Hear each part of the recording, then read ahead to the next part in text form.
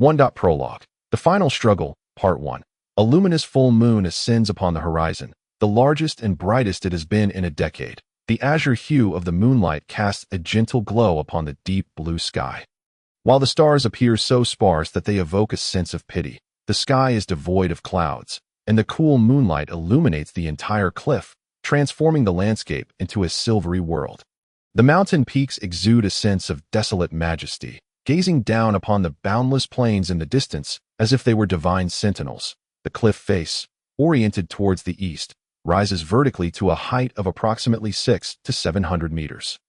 Occasionally, one can observe a few fissures along its surface, which, under the moonlight, resemble shallow scratches made by a cat's claws. Such cliffs are notoriously difficult to ascend, serving as an excellent natural defense against the onslaught of mechanized beasts.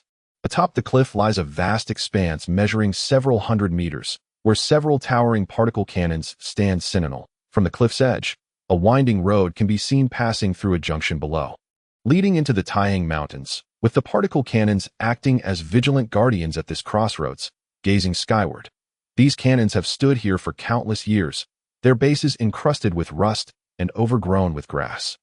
The slender, straight barrels of the cannons reflect a cool, ethereal light in the moonlight, resembling colossal swords pointing toward the heavens. 20 meters to the left of the particle cannons stands an anti-aircraft gun. Its barrel is wide as a bowl. Its rounds are capable of reaching an altitude of 2,000 meters. Like the particle cannons, this anti-aircraft gun also bears the marks of time, its surface marred by rust. At this moment, Pamir is diligently applying anti-rust paint to the anti-aircraft gun under the moonlight, illuminated by the soft glow of an orange emergency lamp. The scene of one man and his cannon appears strikingly harmonious. Li Xinyan glances at his watch. It reads 9 o'clock on June 6, 3139. Reclining against a massive stone, he expresses his impatience to Pamir. Pamir, how much longer will it take? I can hardly wait. My saliva is nearly gone. Very soon. Very soon. Pamir replies, though the brush in his hand shows no signs of hastening. With a sigh, Li Xinyan chuckles. The young Pamir is yet to reach 30, yet he approaches his tasks with utmost seriousness, tending to the anti-aircraft gun with greater diligence than one might afford a woman. Li Xinyan feels a twinge of inadequacy in comparison. The anti-aircraft gun is quite formidable, and he is aware of its power. However, it is regrettable that it currently lacks ammunition, rendering it little more than a decorative relic. The absence of shells does not imply their production is impossible. Rather, it is a matter of resource scarcity, with insufficient materials available to manufacture such caliber ordnance. Thus, Li Xinyan considers Pamir's efforts to be somewhat excessive. The stone, polished smooth by the touch of countless individuals, now reflects a layer of bluish light under the moon. Upon it rest 2 cups of wine, a plate of military luncheon meat, and some bread and vegetables. Li Xinyan and Pamir's dinner. Sigh, you said very soon an hour ago, and I believed you. Yet here we are an hour later. And you're still saying very soon. I won't be fooled again. If you don't hurry, I might just leave without you. Li Xinyan threatens, resting his head on his arm with a serious demeanor. Beside him lies a bottle of wine, emblazoned with the words "Special Supply" in bold red characters. Acquiring this wine is no easy feat. When Pamir brought it, Li Xinyan was nearly dumbfounded, feeling an overwhelming urge to express his gratitude with a kiss. This old man from M country managed to procure 2 whole bottles through unknown means, a remarkable achievement in these war-torn times. For 16 years, the mechanized beasts descending from the skies have ravaged all arable land, making food exceedingly precious. Only a handful of nations nestled in perilous mountain ranges engage in the luxury of brewing wine, which leaves Li Xinyan both admiring and slightly resentful of the old man's capabilities, stirring within him a sense of displacement. By the way, when you return this time, how long until you can come back again? Li Xinyan inquires, observing Pamir's busy silhouette. Next time, it will likely be half a year from now. There are still 1,305 bases defending the front line in the Taiyang Mountains, and only 36 engineers left responsible for this area that I need to retain a few at headquarters to train new mechanical engineers. Which leaves me with only 28 to dispatch. So, you better pray that your cannons do not malfunction. If they do, I won't be able to rush back in time, and you will have to shoot at the sky. Pamir replies fluently in Mandarin, his tone grave. Li Xinyan finds this amusing, chuckling softly. Pray, what age are we living in that you still believe in gods? Ah, countryfolk are so technologically advanced, yet you still hold on to faith. If there were truly a God, I would gladly worship, beseeching for an end to this interminable war, so I could frolic by the sea and explore the mountains and waters of the south. Instead of being stuck here like a mountain deity, if this continues, I will either become a savage or develop a warped personality. Pamir maintains his painting pace, responding, "Prayer is a mindset, not a genuine belief in divine beings. It is merely psychological comfort. How can one truly delegate their responsibilities to a deity? However, when technology reaches an advanced stage, we ourselves become akin to gods. Prayer does not seek a result, but rather reflects a state of mind. Alas, you speak of our nation's technological advancement, but what good is it? We have been battered to the brink of ruin by the mechanized city. Advanced technology is of little use now. At last, I have finished painting, although this brush is now rendered useless."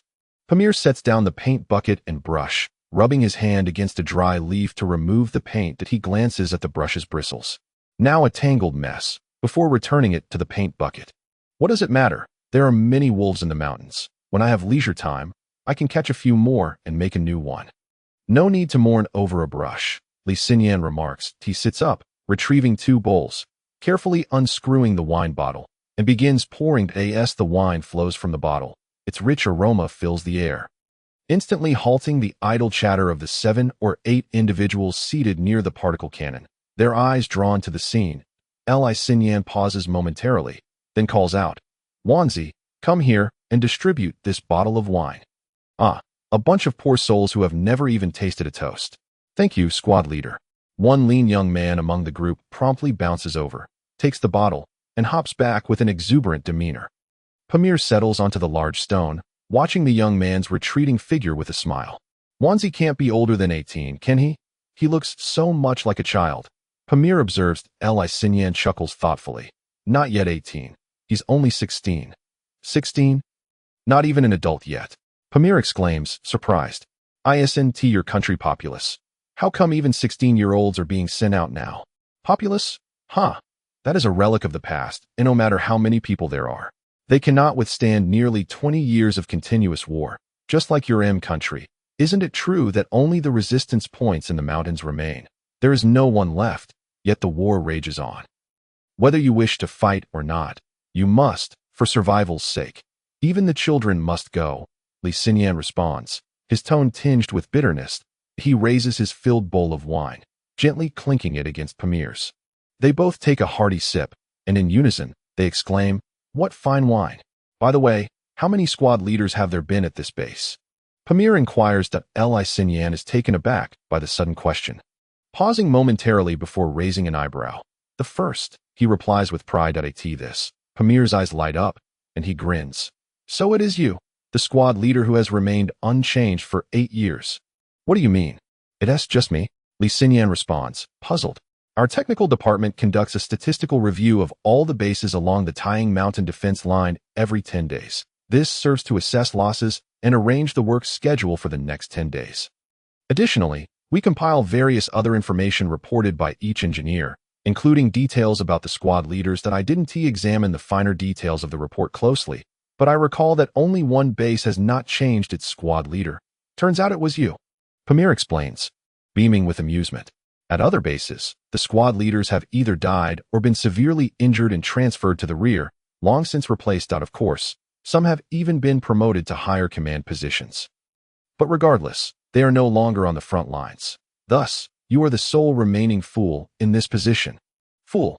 Li Xinyan nearly chokes on his wine, but recalling its preciousness, he manages to suppress the urge, hastily swallowing before breaking into a fit of coughs, tears welling in his eyes. Pamir ignores him, savoring the wine's bite before taking another sip, continuing, "So, you are the only one who has held the position of squad leader for 8 years. Quite an achievement. I shall remind the higher-ups when I return to headquarters. You deserve some recognition for your perseverance over the years." "Recognition?" Li Xinyan finally manages to regain his composure, smiling wryly.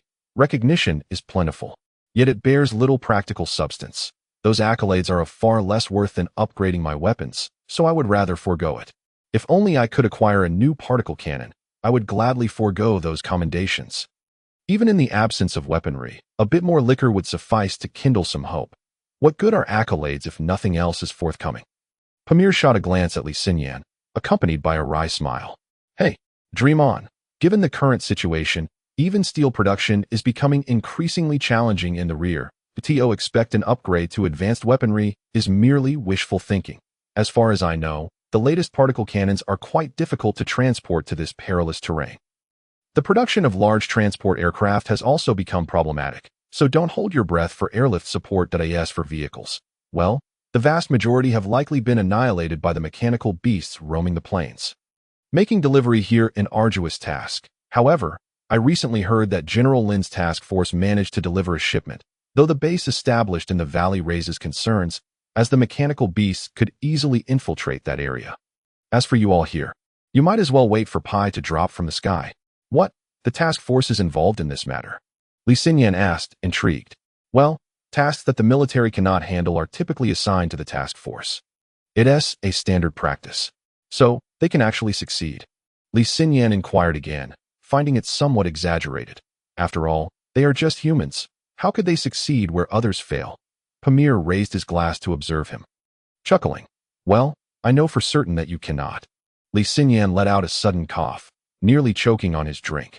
Pamir, seemingly concerned for his well-being, added, even if you could, you wouldn't be able to leave this base. Once Li Xinyan managed to regain his composure, Pamir continued, actually, aside from the task force, there's another department within the underground base that is quite formidable. They could handle it too, but for some peculiar reason, the upper echelons of the military prefer to assign tasks to the task force instead. Which department? Li Xinyan asked. The mercenary corps. Oh, Pamir sighed in relief, taking a sip from his glass. The mercenary corps has it tough as well. The last time I visited them for maintenance work, I saw an entire squad of soldiers, all covered in injuries. Not a single one was unscathed. Even when wounded, they refused to leave the front lines, their eyes bloodshot with excitement at the sight of mechanical limbs, almost as if they were fighting over them. That I truly cannot comprehend how such a formidable group ends up missing out on many opportunities. I am aware of that, Li Xinyan replied. You know, you've been drinking in the mountains for 8 years. What do you really know? Pamir laughed. Naturally, I hear tales from those young rascals. Li Xinyan pointed toward a noisy group of youngsters on the platform below. They're always keen to spin tales to me. What have they said? Share it with me. Pamir urged. Li Xinyan, adopting a serious tone, replied, It's because of their commander. Pamir appeared surprised, then nodded. Yes, that seems to be the consensus around the base. But why? Li Xinyan countered. This time, Pamir found it amusing, chuckling. Oh, you don't know. Didn't you say those youngsters would fill you in? How come you're unaware of this? Li Xinyan shook his head in confusion. He raised his drink and took a sip, eagerly awaiting Pamir's explanation. He's a bit of a dandy, Pamir revealed. Li Xinyan nearly choked again, caught off guard. After a few rounds of drinks, he felt a slight buzz, half closing his eyes as the gentle summer breeze caressed his face. The early summer wind was soft and pleasant, akin to a woman's delicate hand, a truly delightful sensation. Pamir reclined on a boulder, gazing lazily at the moon, engaging in a monologue that suggested he had long been searching for a suitable confidant. Encountering Li Xinyan was like tossing a corn cob into a fire. He burst forth with words. In truth, the task force and the mercenary corps are fundamentally at odds, as they are not cut from the same cloth. There are sharp edges, both overt and covert. One pricks me, and I stab back. They may be oblivious to it, but those on the outside see it clearly. Not long ago, I heard that the military was investigating a leader of the mercenaries for malfeasance. The military's legal department intervened, but the mercenary corps thwarted them. In a fit of rage, the military resorted to assassination and dispatched the task force. Guess what happened? As soon as the task force arrived, they discovered the leader's head hanging at the door of his office. The mercenary corps is not to be trifled with. If you target my commander, I'll retaliate in kind. Isn't that a brilliant tactic? Regardless of whether the commander was guilty or not, this method alone is enough to intimidate anyone considering crossing the mercenary corps. When they get ruthless, they spare no one. Although General Lin from the task force is the fourth in command at the underground base, whispers abound that he is not favored by his father. Yet, he is quite adept at maneuvering, leveraging his father's connections to navigate the military hierarchy without any support, gradually ascending to that coveted position. Quite impressive, indeed. Sigh. One cannot help but respect such individuals. They possess resources and put in the effort, making use of every advantage. If he doesn't rise, who will? Some say he is a womanizer. Having charmed half of the women in the military into his embrace, that it is often concluded that those who ascend through such means are typically ruthless, which is why he maintains a firm grip on the task force. However, I have seen him. On the surface, he appears quite amiable, lacking any semblance of cruelty, making this rumor a bit perplexing. Li Xinyan snorted dismissively. Some people may know a person's face, but not their heart. Pamir nodded in agreement. Indeed, that's the case. Hence, everyone is watching, eager to see what kind of sparks will fly between the task force and the mercenary corps. What? Are they on the brink of civil war? Pamir smacked his lips. Not quite civil war. But the tension is palpable. Just as they were conversing, a concealed iron door within the pile of stones suddenly swung open, and a soldier rushed out, calling out loudly to Li Xinyan, "Squad leader. We have a situation." Li Xinyan turned his gaze to the distant horizon, where shadows began to emerge against the skyline. The structure amidst the rocks served as the radar control station, and when mechanical attack beasts approached nearby, they would be detected on the radar. Li Xinyan immediately sobered up, springing to his feet and shouting to the soldiers still pouring drinks. "Everyone, take your positions. Enemies are approaching. Pamir, head to the radar control room. It's safer there." Li Xinyan instructed him before hastily making his way to a particle cannon. In the ongoing conflict between humanity and the mechanical city, the lives of technicians are far more precious than those of ordinary soldiers. Pamir gazed at the distant flickering shadows, but remained motionless, quickly pouring the unfinished liquor back into bottles and swiftly packing them away. The lives of technicians are worth less than a few bottles of liquor.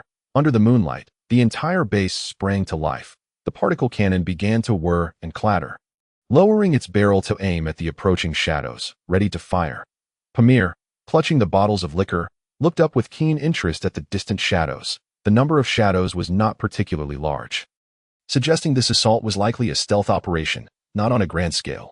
For the high-energy particle cannon, annihilating them would only require a few rounds. Pamir felt confident in Li Xinyan and the others' victory. The high-energy particle cannon fires a hollow shell. When activated, the ionic arc inside is propelled outward. Upon contact, the shell detonates, releasing the ionic arc and unleashing tremendous energy, capable of obliterating anything it encounters.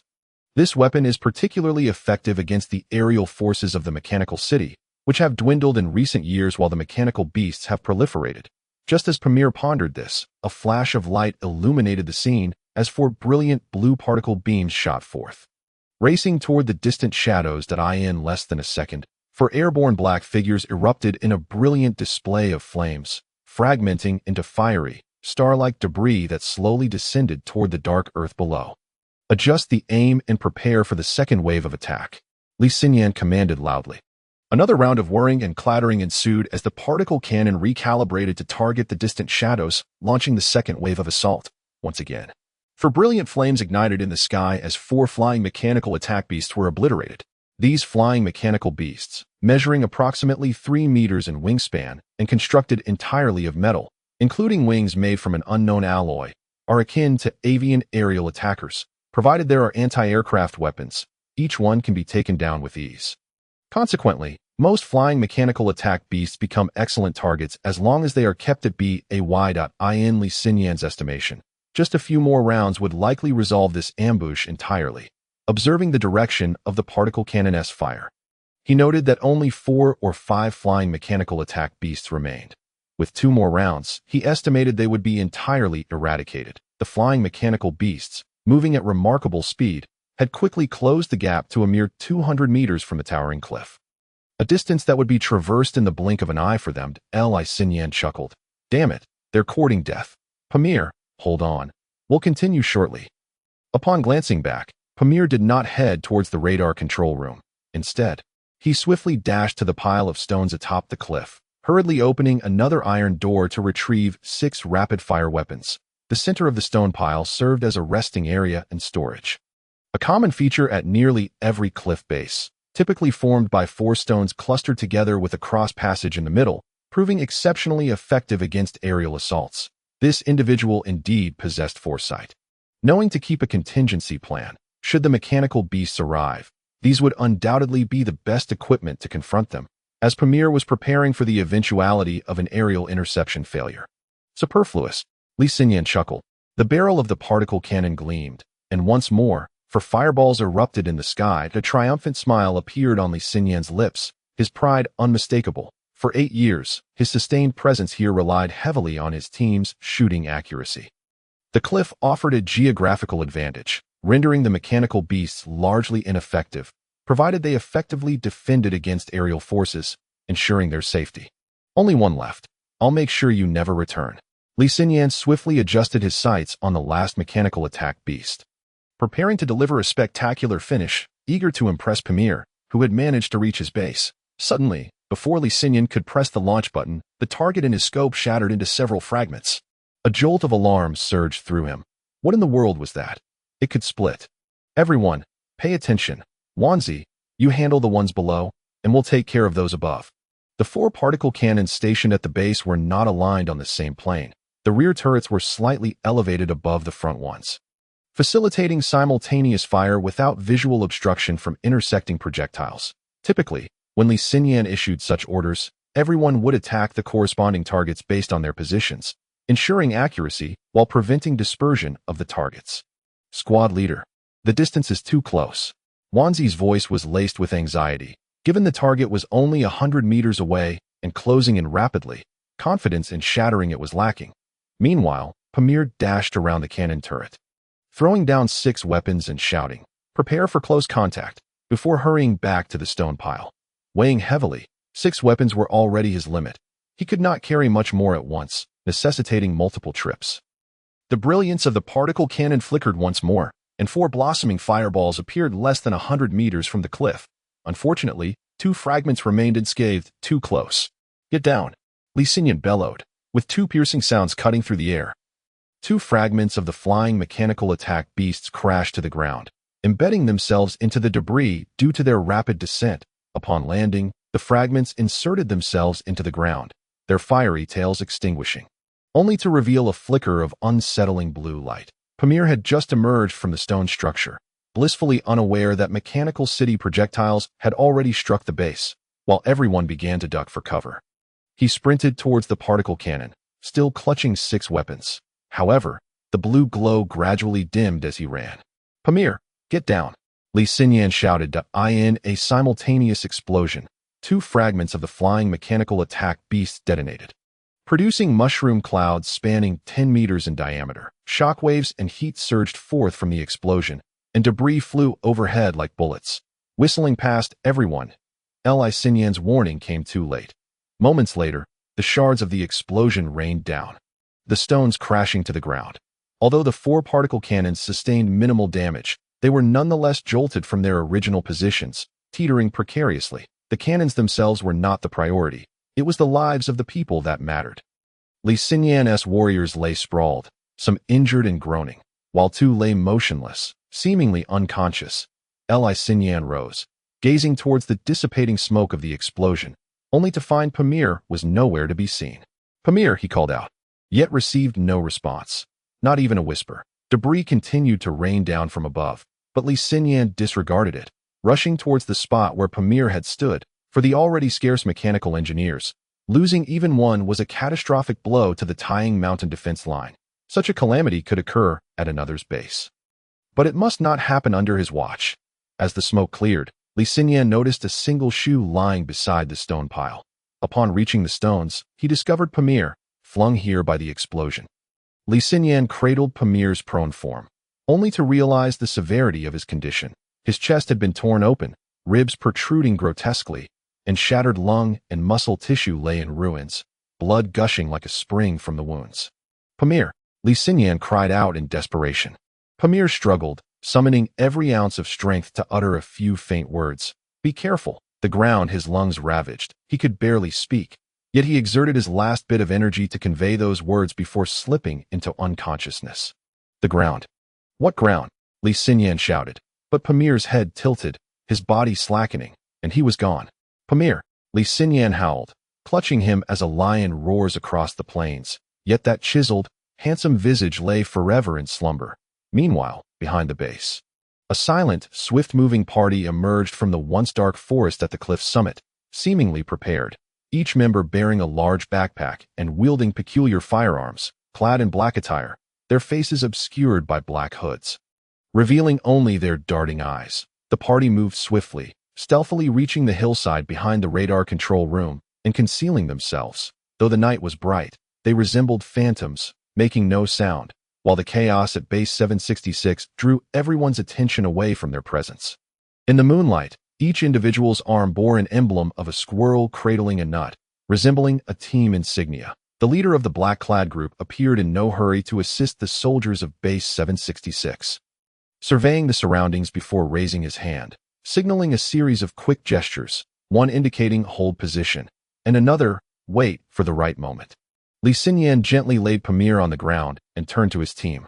The young soldiers slowly rising from the ground. Those uninjured began reviving the unconscious, while others tended to the wounded. Now was not the time for sorrow. Fallen comrades were significant, but the living were more so. These warriors were still young, with much to learn about combat. Calming them was of utmost importance. Just then, unusual creaking noises emanated from the cliff's edge. This is not right. Li Xinyan stood, glancing back at Pamir's lifeless body, and sprinted toward the source of the sound, shouting, "Pick up the guns on the ground. Chamber them. There might be something on the cliff." What Pamir had mentioned might not have referred to the ground, but rather the cliff. Li Xinyan peered over the cliff's edge, and to his shock, dozens of dark silhouettes clung to the silver-white rock. In their midst were two glowing red points, standing out starkly against the night. Those were mechanical beasts, but how could they be climbing the mountain? Typically, these creatures resembled wolves, fighting in flat terrains. When had they developed the capability to traverse mountainous regions? Moreover, when had they acquired the ability to scale cliffs? Suddenly, Li Xinyan recalled the training before arriving at the base, which had mentioned that mechanical beasts included not only mechanical wolves, mechanical bulls, and mechanical elephants, but also a rare type, mechanical leopards. These creatures, with their sharp claws and agile bodies, possessed superior close-quarters combat capabilities, making them exceedingly dangerous. As high-performance mechanical beasts, their appearances on the battlefield were infrequent. Yet, how could he be so fortunate as to encounter a pack of mechanical leopards on such a night? And in an ambush? Damn my luck. Open fire from above, Li Xinyan commanded. The dozen or so young soldiers rushed to the cliff's edge, raising their machine guns to unleash a barrage downward. Composed entirely of alloy, the mechanical beasts exhibited formidable resilience. Aside from their eyes, finding other vulnerabilities was nearly impossible. Typically, overwhelming firepower was required to obliterate their sensory systems, while other methods often proved inefficient and costly. The soldiers, naturally, divided their fire into three groups, targeting the nearest mechanical leopards. Yet, astonishingly, the sharp claws of these mechanical beasts embedded themselves into the cliff's crevices, preventing them from plummeting despite the hail of bullets. Concentrate fire. Take one down first. Li Xinyan adjusted their strategy. One mechanical leopard, unable to withstand the sheer volume of bullets, let out a furious roar before plummeting from the cliff, vanishing into the depths of the night. Immediately, the second mechanical leopard succumbed to the relentless barrage of bullets, letting out a furious roar as it plummeted from the cliff, vanishing into the depths of the encroaching darkness. The third mechanical leopard struggled desperately along the cliff face, its body being battered by the hail of bullets. Yet it showed no signs of retreat, staggering as it continued its ascent despite the onslaught. Behind it, 3 or 4 other mechanical leopards glowed with ominous red eyes, also advancing towards the summit of the cliff. Further back, a multitude of red electronic eyes flickered in the night, resembling ravenous demons in their sheer numbers. With a clatter, the ammunition in Li Xinyan's machine gun was exhausted. Startled, he quickly altered his command. "Wanzi, take someone to fetch more ammunition. Shaosan, bring 2 people to move stones and start throwing them down." Wanzi acknowledged and, along with Shaosan and his team, set off to execute the orders. It was during this brief interlude that the mechanical beasts managed to ascend over 10 more meters, braving the hail of bullets. "Fire relentlessly," Li Xinyan exclaimed, his anxiety palpable. The ammunition was limited, and such an inefficient assault would likely not prevent the mechanical beasts from reaching the cliff's summit. Shaosan, accompanied by 2 others, found 5 or 6 stones the size of bowls and aimed them at the mechanical beasts under fire. With a thud, one mechanical beast fell in response. The group collectively exhaled in relief. The stones atop the mountain were indeed a resource they could utilize, giving them a fighting chance to resist for a while longer. Nevertheless, after a mere 10 minutes, the mechanical beasts still closed in on the cliff's edge, and on the bright side, fewer than 10 mechanical leopards had managed to scale the cliff face.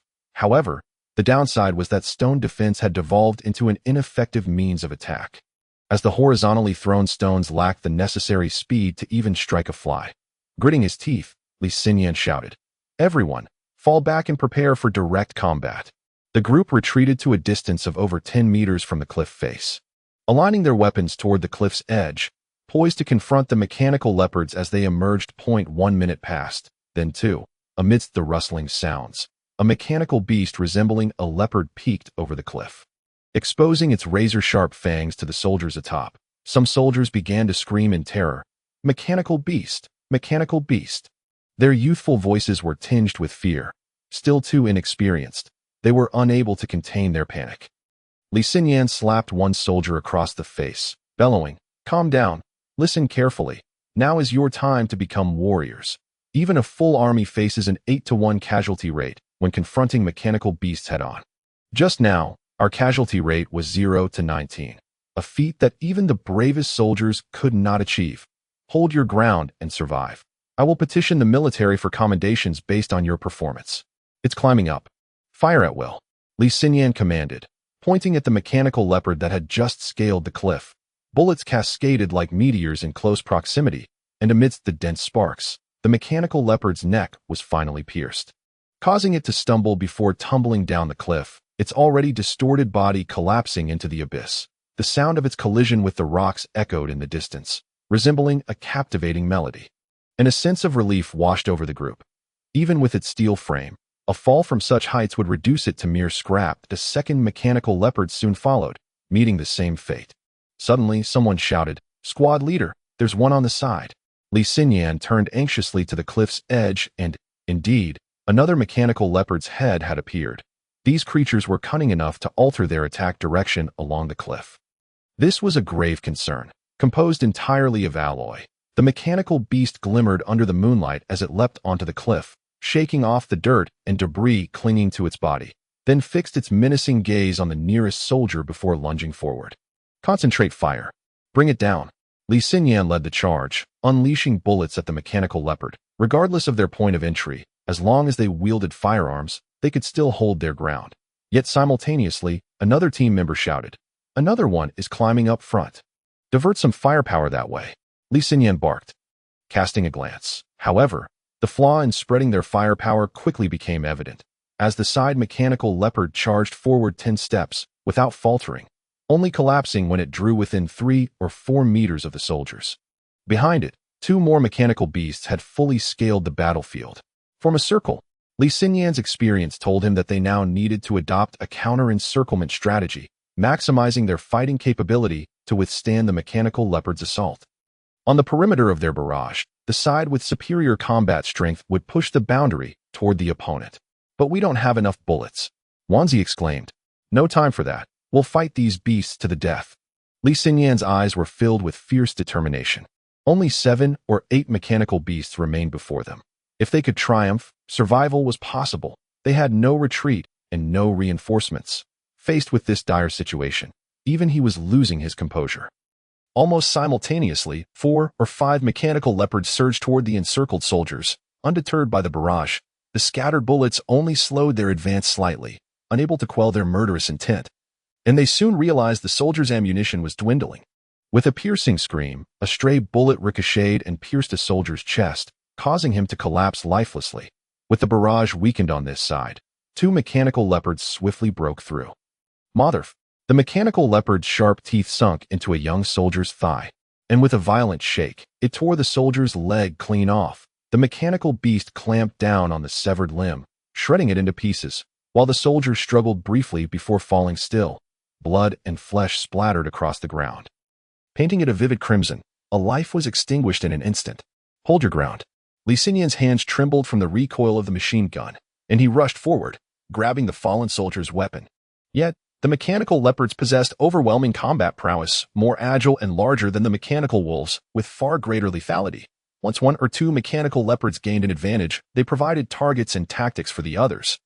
And almost simultaneously, they attacked the weak points in the defensive circle. The pressure on Li Xinyan intensified. Within mere seconds, the resistance circle began to falter, screams echoed, and several more soldiers fell prey to the mechanical leopards. I will send you to the afterlife. Li Xinyan fired with both hands, aiming at the nearest mechanical leopard. However, their resistance proved limited. Only 2 mechanical leopards fell to the relentless barrage, while the remaining 5 completely overran the soldiers at the cliff summit. Squad leader, what do we do? The last 2 soldiers approached, back to back with Li Xinyan, their voices filled with despair, one nursing a bullet wound in his leg. Fire the last round. Don't be afraid. When you die, it just hurts for a moment. Li Xinyan gritted his teeth and shouted, switching to another weapon still stocked with ammunition, and unleashed a furious spray at the approaching mechanical beast's face. The concentrated fire shattered the mechanical leopard's visage, flattening its sensory organs, before it reluctantly collapsed. Another mechanical beast suddenly charged from the side, decapitating the only soldier standing near Li Xinyan. There was no time to wipe away the blood of his fallen comrade, as Li Xinyan's hands were numbed by the recoil of the machine gun. At that moment, he felt utterly desensitized. With all ammunition expended, a ricochet struck Li Xinyan's foot, puncturing it, causing him to buckle and kneel, blood oozing from the wound and staining the ground beneath him a dark red. In the moonlight, he could barely distinguish the dark red from the black soil, and in truth, the entire battlefield of Base 766 had been utterly drenched in blood. He could no longer tell the color of the blood from the earth. Seizing the opportunity as his leg gave way, Li Xinyan discarded the spent weapon and grabbed another untouched one, rolling to the foot of a particle cannon. Meanwhile, another soldier was struck in the chest by a mechanical beast, instantly torn in half. "Come on, you beast!" Leaning against the cannon, he yelled defiantly at the mechanical leopards, continuing to fire wildly at their eyes. The eyes were the weak points of these mechanical leopards. But hitting them proved exceedingly difficult as they dodged and the bullets soared into the night sky, striking the rocks with a clanging sound that in a matter of moments, Li Xinyan found himself alone on the battlefield. Having taken down only one mechanical beast, if they all converged, survival seemed nearly impossible. The mechanical leopards recognized this and no longer heeded the incoming bullets, encircling Li Xinyan from all directions. Driven to madness, he felled one mechanical leopard with a torrent of bullets, yet it did little to impede the slow, rhythmic advance of the others. Finally, with a click, the bullets in both machine guns ran dry, leaving Li Xinyan devoid of the strength to resist. In an instant, the mechanical leopards lunged, their jaws seizing his limbs, pulling him in opposing directions. Amidst a heart-wrenching cry, pain surged forth, breaking through the numbness instigated by the gunfire.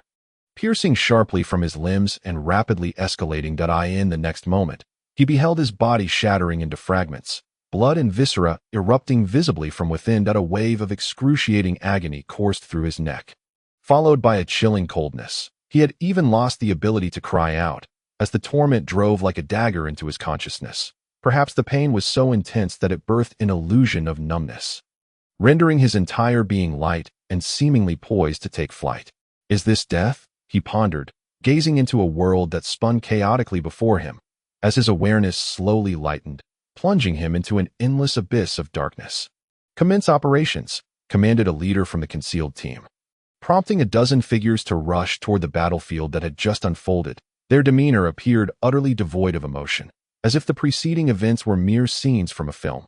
The wind carried a pungent scent of blood.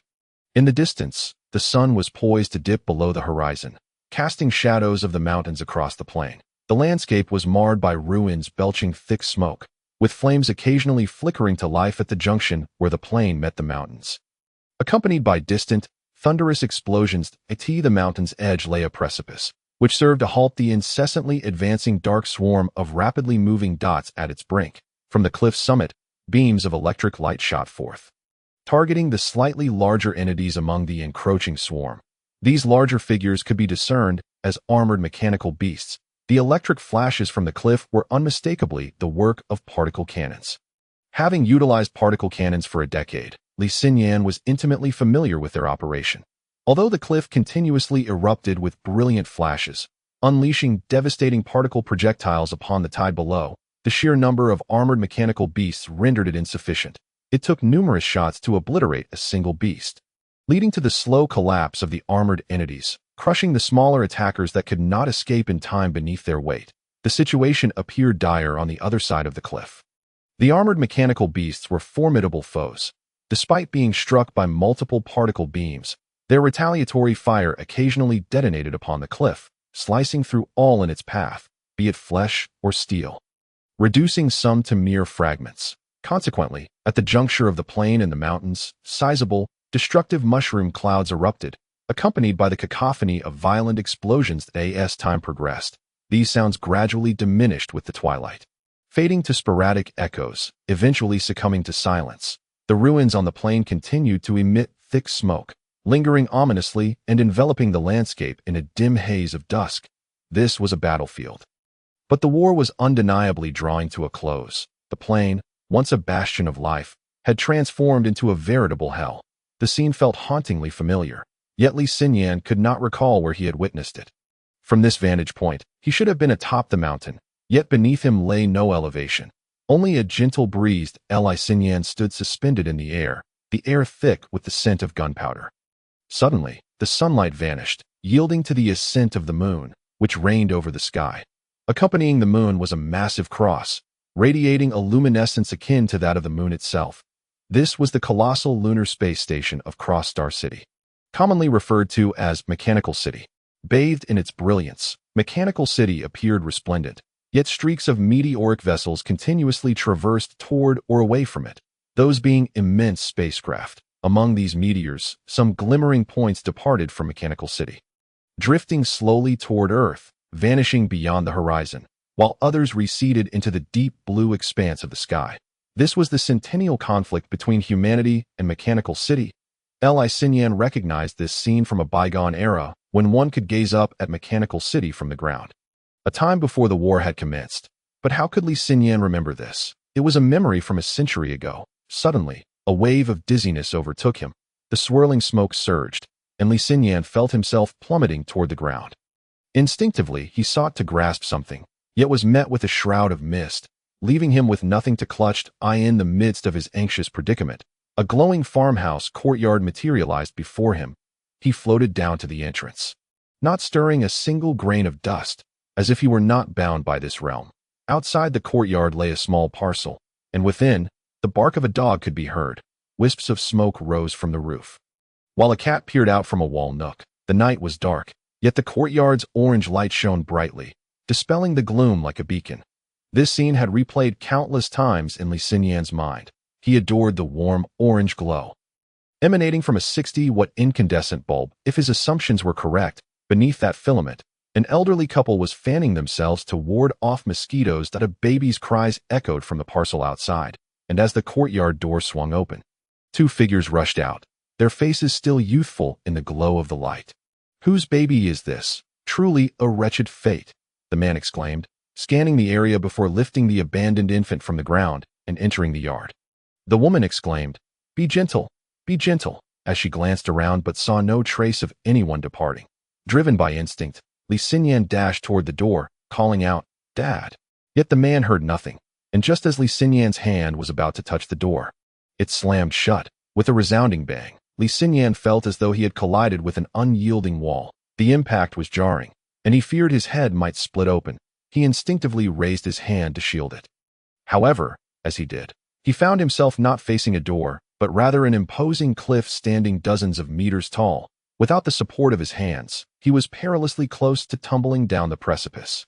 Cold sweat erupted as panic gripped him, leaving him at a loss for how to halt his descent. Suddenly, amidst the chaos, a pair of hands grasped his collar firmly, suspending him in midair. A powerful and furious voice thundered from behind.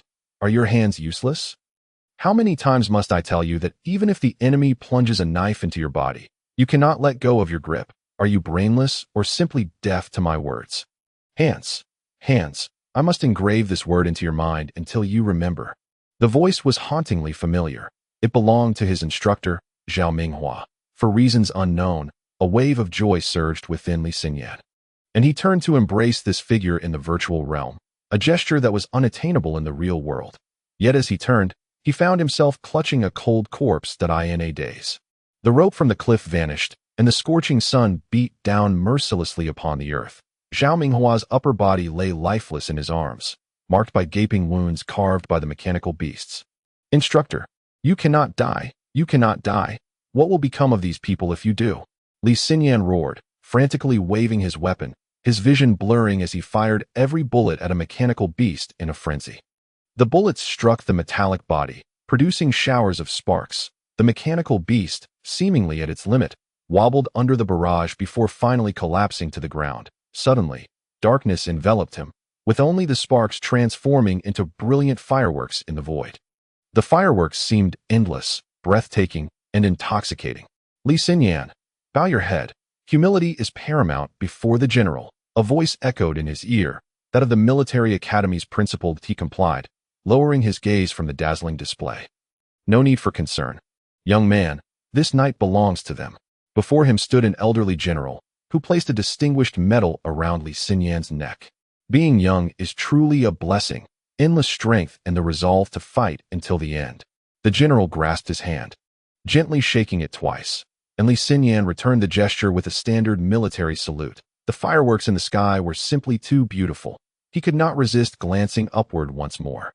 Yet there was nothing but tranquil darkness. That it dawned on him that this was merely a dream. Li Xinyan opened his eyes, yet all his senses felt numb. That a respirator was affixed to his nose, rendering his limbs immobile, his mouth sealed shut, and even his eyes could not move. Before him stood a middle-aged man with a flat-top haircut and a middle-aged woman of mixed descent with blonde hair. The man scrutinized his pupils while the woman inquired, Is he awake?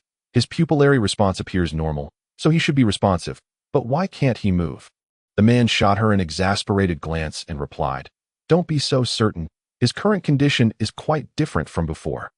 The neurological reflexes appear abnormal, hence the lack of movement. It's entirely normal for a patient to awaken from a coma and be immobile. Why are you so anxious? Did I perhaps err in any step along the way? Under normal circumstances, if we were before him, he should possess awareness. At the very least, there ought to be some activity in his brain waves. However, at this moment, the woman, seemingly dissatisfied, extended her hand towards Li Xinyan while asserting, If it doesn't work, let him lose consciousness first, and then restart. The man, calling out wait, attempted to stop her, but it was too late. Li Xinyan's vision faded into darkness, plunging him back into obscurity. Time passed, though he could not discern how long. And when Li Xinyan reopened his eyes, he found that this time, his eyes could move. Oh my, look, his eyes are moving. The same middle-aged woman and man stood before him. Upon witnessing Li Xinyan awaken, the woman appeared quite delighted, even clapping her hands. The man leaned closer to examine Li Xinyan, shook his head, and remarked, His eyes can indeed move. Yet, why are these brain waves so peculiar? The female doctor turned to observe something, presumably a screen beside the bed, and while extending her hand once more, she declared, Let us start over. Such brain waves will cause him to faint. Li Xinyan was oblivious to the device she was manipulating beside his head, and once again, everything faded to black. However, in that fleeting moment before darkness enveloped him, the middle-aged man cried out, Don't do this. It will make him faint. Li Xinyan did not catch the man's subsequent words. What could it be that could induce unconsciousness with a mere press? Li Xinyan pondered in the darkness for an extended period, though the duration remained unmeasured by any clock, when he awoke once more. The middle-aged man was gone, replaced by a figure clad in a general's uniform. The person seemed somewhat familiar, yet Li Xinyan could not recall where he had encountered him. Upon seeing Li Xinyan awake, the figure extended his hand with a smile, stating, Well, splendid. You are quite capable. This was directed at the middle-aged woman, whom Li Xinyan now recognized was dressed in a doctor's white coat, adorned with a hospital emblem on her chest. The woman responded with a smile, saying, You all, isn't that a bit too broad? It should be said that I am the more capable one. Her gaze flickered, and she appeared considerably younger, carrying a hint of playful teasing. The general cast a glance at her, his expression brightening. Indeed, you are quite adept. Just then, the woman's hand reached out again, and with a sharp sound, Li Xinyan's world plunged back into darkness. It feels somewhat disconcerting to be gazed at in such a manner, the woman remarked just before he succumbed to blackness. Li Xinyan felt an impulse towards violence. This was no way to treat someone. Moreover, he was a patient. He recalled fragments of the events that had transpired at the base, albeit somewhat hazily, akin to how most memories fade upon waking from a dream. Yet, one memory remained distinctly clear. His body was injured, grievously so. How could these individuals treat him in such a manner, if they wished for him to slumber? It was a tactic reserved for the insane, but he was not mad. He was simply wounded. Li Xinyan silently steeled himself. Should he awaken again, he would deliver a punch to anyone bold enough to plunge him back into unconsciousness. Just as this thought crossed his mind, a sudden brightness filled his vision, and he opened his eyes once more that a massive fist had risen from the side of his body, striking the face of the individual in a white coat before him. "Ah!" came a startled cry as a white figure, accompanied by a medley of medical instruments, medications, and bandages, flew through the air, crashing into a faux window 2 meters away. "Oh!" Li Xinyan was astonished. His body could move. That punch had been exhilarating. He was unaware of how long he had been lying there. But the sensation of regaining strength was indeed pleasurable. He wiggled his toes, causing the end of the blanket to lift. His body was nearly back to normal. Glancing down, he noticed some injuries remaining. Some resembling cuts, others appearing as round holes, likely the result of catheterization. "You're awake." The nurse he had struck rose from the ground, covering her face with her left hand. Yet, her expression was not one of anger, but rather surprise. She was a nurse, with golden hair and brown eyes, her complexion as pale as snow, causing Li Xinyan's eyes to widen. "You're finally awake." The girl appeared quite elated as she rushed over. In her excitement, she inadvertently pressed something, and once again, Li Xinyan was engulfed in darkness. That was a misstep. This time, the sensation in the darkness felt markedly better than before. It seemed his cognitive abilities had returned, and his sense of time was heightened. Who was that nurse? She was rather charming. His earlier punch seemed excessive. With his enhanced sense of time, the moments in darkness morphed into a torturous ordeal. Waiting without focus was akin to being confined. Since he could not see the end of the darkness, why not contemplate memories of light? Returning to the earlier dream, Li Xinyan found himself increasingly perplexed. What was that dream? If it could be called a dream, the segment involving Zhao Minghua had indeed transpired. That was his memory. He had perished in his own embrace, and the fury of his counterattack lingered vividly in his mind. Yet, what of the initial floating experience? That was entirely non-existent, a pure fabrication of a dream. The scenes during the commendation were real. Due to his remarkable achievements, he had been dispatched to Base 766 as a squad leader, standing alone against challenges. Yet, how could memories intertwine with dreams? Could it be that after a harrowing battle, his mind had suffered some affliction? As he pondered, these questions eluded clarity, only serving to increase his vexation. Li Xinyan thus expelled all thoughts from his mind, redirecting his focus to that young nurse. She stood at a height of 1.79 meters, with measurements of 84 centimeters, 62 centimeters, and 86 centimeters. Goodness! Even in the darkness, he felt beads of cold sweat forming. Li Xinyan was astounded by his own precision. When had his spatial awareness sharpened to such a degree to ascertain another's sensitive measurements with a mere glance?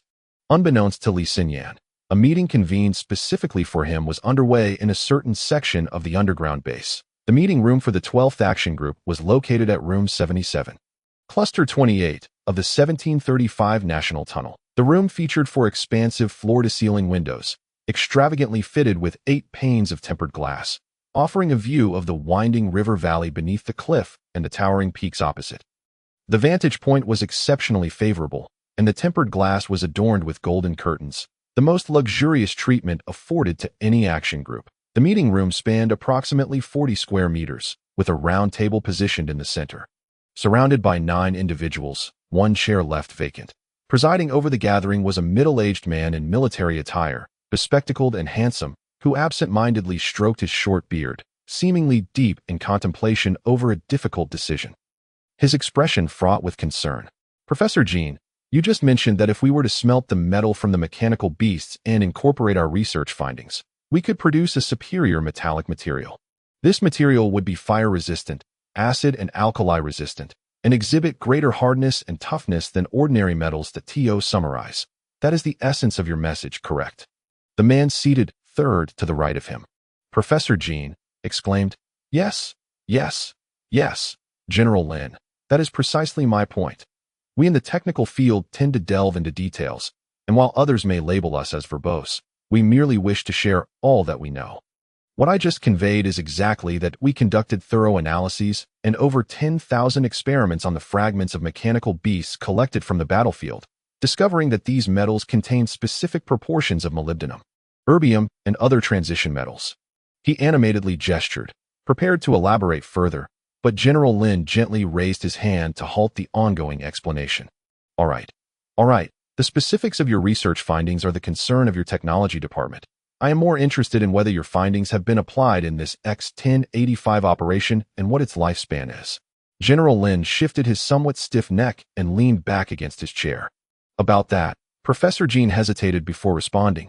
Actually, 35 years ago, a similar research outcome was successfully utilized, albeit for an independent experimental skeletal study, resulting in the creation of a successful mechanical life form. Unfortunately, not long after that success, our laboratory was subjected to a fierce assault from Mechanical City, leading to the destruction of the lab and the complete slaughter of the researchers within. All research data was obliterated. The situation at the time was chaotic, and no one knew what happened to that first successful mechanical life form.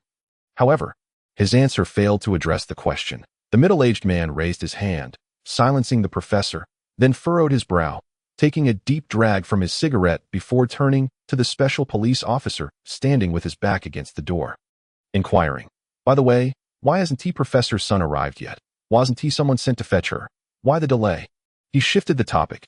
Before the special police officer had a chance to respond, the door swung open with a clang, and a relaxed-looking Sun Jelly entered, clutching a stack of documents. The middle-aged man's eyes brightened, and he exclaimed, "Ah, speak of the devil, she arrives just in time. Your complexion appears quite good. What was that phrase again? A day apart feels like 3 autumns. Oh, is it that General Lin has missed me?" A flicker of joy appeared on Sun Jelly's face as she patted the middle-aged man's shoulder and settled into the empty seat beside him. Reactions among the participants of the meeting varied. Some smiled, others frowned, while a few ground their teeth. Yet, no one seemed particularly surprised. After a light jest, the conversation returned to Li Xinyan. "Has X-1085 awakened yet?" Lin Zicong inquired. Sun Jelly perused her documents and responded, "It should be nearly awake that on behalf of the medical research team at the Central Hospital, I would like to express our gratitude for everyone's full cooperation in ensuring the smooth progress of this project. Our research is currently proceeding well, and some findings will soon be shared with all parties involved in this initiative. However, the comprehensive results concerning mechanical life forms will be exclusively provided to General Lin's side, to facilitate future advancements in the manufacturing of mechanical combat units. But this contravenes the 11th Independent Resistance Code." A woman seated beside Professor Jean, who had remained silent until now, suddenly interjected. The crowd turned to look at her, in her 30s. With the distinctive short hair of African descent, brown skin, crossed arms, and bright, keen eyes, she appeared exceptionally competent. This was Filona, the representative from the legal department of the Independent Resistance Organization, given the unique nature of her department. Her words carried significant weight, despite her infrequent utterances. The 11th Independent Resistance Code explicitly prohibits the production of intelligent, machine-like humanoid warriors. I trust everyone here is aware of this, she asserted. Filona, that is not considered illegal, Lin Zicong countered. The purpose of the 11th Independent Resistance Code is to prevent the establishment of non-human military organizations, to safeguard against mechanical life forms being controlled by external commands or destroyers, thus threatening the very existence of the Independent Resistance Organization. Moreover, based on Professor Jin's introduction, what they are currently undertaking is merely a reproduction of research conducted 35 years ago. Even if 1 or 2 tangible research outcomes emerge now, they remain at the experimental stage, hardly constituting an independent organization, let alone a practical one. And how can results that have yet to leave the laboratory be deemed illegal? He surveyed those at the table, took a puff of his cigarette, and continued. Furthermore, as we just heard, the current research findings were already explored 35 years ago. We are merely revisiting that experiment. The legal department did not prohibit this research back then, and there is even less reason to do so now. If the legal department now claims this research violates the law, I believe Professor Wu Mai, as a technical advisor to the legal department, would find that rather inconsiderate, especially given the shifting nature of their judgments. Filona's expression darkened slightly. Very well, what about the third code? Surely that does not escape scrutiny. She crossed her arms. The third code pertains to human rights. And Lin Zicong was well aware of its contents.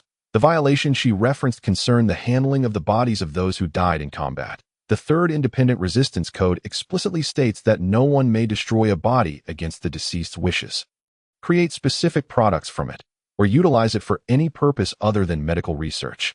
Destruction of a body refers to altering its physical or chemical state, but our experiment did not employ such means.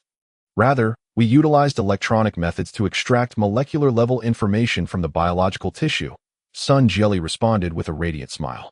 From a medical standpoint, each cell in the human body functions as a specific code segment, with protein molecules serving as program codes. Admittedly, this differs from computer coding in methodology. Thus, when we employ sufficient means to swiftly decode molecular arrangements into data, we can reconstruct all molecular relationships within a supercomputer. Consequently, we effectively extract information at the molecular level from human tissue, enabling us to recreate the biological entity within a supercomputer. In this manner, everything the original organism possessed can be transformed into data and replicated, including the individual's memories, intellect, emotions, and so forth. If we consider the continuity of consciousness from the perspective of the individual, one could argue that the person's body has not truly vanished, but has instead been revived in another form. Hence, it should not contravene the will of the individual, correct? Of course, given current technology, this process, due to instantaneous high temperatures and the destructive force of electromagnetic waves, will shatter the original biological molecular structure into atomic forms. Thus, the original organism will dissipate, akin to cremating a soldier's remains, which should not raise ethical concerns. Then, are you stating that you ultimately altered the body's state? This was your earlier assertion. That destruction of a body pertains to altering its physical or chemical state. Thus, you have indeed violated the third independent resistance code. Filona relentlessly wielded Sun Jieli's own words against her, showing no mercy. Sun Jieli remained unfazed. Indeed, I previously stated that destruction of a body refers to altering its physical or chemical state. But that only applies when we are dealing with a body. Medically, the precise determination of death is defined as exceeding 40 minutes without breath or heartbeat. However, in our experiment, we commenced scanning the subject's body from the moment their heartbeat and breathing ceased, totaling no more than 4 minutes at that point. Even the brain cells had not yet died. It cannot be classified as a corpse. How can this be deemed a violation of the law? Filona fell silent. For those still possessing consciousness, the third independent resistance code holds no validity. Therefore, I trust there are no further objections to the handling of this matter. Lin Zicong expressed satisfaction, casting a glance at Sun Jieli, his eyes gleaming with a hint of light, though the meaning behind it remained unclear. I have objections, a young man, muscular and with a long scar across his face, suddenly declared. This was Wu Kun, the leader of the 12th Action Group. Speak, Lin Zicong said, growing somewhat impatient. Next time, do not assign us such tasks. Trekking long distances while carrying cumbersome equipment and witnessing such gruesome scenes, not to mention performing such distasteful operations. My men have barely eaten since returning. Lin Zicong's expression darkened immediately. What? Are you afraid? I am aware that your 12th Action Group is newly formed and comprised of rookies, but if you are unwilling to undertake tasks, this contradicts your initial commitment upon joining. The former 12th Action Group was renowned for their courage, able to face any trial, which is why they earned the top position among the 20 action groups, enjoying privileges and resources unavailable to others. I presume you joined this restructured team for that very reason, did you not? Wu Kun shrugged. Yes, but what? Are you now disillusioned by the realization that glory demands such effort? If one experience of this nature renders you incapable, I would not hesitate to disband the 12th Action Group and recruit anew. You should understand that with a mere word to the military, I could accomplish this. Lin Zicong was thoroughly irked. To voice such sentiments in this setting was ill-timed for Wu Kun. The 12th Action Group was the last team Lin Zicong had established, and he held great expectations for it. To witness such an attitude over a minor task was indeed infuriating. Fortunately, everyone present was on their side, and such remarks would not be leaked. Well, I do not wish to hear your specific reasons. I have been deliberating whether to inform you in advance about the decision regarding the 12th Action Group. but it now appears necessary. Starting next month, all funding for the 12th Action Group will be elevated to AAA level, and resource allocation rights for all action groups will also be adjusted to AAA level. Sun Jilly seemed unconcerned by this news. Her focus solely on her documents, intermittently jotting notes. However, her words were directed elsewhere.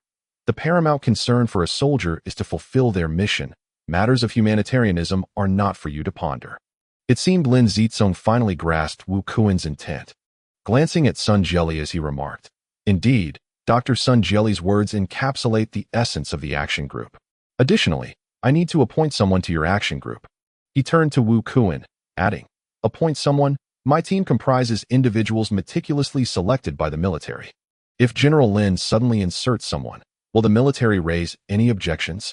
Lin Zicong snorted dismissively. "What objections could there be? I am the military's representative. My words are orders. What do you fear?" This, Wu Kuan hesitated further.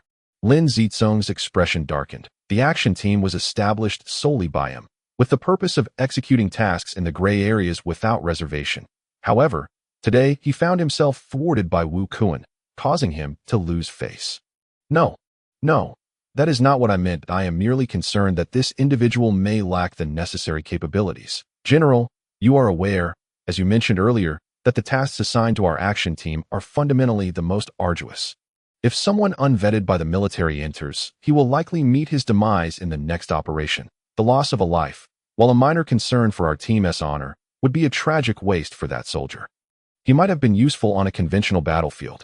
That is your responsibility to as the team leader.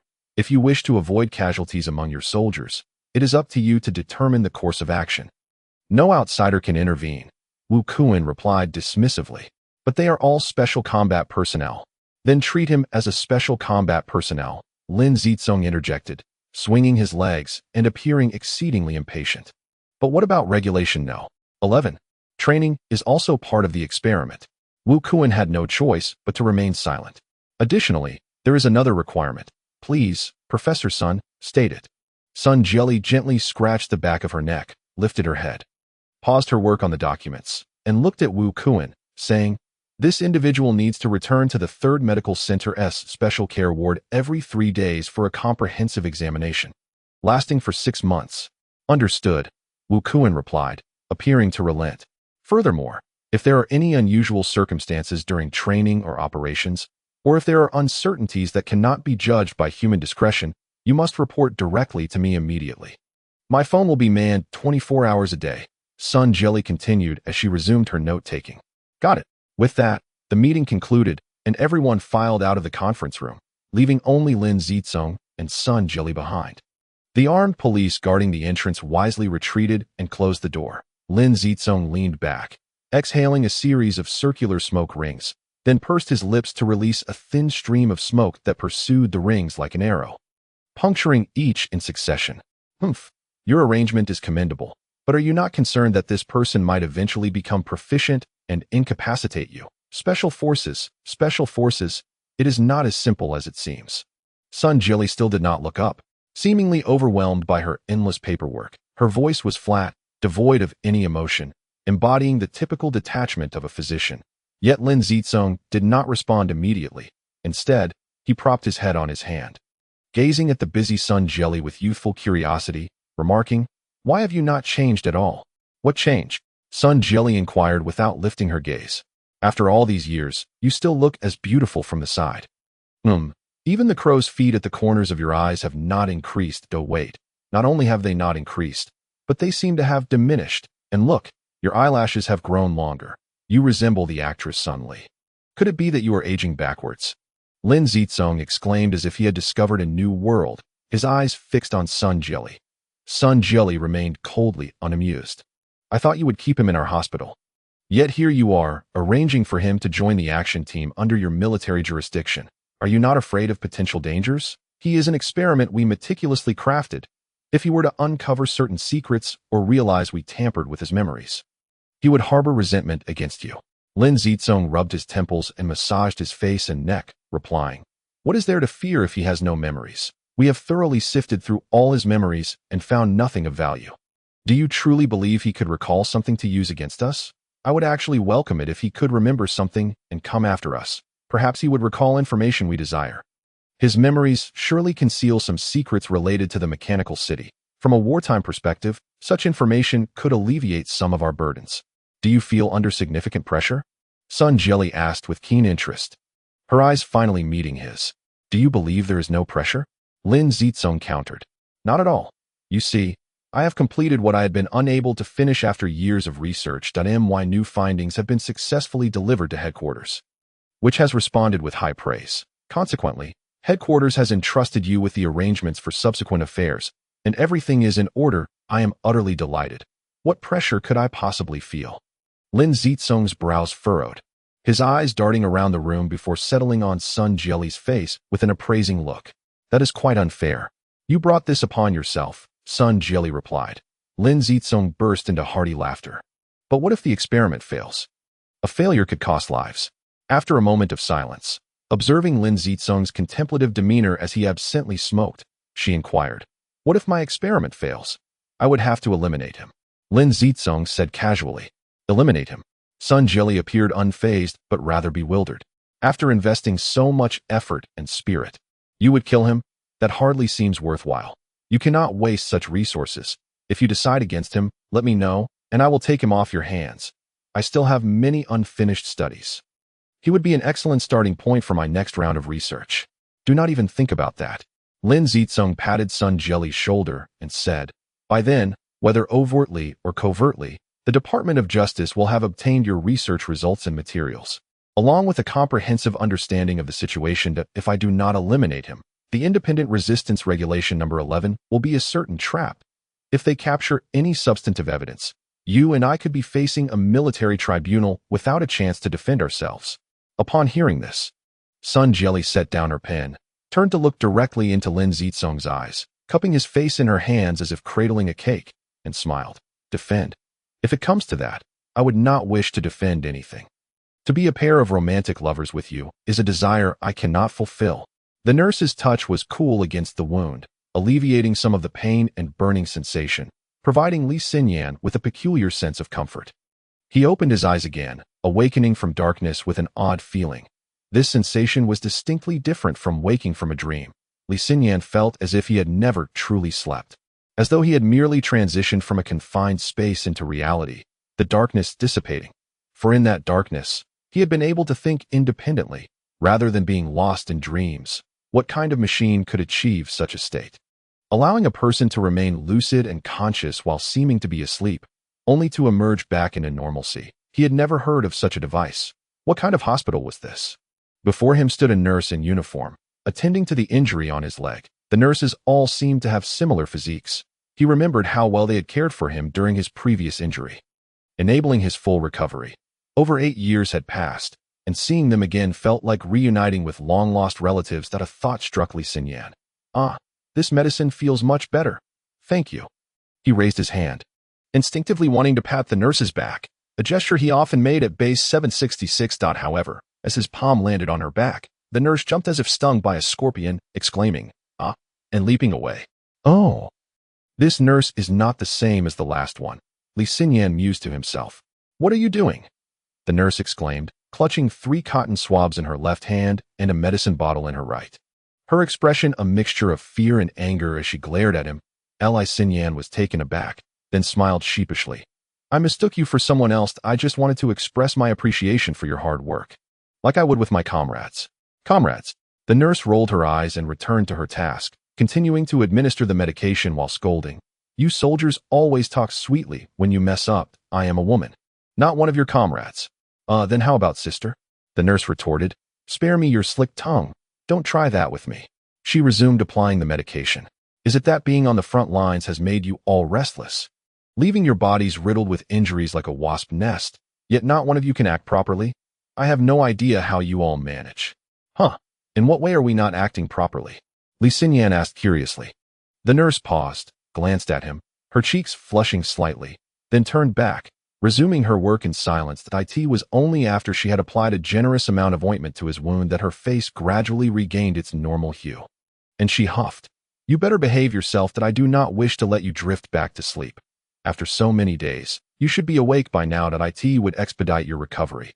However, if you continue to act violently, I will have no choice but to treat you as mercilessly as Tong Lia and keep you in slumber.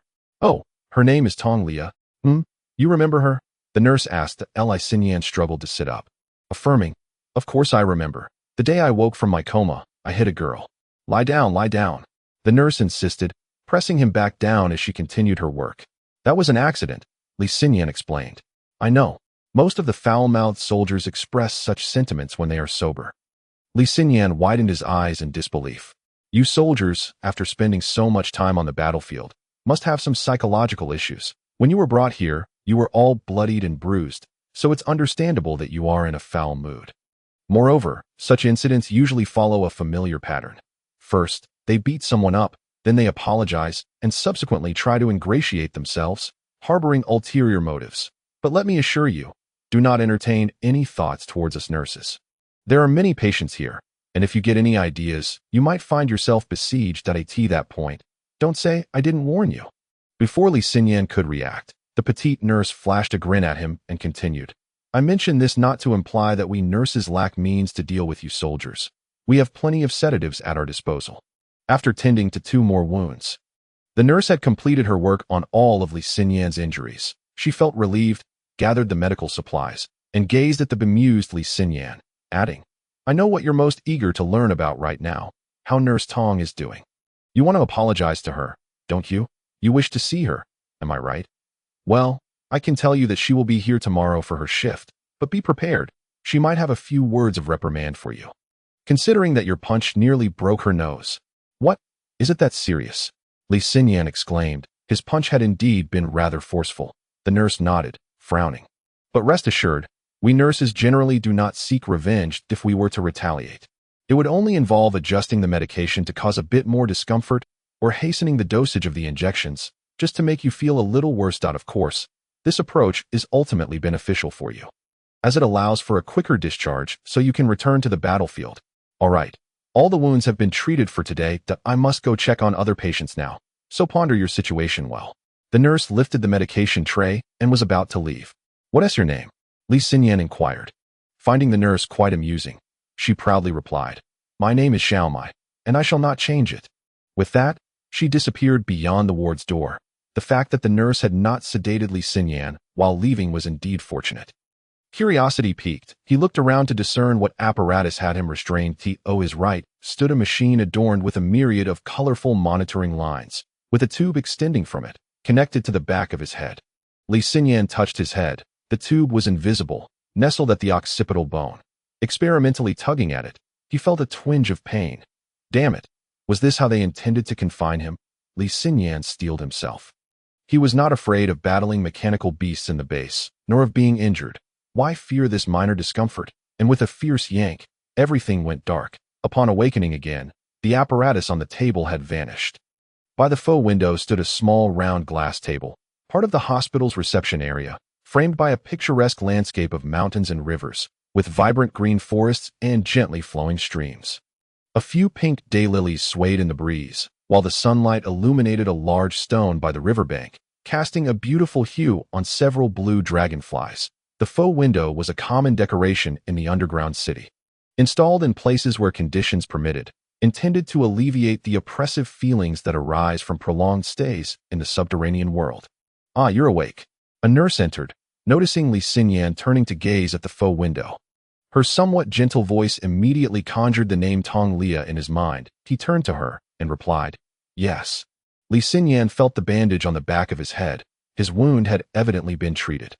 He appeared healthy, not restrained or in a semi-conscious state, which relieved him. He smiled at Nurse Tong, saying, "I'm sorry about the other day." Tong Lia placed the medication tray on the table and smiled back. "I think nothing of it. Saving lives is our duty. It's normal to encounter a few deranged individuals. Under such severe injuries, feeling unwell is entirely understandable." Li Xinyan rubbed his forehead, unsure whether her demeanor was one of anger or indifference, making it difficult to engage further. "Don't move around too much. The wound on the back of your head will take several days to heal. Dr. Sun has informed me that it is a definitive method of controlling patient emotions, directly affecting brain tissue. Thus, it is rather deep, and you should avoid disturbing it after dressing, lest it becomes infected, which would be troublesome. Tong Lia extracted items from the medication tray, advising Li Xinyan that a bandage adorned her nose. Undoubtedly a result of his punch. She seemed to be in considerable pain. Li Xinyan nodded, glancing at her nose. About your injury. It's nothing. Well, I thought you might. It seemed inappropriate to accuse her of holding a grudge. Li Xinyan swallowed his words. Yet, Tong Lia seemed to anticipate his thoughts, smiling as she said, Don't mind Xiaomai. She just loves to exaggerate. Fights between patients are commonplace. I merely sedated a few unruly ones for 2 or 3 days when I had the chance. With so many injured in the hospital and so few nurses, quick resolutions are essential to avoid chaos.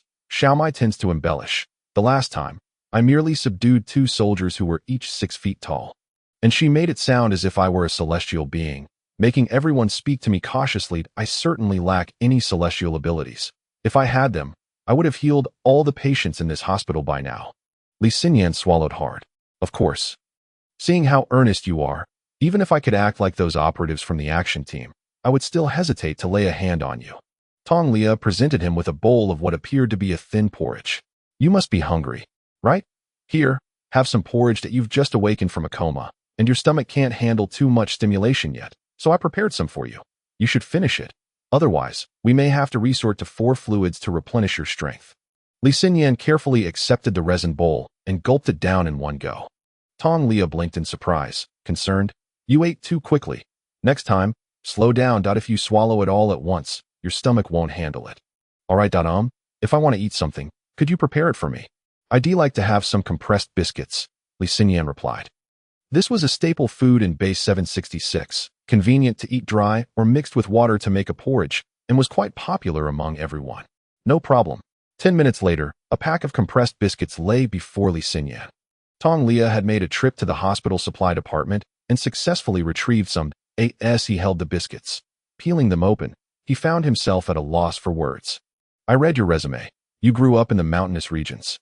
While the environment there may not be as comfortable as in the cities, it is filled with pastoral beauty, truly one of the most splendid growth environments in the world. Li Xinyan chewed on the biscuits, his heart suddenly racing. Tong Lia seemed oblivious and continued. At 17, you took the college entrance examination and were admitted to the South China Military Command Academy, where you studied military command and also specialized in electronic warfare. Achieving excellent results. Within 3 years, you obtained your diploma and the official military command 3rd level authorization certificate, graduating as a major AT-20 during the escalating ground battles between humanity and the mechanical city in northern China. You joined the 78th Division of the 1st Group Army to resist the mechanical city directly. Due to your courageous combat and effective command, you earned a 2nd-class Yunhui Medal, and subsequently, you were appointed as a squad leader at the Taiying Mountain Base 766.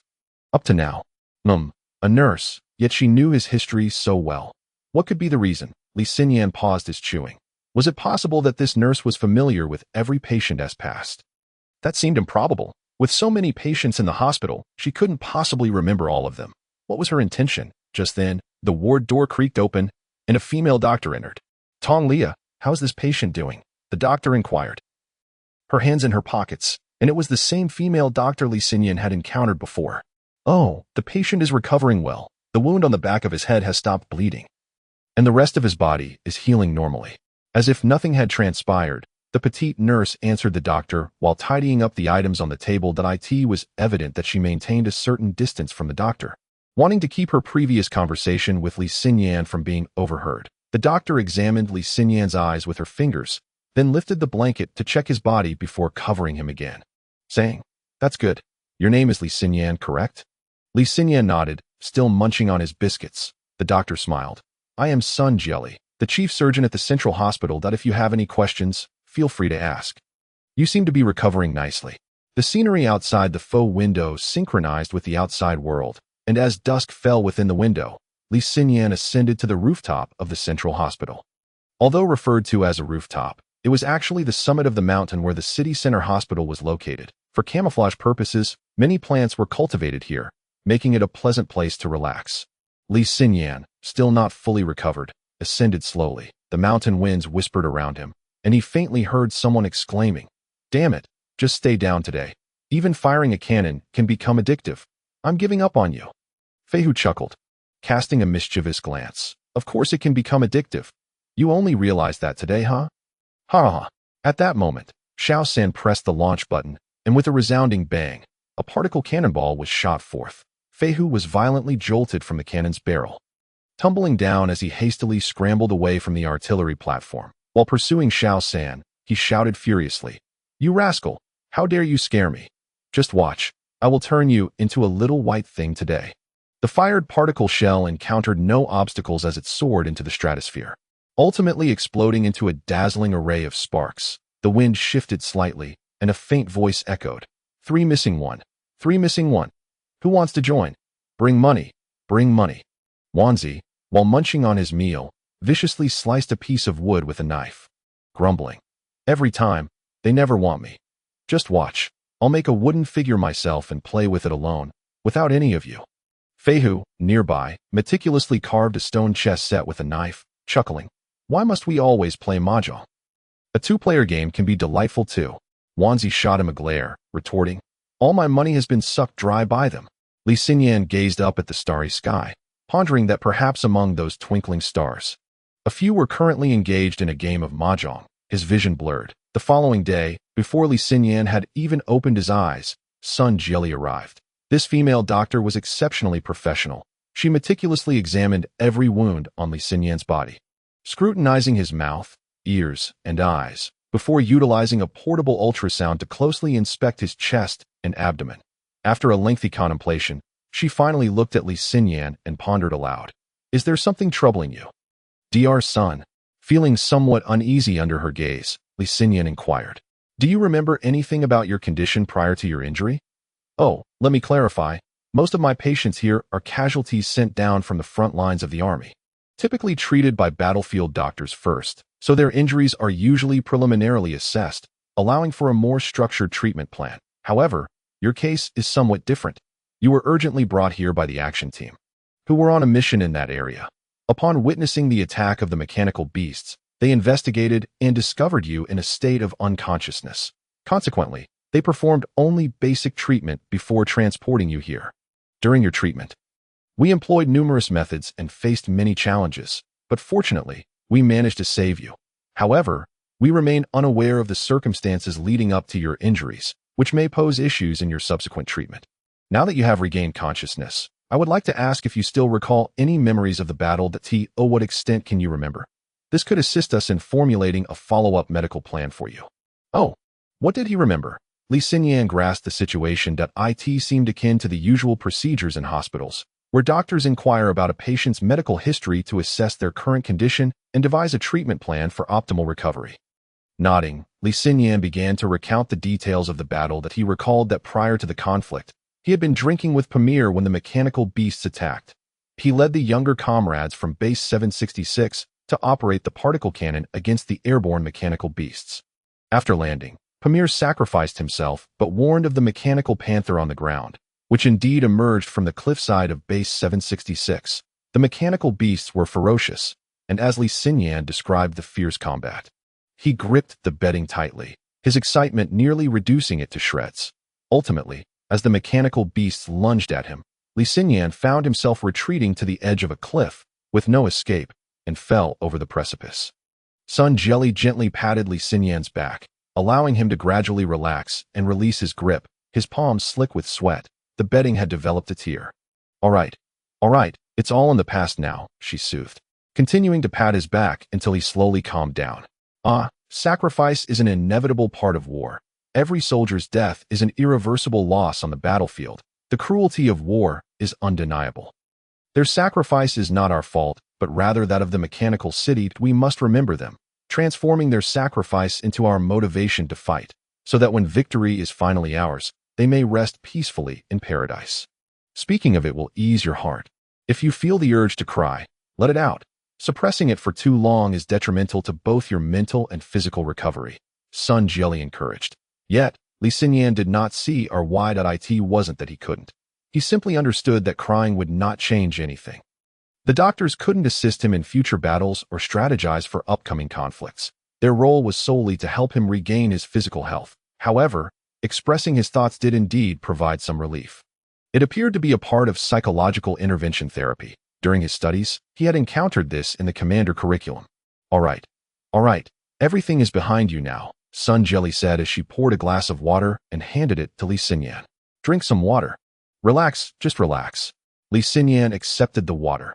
Half an hour later, in the headquarters of the action team, Lin Zicong's office. Lin Zicong reclined in his chair, holding a cigarette. Sun Jelly was seated on the armrest of his chair, leisurely flipping through a military dossier, which contained information on various action team missions. So, our plan was successful. Lin Zicong exhaled a cloud of smoke, casually asking. Essentially, one could say that, Sun Jelly replied. That guy Omping is a genius, according to his method. The lad has no recollection of the action team's extraction device designed by Omping that retrieved all his consciousness. He only remembers being forced off the cliff by the mechanical beasts at the last moment. Lin Zicong chuckled lightly and took a couple more puffs of his cigarette. Sun Jelly disdainfully glanced at the cigarette in his hand, putting down the dossier to snatch the cigarette and extinguish it, stating, however, do you genuinely intend to integrate X-1085 into your action team? Yes, Lin Zicong affirmed, picking up a lighter to light another cigarette. You truly are audacious, Sun Jelly retorted, crossing her arms and rising from her seat. Modifying his consciousness is not a prudent approach. One must recognize that each individual's imprint on this world is unique. Although we altered his memories, the traces of those events will not vanish. Your 12th action team will not disappear either. If one day he discovers the truth, he might harbor animosity towards us. Oh, are you doubting my subordinates? Sun Jelly did not respond.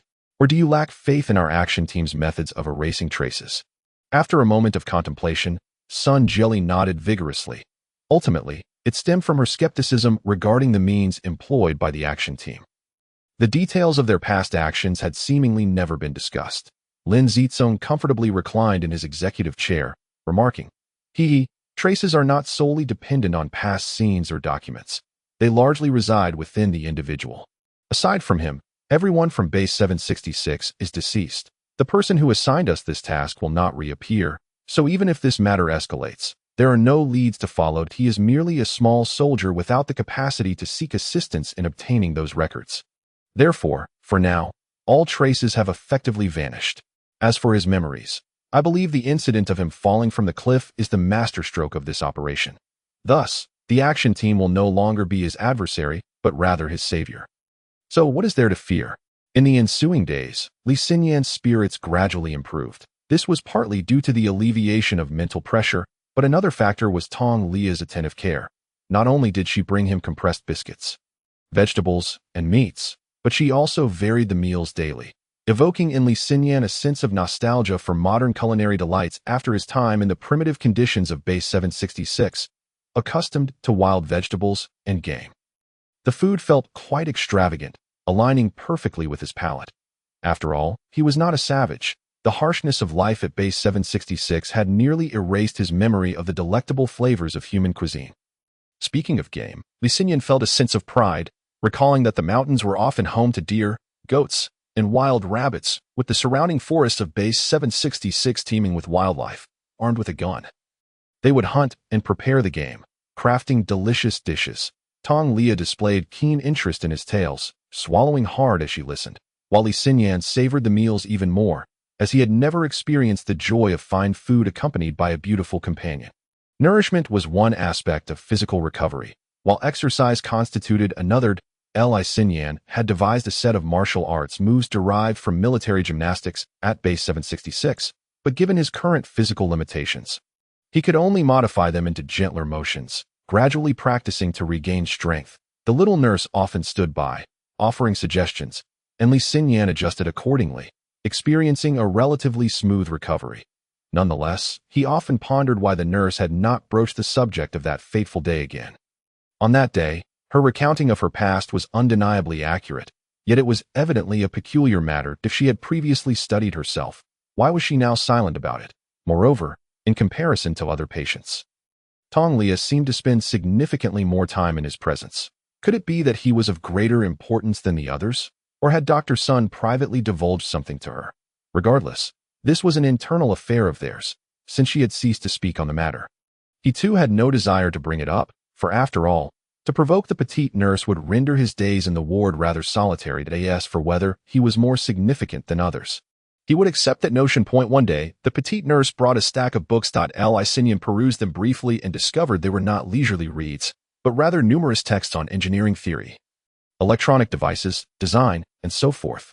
This is all the literature I could find. If you're bored, feel free to peruse them, she remarked earnestly, placing the books atop the bedside table and wiping the sweat from her forehead. The hospital lacked many electronic devices suitable for reading. Those that existed were often snatched away, primarily by the soldiers, who tended to treat them carelessly.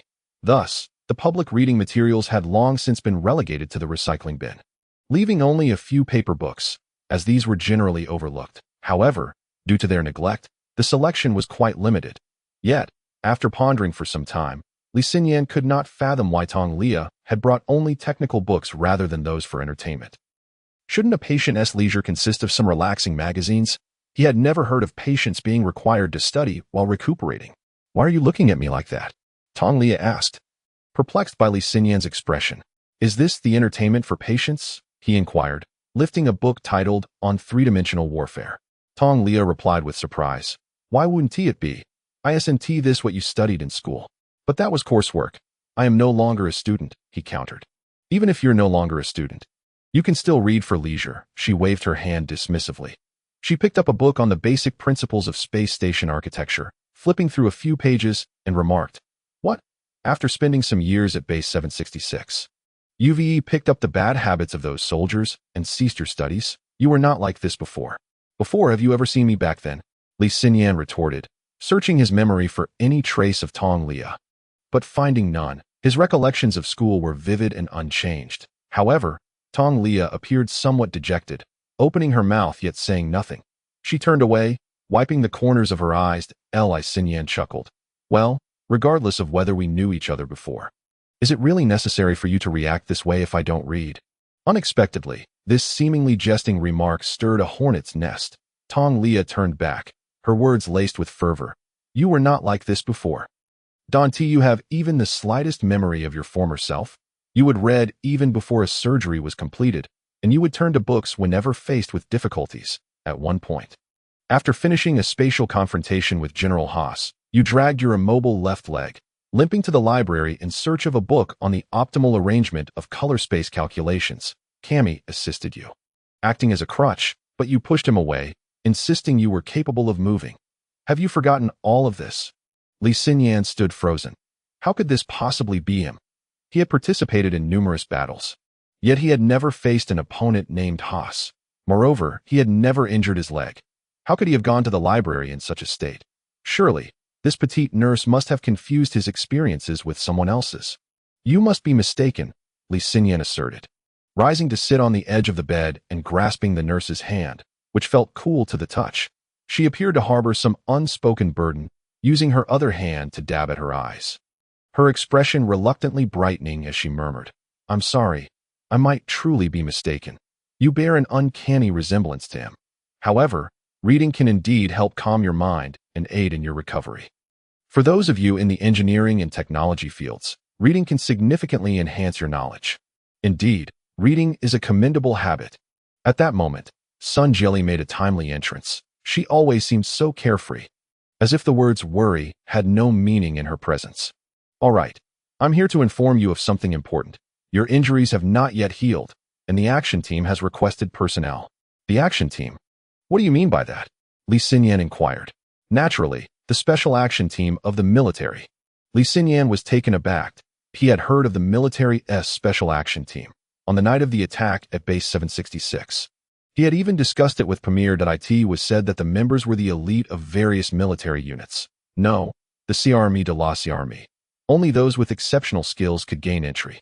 It had been estimated that the chance of being selected by the special action team was approximately 1 in 1,000. With such demanding criteria, how could they possibly recruit him? However, being chosen by the action team would be a tremendous honor.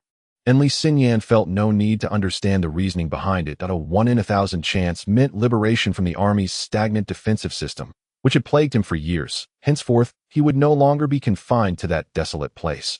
What a liberating feeling.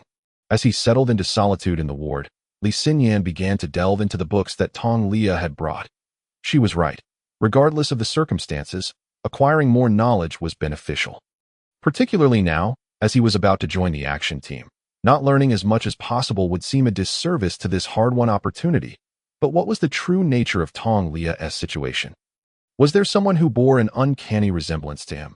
Li Xinyan found himself unexpectedly intrigued by this petite nurse. Naturally, after analyzing for an entire afternoon, he concluded that a significant portion of this newfound interest stemmed from his natural inclination towards the opposite sex after spending 8 years cooped up at base 766, a factor he could not dismiss. Where did she come from? What experiences had she endured? At dawn, as the front desk at the central hospital had just completed its shift, Xiaomai arrived at Li Xinyan's ward. After some contemplation, he asked Xiaomai, "Are all the nurses from the rear? Why does Nurse Tong have such a penchant for encouraging reading?" His expression bore a hint of dissatisfaction as Xiaomai tended to his wound. She began to explain their regulations. The central hospital lacked the authority to directly request personnel from the rear, as every individual here required basic living provisions from the military. Consequently, the staff at the central hospital were sourced from the military reserve. Once the military had vetted their recruits, they were deployed to various necessary locations. However, due to the current manpower shortage, the personnel sent were often lacking in professional qualifications. The nurses provided were either short-tempered or clumsy. And given that most patients in the central hospital were battlefield casualties, their severe injuries made them particularly challenging to care for, leading to immense pressure on the nursing staff. That it was no wonder that most military personnel valued strength. And over time, their standards for hiring had diminished drastically, resulting in nurses being recruited based on soldier-like criteria. The staff was perpetually insufficient, and as the pressure mounted, the quality of recruits deteriorated further. If the head nurse was dissatisfied, she would often berate them, causing many of those recruited by the military to sneak away after only a few days. Thus, there existed a significant shortage among the nursing staff. This dilemma was rather difficult to resolve, prompting the central hospital to seek connections on the black market to fill these gaps. Tong Lia had come through such a connection. Patrolling the wards was arduous work. The central hospital was located beneath the first cluster of the 12 national tunnels, and due to the ongoing war, the surgical ward remained the largest department, occupying over half of the hospital's 6 floors with more than 500 beds. The area where Xiaomai worked was designated as Ward 7, which contained 200 beds. Unfortunately, due to well-known reasons, they currently had only 10 nurses, making a complete round akin to a battle over the past few months. Through her diligent efforts, Tong Lia had never complained. Whenever she conducted her rounds, she would push the cart from room to room, meticulously attending to each patient. For external injuries, each patient required careful attention, necessitating the proper application of dressings and disinfectants according to medical records and directives. For those with severe injuries or infections, documentation was essential for the doctors to monitor their recovery, given the current situation of many patients and few nurses. Most patients did not require immediate attention. A slight delay in their treatment would only postpone their recovery by a few days. Thus, the nurses tended to prioritize their rounds based on the severity of injuries, allowing them to overlook the less critical cases when fatigued. However, Tong Lia was different. She appeared to possess boundless energy, diligently attending to each patient one by one, ensuring that every step of the process, disinfecting, changing dressings, and administering IVs, was executed flawlessly. For some wounds that had been hastily bandaged by previous nurses, she would meticulously reapply the dressings as a result. Both the head nurse and the chief physician regarded her with newfound respect. Hence, when Li Xinyan's injury drew Lin Zicong's attention, Sun Jili assigned her to be primarily responsible for his care. Regarding whether Tong Lia knows someone who resembles Li Xinyan, Xiaomai is rather unclear. This is her private matter, and no one can inquire about it. After listening to Xiaomai's introduction, Li Xinyan faintly sensed that this nurse seemed to be searching for something, though he could not articulate exactly what it was. Could it be a certain individual? That evening, Li Xinyan once again slipped up to the rooftop of the central hospital to unwind, contemplating endlessly as he gazed at the waning moon hanging in the sky. Yet he remained perplexed. Opposite the crescent moon, the enormous cross-shaped mechanical city appeared exceptionally resplendent. Meanwhile, in the conference room of the 12th Action Team, the atmosphere was so tumultuous that it nearly reached a boiling point. The primary subject of contention was the task assigned by the military's Lin Zicong, Yang Buotao, with sharp words, directly targeted team leader Wu Kuan, questioning which captain would dare report on the performance of their team members up the chain. Now, it was a calamity. A critical task was lost, replaced by an embarrassingly simple assignment that would be humiliating to disclose. Yu Ming was even more distressed, chuckling ironically, both mocking himself and deriding the captain's chaotic report. For he was the one who had returned nauseated, unable to eat, and had been sick for 2 days. That Wu Kuan scratched his head and face in frustration, his teeth gritting with rage, yet he felt a deep sense of regret. Incessantly pounding his fist on the table until it was reduced to a pile of fragments. The others, observing the table's disarray, fell silent, but Wu Kuan persisted. Within 3 months, we must appoint a new leader.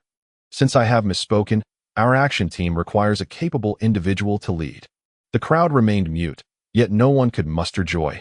Leading was no easy feat, since the past could not be revisited. The conversation naturally shifted to future matters. Li Xinyan's identity must remain confidential, serving as a protection for him and for everyone else, considering the vigilant ears of the law enforcement department, although Philona was also a member of the law enforcement department.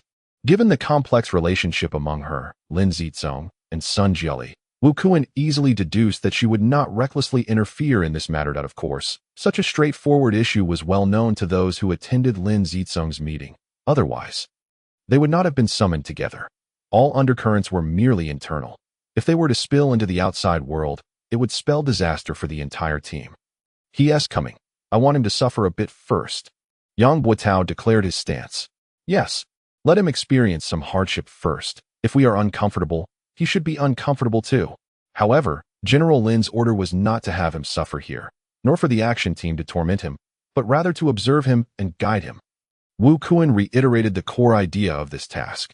Then we must at least undergo some adjustment. Right? Without adjustment, how can we decide whether to take him along for future missions? Yu Ming inquired. All right. Wu Kuan finally conceded.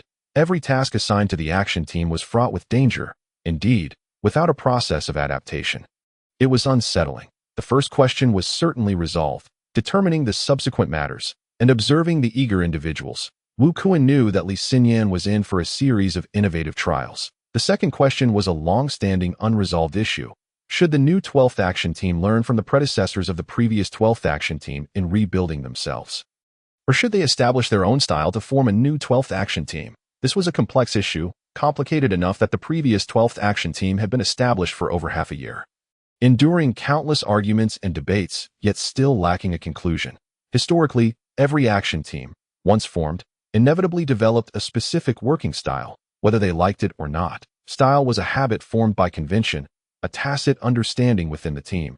It was both a tangible discipline and a source of motivation imbued with belief, fostering an internal cohesion that kept the team united while simultaneously presenting a distinctive operational approach to the outside world. For instance, the third action team was known for its cunning. Their operations always took indirect routes, avoiding direct confrontations, often leading opponents to discover, while preparing for an assault, that their own forces were mysteriously vanishing behind them. The plans of the third action team were always divided into two aspects, often executing operations in two groups, which left adversaries utterly unprepared. The eighth action team, on the other hand, approached missions with the acumen of merchants, meticulously calculating every step down to the minutiae, rendering their opponents oblivious until it was often too late to escape the impending repercussions. This was a team characterized by its shrewd calculations. The ninth action team, however, was distinctly different. They were a pragmatic group, making steady progress with each step, tasked with dismantling the mechanical city's communication base. They would crush 3 times their number in mechanical beasts, turning the base into a heap of scrap metal. Tasked with aiding the communication department in repairing damaged networks, they would storm the mechanical beast garrison, trapping over 300 patrol units for 3 days, allowing the engineers to complete their repairs without a hitch. Yet, for all their bravery, the cost was steep. Among the various action teams, the ninth action team had the highest casualty rate, which was the primary reason other teams looked down upon them. After all, what necessity was there for an action team to operate like a conventional army? If every task were approached in such a manner, one might as well transform the action team into a military unit. Strangely, despite the high casualty rate, The ninth action team's numbers continued to grow, accumulating tenfold compared to other action teams, boasting over 100 members. The 11th action team was a technologically inclined unit, comprised entirely of knowledgeable PhD graduates, with most of the special weapons utilized by all action teams originating from their expertise, providing substantial support during operations. Therefore, this unit naturally enjoyed a high success rate when executing tasks independently, making it the most highly praised team among all action groups. With such a critical opening, the question was once again brought to the forefront, becoming a focal point of debate. What was the positioning of the 12th action team? What kind of team should it become? What were its specialties? How would its power be unleashed? What principles would guide it?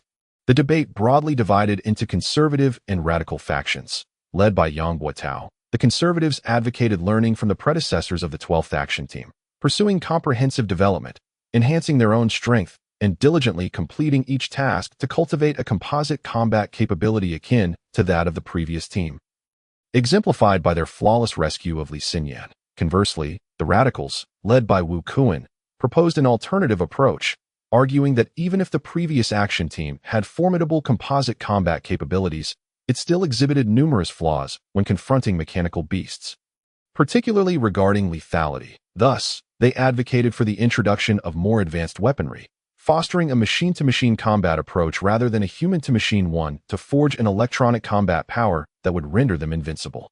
Both arguments appeared highly reasonable, yet the action team's budget was limited.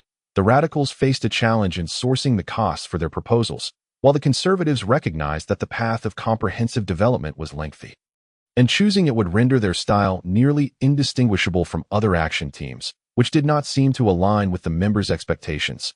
How to choose again fell into a stalemate for those with no strong opinions. This was a splendid opportunity to observe, glancing left and right, watching the two factions argue like spectators at a tiger fight, thoroughly entertained. How about this? We currently have 12 people, 5 from the conservatives and 5 from the radicals, with me and Xiao Jiang making 2, which is an even number. Why not wait for the next person to join us, hear their opinion, and then resume the debate? Proposed Guo Tianming. Good, Wu Kuan replied, taking a sip of water. This next person naturally referred to Li Xinyan. As the crowd dispersed, Wu Kuan lingered in the conference room for a while, a question lingering in his mind. If Li Xinyan were to discover that it was this group of brothers who facilitated the transition of his mind from biological to mechanical state. Of course, it could not be said that the action team completed all the work, but the most crucial step, the extraction of organizational information, was indeed accomplished by them. What would his reaction be? Would he seek vengeance against them? This was a troubling thought. After all, no human would wish to be transformed into a mechanical life form. Moreover, there was an unresolved knot, namely Lin Zicong's original intention, to extract some secrets about the mechanical city from Li Xinyan's consciousness. In summary, the entire narrative unfolded as follows. Lin Zicong aimed to extract secrets regarding the mechanical city from Li Xinyan's mind, leading to his demise, probing his consciousness, altering portions of his memory, and utilizing the action team to monitor Li Xinyan under the guise of honorably joining the action team, to conceal his sinister motives. Viewed from any angle, this was evidently a conspiracy. What would Li Xinyan do? Wu Kuan could not help but feel a chill creeping down his spine. 13. Testing instruments. After a prolonged absence, Anping made his appearance, and on that day, the first person Li Xinyan saw upon awakening was him. However, at that moment, Li Xinyan was in a state of unconsciousness. To be precise, he was caught in a dreamlike state, still possessing some awareness. This was, of course, the result of a collaboration between Sun Jieli and Anping. A collaboration that everyone present was privy to, except for Li Xinyan himself. Anping sat in a chair beside Li Xinyan's bed, impassively observing a large instrument placed on the bedside table. The instrument was substantial, featuring a display screen capable of showcasing monitoring lines. Above the device, numerous cables extended, connecting to dozens of monitoring points on Li Xinyan's body, most of which were affixed to his head. Above the instrument, a holographic image projected of virtual space, the very dreamscape that Li Xinyan was navigating. Last time, we examined his background. He appeared to be merely an abandoned child, nothing particularly unusual. Such occurrences were rampant during wartime. This time, let us delve into his academic journey. Understanding why he pursued military command studies may elucidate his intentions And perhaps this purpose could connect to some significant data. Who knows? We might uncover some clues from this. Standing behind Omping were several individuals, with Lin Zicong at the forefront, the source of these words being undoubtedly his, as he held the highest rank among them. Thus, within the dream, Li Xinyan found himself transported back to the day he filled out his application. Before him lay a sheet of paper inscribed with a single line, South China Military Command Academy. Outside the frame, a man's voice inquired, "Have you made your decision?" Li Xinyan responded, "Yes." "Why only one? There are so many military academies. Only this one is free." It turned out that financial considerations were the sole factor behind Li Xinyan's choice. The scene shifted to the enrollment day. Before Li Xinyan sat a middle-aged man behind a desk, a military academy instructor. The instructor reviewed Li Xinyan's information and smiled. "Welcome." Li Xinyan asked, "I heard that the Command Academy offers the highest subsidies. Is that true?" The instructor paused briefly before responding with a smile. "Indeed, if you find the subsidies insufficient, you can also apply for a scholarship." "How much is the scholarship?" Li Xinyan inquired. The instructor replied, 10,000 yuan per semester. "Heavens! How fortunate!" Laughter erupted among the onlookers in the hospital room. Sun Jelly remarked, "So he came to study military command simply because of the generous subsidies here. What's so surprising about that? Money can dictate many decisions. His choice mirrors that of many others. When faced with options, monetary benefits often take precedence," Professor Jean commented. Next, the scene transitioned to a classroom where the professor was sketching a formation diagram on the blackboard, followed by a series of triangles. "Who can tell me what these triangles evoke?" Li Xinyan raised his hand. The professor gestured for him to speak, and Li Xinyan stood to respond. "The positioning of troops determines the direction of the team's actions." "Why is that?" "The decision-making of any team is ineffective when based on 1 or 2 points. A single point leads to excessive mobility, rendering direction infinite and unable to form effective strength. Conversely, 2 points provide direction but lack balance, easily resulting in opposing directions and an inability to generate power. Only with 3 points can we establish both direction and strength, thus enabling progress." The professor, visibly impressed, clapped his hands against the blackboard and exclaimed, "Well said." In the hospital room, a young officer remarked, That lad does have a point."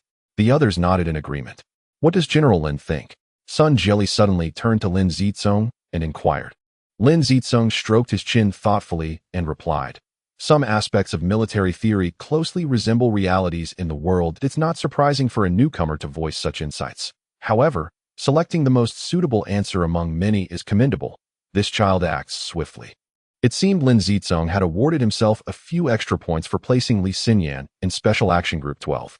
The scene shifted once more, revealing Li Xinyan in a mechanical laboratory. He stood before an experimental table, flanked by several students who appeared to be collaborating on a machine. The device on the table resembled a hexagonal surveillance robot, equipped with 6 cameras pointed in various directions, concealed beneath a green faux foliage cover. Such machinery was commonplace in military academies, often featured in mechanical courses to illustrate the practical application of reconnaissance theory, highlighting the critical role of timely information transfer in decision-making.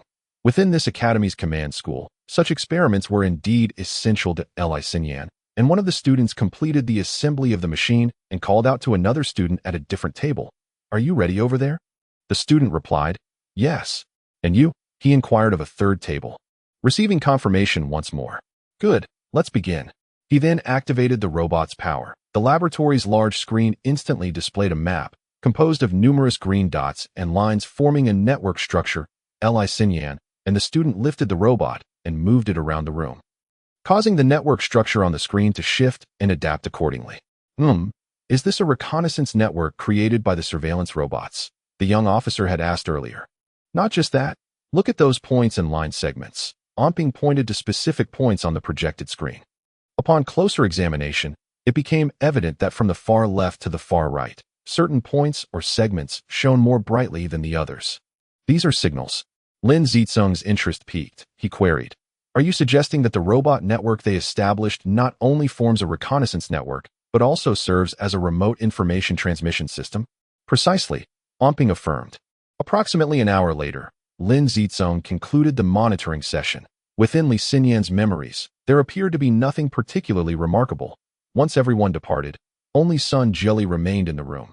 Even the equipment on the table had been taken away by Onping. A young doctor entered the room, and at that moment, Sun Jilly wore a look of displeasure as she paced restlessly. Has Master left? Sun Jilly abruptly halted and inquired of the young doctor. Yao Zhifei responded, Yes, he has departed, taking all his electronic devices with him. I figured as much. That man is truly stingy, so eager to whisk away his equipment, fearing we might steal it. Sun Jilly fumed, crossing her arms and cracking her knuckles in frustration. In that case, you should visit him tomorrow and request the design schematics for those devices. We'll have our own set made. But will he comply? He clearly doesn't want to leave his precious equipment here. Why would he give us the blueprints? Yao Zhifei hesitated. Just tell him it's an order from the director. If he refuses, then let him never again set foot inside the central hospital. Let's see if he dares to refuse. If he still declines, inform him it's a command from the military and see how he stands up to them. Although I hold his technical prowess in high regard, that does not mean the military shares the same sentiment. If he faces the military alone, I would truly like to see how much more he can afford to be miserly. Understood, Yao Zhifei replied. If we had such a machine, my research could advance to a whole new level. Sun Jilly declared. 14 that the beautiful ointment Li Xinyan's injuries had nearly healed, and Sun Jilly informed him that she had already notified the action team to come and retrieve him the following day. Li Xinyan felt a sense of gloom at the word retrieve. It sounded rather jarring to him. However, given the doctor's assertiveness, he refrained from voicing his discomfort. Li Xinyan inquired about the orders from his superiors. As he was originally affiliated with the 1st Group Army, with no notification from above and no orders from the Army Corps, he found himself in the Special Action Group rather confusingly. Sun Jilly dismissed his concerns, stating, All your identity issues have been resolved. The Special Action Group is notoriously difficult to join, and your identity as an agent must remain confidential, so you need not worry about it. To the outside world, just say you have been declared deceased. Li Xinyan fell silent. Such measures were undoubtedly devised for his safety and to prepare for his identity as an agent. To raise further questions would clearly be unwise. The matter was thus put to rest. Upon reflection, Li Xinyan found the hospital room exceedingly comfortable. Indeed, how delightful it was to be free from the ravages of war. Yet, was it solely the aversion to conflict that made him fond of this room? That seemed not entirely accurate. He recalled the young nurse Tong Lia, who had been interrupted mid-sentence by Sun Jilly's brusque manner. War was a realm dominated by men, and it was only here that he could feel the warmth that belonged to humanity. Embodied by that young nurse, what was it that he longed for? The daily porridge, the routine of having his wounds cleaned, the arrival of new books, the reliable supply of compressed biscuits, despite the brevity of his stay. Li Xinyan was astonished to discover so many things to reminisce about. Though you are being discharged, this does not imply that your body has fully recuperated.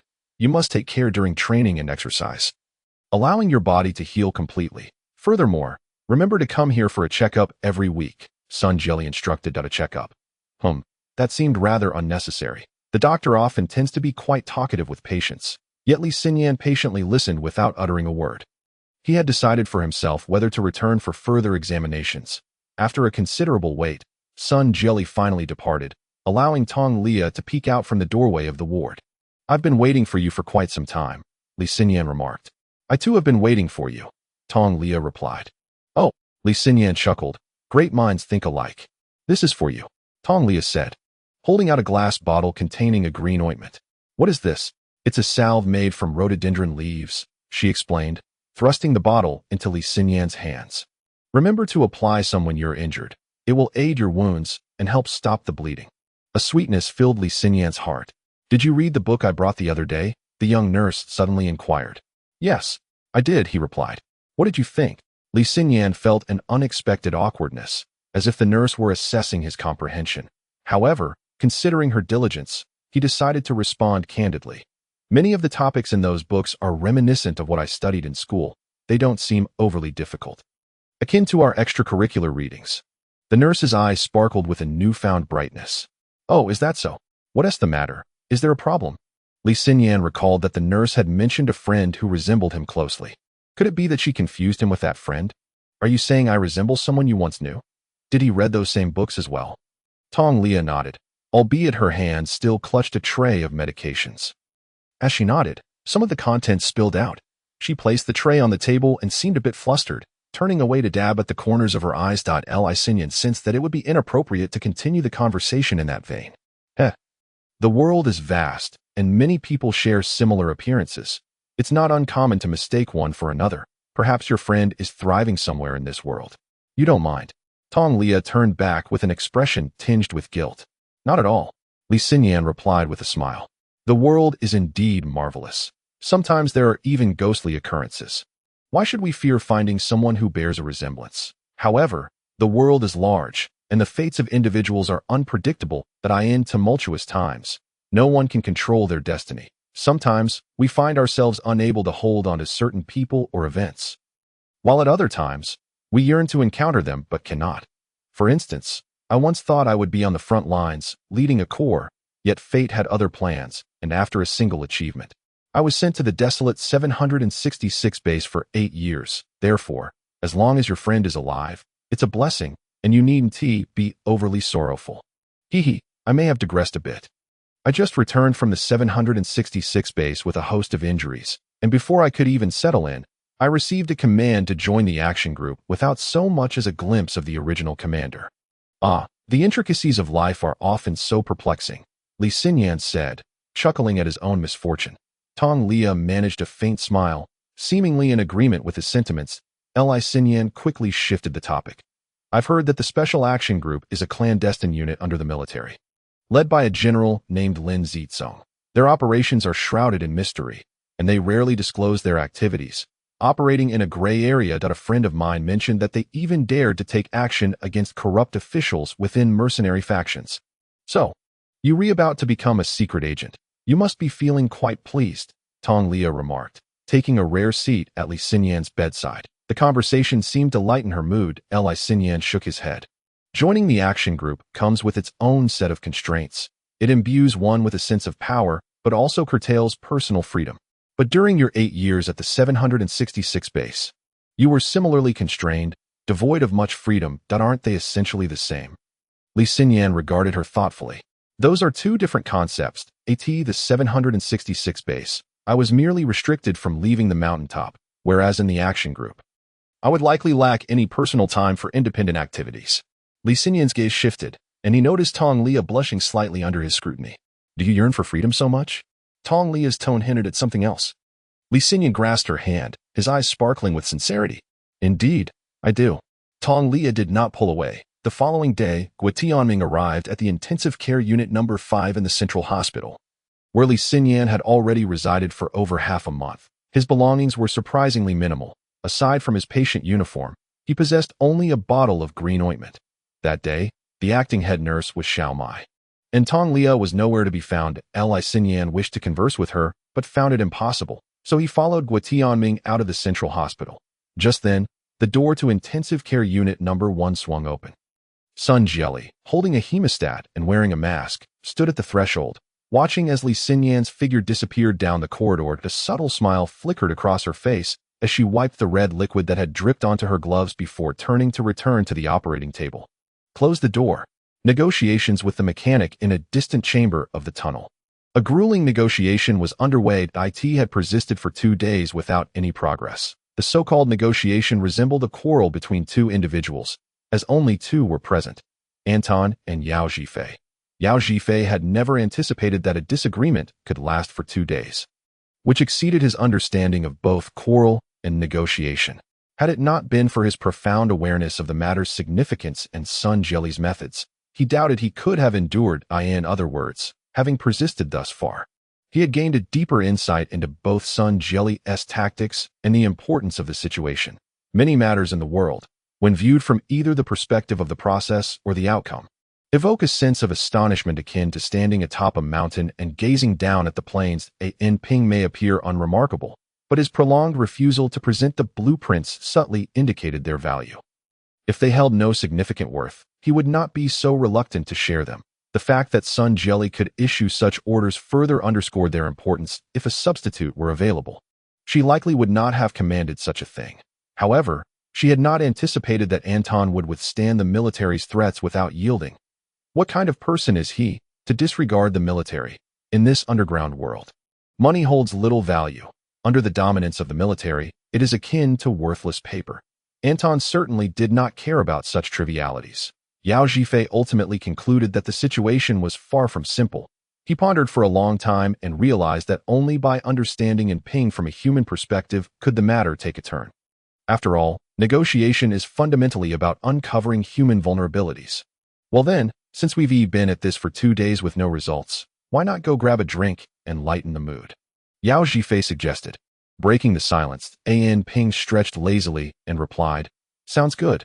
The 23rd cluster of the 303 National Tunnel was an excellent choice, serving as the entertainment hub of the underground world, alive with vibrant lights and a steady flow of diverse individuals. Of course, the Independent Resistance Organization also had its own entertainment center located at the 12th cluster of the 1677 National Tunnel, but that was frequented by military personnel, making it less suitable for Ping. A researcher outside the military system, the tunnels primarily utilized tram systems for transportation. These resembled ancient horse-drawn carriages and appeared somewhat like capsules from the outside. The carriages varied in size. And Yao Zhifei selected a 4-person seat, designated their destination, and settled into the carriage, gazing blankly at the advertisements flashing by on the tunnel walls. Anton sat opposite him, turning his head to the side. Also lost in thought as the advertisements whizzed past, Yao Zhifei mentally replayed the negotiation process from the past 2 days, still unable to grasp its essence. This old man seemed indifferent to women. Had he shown any interest? Matters might have been simpler. After contemplating for a while, Yao Zhifei offered Anton a cigarette, lighting one for himself as well before inquiring, "Masterin, are you married?" "No," Anton replied nonchalantly. "So you don't have a girlfriend either?" Yao Zhifei pressed. "Nope. Hee, what are you getting at?" Anton chuckled. "I was just curious. You're nearing 50 and yet have no woman in your life, though we have a couple of single female doctors at our hospital. If you're interested, I could play matchmaker. Who knows, it might lead to a beautiful relationship." Anton countered. "Are you saying there are single women of my age at your hospital?" Exhaling smoke, he smiled. "Of course. What is strange about that? In wartime, especially in this underground kingdom, where the sun rarely shines and flowers hardly bloom, women are not inclined to establish families. Those who wish to form families likely avoid the frontline cities. They prefer to hide in the deep mountains, where even though it's also an underground city, they encounter sunlight far more often than here. It all hinges on your interest, that I must say. The staff at our hospital is quite commendable. A brief introduction or two would pose no challenge." And Ping offered a faint smile, yet refrained from responding, instead gazing vacantly at the advertisements outside the window. One couldn't help but wonder if he had lost someone dear. It would explain the air of dejection that surrounded him. A glimmer of inspiration flickered in Yao Zhifei's mind, and he conceived a small plan. The 23rd cluster of the 303 National Highway soon arrived, and Yao Zhifei chose a bar adorned with violets at the entrance. Inside, a pianist was playing, the atmosphere refreshingly elegant, ideal for relaxation. Generally, those of a more mature age tend to shy away from raucous venues, finding solace in such tranquil surroundings. True to form, within mere minutes, Ping summoned the pianist to step aside, taking his place to elegantly perform a piece titled Blue Ocean. This composition, crafted by a Korean pianist a century ago, resonated with a unique beauty decades after humanity had lost its oceans. The crisp notes danced like droplets of water soaring from waves, suspended in the air and kissed by sunlight, while the deep chords ebbed and flowed like massive tides, lifting one's spirit sky high before plunging it into the abyss below. Glancing back, the dispersed tones resembled glimmering reflections on the water's surface, evoking a sense of wonder at the ever-changing sea. When the piece concluded, applause erupted in the bar, rivaling that of a concert hall. "Master possesses such artistic prowess," Yao Zhifei exclaimed, utterly astounded, and promptly raised a glass of red wine. "After all this time, I never realized. I had presumed your expertise lay in electronic mechanics. Yet here you are, a master pianist. It has been ages since I last played. I hope I haven't embarrassed myself, since we are on break." "I thought I might join in the fun," Ping humbly replied. "But I've never seen a piano in your vicinity. How is it you play so beautifully? Who says one must have a piano to play?" Yao Zhifei paused, then burst into laughter. "Indeed, as long as there is passion, one can practice anywhere. Cheers." The two raised their glasses and drank heartily. This red wine is delightful," Ping remarked. "The acidity is subtle, truly smooth." "Indeed," Yao Zhifei concurred. "Masterin, I actually came seeking design blueprints. Their essay question that has long puzzled me. What question? Your relationship with Director Sunday. Huh, finally, you've struck a chord. Yao Zhifei's smile faltered. After conversing with Ping for 2 days, he had been at an impasse, yet such a simple conjecture had hit the mark, but since Ping acknowledged it, he decided to delve deeper and uncover the truth. So, after all this arguing, Ive finally hit the nail on the head. What exactly is your relationship with Director Sun? A symbiotic relationship, Ping suddenly shot him a piercing glance, rolling his eyes. Hey, kid, don't jump to conclusions. Our connection is not what you think. At that moment, Yao Zhifei wore a rather mischievous expression, a blend of slyness and flirtation. Clearly lost in fanciful thoughts, Ping's denial transformed Yao Zhifei's expression into one of surprise. Oh, not at all. I assumed you two were. Certainly not. There is a 17-year age gap between us. How could we possibly be together? 17 years. That's enough of an age difference for a girl. Ping's voice rose slightly in agitation. Yao Zhifei propped his chin on his hand, pondering, and gently clinked his glass against Ping's, taking a sip of red wine. Ping, however, downed half his glass in one go. Yao Zhifei's gesture carried a hint of apology. Yet Ping seemed oblivious, not at all perturbed. Our relationship is strictly business. Ping rolled his eyes again. This eye roll was particularly refined, exuding an air of nobility and depth, tinged with disdain. As precise as the electronic devices he expertly controlled. A business relationship. Indeed, a business relationship. You conduct business together. What kind of business? Trading human organs. Given the numerous injured soldiers in the hospital, many of whom had perished, this was the first thought that crossed Yao Zhifei's mind. Nonsense. Trading pharmaceuticals? Absolutely not. Human experimentation? Ridiculous. Yao Zhifei stared blankly at Ping, unsure of what to say next. The alcohol had begun to take effect, and his face flushed slightly from the combination of drink and emotion, amplified by their heated exchange. Yet Ping appeared to be in a far more advanced state. His ears had reddened, his eyelids drooping slightly, and the wrinkles on his face seemed to smoothen under the influence of alcohol. Whether it was the red wine or the mood, Ping appeared a touch younger than he did in the laboratory. The bar's lighting cast an air of carefree abandon upon him. He resembled a charming old lad, Yao Zhifei mused. I initially thought that after 2 days, Sun Jilly would come looking for me. Yet here I am, left to parry with a clueless young fellow like you. Oh, Yao Zhifei, though somewhat dizzy, remained clear-headed. Parry, he echoed. He had not been in contact with Sun Jilly over the past 2 days, knowing that reaching out would yield nothing but harsh reprimands. However, he dared not reveal this. You're in the know, aren't you? Yao Zhifei asked, his eyes sparkling. Of course, how could I not understand her? Everything in her hands is a bargaining chip, a mere tool. Frankly, her not pursuing a career in business is a travesty. What makes you say that? Just look at her patience in this matter. Her way of managing people speaks volumes. It's all evident. No need for further elaboration. Ping's gaze drifted. But what exactly is going on? You've left me utterly confused. Come on. Yao Zhifei urged, clinking his glass against Ping's to encourage him to drink more. Without hesitation, Ping emptied his glass once more. Before you came to discuss the mechanical blueprints, I had inquired about another resource. What resource? Yao Zhifei pressed. Your hospital is a key facility for the military. Have you noticed those injured soldiers? Many of them require steel implements to support their injuries. Yet daily, on the battlefield, numerous mechanized soldiers meet their demise. In my spare time, I've studied those mechanical metals, which are a superior alloy. Since the hospital needs many steel devices to replace the soldiers' original bones, why not utilize these metals for the same purpose? After melting down the mechanical metals in my lab and recasting them into steel devices, they proved a commendable choice in terms of durability and replaceability. High quality at a low cost. I can manufacture the devices right in my lab, only requiring a small payment from the hospital. But Sun Jilly refused. That foolish woman. So you're clashing with her over this matter? Yao Zhifei's vision blurred slightly. Ping leaned over the table, muttering, yes. At the central hospital, morning had dawned.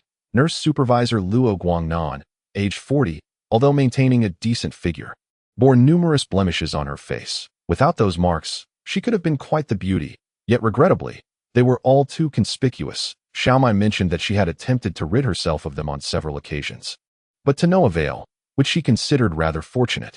Why's that? Tong Lia inquired. Among women, few do not cherish beauty, yet what could lead one to view their lack of it as a stroke of luck? Because when those injured soldiers gaze upon her face, they harbor no thoughts. They are utterly despondent. Xiaomai replied nonchalantly.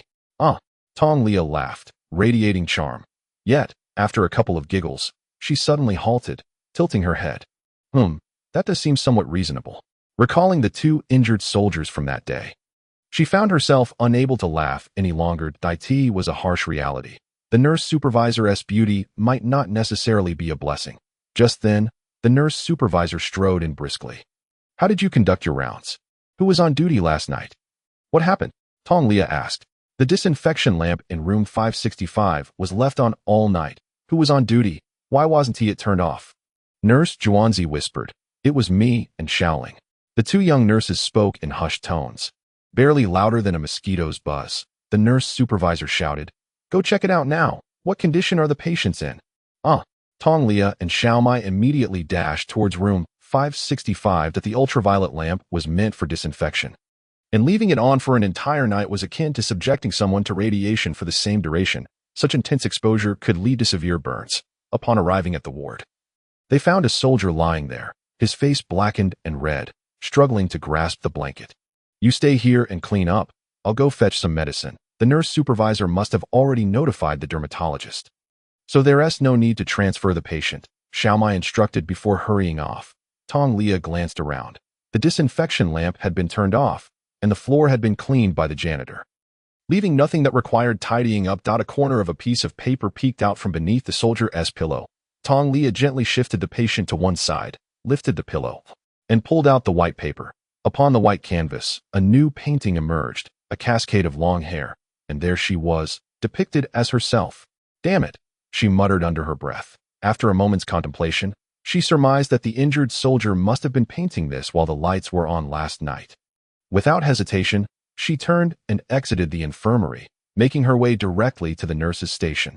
The nurse's station was devoid of personnel. She rummaged through the equipment and retrieved a pair of scissors, swiftly cutting off her long hair in a matter of moments. Just as she finished, Xiaomai entered, exclaiming in surprise, Are you out of your mind? Why would you cut such beautiful hair? Tong Lia, gazing at her reflection in the mirror, compared her newly cropped hair and replied, Look at this. Doesn't it resemble a fierce woman even more? Xiaomai circled around to observe from different angles and chuckled. Indeed, you now bear a striking resemblance to a tough girl. In the new life of Li Xinyan, each member of the 12th Action Group enjoyed the privilege of having their own room, a resource acquired by the predecessors, signifying both a privilege and an honored ASA newcomer. Li Xinyan naturally benefited from this shared asset of the team.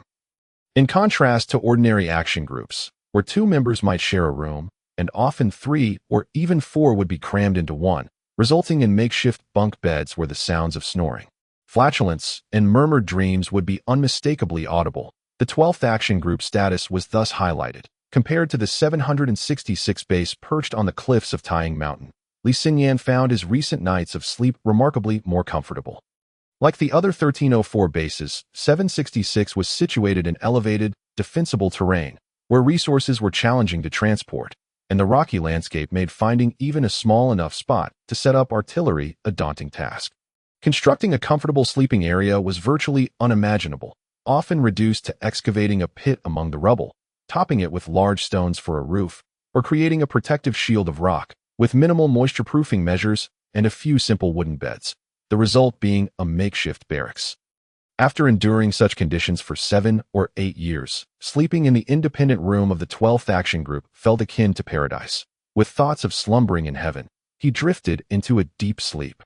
Upon awakening, however, Li Xinyan sensed something amiss. The previous day, Tianming had arranged all his equipment and informed him that there was no concept of rest or days off in the Action Group. Every day without missions was dedicated to training, and nothing else. Training commenced promptly at 6 a.m., and it appeared he had slept far longer than intended. Why had no one come to rouse him? Furthermore, he hadn't heard the assembly call. Had he truly slept so soundly? No. After years of conditioning at the 766 base, he had become attuned to even the slightest sounds, let alone the wake-up or assembly calls. Looking down at his multifunctional watch, specifically designed for special forces. He noted the time read 8 a.m., 2 full hours past the mandated rise time. Quickly dressing, he laced up a pair of special forces boots that were decidedly more comfortable than the ones Xiaomai had obtained from the military, making them his preferred choice. Exiting his room, he found at the end of the corridor a specially designed door. Wu Tianming had mentioned that behind it lay the training grounds. Li Xinyan opened the door and stepped outside. After navigating a few turns, he arrived at a platform approximately 200 square meters in size. Its surface comprised of natural rock, intentionally left untreated to maintain a low profile at high elevation. Merely worn down by time and foot traffic, the platform was devoid of grass or other training equipment, save for a few rocks of varying sizes, utilized as training props, some polished smooth and reflecting the sunlight. At that moment, 12 members of the action group were engaged in various activities. Some were climbing the cliffs, others were striking a protruding rock with stones, while a few wrestled playfully together. The captain, Wu Kuan, barked, "All members, assemble." Immediately, the team formed a neat line before him, their robust physiques reminiscent of toy figurines from a kindergarten. Once everyone was in formation, Wu Kuan turned to Li Xinyan and demanded, "What is your name?" Li Xinyan. "Sir, Li Xinyan, did you forget your ears?" Caught off guard, Li Xinyan realized that Wu Kuan's command included him as well. He slowly made his way to the far right of the formation, a smile threatening to break through. Ah, what a nostalgic feeling this was. Was it 8 years ago, or 10? Forward march. Do you think you're out for a stroll? Wu Kuan shouted. Yes. Assembling required a brisk march, although he hadn't run in years. Li Xinyan dredged up memories from his time at the military academy, rushing to the farthest right of the line, halting, turning to stand at attention, and aligning his gaze to the right. In days. The familiarity of it all washed over him. Count off. 1, 2, 3, 4, 5, 6, 13. After each member reported, Wu Kuan commanded, "At ease, attention, all members. The numbers you just called out are your identifiers within this action group, from today onward. Each of you must memorize your number. In many situations, we want to have time to call out names, or during missions, it may not be feasible. Your number is your name. I am number 0. And my sign language for that is this."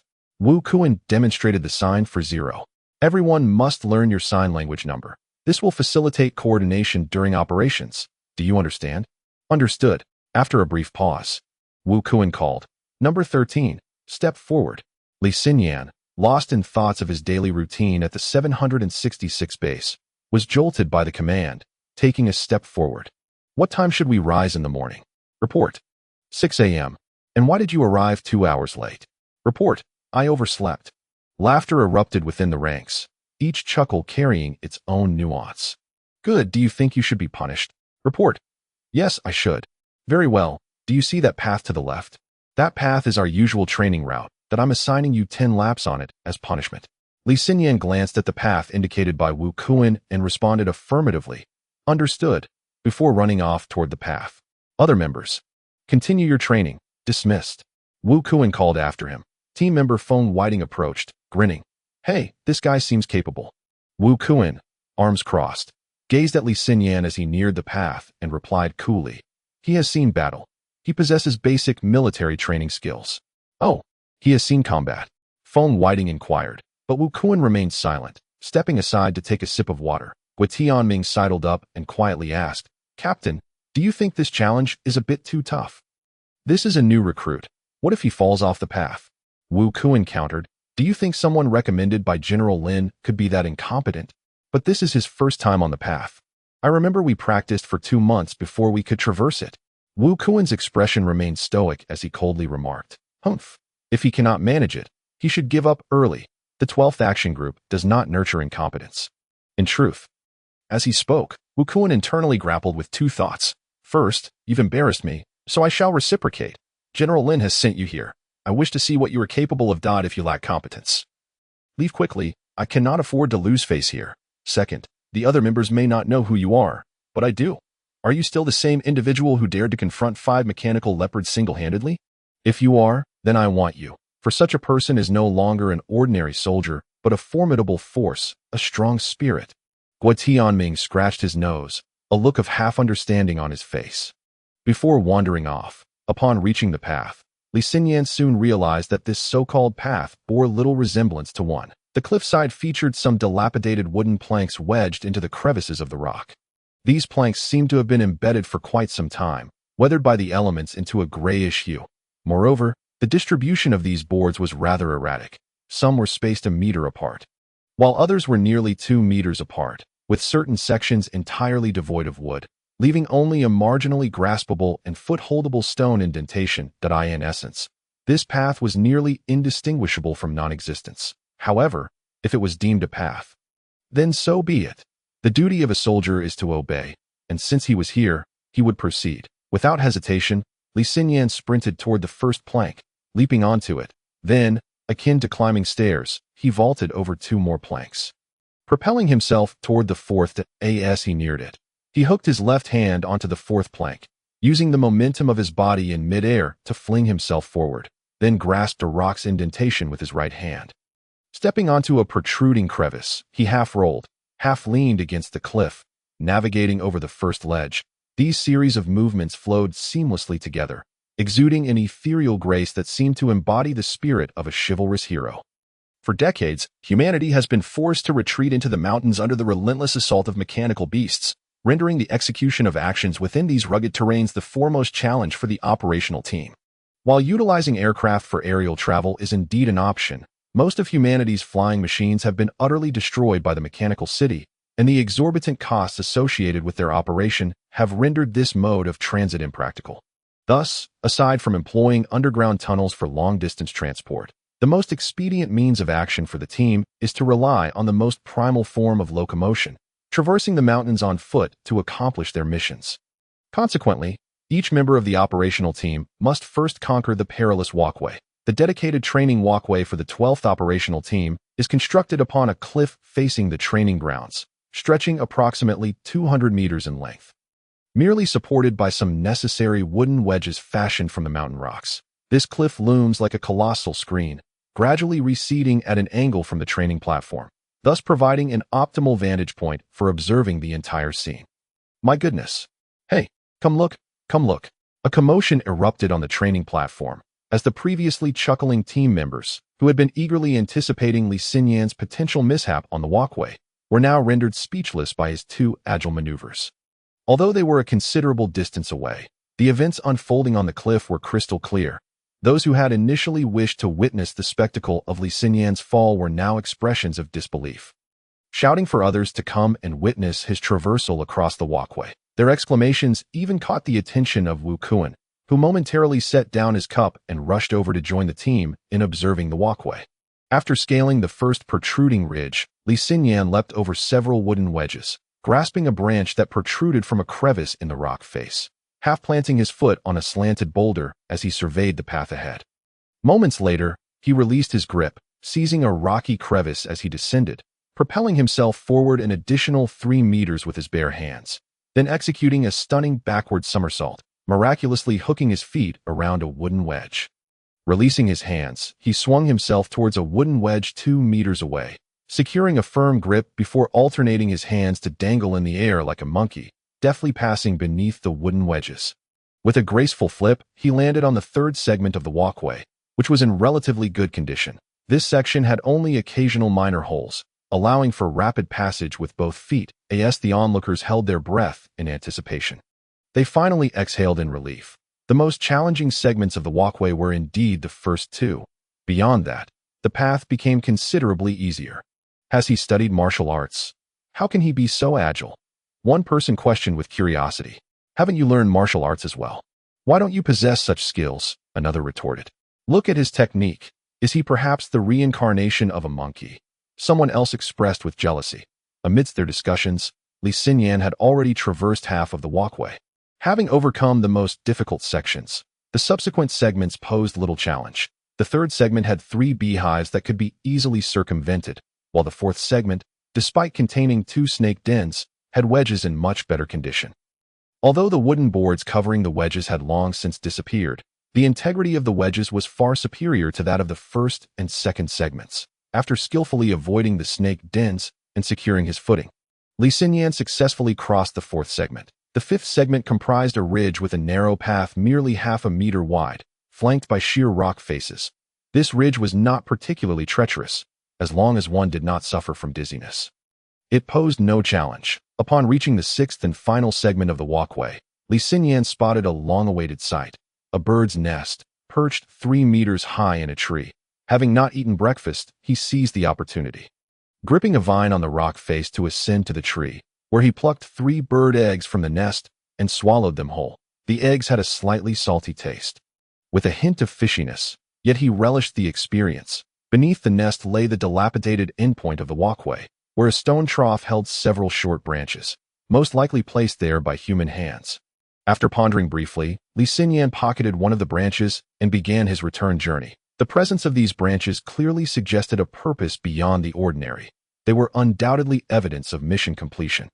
Since he had come this far, it was imperative to take the evidence back. Otherwise, accountability could become a pressing issue. He's coming back. He's coming back. He completed half the walkway in just 10 minutes, exclaimed Zhao Xiaojing, a member of Team 1, filled with excitement. 10 minutes. No current member of the operational team could match that time. 10 minutes later, Li Xinyan accomplished his first traversal of the walkway at an hour and 50 minutes thereafter. He returned to the training platform, holding 10 branches and 2 snake eggs in hand. Report, Captain. Number 13, Li Xinyan, has completed the mission, awaiting instructions. Li Xinyan presented the snake eggs and executed a precise military salute. You may return to your quarters, Wu Kuan replied, gripping Yang Buotao's arm, while Yang Buotao's face flushed crimson, struggling to suppress his urge to shout out. Dressed in military attire, Wu Kuan's subtly defined muscles were barely discernible beneath the fabric. Upon returning to his room, the first thing Li Xinyan did was remove his clothing and stand before the mirror for an extended period. Memories of his time at base 766 flooded back. The days there were abundant with free time. The 600 to 700 meter cliff was an essential route he traversed daily. If one wished to avoid starvation, foraging in the valley was a necessity.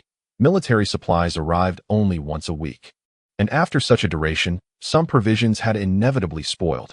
Only by descending the mountain could one procure a warm meal. Thus, today's traversal of the walkway posed no real challenge for him.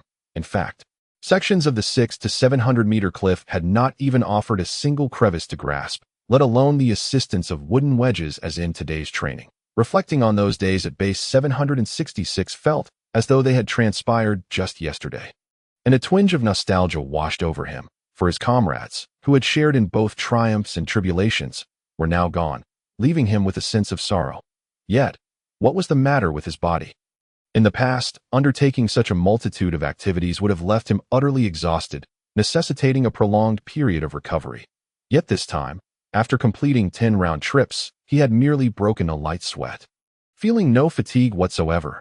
Could it be that the dosage of medication administered by the doctors was particularly ample? It was rumored that some physicians would inject soldiers with substances to enhance their physical constitution, thereby fortifying their resilience. Had he, during his state of unconsciousness, also been subjected to such treatments? However, his memories vividly recalled witnessing his own body being torn apart by a mechanical panther. This indicated that his original body had indeed been destroyed. How could it now appear so pristine, devoid of even a scar? Thus, it must be as he had conjectured earlier. His body was newly fabricated. Could it truly be, as the record suggested, that he was a product of cloning? If alterations had been made to his genes during the cloning process, such modifications were entirely feasible and not beyond the realm of possibility. His mind was a tumult of confusion. 2 portly individuals, discontented, took a shower and donned their attire before Li Xinyan exited his room. Each personal chamber of the 12th operational team was equipped with a bathing facility, and Li Xinyan had taken his time. Lost in thought, emerging from the shower without a clear recollection of how he found himself in the corridor. Naturally, as the bathing area was private, no one inquired, "Hey, are you done washing up?"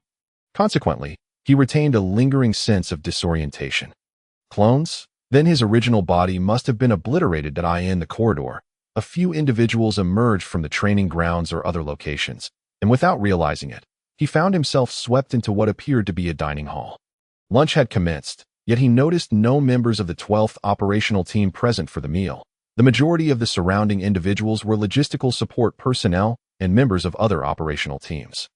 As in any communal dining setting, The serving windows displayed the names of the dishes offered, with over 100 tables occupied by clusters of diners, some in groups of 3 or 5.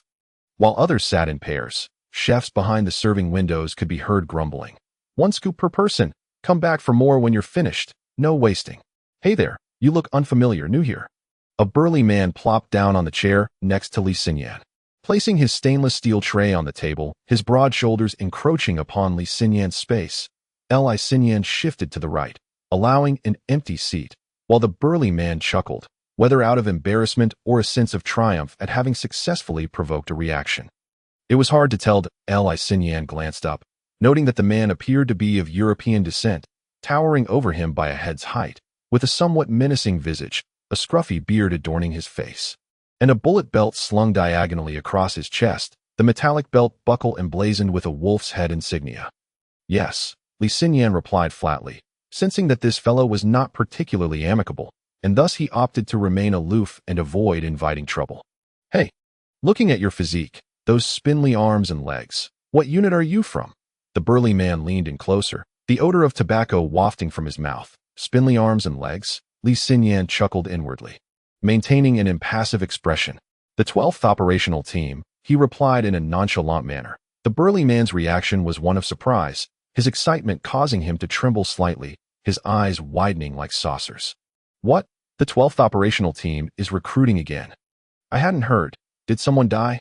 How many? Damn, how come I didn't hear about this? Is the military suppressing the news again? Damned military, always locking down information." "What do you mean died? No one has died. Does the death of members from the action group have any relevance to you?" Li Xinyan furrowed his brow in response. The burly man appeared even more astonished, exclaiming, You don't know? Know what?" Li Xinyan paused his chopsticks to inquire. On his way to the 12th action group the previous night, Wu Tianming had merely provided a brief overview of some fundamental matters, such as the reasons behind Li Xinyan's arrival at the 12th action group and a general outline of its regulations. He had yet to delve into matters that exceeded this scope. In the span of a mere 2 hours, how much could one truly convey? The burly man clutched his chopsticks, which resembled 2 thin bamboo skewers in his grip, bent and feeble. Since its inception, the 12th Action Group has always maintained a roster of 12 members, only allowing newcomers in the event of a death. If you claim there have been no fatalities, how did you gain entry?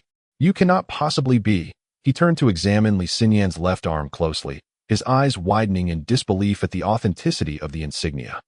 This can't be." His words faltered, the phrase "an imposter" stifled within him. With the man's pointed gesture, Li Xinyan glanced at his own left arm, where the insignia depicted a squirrel cradling a nut. "What's the matter? Is there a problem?" Li Xinyan inquired. "Typically, insignias are adorned with fierce beasts. How could the 12th Action Group's emblem feature a mere squirrel?" He turned once more to inspect his arm. The burly man's face twitched, and he fell silent, lowering his gaze to his meal, only to look up again and ask Li Xinyan, "So, you must be the 13th member of the 12th Action Group?" Li Xinyan's lips curled into a slight smile as he replied, "Indeed, my designation is number 13. Number 13. The burly man echoed, losing control of his grip, snapping his chopsticks into 4 fragments. Just as he finished speaking, another figure plopped down across from Li Xinyan, slamming a tray onto the table, and berating the burly man. "Haydn, you scoundrel, are you peddling your wares again? Have you no shame, selling so brazenly? Be careful the captain doesn't find out and have you executed." The newcomer was bald, his scalp shining brightly, reflecting the restaurant's lights so clearly that one could discern the positions of the fixtures. His head was smooth, yet his face bore numerous scars, inducing an involuntary shiver in anyone who gazed upon him. Haydn turned to face this intruder, his expression one of indifference. "Executed? If the captain were willing to do that, you would have already won."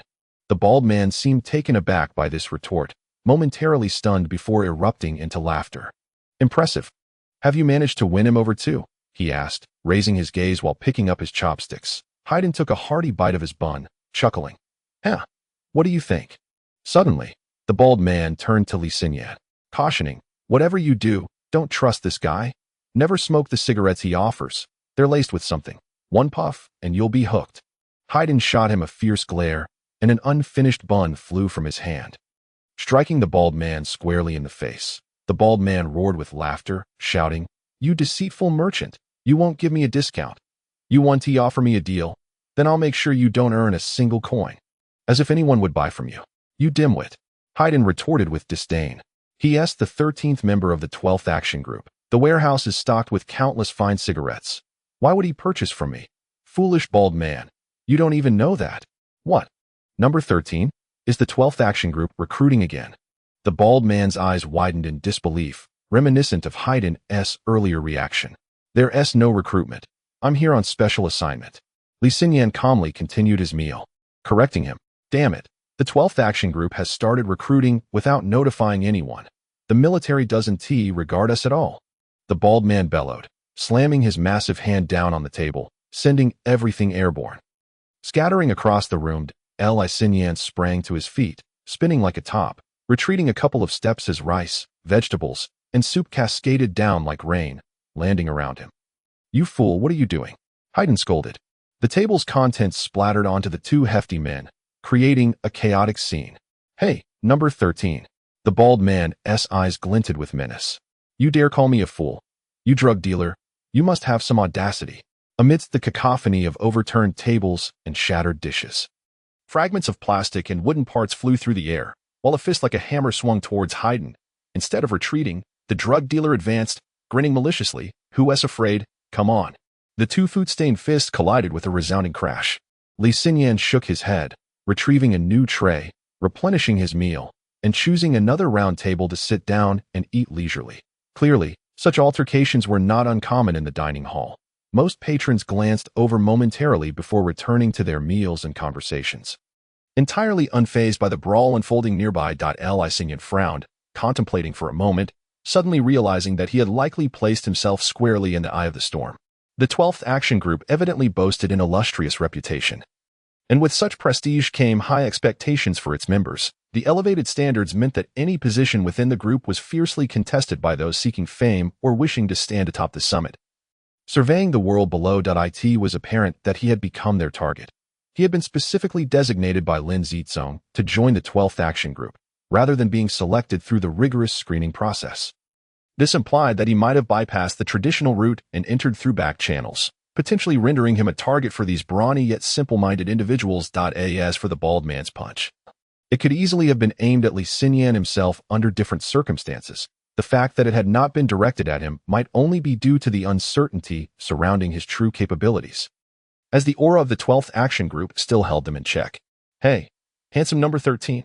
A dashing young man approached, tray in hand, taking a seat opposite Li Xinyan. The lad appeared to be in his early 20s. Perhaps 6 or 7 years younger than Li Xinyan, sporting short hair and a pair of glasses perched on his nose. Li Xinyan regarded him with a nod and a smile, acknowledging his presence. In a milieu saturated with masculine energy, a handsome and lively young man, much like a beautiful woman, constituted a rare and refreshing sight, serving as an element that lightened the atmosphere. At least you're more genuine than the advertisements on the wall, which only make one dizzy, Li Xinyan mused. Alas, it seems you're destined to be targeted. The young man chuckled. Li Xinyan neither replied nor engaged, instead glancing at the insignia on the young man's sleeve, which depicted a deer. Which action group do you belong to? Li Xinyan inquired. Me? Haha. I'm from the 11th Action Group. My name is Feng Qinghao. The young man beamed with enthusiasm, evidently pleased to converse with Li Xinyan. Oh, Li Xinyan resumed his meal. After a moment's thought, he asked, do you know the characteristics of each action group? Why do so many aspire to join the 12th Action Group? Feng Qinghao seemed taken aback for a moment. Oh, you don't know? Li Xinyan nodded. Thus, Feng Qinghao recounted a brief history of each action group, offering the most detailed account of the 12th Action Group. Its most sensational operation was not one of recent years, but rather an event from 35 years prior. The rescue of a laboratory. Despite the loss of half the members during that mission, all the laboratory's data was salvaged intact. The intricate details remained undisclosed to the public, yet since that incident, the 12th Action Group had been granted the highest privileges by the military. How did you manage that?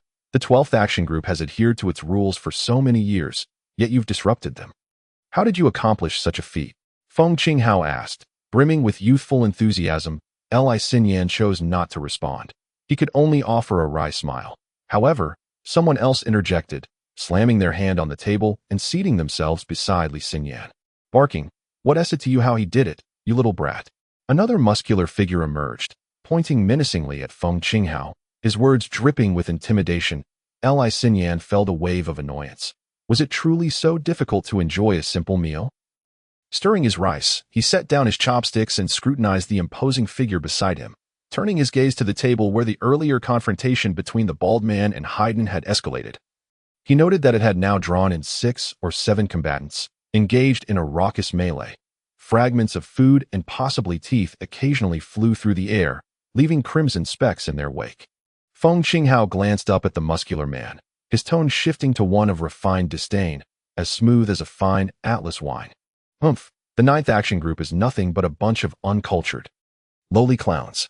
At this, Li Xinyan couldn't help but chuckled. He was uncertain why Feng Qinghao held such an opinion, yet the muscular man's insignia also depicted a wolf's head, akin to those of Haydn and the bald man.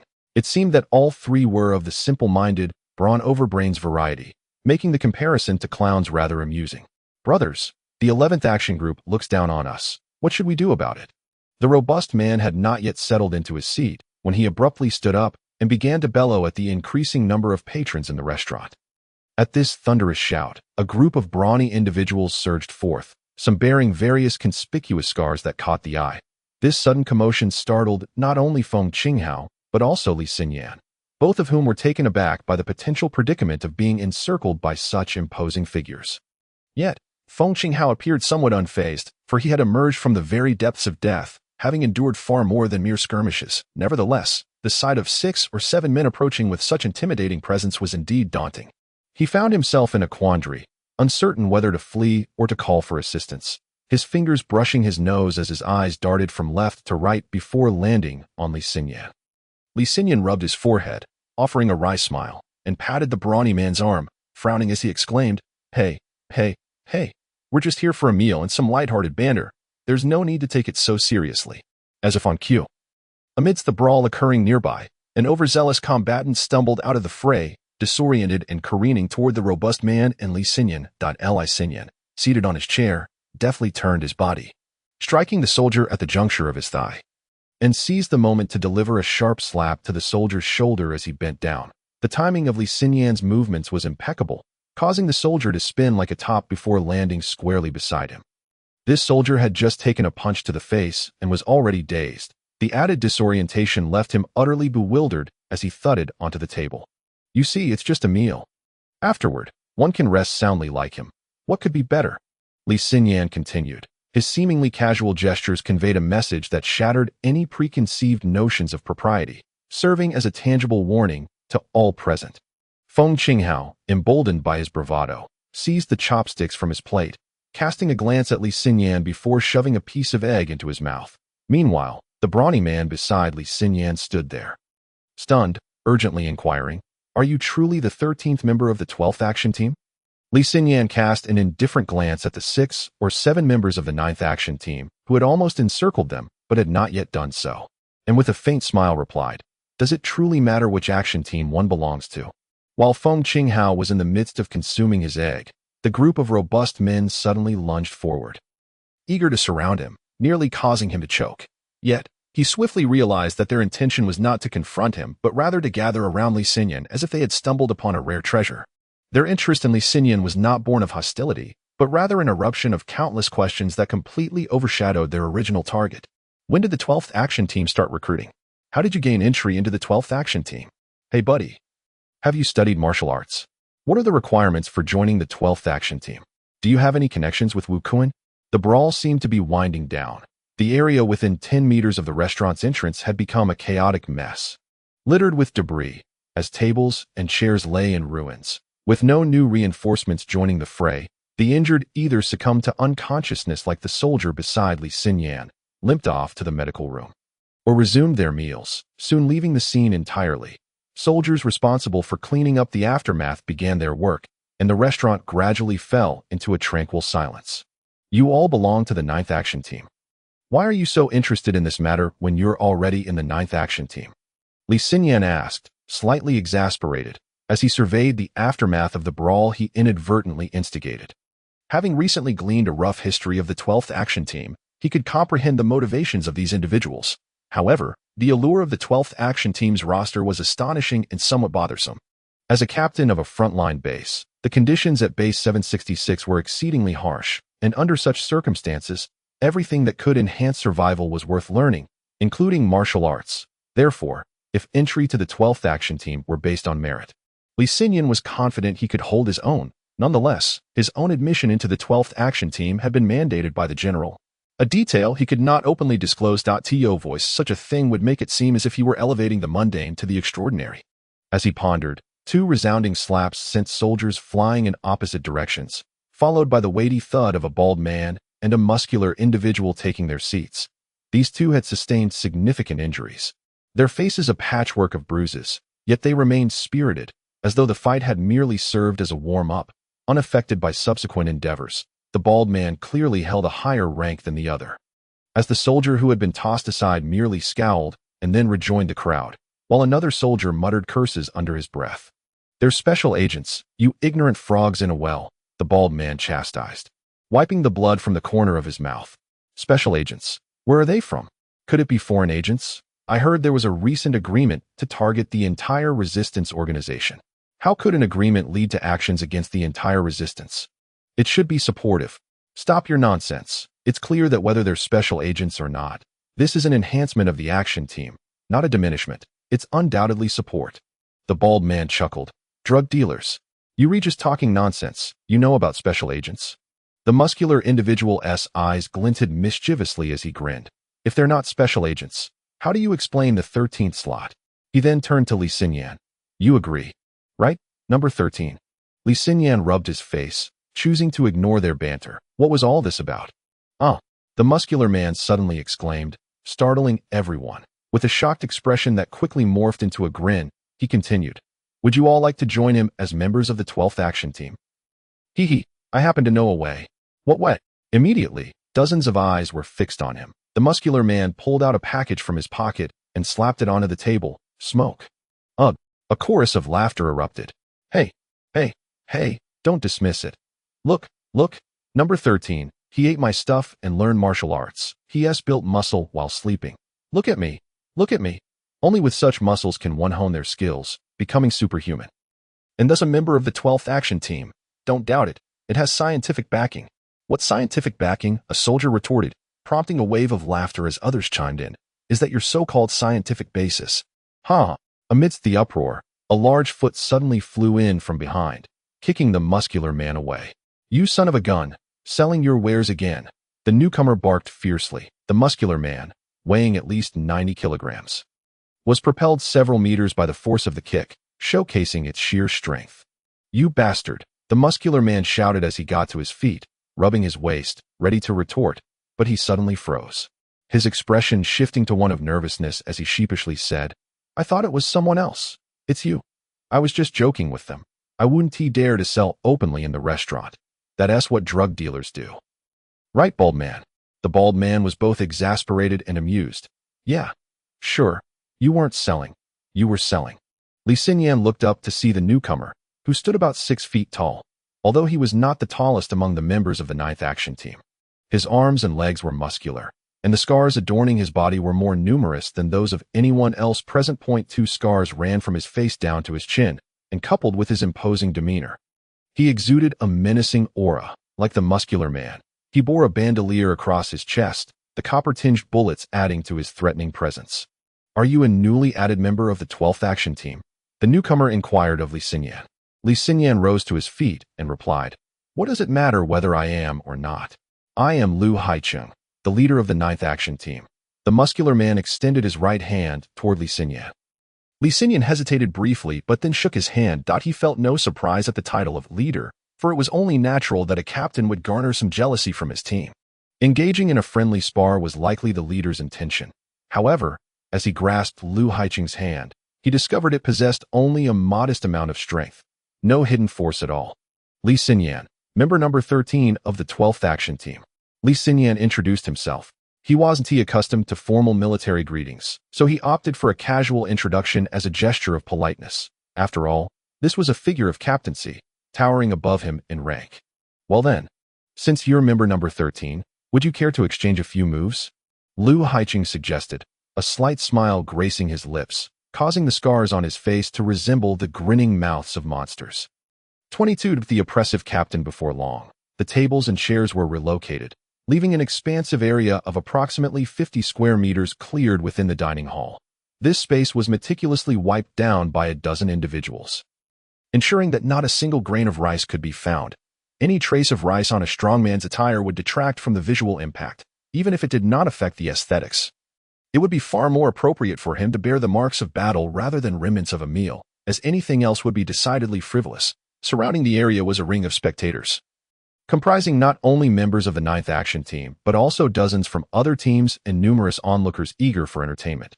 Visually, Luohai City presented a striking spectacle. Standing there, the scars crisscrossing one's body became a unique landscape, akin to a distinguishing emblem that left an indelible impression.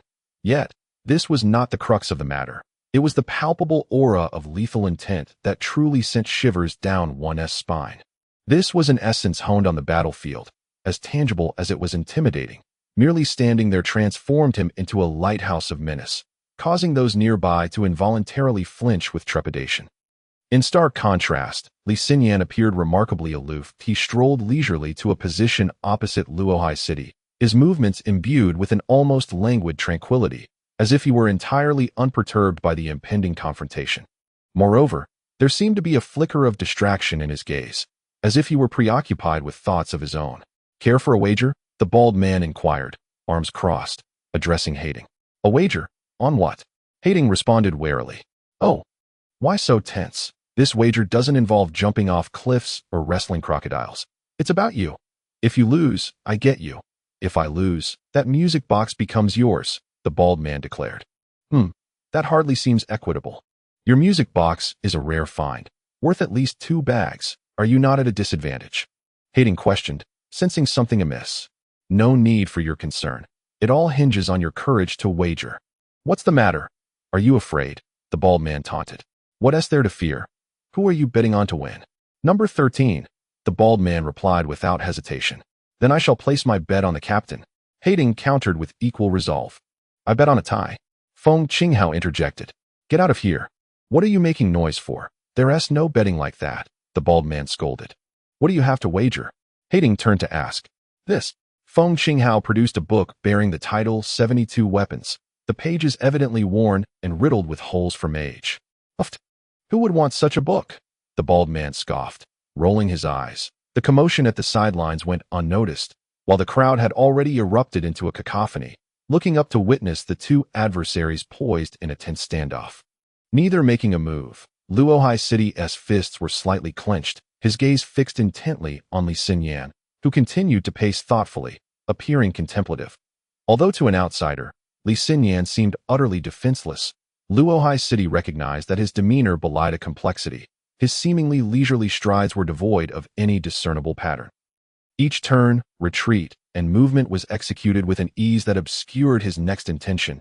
Even the size of his steps exhibited subtle variations, the direction constantly shifting.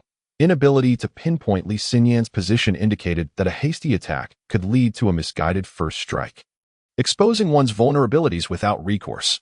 Given Li Xinyan's apparent agility, seizing even the slightest opportunity would be a trivial endeavor. Unbeknownst to him, a fine sheen of sweat began to bead on his forehead. Li Xinyan, too, was not entirely at ease. His contemplation was a calculated assessment of Luohai City's weaknesses.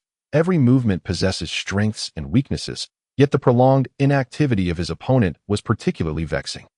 His hands hung slightly clenched, indicating that a reckless strike could be futile and expose his own Achilles heel. He sought Luohai City's flaws, yet after extensive consideration, every possibility seemed to present a risk of failure. With the explosive power exhibited by Luohai City, he could easily be sent flying by a single blow. Suddenly, Luohai City made his move. Li Xinyan pivoted from left to right. Luohai City's assault surged forth. Akin to a mobile fortress, his upper body remained relatively still, while his legs swept the ground at a 45-degree angle, advancing toward Li Xinyan with breathtaking speed. His fists seemed deceptively harmless, the bent elbows suggesting a lack of force.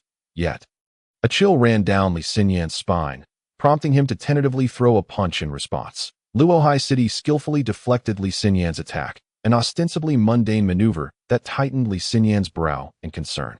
Following this, he executed a side kick using borrowed momentum, but the kick was akin to branches brushing past one another, devoid of any threat to the adversary and nearly sending him off balance. Even compromising his landing, Li Xinyan hastily retreated 2 steps before altering his trajectory, targeting Luohai City's lower body. Leveraging the advantage of leg length, an upward strike seemed the most judicious course of action. This strike, rapid and precise, unexpectedly met with empty air. Luohai City, initially poised to advance, suddenly coiled, propelling himself off the ground with astonishing force, launching a fist toward Li Xinyan's cheek, though the punch did not originate from directly in front.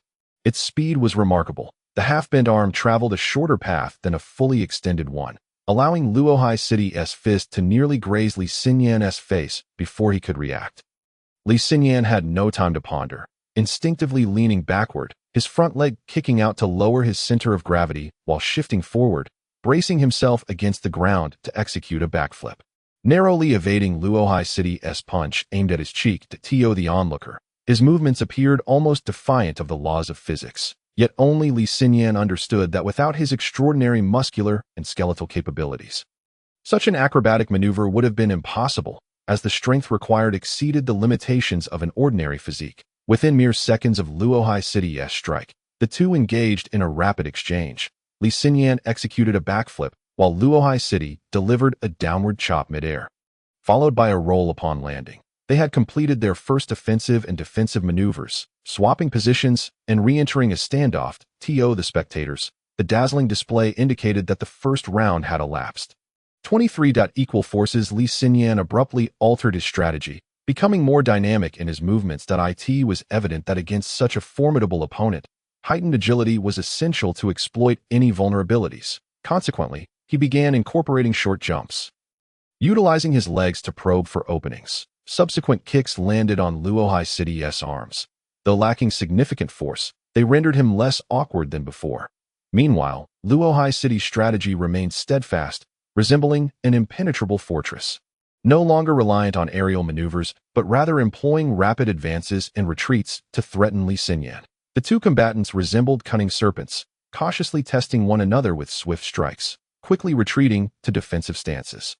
At one moment, as Li Xinyan lifted his leg, Luohai City unexpectedly surged forward, gliding closely alongside Li Xinyan's foot, seizing his leg and lifting him off the ground.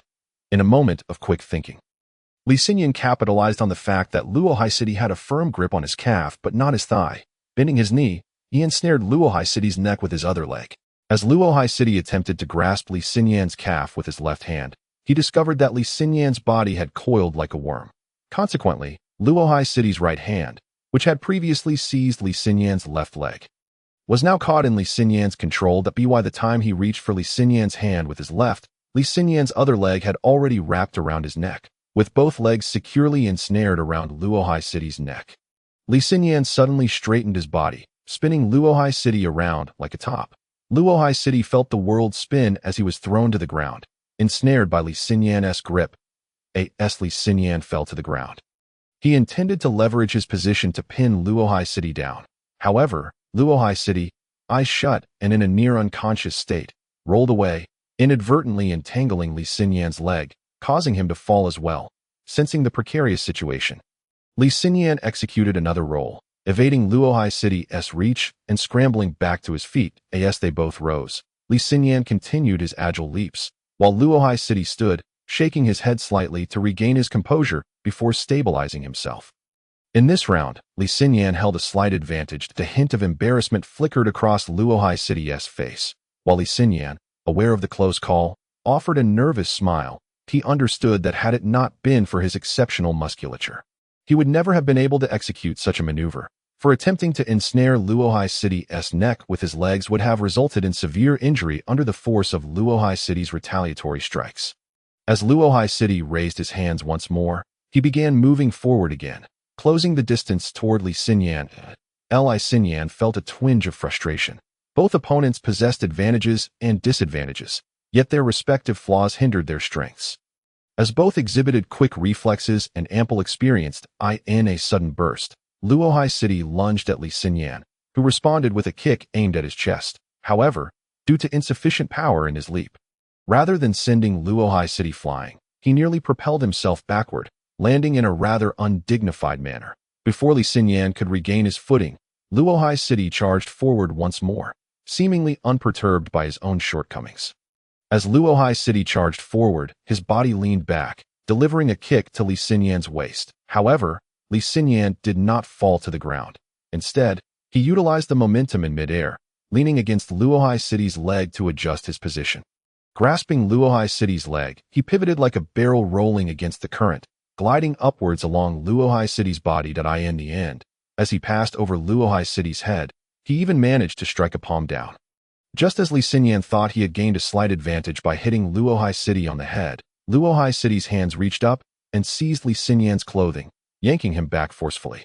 With a resounding thud, both men landed flat on their backs, the impact leaving them disoriented. The ground was made of concrete.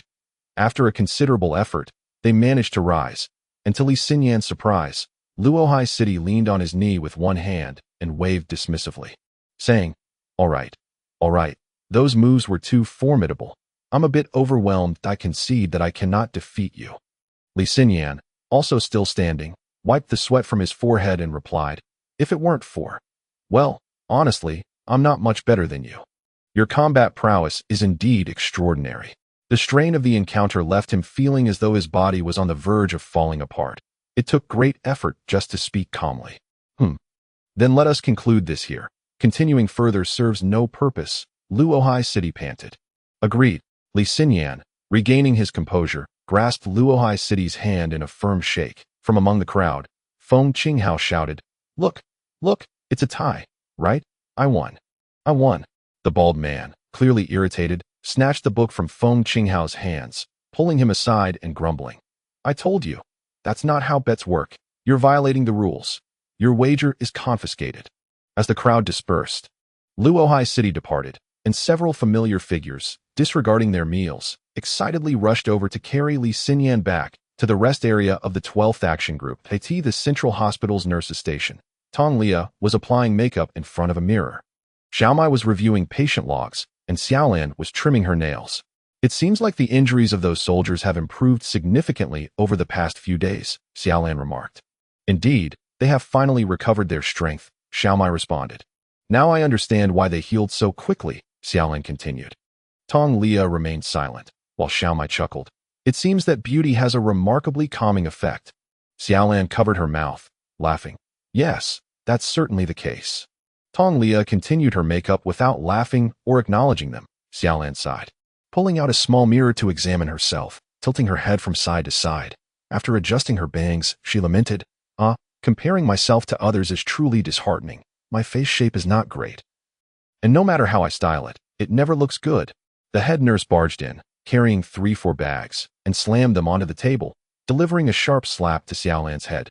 You haven't been working properly all day. What are you thinking? Why should caring for patients require you to look so pretty? Do you want these patients to feel agitated?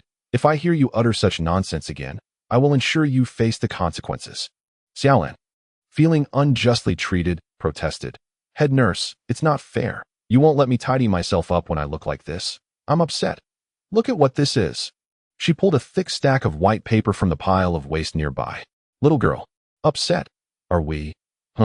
What is this? The head nurse asked. Taking the papers, they depicted a long-haired girl, most resembling Tong Lia. Xiaoya? What's going on? The head nurse inquired of Tong Lia, who was still before the mirror. How would I know? But for everyone's peace, I've decided. Tong Lia turned around, revealing her face marked with countless black ink spots, resembling a multitude of freckles, which sent shivers down the head nurse's spine. Then this issue is no longer an issue.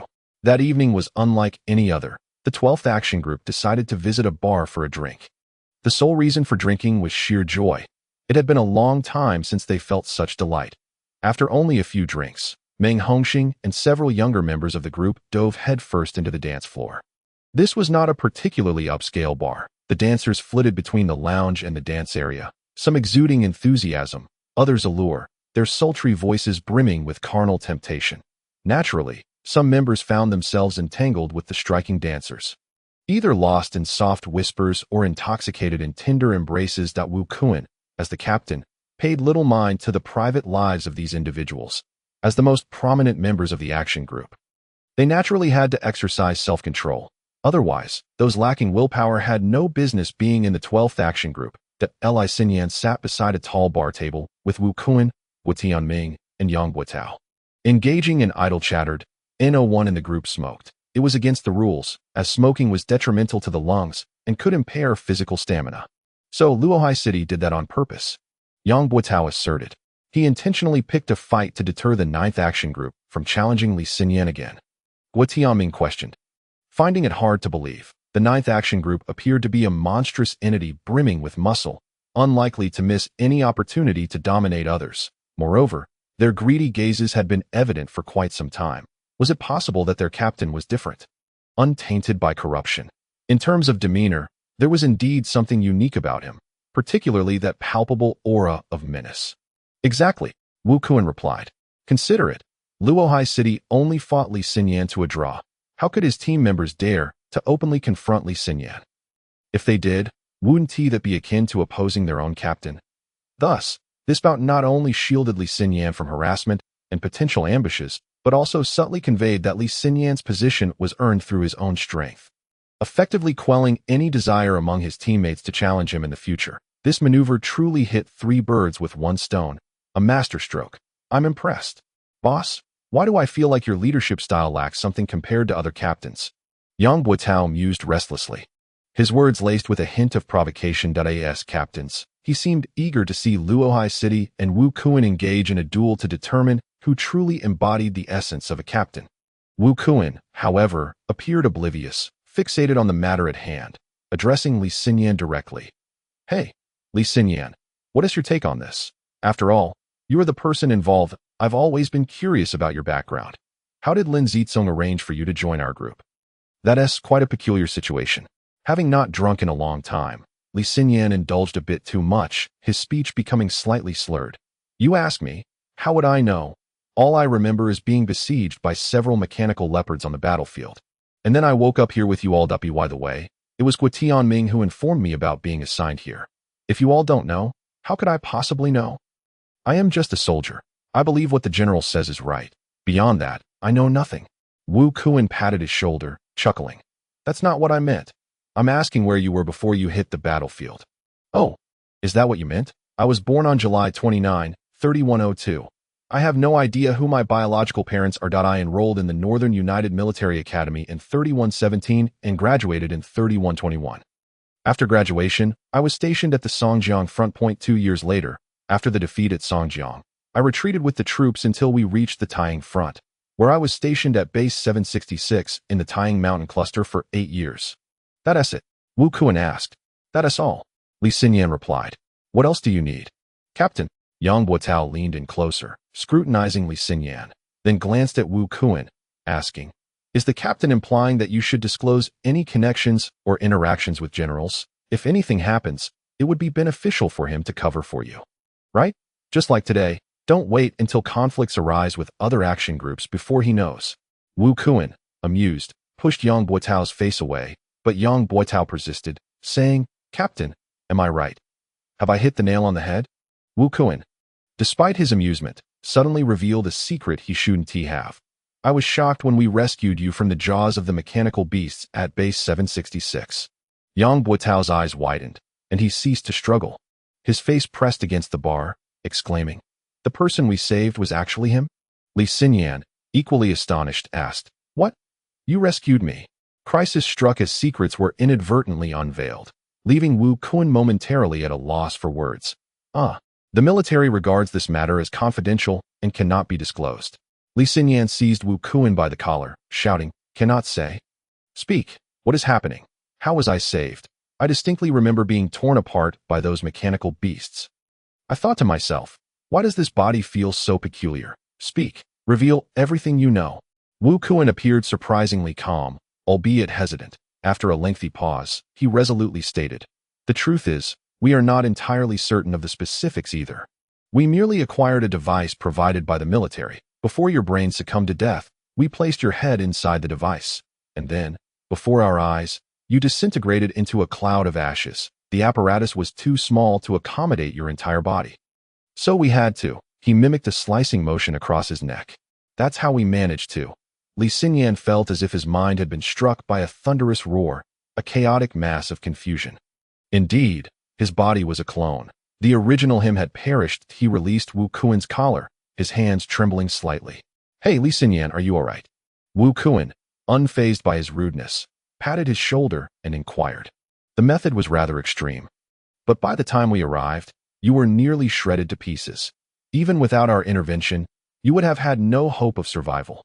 Thus, all we could do was, as Professor Sun suggested, take you apart and place you into the device.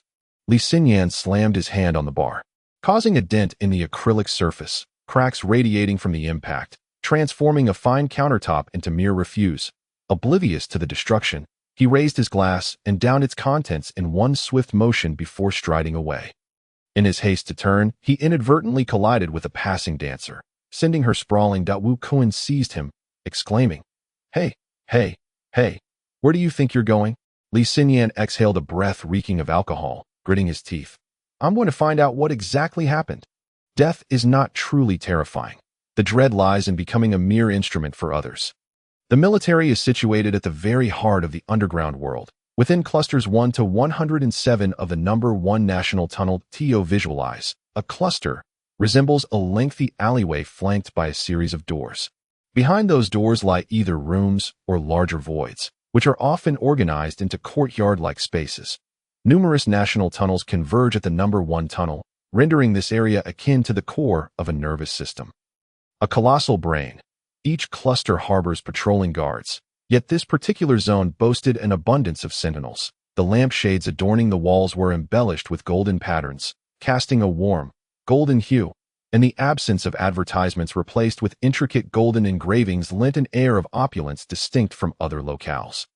These engravings depicted scenes from ancient mythologies, imbuing the military's domain with a sacred aura. The courtyards, large or small, resembled the cathedrals that once stood at the centers of cities. Sun Jelly was not a member of the clergy. She was a doctor.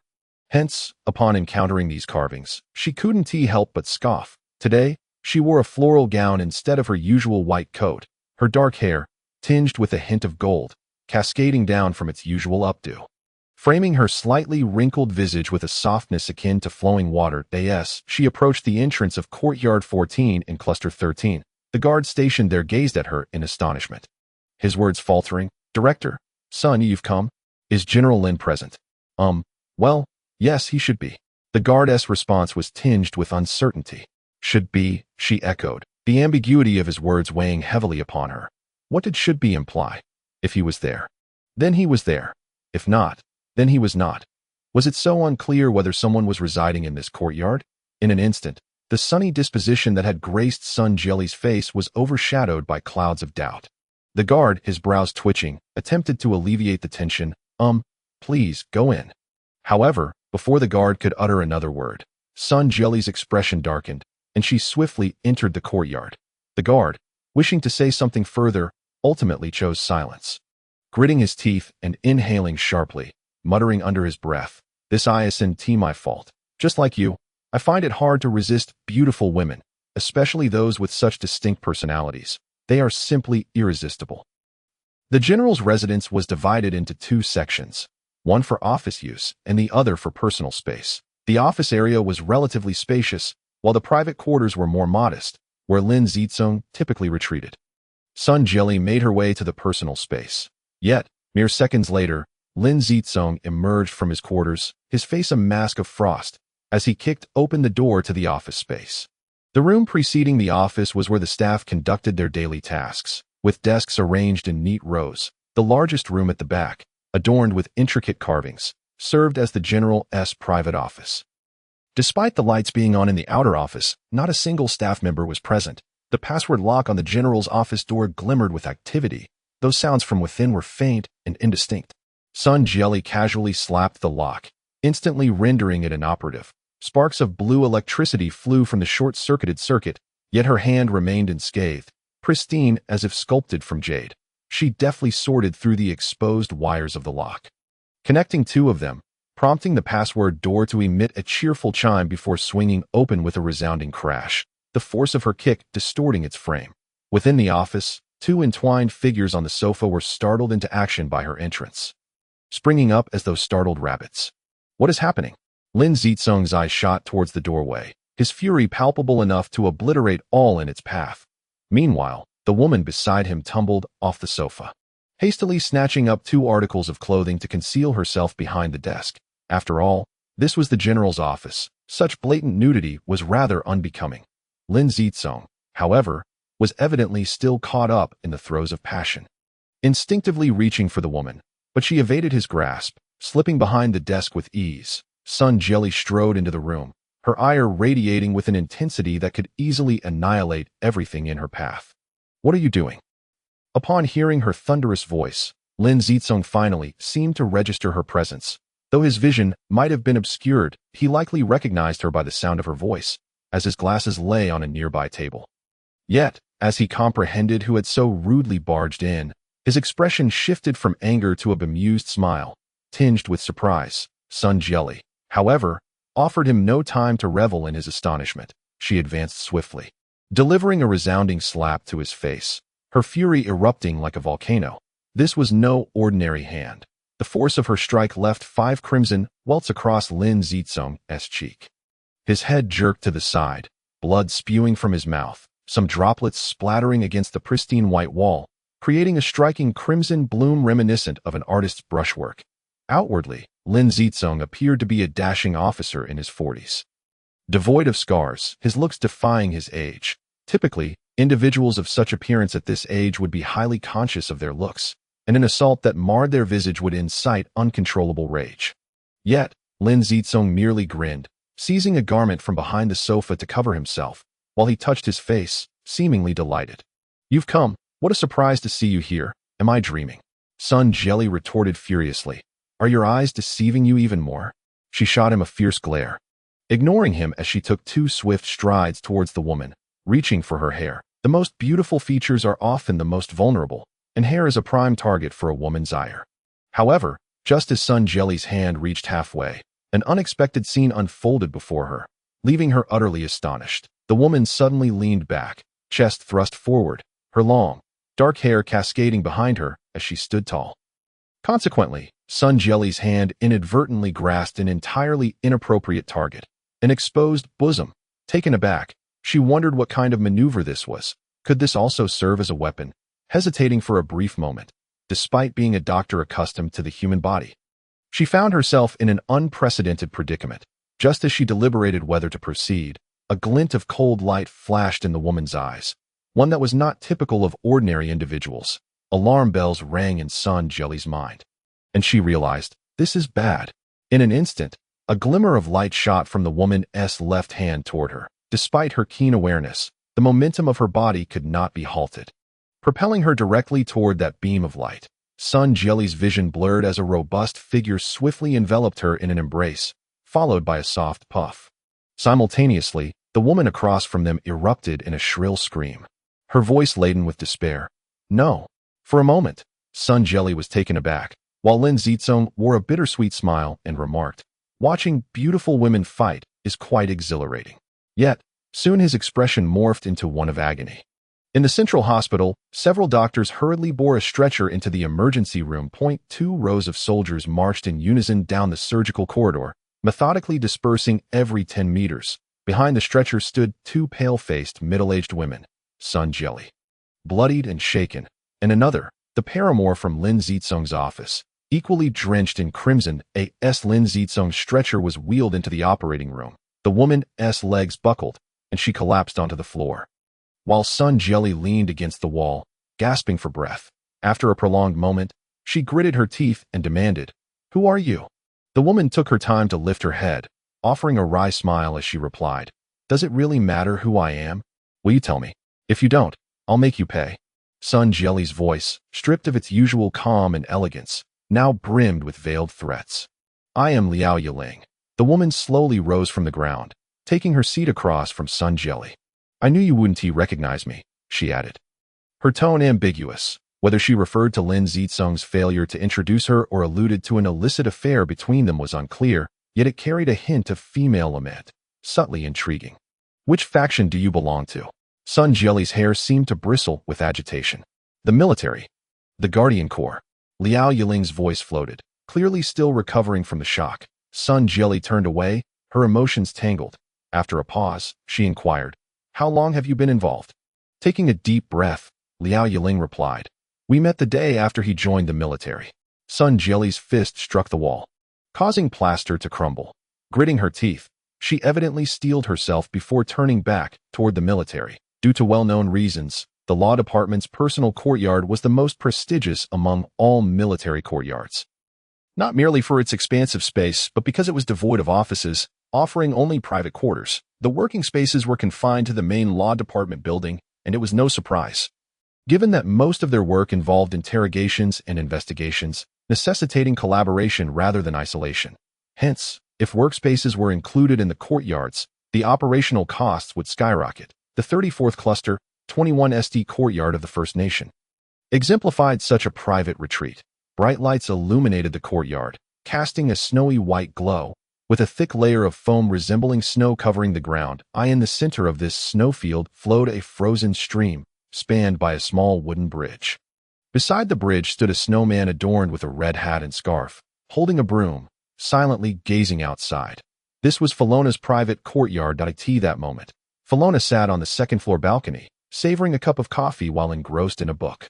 The front door burst open, the password lock smashed to pieces. Felona lazily glanced down, observing the woman in a floral dress entering, a slight, nonchalant smile gracing her lips. Sun Jieli did not ascend immediately. Instead, she headed to the restroom to meticulously cleanse the blood from her hands, not wanting Felona to see the crimson stains. Once her hands were washed, she ascended the wooden staircase in her high heels. Thumping onto the chair opposite Felona, Felona's smile reappeared as she asked, "Would you like a cup of coffee?" Sun Jieli seemed lost in thought, offering no reply. Felona sighed, setting down her coffee cup, and shortly after, poured another cup for Sun Jieli. The rich aroma of coffee wafted through the air, yet it failed to snap Sun Jieli from her reverie. If I were to use those materials during the soldiers' replacement surgeries, would there be any legal repercussions? Sun Jieli suddenly inquired. Felona, on the verge of lifting her coffee cup, abruptly sat back down, asking, "Have you made up your mind?" "Yes, he always tried to stop me, but I believe this is the right thing to do. I want to proceed, regardless of his feelings." Felona turned to glance downstairs at the door that needed replacing, seemingly uninterested in Sun Jieli's words, remarking, "If only you would think things through as thoroughly every time you act." Sun Jieli, however, seemed to catch on to something, chuckling. "This time, did I truly think it through?" "Well, sort of. At least you didn't ponder it well many years ago." Felona's words came off as nonchalant. "I knew you would respond that way." Sun Jieli seemed a bit smug, yet immediately felt regret, wishing to slap herself, realizing this was not a moment for pride. From that battered door, Felona likely discerned something. Wasn't her comment just feeding into Sun Jieli's arrogance? Felona appeared to notice this too, but dismissed it. Continuing, "You aren't acting on impulse, are you? If so, I advise you to reconsider. At least you won't leave a trail to be caught if you change your mind. But once you act, there's no turning back." "Humph. A path to retreat. Have you ever considered a path to retreat?" Sun Jieli retorted provocatively, her gaze piercing into Felona. For reasons unknown, Felona suddenly appeared anxious, hastily lifting her coffee cup to conceal it. Yet it rattled in her hands, betraying her trembling. "You can't hide that," Sun Jieli observed with interest, taking a sip of her coffee. "Oh, this is delightful," Sun Jieli exclaimed. "I suddenly feel that being alone can be quite nice, free from so many troubles. Not needing to compromise to hide anything, nor be tethered by anything that forces me into concessions. Wouldn't you agree?" Felona halted her movements, placing her coffee cup back on the table, reclining in her chair, gazing downwards without answering. "Do you concur with my perspective? Not opposing is tantamount to acquiescence, right?" Sun Jieli pressed on. Felona adjusted her short hair, exhaling deeply, and replied, "I disagree." Sun Jieli erupted into laughter, almost uncontrollably, until tears streamed down her cheeks. Once she managed to compose herself, she leaned forward, propping her chin on her hand, scrutinizing Felona. "Is that true?" Felona's gaze darted away, finally regaining her composure, and replied coolly, "Whether or not you use those materials in your surgery is not discernible on the surface. without chemical analysis. Who could tell if you used ordinary steel or recycled metal? Huh, so that means you aren't opposed at least. Sun Jilly quipped. Felona smirked coldly. Humph, what does it matter if I oppose or not? The matter does not concern me. Those who act should not look back, and my stance holds little significance. As for the next chapter, it was time for Li Xinyan to undergo a follow-up examination at the Central Hospital after his discharge. This was one of the orders issued by the military to Tianming, mandating that Li Xinyan be monitored every 3 to 4 days. Should Li Xinyan be overlooked, disciplinary action would ensue, ranging from a reprimand to more severe consequences, as the law department's personnel were notoriously difficult to deal with. Thus, Tianming took great care to remind Li Xinyan repeatedly that morning. Li Xinyan thought to himself, isn't it just a checkup? Why must it drag on? At that moment, he was distractedly staring at a glass bottle filled with green gel, his mind wandering as he muttered a few non-committal sounds in response. With his task fulfilled, Tianming proceeded with his own work. Given Li Xinyan's prowess, despite the members of the 12th Action Group never truly challenging him, none dared to openly confront him again. After all, having exchanged blows with the captain of the 9th Action Group spoke volumes. Thus, aside from Tianming's nagging, no one else inquired about his next steps or even acknowledged him. The ointment inside the glass bottle shimmered a deep green, resembling melted jade, visually appealing, perhaps even more so than its therapeutic value. Li Xinyan found himself lost in contemplation of the bottle for an indeterminate duration before carefully stowing it away and leaving the conference room, ascending the mountain from the training ground. As autumn begins to settle in, the mountains remain adorned with vibrant blooms, and the gentle breeze carries the refreshing scent of flora. Verdant patches of greenery flourish upon the imposing cliffs, and regardless of the tumult wrought by the conflict between humanity and machinery, nature persistently orchestrates the ceaseless cycle of day and night, the blossoming of flowers, and the unfolding of seasons. Though autumn has arrived, the emerald hills surrounding Shanghai are embellished with a myriad of blossoms, particularly the crimson maples commonly found in the north, which, at this moment, appear even more captivating than the flowers of spring. Climbing the rocks poses no challenge. However, if that were the case, everything else would become problematic. Before long, Li Xinyan found himself clutching a bouquet of brilliantly colored mountain flowers. This should suffice, he remarked, standing atop a peak, gazing at the blossoms in his hands, a feeling of warmth, indefinable even to himself, washing over him. After more than an hour on the tram, Li Xinyan arrived at the Central Hospital. Upon entering the surgical wing, a soldier's rifle was thrust against his chest, the soldier's voice booming with authority. Who goes there? Li Xinyan disregarded the soldier and peered down the corridor. What transpired here? How could it be under martial law? Every 10 meters stood a soldier, resolute as a statue, and at the end of the corridor, near the operating and intensive care units, a group of individuals appeared to be engaged in conversation from a distance. It seemed that Sun Jelly was among them. He turned to inquire, "Why is there martial law? I am a patient who was discharged just days ago, here for a follow-up as per the doctor's orders. Am I not allowed to enter?" The soldier scrutinized him, a derisive smile creeping onto his face. One leaves only to have another come. Let me tell you. The doctors here in the surgical department are either being interrogated by military appointees or are attending to generals. No one has the time to cater to you. Nor will anyone assist with your examination. Best find somewhere cool to rest instead of loitering here. Li Xinyan furrowed his brow. Which unit are you from? The military guard department, I presume. My return for a follow-up is an order from the military. Are you truly willing to defy a military command? The soldier scoffed. Oh, really? The military would issue orders for a private to conduct a follow-up? Is that even a thing? Who are you trying to fool? As he spoke, the soldier raised his rifle, aiming it at Li Xinyan's head. Li Xinyan stepped forward, his hand darting like a striking serpent around the soldier's neck, firmly pressing against the back of his head. Whispering into his ear, "The military harbors numerous secrets. Do you intend to uncover them all? I could disclose some, but I fear you would be eliminated as a leak, as mandated by Protocol 1. Do you wish to hear more?" Li Xinyan's movement was subtle yet astonishingly swift. To onlookers, it appeared as though he merely approached the soldier as a friend, engaging in an intimate embrace, thus concealing the lethal intention behind his actions. Only the soldier himself was acutely aware of the threat he faced, and any observer with sense would recognize that Li Xinyan possessed the capability to take his life at will. The soldier's eyes widened in shock, his mouth agape in disbelief. Li Xinyan's hand resting upon the soldier's nape could easily end his life in a heartbeat. Just then, the group at the end of the corridor approached. Sun Jieli led the way, followed closely by Miao Yiling. Sun Jieli's expression was remarkably calm, yet her pace was brisk. For a doctor, a turbulent inner world often manifests as serene composure. In contrast, Miao Yiling appeared pallid and somewhat dejected. The throng trailing behind them seemed more like a tight escort than mere followers. Observing their demeanor, Li Xinyan felt that the term escort aptly described the situation. He could not discern what had transpired, but his intuition suggested something was amiss. In mere moments, Sun Jieli had closed the distance to within 10 meters. She offered a faint smile. "You've arrived?" Li Xinyan released the soldier, who, glancing at Sun Jieli, prudently retreated. "Humph, that tactical attire suits you rather well," Sun Jieli remarked, stepping closer to Li Xinyan, her soft hands brushing against his chest, straightening his slightly askew collar as she gazed into his eyes.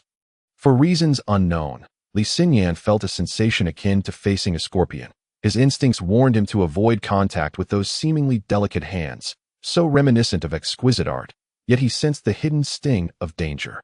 "You likely have many questions, but at present, I cannot divulge any information. If you seek answers, patience is essential. After all, patience is one of the virtues possessed by an exemplary soldier," Sun Jieli mused softly, her words seemingly directed at herself. While those following remained silent, seemingly indifferent to her remarks, to them, it was likely just medical advice. "Oh, by the way, I am unable to oversee your care at the moment. As you've observed, unforeseen circumstances have arisen. However, my nurses are highly professional. You may seek their assistance for any examinations," she added, gently patting his chest before turning away toward the elevator. Behind her, Miao Yiling appeared pale, burdened with unspoken worries, showing little interest in the dialogue that had just transpired. Lovely flowers." Sun Jieli's words floated through the air, lingering. Li Xinyan contemplated the bouquet in his grasp, a faint smile gracing his lips. Jiazi leaned against the doorframe, watching the group retreat down the corridor, then turned with a hint of concern. "Do you think Director Sun will be all right?" Xiaomai, busily preparing a poultice for a festering wound, responded with a sense of relief. "Oh, don't fret. This isn't a grave matter. General Lin is no pushover, having emerged from the battlefield that a minor injury won't be his undoing. Besides, judging by that woman Miao Yiling's demeanor, it's likely this situation stems from her. The Ministry of Law stated that calling upon Director Sun was merely for an investigation. There's nothing serious, and she'll likely return in a few days. With her absence, we can finally enjoy some peace." It seemed she had felt repressed for too long, as her final words brimmed with sunshine, as if she could already envision the bright sky ahead. Nurse Lila, while preparing in 4 drip, exuberantly declared, "I want chicken legs. I want to flirt with handsome guys. I want to catch a rich man, with the head honcho out of the picture. My wishes can finally come true." "Huh. Hey, someone's coming," Jiazi alerted. Noticing Li Xinyan at the entrance, Lila glanced at him without a hint of embarrassment, retorting, "So what if someone's here? He's not my type. And I'm certainly not his. We're simply not each other's type. What does it matter if he hears anything? Besides, we have plenty of men around here, if they overhear.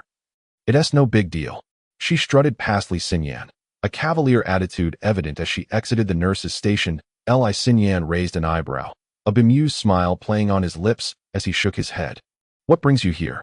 Xiaomai laughed, then called out to someone behind the cabinet.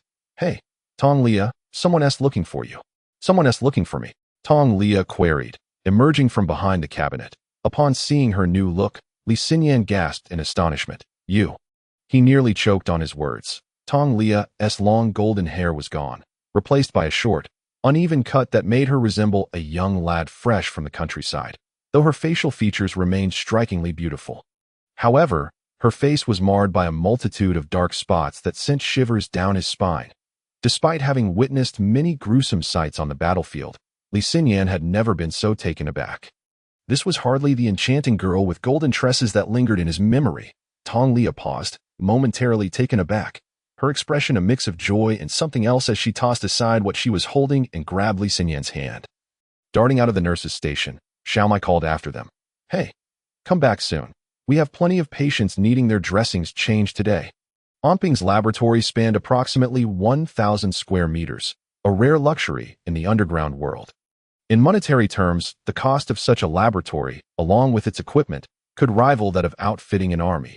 Yet, unlike the remote towns nestled deep in the mountains, this place was entirely funded by the military.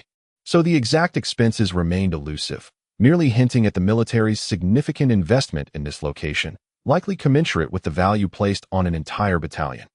Each time he traversed this space, Yao Zhifei felt an unsettling illusion, as if the machines lay dormant, only to spring to life at any moment, unleashing a flurry of weapons that could consume him whole.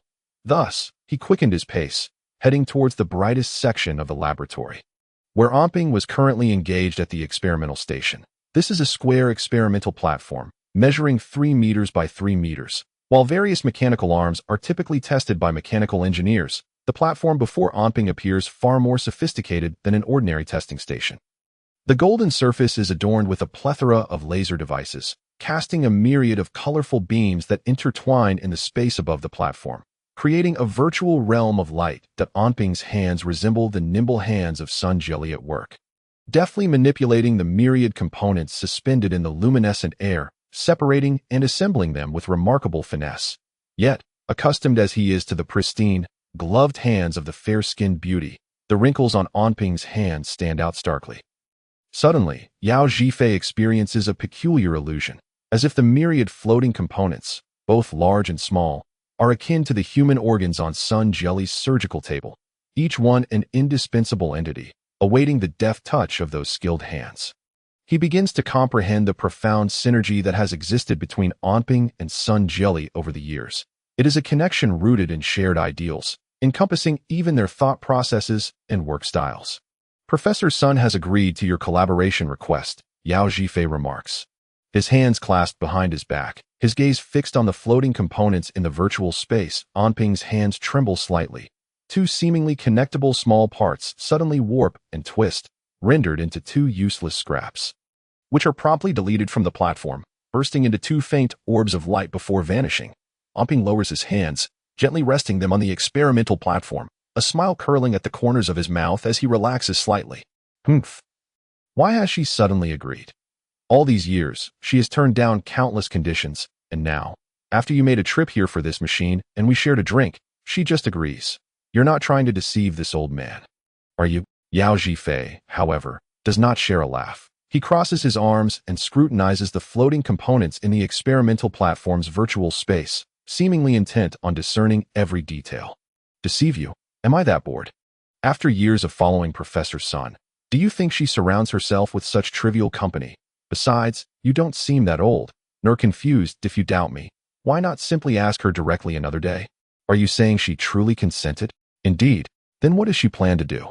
Omping inquires, twisting his neck and back to alleviate the discomfort. Yao Zhifei chuckles. Why ask her that? I can manage everything. And how do you intend to proceed? Omping queries. First, we'll need 1,000 sets of arms and legs, Omping replies, and of course, this machine as well. Yet, it seems Omping is less concerned with Yao Zhifei's order and continues to regard him with a contemplative smile, repeating, I still can't fathom why she has finally agreed after all these years. Yao Zhifei glances at him, exasperated, covering his face and rubbing it vigorously, feeling somewhat embarrassed. After a quarrel, she finally conceded. 29. The nurse's inquiry. Hey, where are you taking me?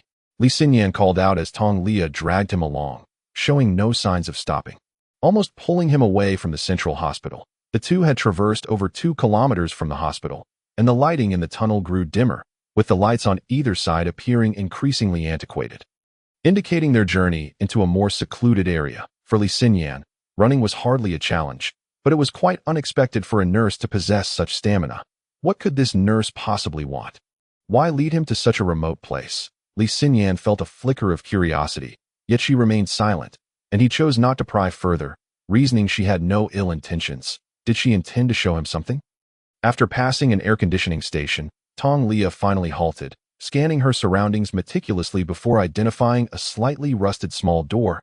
Kicking it open with a forceful nudge, the iron door creaked as it swung open, revealing a faint glow from the outside. This door is becoming increasingly difficult to open, Tong Lia remarked, Before bending down and slipping inside, Li Xinyan hesitated, shaking his head in confusion, dispelling various speculations, and followed her through the opening. Beyond the door lay a short tunnel, damp and echoing with the sound of rushing water from its far end. It was an underground passage leading to a valley. As Li Xinyan emerged from the tunnel, he was greeted by a rush of cool, moist mountain air, invigorating his senses. The exterior of the passage opened into a relatively broad river valley, with the exit situated at the base of a cliff along the C-shaped bend of the river. Beneath his feet lay a gently sloping path composed of round stones of various sizes, gradually leading to a tranquil water bay, where a river, winding out from the mountains, slowed its pace, forming a large C-shaped curve. Tong Lia had already dashed to the water's edge, cupping the clear river water in her hands to wash her face. "Where is this? Such a refreshing place," Li Xinyan exclaimed, looking around in astonishment. After rinsing her face, Tong Lia shook her hands and wiped her face with her nurse's uniform before approaching him. "Does the location matter? Is this flower meant for me?" she inquired, wiping her hands on her uniform before snatching the wildflower from Li Xinyan's grasp. Bringing it to her nose for a gentle sniff, taken aback by her unabashed theft, Li Xinyan quickly recovered and smiled.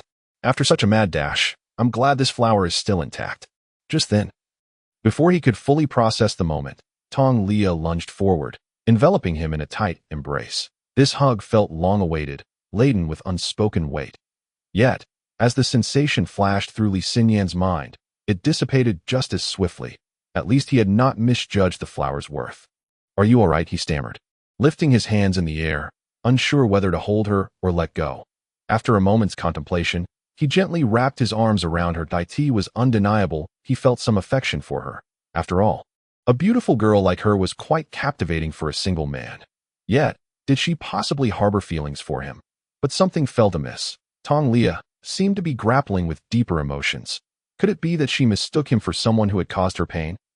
If her past included a soldier boyfriend, it would certainly explain the current circumstances. While lost in his thoughts, Li Xinyan softly patted Tong Lia's back, offering comfort. "Are you reminded of someone you once knew? Be quiet. Don't move," Tong Lia replied. She held on to Li Xinyan tightly, her eyes closed, lost in thought, leaving him with no choice but to stand still. From his vantage point, he could not see the metallic silver spider, which, in an instant, transformed back into a pen, retreating into her pocket. Unbeknownst to him, during their embrace, this small mechanical creature had emitted beams of iridescent light, conducting a comprehensive scan of his body, including his uniquely structured bones. It was only when the silver spider reverted to its pen form that Tong Lia slightly loosened her grip. "How have you fared all these years?" she asked, resting her head on Li Xinyan's shoulder. "Did we know each other before?" Li Xinyan questioned, puzzled, as he gently adjusted her face to meet his gaze. Tong Lia merely stared at him, silent as dusk settled. A fire crackled to life on the riverbank, accompanied by the calls of wild birds echoing through the valley, creating an ethereal and profound ambience. Holding two branches with fish skewered on them, Tong Lia had been preparing to cook. Although lacking seasoning, the aroma of the grilled fish began to intensify. "Though you are a nurse, it seems you possess culinary skills as well," Li Xinyan ventured. Tong Lia remained silent, and he was uncertain of what else to say. Eventually, she lifted her gaze to him, offering a faint smile. "Do you find the food at the base to be palatable?" "It's passable," Li Xinyan replied. "We all eat the same fare. It feels rather mundane. While meat is scarce, the logistics team of the action group is quite resourceful, managing to prepare vegetables remarkably well, so it's actually quite enjoyable. Here, I discovered for the first time that some plant roots are edible, which I never would have imagined at base 766.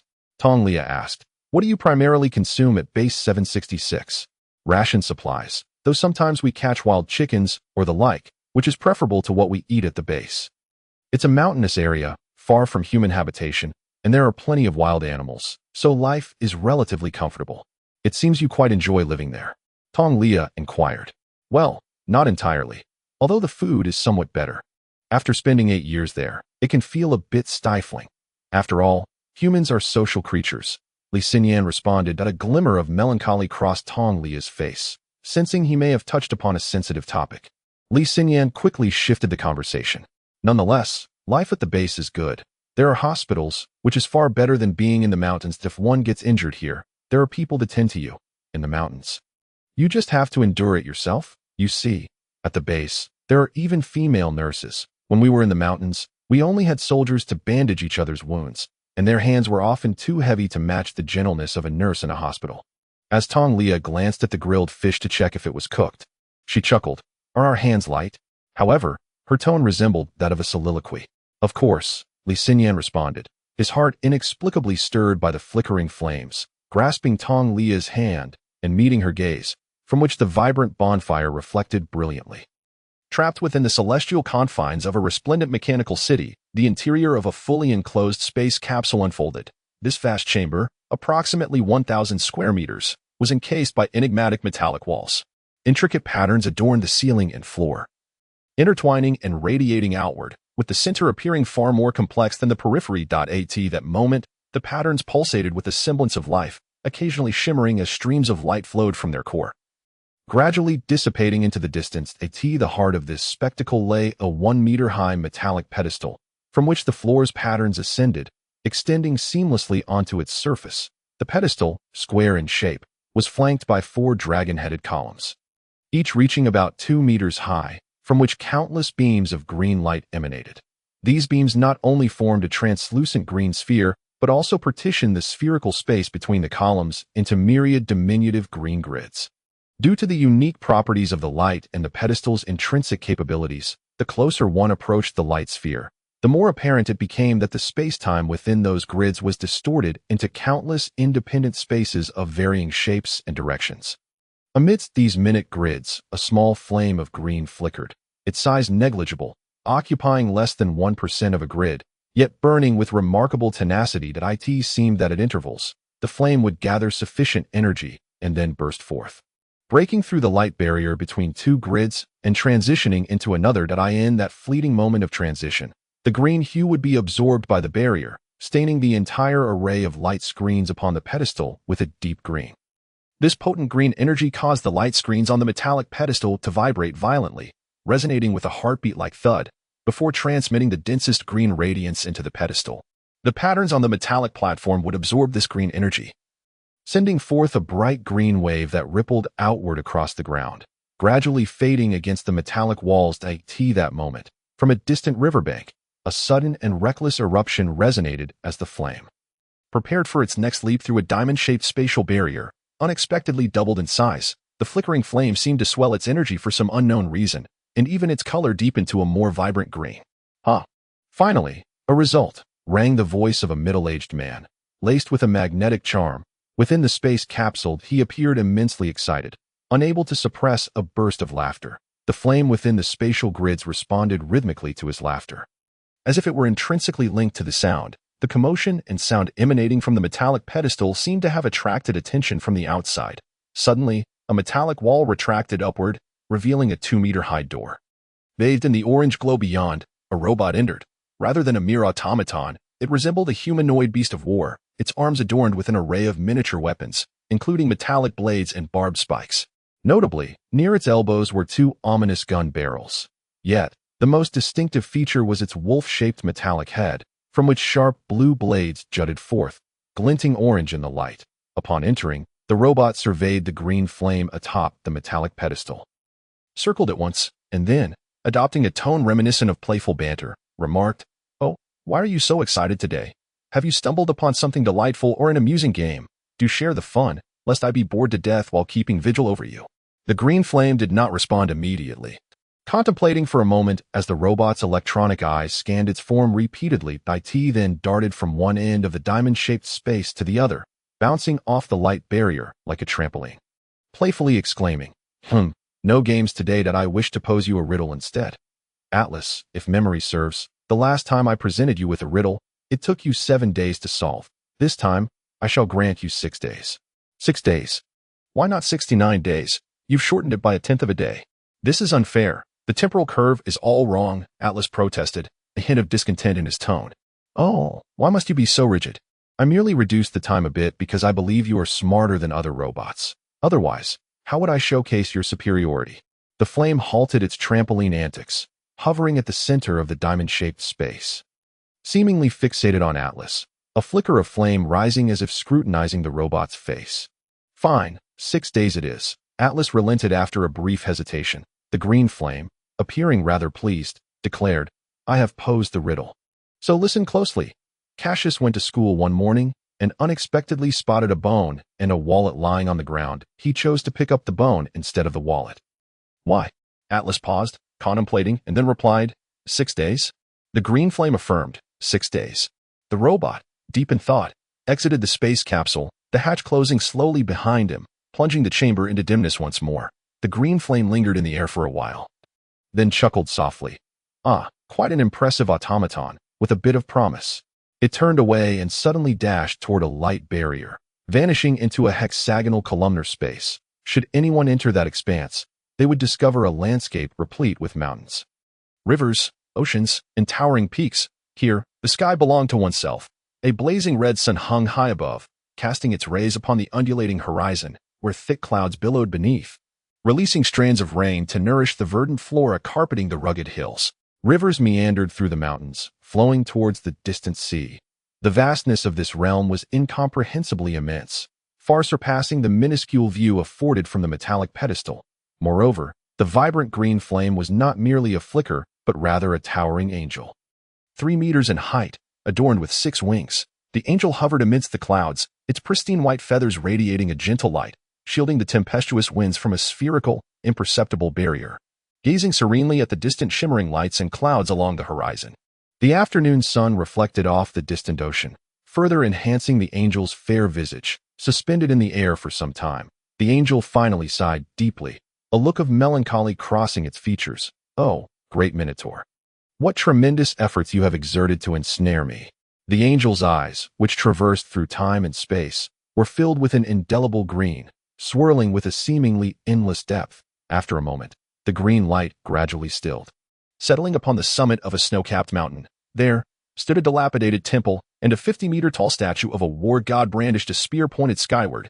Gazing silently ahead, a faint milky flame emanated from the statue's eyes, infusing it with a semblance of life, as if its gaze pierced through thousands of kilometers of space. Locking onto the hovering 6-winged angel, the thunderous rumble echoed from the horizon, resonating dully, causing the earth to tremble slightly. Humph. Overestimating oneself. A sly smile crept across the angel's face as it flickered and vanished, leaving behind a ripple in the space where it once stood. The intergeneral combat is an immense drain on one's vitality, especially in this instance, which differed greatly from previous battles. Thus, Li Xinyan found himself curled up against the side of a colossal rock on the riverbank, unknowingly drifting into slumber. Fortunately, due to his previous experience sleeping on the cliff of base 766. The gentle breeze here felt remarkably amiable. The sunlight could hardly be described as scorching, it was rather gentle, and the soothing sound of flowing river water resembled a hypnotic melody. Occasionally, butterflies flitted by, transforming the area into a natural haven. Eventually, he succumbed to a deep, restorative sleep. It was unclear how much time had passed when he awoke, only to find that Tong Lia had vanished without a trace, save for a startled bird that had darted off with a worm in its beak. He recalled the warmth of her body cradled in his arms just before he dozed off. Thus, he sat on the rock, lost in thought for a while, mentally cataloging every moment and sensation before his slumber. The act of mental memorization has long been a routine, serving 2 primary purposes. 1. A habit forged in the aftermath of battles, to reflect upon past encounters and scrutinize any weaknesses in one's actions, thus preventing adversaries from exploiting vulnerabilities in future confrontations. The other, to analyze the flaws and strengths of opponents, drawing insights for one's own growth and broadening one's understanding. Naturally, this recent reflection is profoundly enriching. Sun Jelly has gone to the Department of Law and appears to show no signs of returning anytime soon.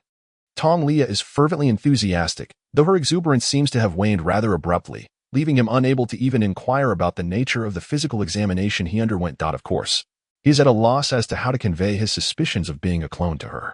It seems more fitting to address this matter with his attending physician, Sun Jelly, yet she is currently unavailable, presenting no viable solutions. Moreover, following the unexpected encounter this morning, questioning Tong Lia would be decidedly inappropriate. Who would wish to engage with a mere replica? The very thought is absurd. Nevertheless, knowing that Li Xinyan has already undergone a physical examination at Tong Lia's hands, he feels a twinge of luck for not having been discovered for any anomalies in his body. It seems that all matters must remain buried within his mind for the time being. After much contemplation, Li Xinyan made his way to the combat training room. He suddenly recalled his recent encounter with Luo Haiqing, the leader of the 9th Action Group. He truly lacks a strategy for overcoming such a fortress-like opponent. After all, his previous primary duties were at the base, where his knowledge was primarily concentrated on defense. His understanding of offensive tactics is lamentably deficient, necessitating a crash course in the fundamental theories and knowledge of assault strategies. Meanwhile, at the Central Hospital, the DCOR of the General's ward can only be described as opulent. It is said that when this ward was constructed, the engineering corps, while digging tunnels underground, stumbled upon a gold mine. The underworld does not engage in monetary transactions. This gold never entered the realm of currency. The military's higher-ups, with a grand flourish, allocated this gold for decorative materials. However, the underground world seemingly had no need for such ostentation, as there was no necessity for visual display. Thus, the gold lay dormant in storage for an extended period until it was finally unearthed during the ward's renovation and utilized in its adornment. According to a certain general's remarks at the time, the use of these materials was merely a makeshift solution, as no other materials were available, thus forcing a compromise for the generals. Ultimately, the furnishings of the general's ward are predominantly either gold or gold-plated. The overhead lights, reflecting off the gilded walls, cast a golden hue throughout the room. Lin Zicong provided a candid assessment. For those with wealth, this is indeed a place where one can sleep soundly and comfortably. He himself is precisely such an individual, with considerations of cost and wealth ever present in his mind. Due to his injuries located on his back, Lin Zicong can only lie on his stomach. His aide, Long Yi, lounged in a chair beside the bed, casually crossing his legs while meticulously reading through a document, word by word. Lin Zicong, with his eyes half closed, listened quietly, observing the 2 bottles of medication hanging from the iron rack at the bedside, one clear and the other yellow, slowly infusing into his body through and 4 line. Upon finishing the document, Long Yi closed the folder and remarked, "This notification concludes here. Well, today as first 50 documents are settled, we shall address the remainder tomorrow. You need your rest." Lin Zicong opened his eyes and commanded, "Sit down." "Continue. There should be about 150 documents today. We have only processed a third. Keep going."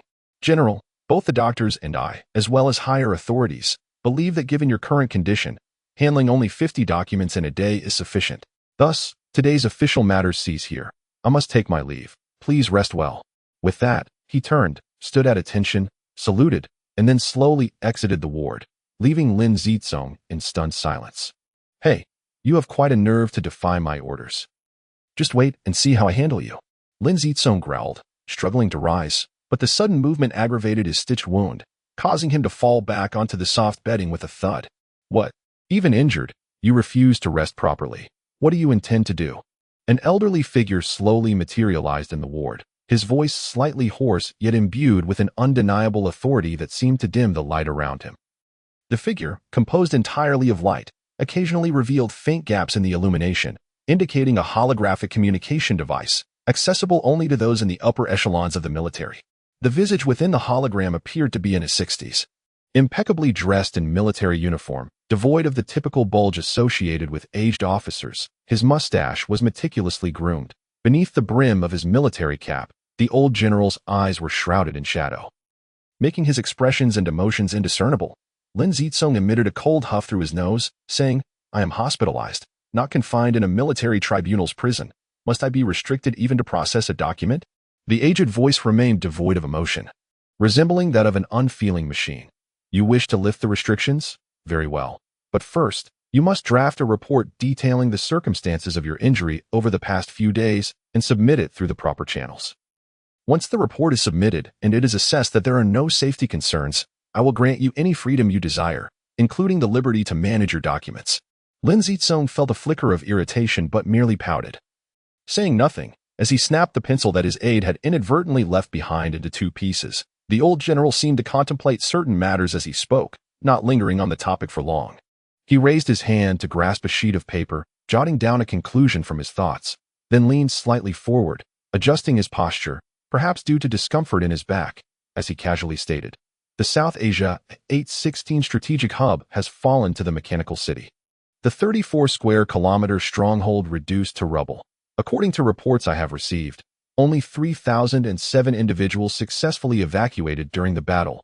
All others perished. All defensible structures within the stronghold have been obliterated. The old general's tone was remarkably calm.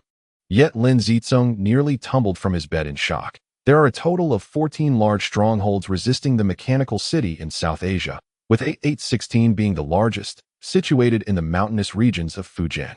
This is the only resistance stronghold that has persisted in the face of the mechanical city's assault over the past decade, thanks to the combined efforts of various nations and independent resistance organizations. This ensured robust combat capabilities in terms of personnel and resources, which is why the stronghold has endured. However, the fall of this stronghold will undoubtedly usher in three immediate troubles. Firstly, the Central Plains war zone, densely populated, has always been the primary target of the mechanical city's assaults. In response, humans have established 27 resistance strongholds around the Central Plains war zone, with A816 at the forefront, along with the northwest A523 Taihang Mountain Tunnel City and northeast A223 Xinyan Ridge stronghold. These three primary resistance centers, along with the other 24 smaller strongholds, have maintained a stalemate against the mechanical city, preventing it from concentrating its forces on any single target. However, the fall of A816 signifies a disruption in this strategic balance. The triangular defensive formation has lost its pivotal point. It is evident that without this stabilizing factor, the triangular formation will swiftly devolve into a bent line, which the mechanical city will then stretch into a straight line. At that juncture, humanity will possess no advantages against the mechanical forces, which will simply press their lines forward, sweeping through and claiming half of South Asia. Under these circumstances, the fall of the northwest A523 Taihang Mountain Tunnel City is merely a matter of time. Secondly, the South Asia A816 strategic hub is currently the only stronghold closest to the ocean, providing protection for the largest existing nuclear submarine fleet, due to the mechanical city's advantages on land. The ocean, being the most expansive area on Earth, has remained a relatively neglected territory by the mechanical city. Consequently, humanity has seized this opportunity, with the nuclear submarines scattered throughout the sea becoming the most formidable offensive weapon against the aerial threats posed by the mechanical city. A staggering 70% of long-range attacks are launched from submarines navigating the depths of the ocean. The mechanical city has continuously struggled with effective assaults in the marine realm, finding itself at a loss for effective suppression methods. However, submarines cannot indefinitely traverse the ocean. They must eventually surface for maintenance and rest. Thus, the existence of strongholds has become a logistical support center for humanity's formidable marine weaponry. The fall of the South Asia A816 routes hub is catastrophic. The Western Pacific essentially lacks submarine maintenance facilities. If one were to draw a circle on the map, the nearest repair point lies in the Russian Far East. This implies that maintaining submarines has become exceedingly cumbersome. More critically, the difficulties in upkeep will drastically diminish the offensive capabilities in these waters. As one side falters, the comparative strength will further deteriorate. Moreover, in warfare, logistics is paramount. Ample logistical support ensures the sustained efficacy of combat power. Since the outbreak of the land station conflict, the plains possessed by humanity on land have continuously shrunk. While vegetables can still be cultivated in the mountains, the supply of meat has increasingly dwindled.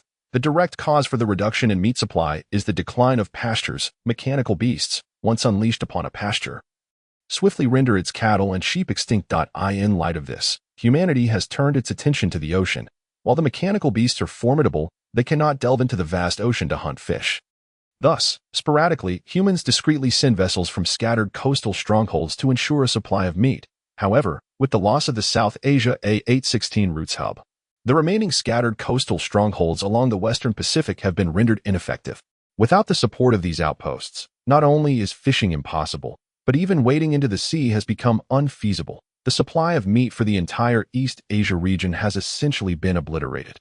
Lin Zicong felt a heaviness in his chest, and overwhelmed by emotion, he coughed up a mouthful of blood. A weary voice sighed heavily, fell into silence for a moment, and then spoke again as it watched Lin Zicong wipe the blood from his mouth. I do not care what foolish deeds you have committed in the past, nor the stories you have shared with others. As the fourth figure of the A523 Taihang Mountain Tunnel City, I will tell you this. If A523 Taihang Mountain Tunnel City cannot be preserved, do not bother to see me again. The holographic image abruptly vanished, and the ward was once again bathed in golden light. Lin Zicong gasped for breath, the flush on his face gradually receding. He pressed the call button forcefully and erupted in anger. Where the hell is everyone? I'm in excruciating pain. Does anyone care? In Ping's laboratory, a large furnace stood at the center, and Ping was busily tossing variously shaped metals into the furnace. These assorted shapes were clearly discernible. The metals were either deformed from gunfire or bent under immense force, with hardly any completely fractured pieces. Yao Zhifei picked up some metal scraps and examined them. It was evident these were parts from the body of a mechanical beast. Have you ever considered breaking them down to see what metals they comprise? Yao Zhifei inquired, and Ping, while continuing to feed the furnace, replied, We have already analyzed them. But what of it? The entire resistance organization cannot even establish a decent steel mill, let alone the vast amounts of coal required for smelting such metals. With neither of these conditions met, any research would yield little utility. Collecting from the battlefield is far more straightforward. Before long, the furnace was filled with metals, and Ping covered it, connecting the power supply.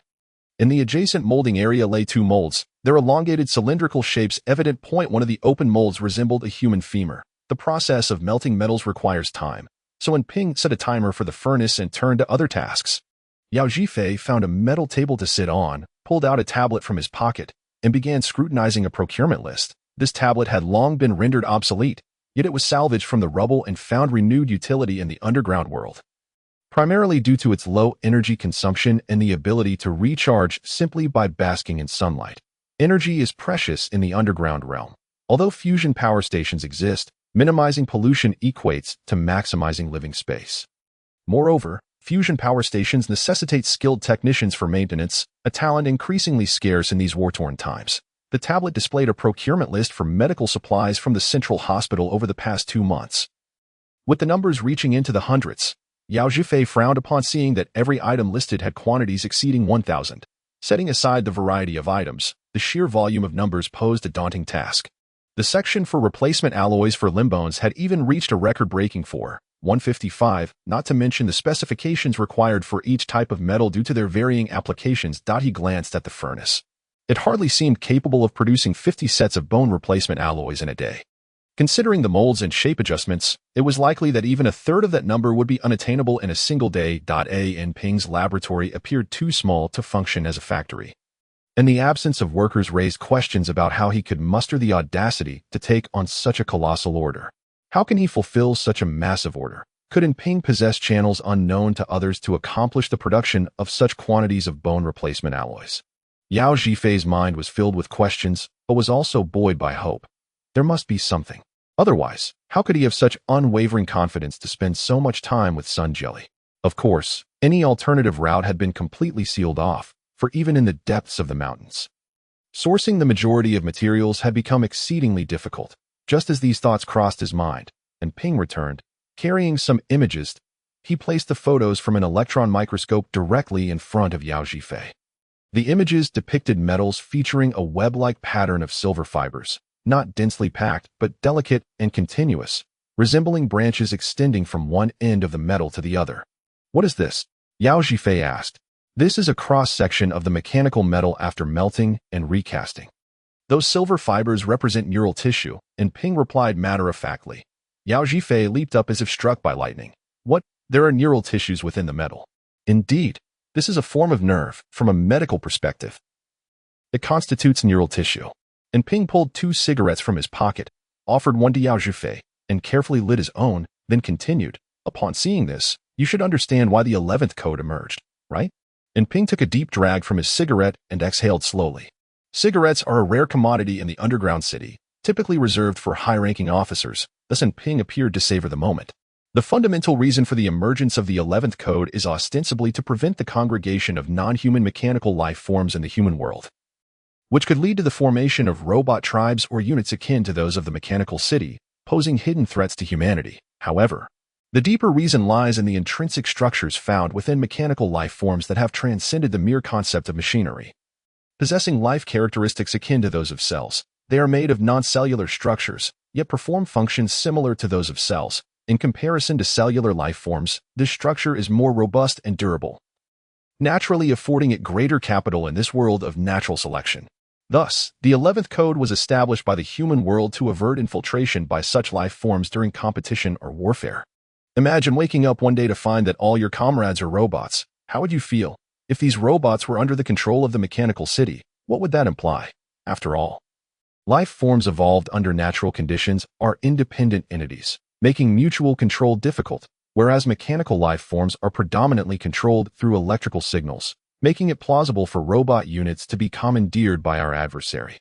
The mechanical city. Hence, the military enacted this code to restrain any ambitions to establish robotic armies against the mechanical city. However, it is undeniable that in the struggle against the mechanical city, humanity's military is exceedingly fragile. This is the grim reality of war. Our soldiers on the front lines face slaughter with little distinction. Omping picked up one half of the mold and continued. Therefore, to alter this situation, we must implement certain enhancements for our warriors, fundamentally reinforcing the structure of their bodies to prevent them from recklessly throwing their lives away. Note that I speak of enhancement, not the establishment of a complete robotic battalion. This, as long as the informed parties remain silent. Omping chuckled, picking up the other half of the mold and fitting the two pieces together for alignment. Then no one will be the wiser.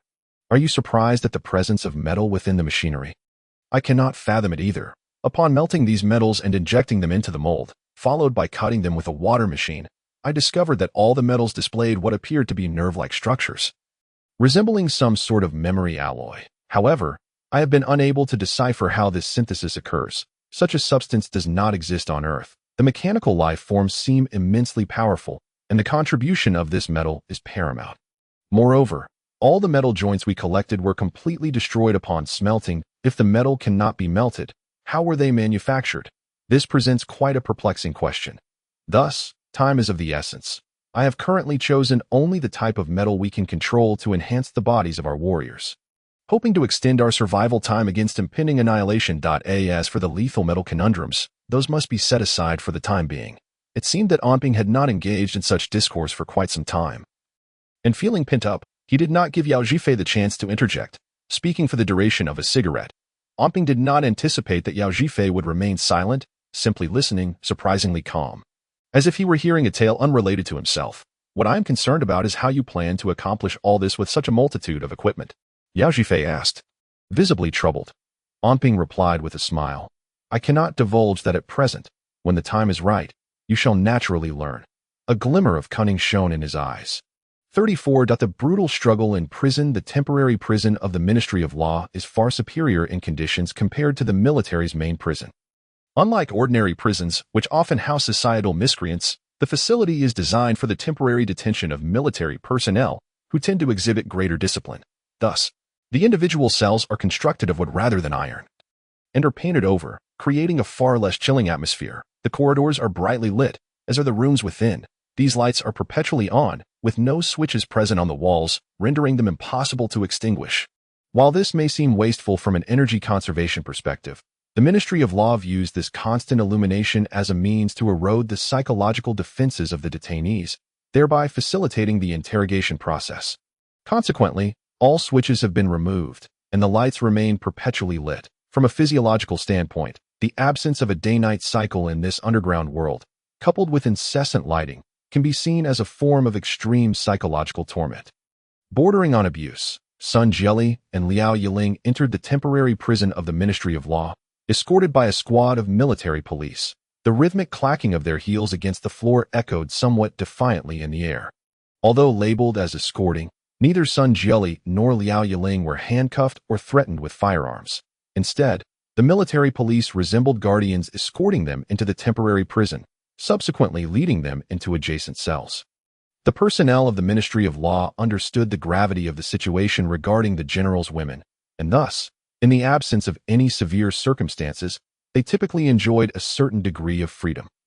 Liao Yiling seemed to have regained her composure from a state of anxiety.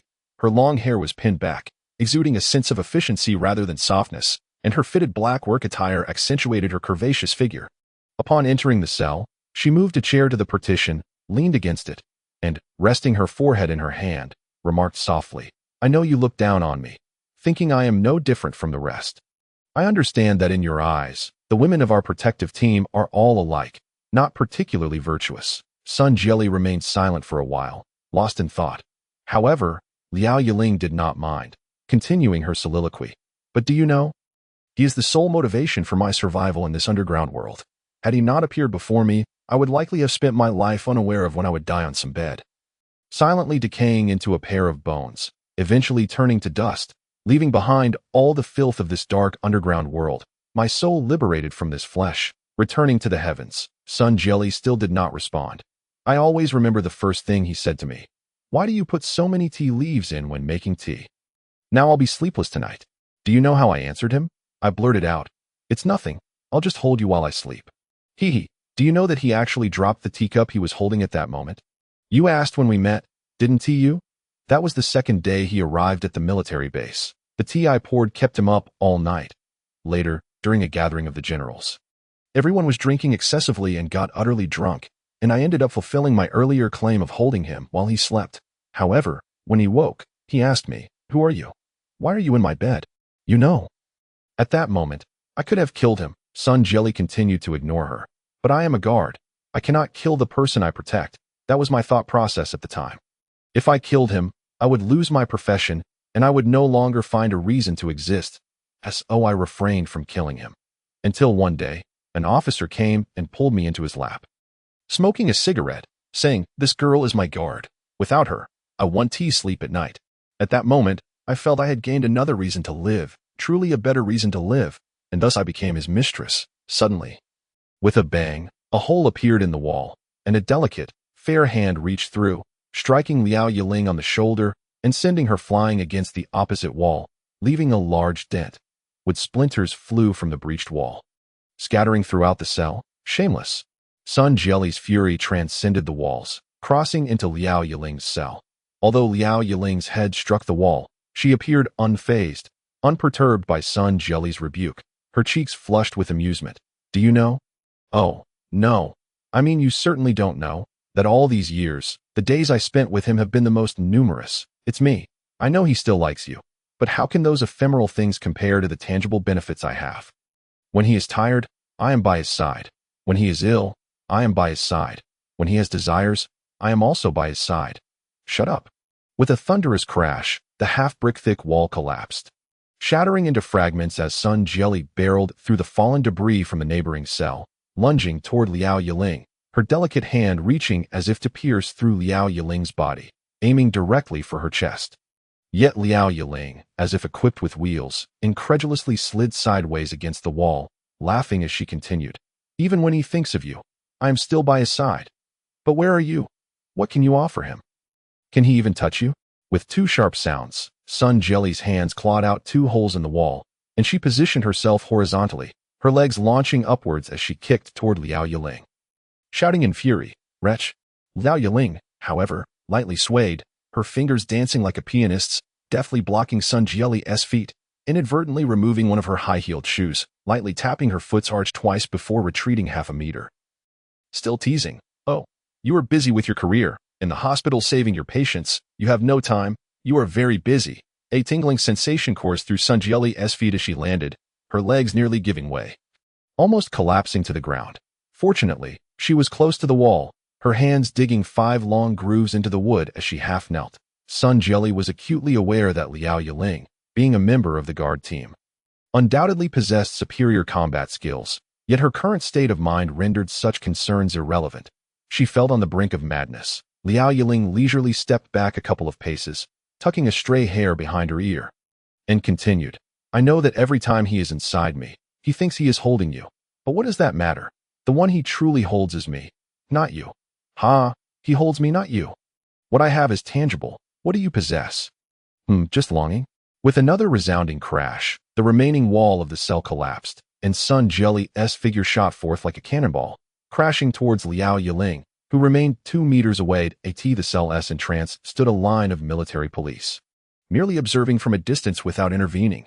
The leading officer wore a slight smirk on his face, his fingers caressing his chin as he let out a long sigh, exclaiming, Goodness gracious, how on earth did the general manage to tame such a fiery beauty? Another officer, with a hint of concern, remarked, But if they continue like this place will need a complete renovation. Shouldn't we intervene? The leading officer shot him a glare and retorted, Are you foolish? Even if renovations are necessary. It's not your money at stake, so why worry? Due to the indifference towards the temporary prison of the Ministry of Law, within mere moments, 2 more walls of the half-brick thick cell crumbled, merging the originally adjacent 4 single rooms into a vast cell measuring 89 square meters. The floor was strewn with debris, resembling the aftermath of a cataclysm. Exposed wires lay bare within the walls, occasionally sparking due to short circuits and raining down glimmers from the ceiling.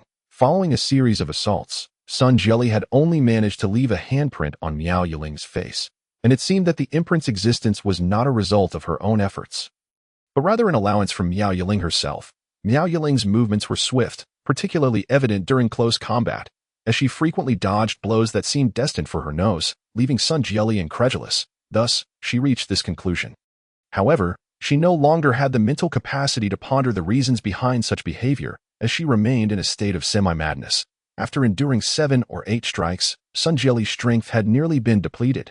As a physician, she was not adept in combat, and the improper venting of her anger had left her breathless, a sharp pain stabbing at her right side, as if a knife were plunged into her. Unable to sit up, she leaned against a shard of chair, defiantly squeezing out through gritted teeth. Yes, I am indeed busy that I don't have the time to share a bed with him, nor to indulge in drinks with him, nor to exchange sweet nothings.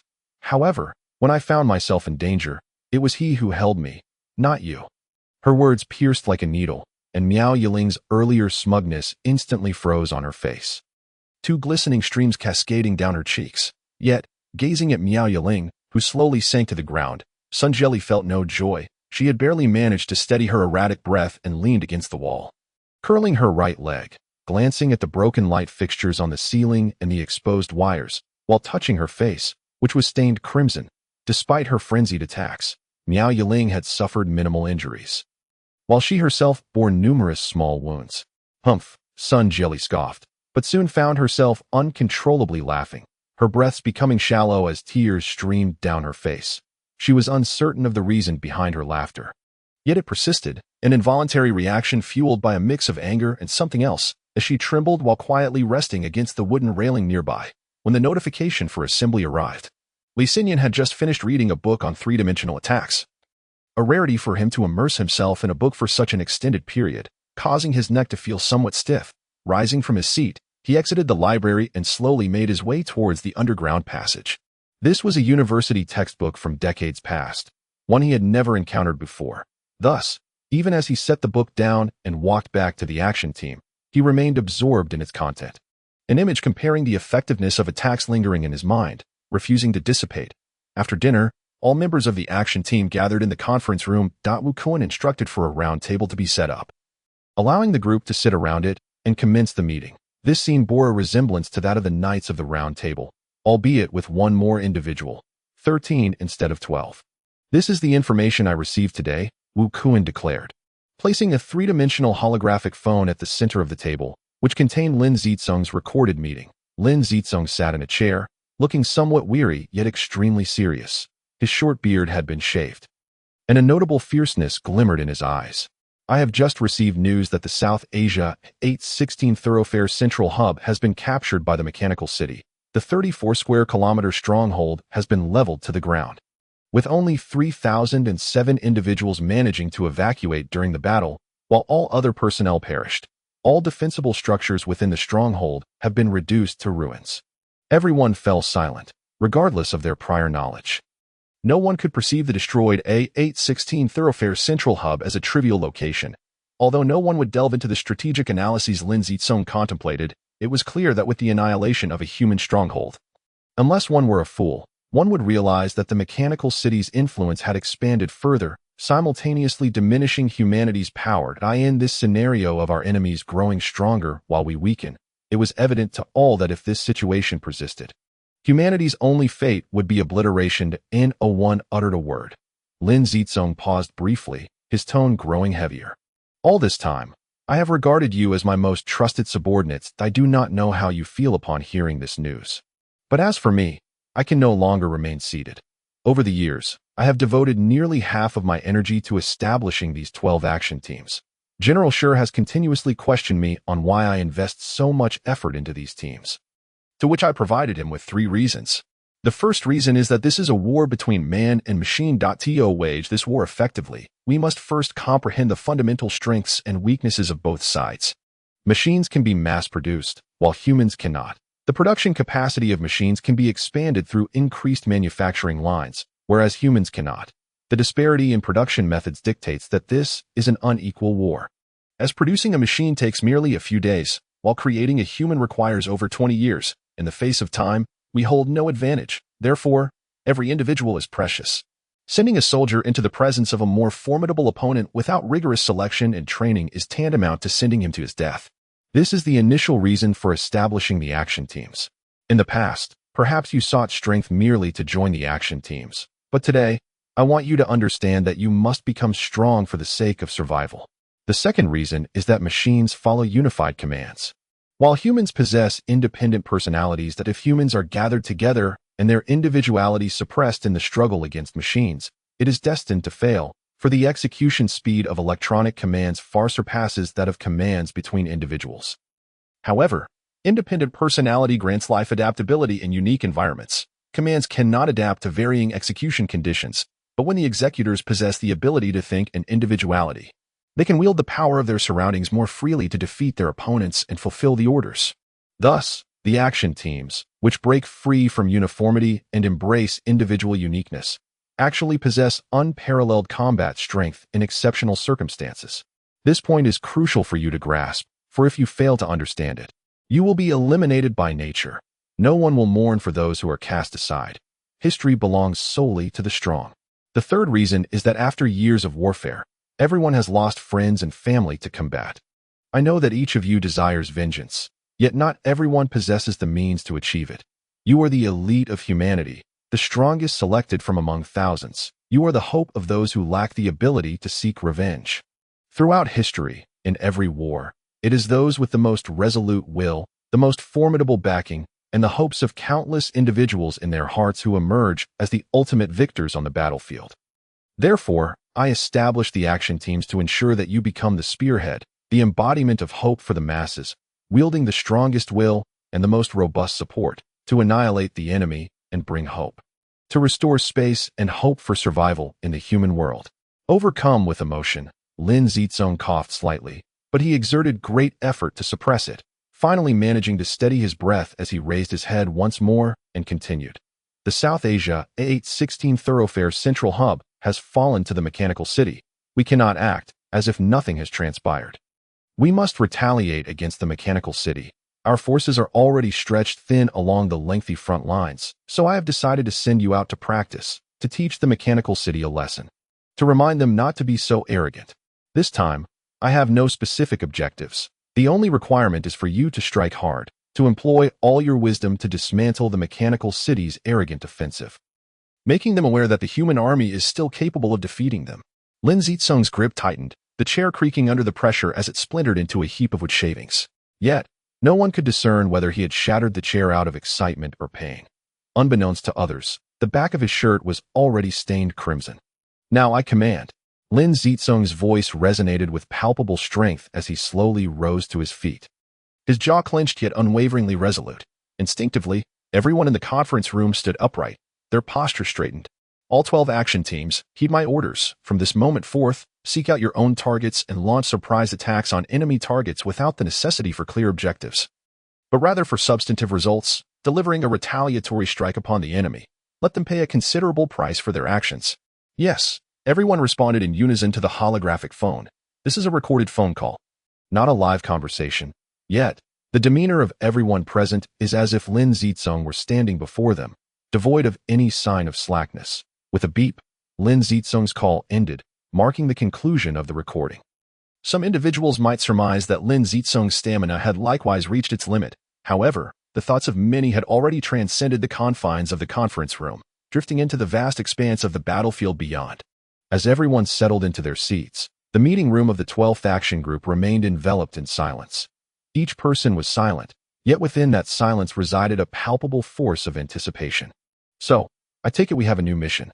Yang Boitao was the first to break the stillness, his voice quivering with excitement. The previous assignment had involved training Li Xinyan, a task that initially appeared rather disheartening. Yet it now seemed to have been successfully accomplished. Li Xinyan displayed capabilities far surpassing those of an average team member. With the prior mission completed, the next task naturally emerged as the imminent focus of their actions. A new task, indeed. However, this new task lacks specific objectives. Guo Tianming's voice resonated deeply. Tinged with dissatisfaction, Wu Kuan understood that an ambiguous mission rendered logistical matters considerably challenging. The manner in which they would undertake the task dictated the preparation of equipment, provisions, medical care, and myriad other complexities. The vaguer the mission, the more difficult these preparations became, and thus his tone reflected this concern. Wu Kuan glanced at Li Xinyan, who was gazing at the ceiling, lost in thought. Uncertain why he was fixating on him, Wu Kuan scolded himself internally. Why are you looking at him? You fool, does he surpass you in prowess? He merely possesses superior climbing skills on the path. After a moment of contemplation, he pressed several buttons on the holographic phone, causing a vast map to materialize in the air. This was a three-dimensional map of Southeast Asia, extending from the Kunlun Mountains to the Sea of Japan, from Siberia to the Philippines, illuminated by varying shades of light. Scattered throughout the map were spheres indicating human settlements of different sizes, each marked with numbers and names. Notably, the locations of confirmed mechanized city outposts were also denoted, with the mechanized outposts marked in blue and human settlements in red. This illustrates the overall tactical situation in Southeast Asia, since the general has instructed us to take proactive measures for this mission. Our primary objective must be to identify a target for attack, Wu Kuan declared solemnly. For this mission, I propose that each person suggest a target. We shall vote by raising hands, and the proposal with the most support will naturally become our mission's objective. Agreed. Several voices chimed in. Though Li Xinyan remained silent. Damn it. Wu Kuan glanced at him again. Noticing he still stared at the ceiling. Wu Kuan began. I will go first. As far as I know, the most recent major offensive by the mechanized city occurred at this location. He pointed to the area between Sanmengxia and Luoyang. Although our regular forces suffered a staggering loss ratio of 8-1 in this battle, the mechanized city side incurred a record loss of around 350 mechanical beasts. According to post-battle statistics, as we all know, the largest mechanized beast assault force has never exceeded 1,000 units. Thus, considering the losses from previous skirmishes in the area, this mechanized unit likely lost about half its strength. This represents an excellent opportunity for us to approach this mechanized force. Another known pattern is that mechanized units typically have a central command. If we can exploit this mechanized unit's moment of vulnerability to infiltrate their base and capture their central command, we could gain invaluable insights into their operations, providing our researchers with a specimen to ascertain the mechanized unit's weaknesses. This would hold significant implications for our future battles. That is my suggestion. Next, please share your proposal. The floor turned to Zhao Xiaojiang, who shook his head, indicating he had no suggestions. Subsequently, Meng Hongxing appeared eager. My suggestion is to investigate where the mechanized ships have landed and blow them up. Laughter erupted among the group.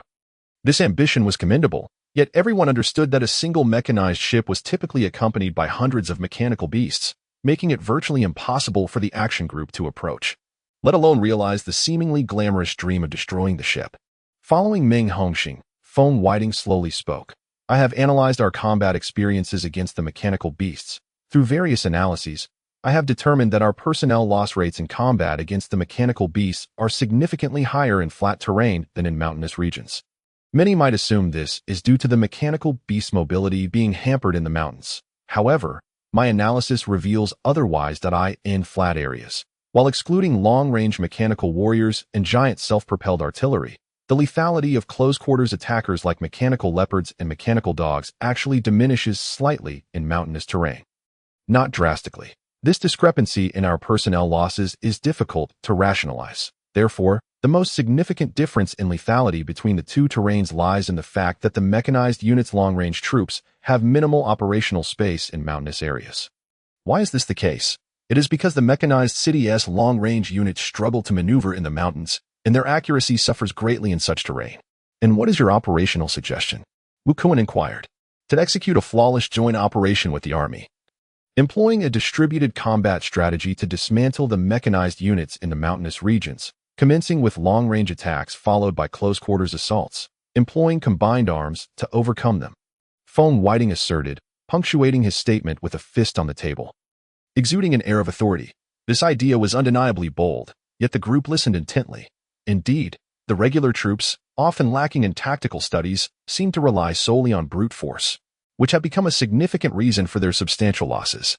Yang Buotao interjected with a chuckle.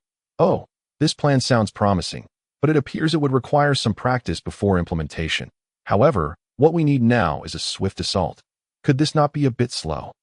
Even if we successfully coordinate with the regular army, other action groups might have already completed their missions by then.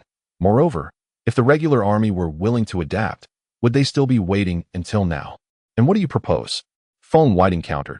Yang Buotao rolled his eyes, adopting a serious demeanor as he replied. My idea is somewhat akin to Meng Hongxing's, though I do not propose to blow up the ships. Rather, I suggest we infiltrate the ships and penetrate the mechanized city directly, causing damage from within to, as we all know, the mechanized city serves as the command center for the mechanical forces, aside from the early days of war when our main forces were still robust. Our troops have not successfully captured a stronghold in the mechanized city for years.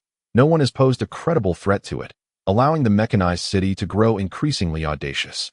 I believe, given that no one has attempted this in many years, the mechanized city must be exceedingly complacent regarding human defenses. Seizing the opportunity, we can strike directly at its heart, even if we all perish. It would undoubtedly have a profound impact on the course of the war. Yang Buotao expressed his enthusiasm fervently, yet the others stared at him, dumbfounded. This was an ambitious plan, indeed, a bold one, but it appeared exceedingly challenging to execute. Upon reflection, however, it did not seem impossible. If they could truly board the ship, the subsequent actions could indeed be feasible. All right, that is one proposal. Let us continue with the next. Wu Kuan gestured for further suggestions. Yang Jun shrugged. I have no suggestions that I will defer to everyone else's ideas. Yu Jigang spoke solemnly. I suggest we traverse the current combat zones and project our forces behind the mechanized units, aiming to re-establish a new base in the mountainous regions of southern Jiangxi. Although the crucial 8816 route in southern Fujian has fallen to the mechanized forces, the mechanical units are unlikely to maintain a prolonged presence in the mountainous areas, which hold little value for them and are inconvenient for operations. They would struggle to find two flat areas to land a ship. Therefore, if we can establish a foothold there, we can gradually restore the 8816 route. If we succeed in re-establishing the 8816 route, our action group will undoubtedly be the first to independently establish a base. As for this plan, perhaps the previous suggestion was too fantastical. This proposal garnered neither opposition nor support, even eliciting little interest. Perhaps the group remained lost in Yang Buotao's ambitious plan, failing to fully comprehend Yu Jigang's strategy, resulting in a lack of significant reaction. Very well, next up, Xiao Jian, Bai Tao, please share your thoughts. Wu Kuan prompted. Xiao Jian and Bai Tao are two individuals who seem inseparable, even in the most mundane activities such as dining and sleeping. Therefore, when inquiring about matters concerning them, one need only seek the perspective of a single person, which proves to be quite convenient. Xiao Jian, with a playful smile while touching his ear, appeared somewhat proud and resolute.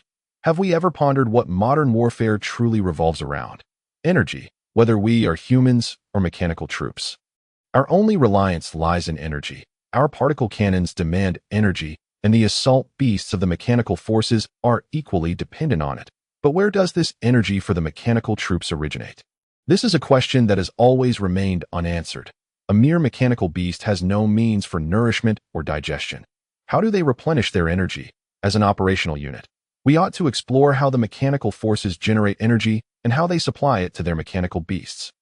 If we can unravel this mystery, our warfare will acquire a target for assault. We need only strike at their energy sources to completely reverse our passive predicament and even initiate a counterattack. Excellent. Several individuals clapped in unison. This appeared to be a highly feasible plan. The operational unit itself is a covert task force, so reconnaissance is naturally within their purview that if they could obtain intelligence that could determine the course of the war, the operational unit would undoubtedly be able to maximize its efficacy. Furthermore, to a certain extent, such intelligence-gathering operations entail minimal casualties and costs, making them the most favored missions of the operational unit. But what if these energy sources lie beyond our combat zone? Yang Buotao inquired. Xiao Jian was momentarily taken aback, resembling a withered plant. Indeed, if the target does not fall within the combat zone, then the operational unit's actions would be akin to searching for a needle in a haystack.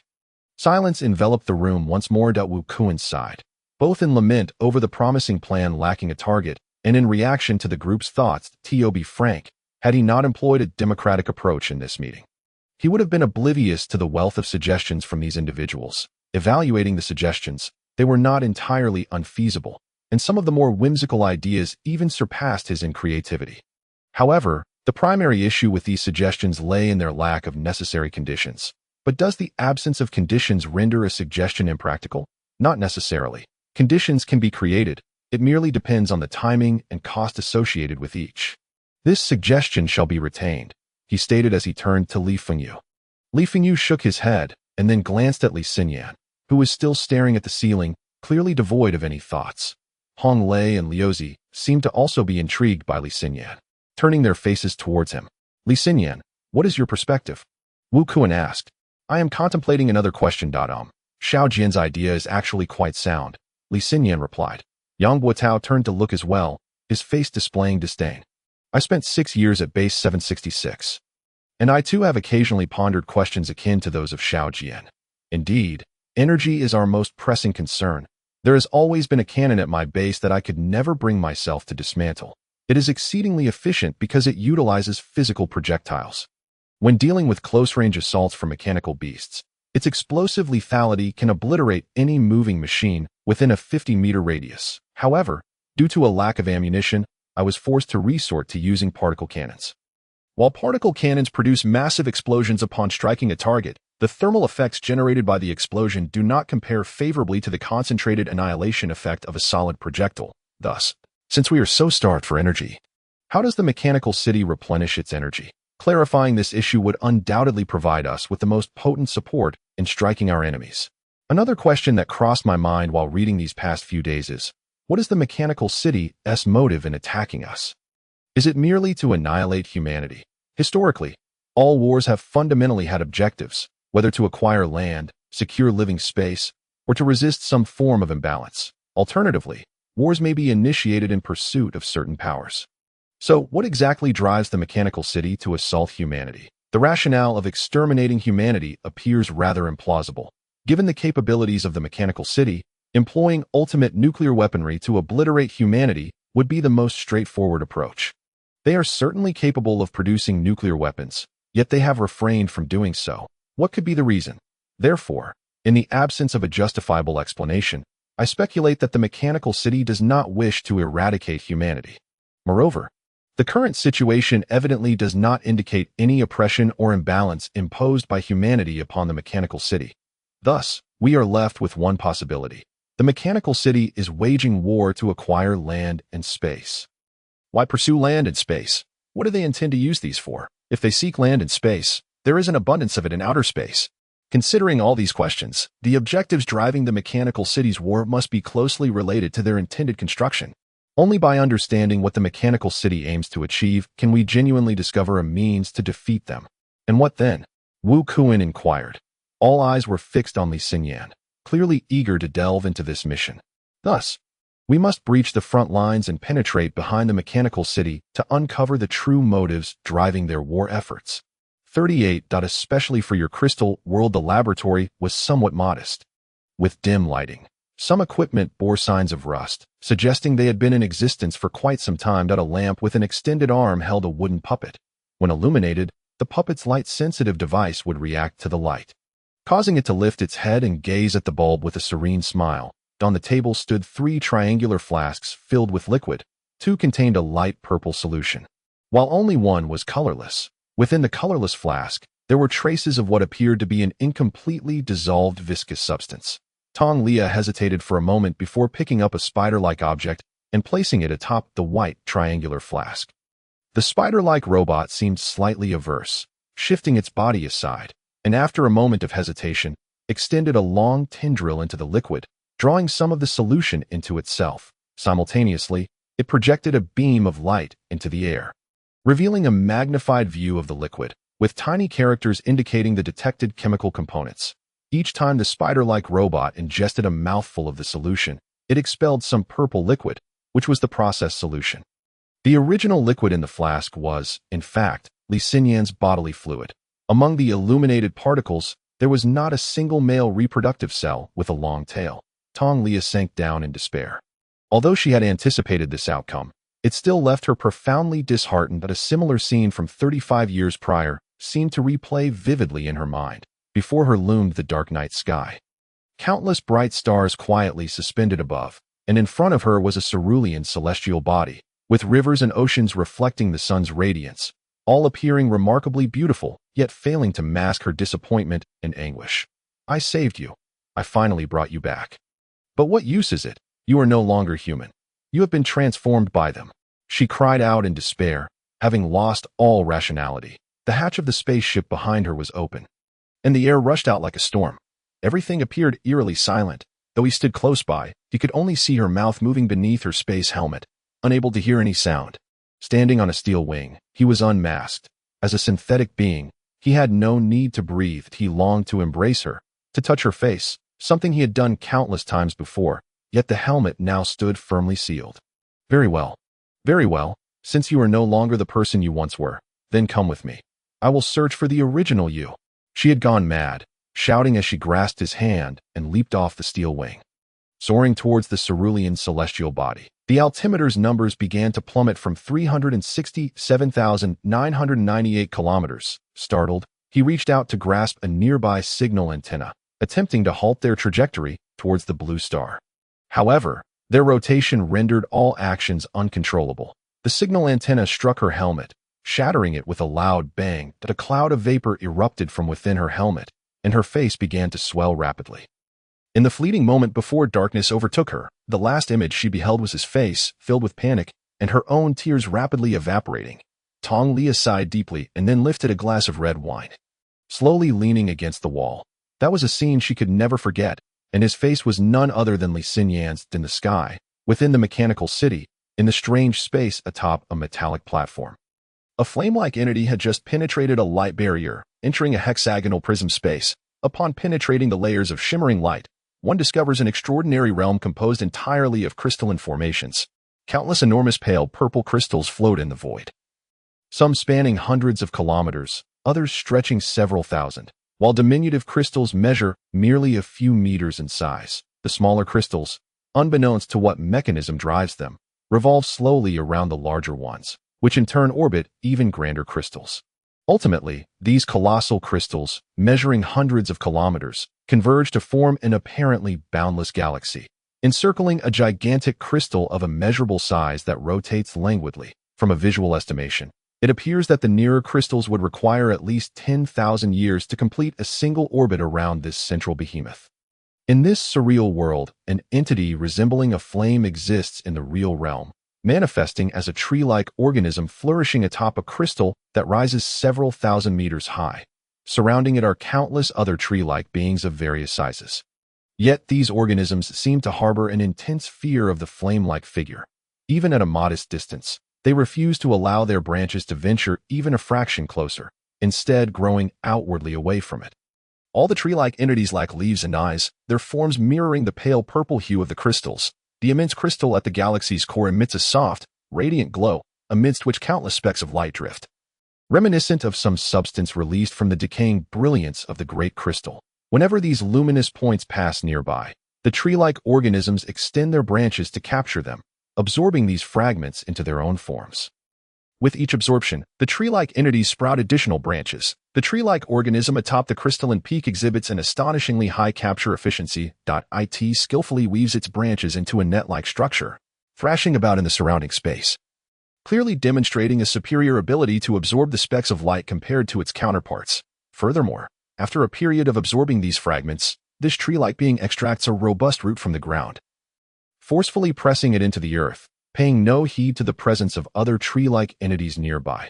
Regardless of what lies beneath its feet, it stomps down with vigor, compressing whatever it encounters into the crystal beneath, while continuing its fervent collection of the airborne luminescent fragments. Should other tree-like beings be caught beneath its weight, they emit a series of mournful cries before being severed into segments, subsequently disintegrating into myriad crystalline shards. As the tree-like organisms not only nourish their own growth, but also transfer surplus purple energy into their roots, sending it deep into the crystal beneath. A magnificent glow occasionally emanates from the entire crystalline structure, signifying an abundance of energy. With each flash of light, additional crystalline formations appear in nearby locations, solidifying from the amassed energy. Over time, the crystalline surface beneath the colossal tree-like being bulges upward, culminating in the formation of a crystalline peak that reaches a diameter of 1 kilometer. Thus, a sovereign is born from the relentless efforts of countless years. In the real world, the flame-like entity angrily exclaimed, "Damn it, why must there be such rules? For heaven's sake, at this rate, how long will it take for me to break through this space?" The flame seemed incensed, bouncing around within the space, nearly causing the shimmering barriers to shatter. Abruptly halting, it muttered to itself, "This child, why does he persist in reminiscing about the past? Alas, your majesty, you should never have bestowed memories upon this child. You granted him memories while you yourself slumbered, oblivious to everything. What is to become of him? A new task. He has even learned to explore. Not bad, not bad. Very well, since you all are working so diligently, I shall exert myself as well." In the crystalline world, a violent tremor suddenly shook the kilometer-high crystalline rock. The tree-like being, now self-styled as the Crystal Tree King, withdrew all but its primary root. After a brief moment of hesitation, it contorted its form around the main root, sweeping its numerous robust branches in a single fierce motion, seizing every tree-like organism within reach and yanking them directly from the ground. Countless purple sparks ignited in the air, resembling an explosion of vibrant purple fireworks. Given the towering height of the Crystal Tree King, this display nearly obscured the entire sky within a 100-meter radius. The sparks represented the crystalline fragments released as the tree-like organisms were harvested. The Crystal Tree King, exceedingly stingy, allowed not a single fragment to escape its grasp amidst the cacophony of cries. All the energy was absorbed into its being. Proudly, the Crystal Tree King twisted its body, swaying side to side, before rapidly transforming. The pale purple branches at its lower extremities retracted into its form, while its height swiftly elongated to 400 or 500 meters. That moment, it resembled a long strand of hair cascading down a crystalline rock, though the delicate purple strands appeared slender.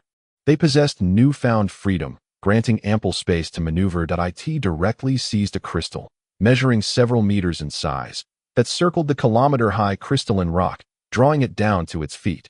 Upon impact, the smaller crystals struck the surface of the colossal rock, sending splintered purple shards flying, which were promptly ensnared by the branches of the Metal King.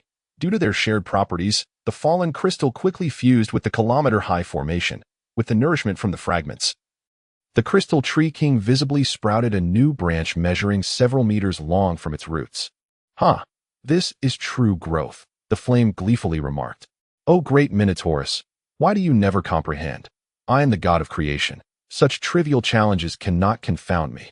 Exploration of the unknown remains an irresistible allure for the action group, whose primary advantage lies not in confronting the mechanical city forces head-on, but rather in employing stealth tactics and rapid resolutions. Combining these elements, Yang Buotao's plan emerges as the most suitable, though it is deemed too perilous for the current time.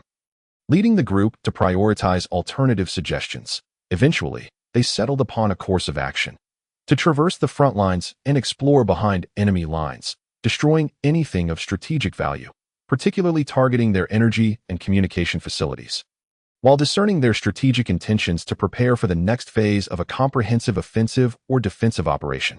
This operational plan was submitted to the military headquarters, carrying layered intentions without explicit objectives, allowing for flexible interpretation.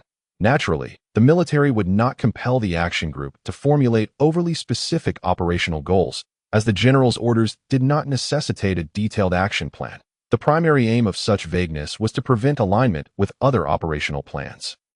However, fate proved unpredictable. When Guo Tianming arrived at the equipment depot, he was met with disbelief. The most effective weapon against mechanical beasts, the steel cable net launcher, had been completely depleted of ammunition.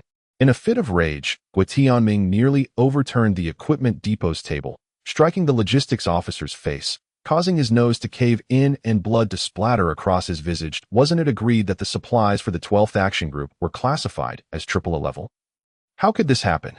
Fortunately, Guo Tianming was not sent to confinement for his outburst. As the head of the logistics warehouse was a diplomatic individual, He promptly escorted Tianming to the protective gear room and provided him with 13 sets of the highest-grade anti-cut jackets.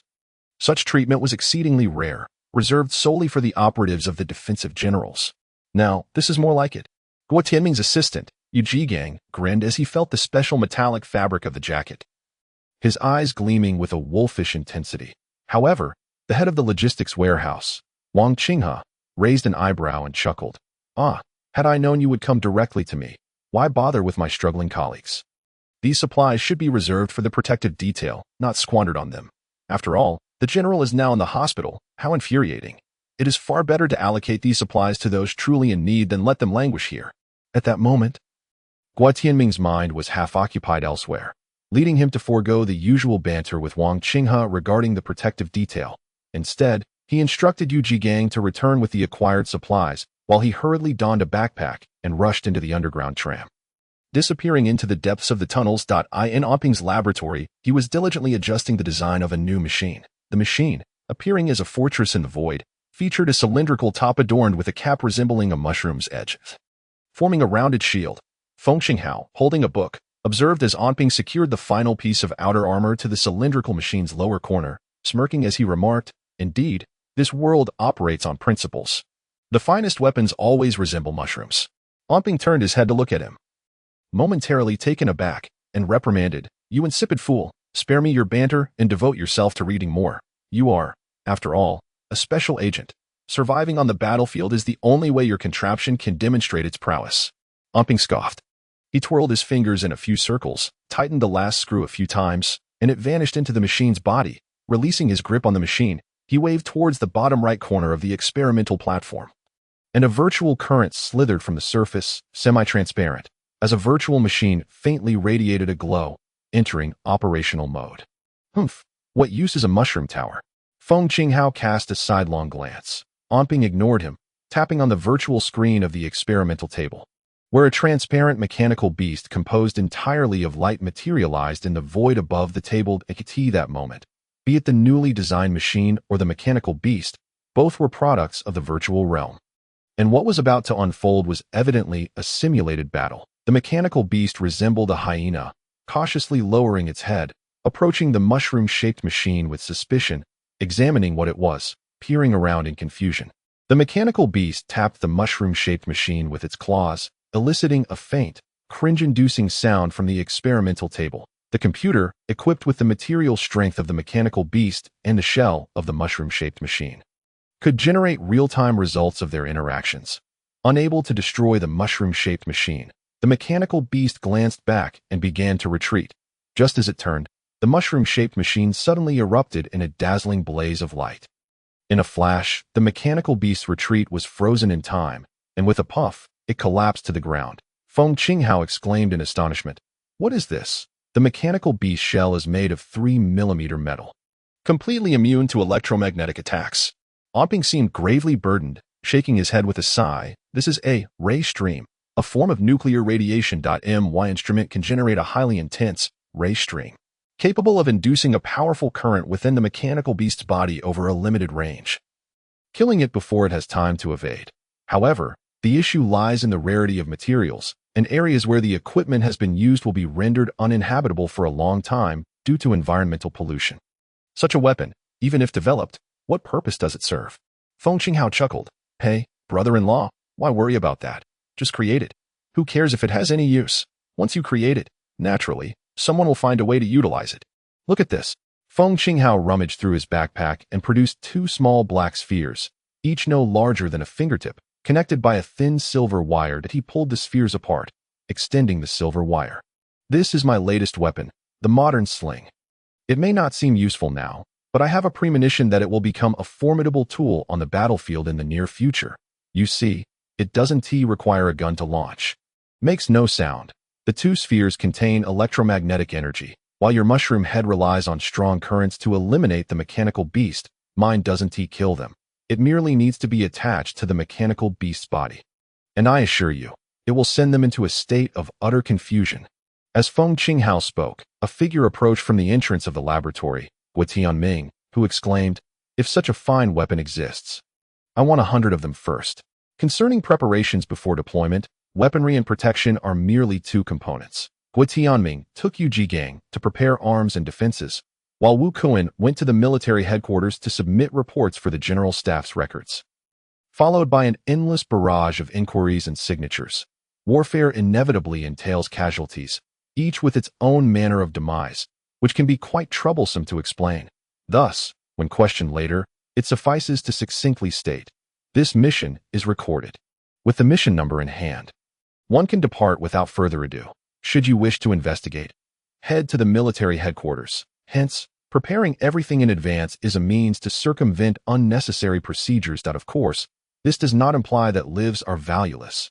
Rather, it is a systemic measure to safeguard the members of the action group while also protecting the group itself. After all, with each loss of soldiers, the action group faces immense pressure, stemming not only from the military, but also from various doubts.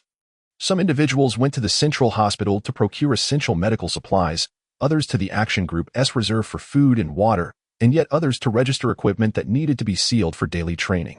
Everyone was keenly aware of the necessity for thorough pre-battle preparations. Only with sound and ample preparation can one hope to minimize casualties and achieve victory in combat. Li Xinyan, for reasons unknown, was assigned to prepare maps alongside Yang Buotao. Maps are essential, and Li Xinyan did not believe it necessary for both of them to undertake this task. One person seemed sufficient, however, as per Captain Wu Kuan's directive. Given that the operation could only have one commander, all other distractions must yield to this leader. Li Xinyan had no objections and accompanied Yang Buotao to the military headquarters International Military Cooperation Office's data section in search of a usable map. Li Xinyan had visited this data section of the International Military Cooperation Office before, quite some time ago, to ascertain the situation surrounding Base 766. The memory lingered in his mind. The place was quite small, with dozens of desks crammed into a tiny underground garden, devoid of any international flair or sense of cooperation, resembling more an underground printing house's editorial room. Anyone stumbling in would likely mistake it for the editorial office of a clandestine publication. Upon arriving with Yang Buotao, Li Xinyan was taken aback. This was no longer the shabby editorial room. He remembered that a magnificent 4-story crystal palace now stood in the nearly 1,000-square-meter underground courtyard, illuminating the area like a 5-star hotel banquet hall, with remnants of a Father's Day event scattered about, creating an atmosphere of vitality and warmth. Stepping into the courtyard, standing on the polished marble floor, Li Xinyan felt a wave of dizziness, having not visited the military headquarters for so long. In the courtyard, small clusters of people gathered, adorned in military uniforms or the foreign garb of light-haired and dark-haired individuals, while junior logistics personnel weaved through the throngs with trays, soon returning with empty trays to the beverage bar. Occasionally, someone would clink their glass in celebration of a collaboration or approval, and at that moment, Li Xinyan felt as if he were hearing the sound of crystal colliding, momentarily entranced. The wealthiest department in the military headquarters is indeed not to be underestimated, Yang Buotao remarked with a sigh. Li Xinyan retorted with a cold smile. I wonder how the frontline soldiers would react if they saw this place. Keep your voice down. Yang Buotao chuckled in agreement. If the legal department hears such talk, we might find ourselves in trouble. The data section was located in a spacious room on the 3rd floor, where 3 men and 2 women explained their purpose. The plump woman instructed them to wait a moment before disappearing into the back room. Li Xinyan and Yang Buotao took a seat to wait. As they waited, a loud crash echoed from a nearby room, followed by the sound of glass shattering, accompanied by 2 screams and an angry curse that resonated down the hallway. A robust, bald man burst through the broken exterior wall of the communication equipment room, holding a weapon and cursing. Damn it, I'm out here fighting every day, and some brat dares to act tough in front of me. Come on, let me see what you're made of. If you want me dead, I'm just looking for trouble. RNTI, bring it on. The bald man was donned in military attire, marked with the emblem of a 5-pointed maple. The first action group, Yang Buotao noted with a glance. Crossing his arms due to historical reasons, although they are numbered first, they have never been treated or regarded as the strongest, which leaves them with a lot of pent-up frustration. It seems they're causing trouble again. Unreasonable, Li Xinyan echoed, then chuckled. Every action group has its own characteristics. Could this be their defining trait? Yang Buotao snorted. Indeed, one could say that. Just then, 5 more individuals emerged from the room, all clad in the uniforms of the first action group. each one imposing in stature. A hairy fellow with a hairy hand picked up a chair and, in a few swift motions, shattered the glass curtain wall facing the courtyard. Shards of glass rained down into the courtyard, eliciting gasps from the startled assembly, which quickly scattered in disarray. Got guts, huh? Jump down and let us see if you can walk away unscathed like us. Then I'll admit you're tougher than I am. The bald team member wasted no time. Raising his arm and flinging his weapon through the shattered glass curtain wall, the individual had already endured a punch, a dark bruise forming over his eye, and he was teetering on the brink of semi-consciousness. At this moment, he was incapable of resistance, lacking even the strength to grasp anything, resembling a mere sack of refuse, devoid of any energy to struggle as he hurtled towards the glass curtain wall. Gasps of astonishment echoed from both above and below. Suddenly, a figure darted swiftly past Yang Buotao, seizing the individual midair. With one hand gripping the falling body, the other pressed against the floor, he managed to hook onto the edge of the floor. Hanging precariously. It was Li Xinyan. The members of the first action team paused momentarily, not overly surprised, as they casually stepped forward, hands behind their backs, to peer at Li Xinyan suspended in midair, before turning their gaze back to Yang Buotao. The bald-headed team leader glanced over at Yang Buotao, a smirk curling at the corner of his mouth, and remarked, "Is that from Team 12? Yang Buotao slightly narrowed his eyes, conceding the accuracy of his observation. "Indeed. It is from the 12th action team."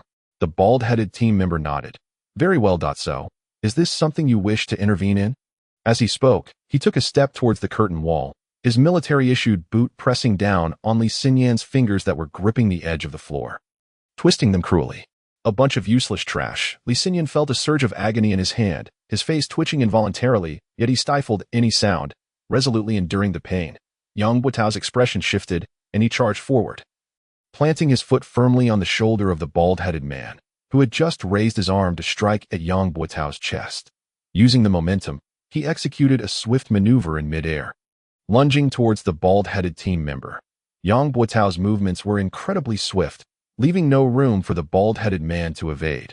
It was evident he was willing to risk everything, prepared for both of them to plunge through the glass curtain wall together. However, the first action team displayed remarkable coordination. Before Yang Buotao could land a blow, one of the two men behind the bald-headed member hurled what appeared to be a binding rope, which the bald-headed man caught deftly, while the other launched a kick aimed directly at Yang Buotao's head. Should Yang Buotao continue forward, he would likely be kicked out through the curtain wall before he could strike the bald-headed man. Yet, Yang Buotao was not to be underestimated. A glint flashed in his eyes as he contorted his body like a supple cloth, evading the kick that was meant to connect with his head.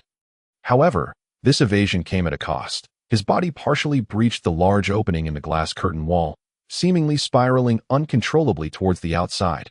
The bald-headed man, having caught the rope thrown by his teammate, arced gracefully to the side, evading Yang Buotao. Just when it seemed all hope was lost, Yang Buotao twisted his body, redirecting his momentum. Instead of flying outwards, he exchanged positions with the very man who had kicked him, one soaring out the window while the other returned from the outside. Yang Buotao's hand clutched the man's leg. Amidst the man's frantic cries, Yang Buotao released his grip, using the rebound force to kick the second member of the first action team back into the room, sending an office cabinet crashing to the ground. A flurry of papers soaring through the air, showcasing the immense power of the impact. Hanging above, Li Xinyan looked up in astonishment, realizing that the capabilities of the members of the 12th action team were entirely beyond his expectations. Such agility and fluidity of response was a feat he himself might not achieve in an instant. The mere act of swapping positions in midair, under such unfavorable conditions, was an extraordinarily challenging task. Most would instinctively reach for something to stabilize themselves rather than grasp another's foot to swap places. Yang Buotao's ability to execute such an exchange while under attack necessitated immense reaction speed and body control, allowing him to treat aerial combat as effortlessly as ground combat, defying natural human reflexes to perform actions aligned with his intentions. This maneuver was exceedingly difficult, yet he executed it flawlessly. Furthermore, the exchange of positions involved countering inertia, requiring significant force to alter one's trajectory drastically. Yang Buotao not only accomplished this exchange, but also had the strength to send the second team member flying. The sheer power and physical prowess he demonstrated were remarkable indeed. "Toss him up," Yang Buotao called out to Li Xinyan, his feet still airborne. With a swift motion, Li Xinyan flung the individual upwards, and Yang Buitao seized his foot, performing a swift turn to hoist him up, then threw him towards a nearby group of onlookers. While Li Xinyan himself grasped the floor's edge and leaped back inside from the glass curtain wall, a cry of despair emanated from below.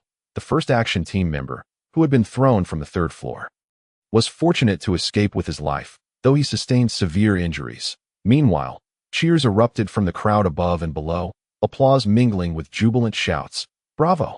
Damn it! Take them down!" the remaining 4 members of the first action team yelled. In the military office area, heavy weaponry and firearms were strictly prohibited.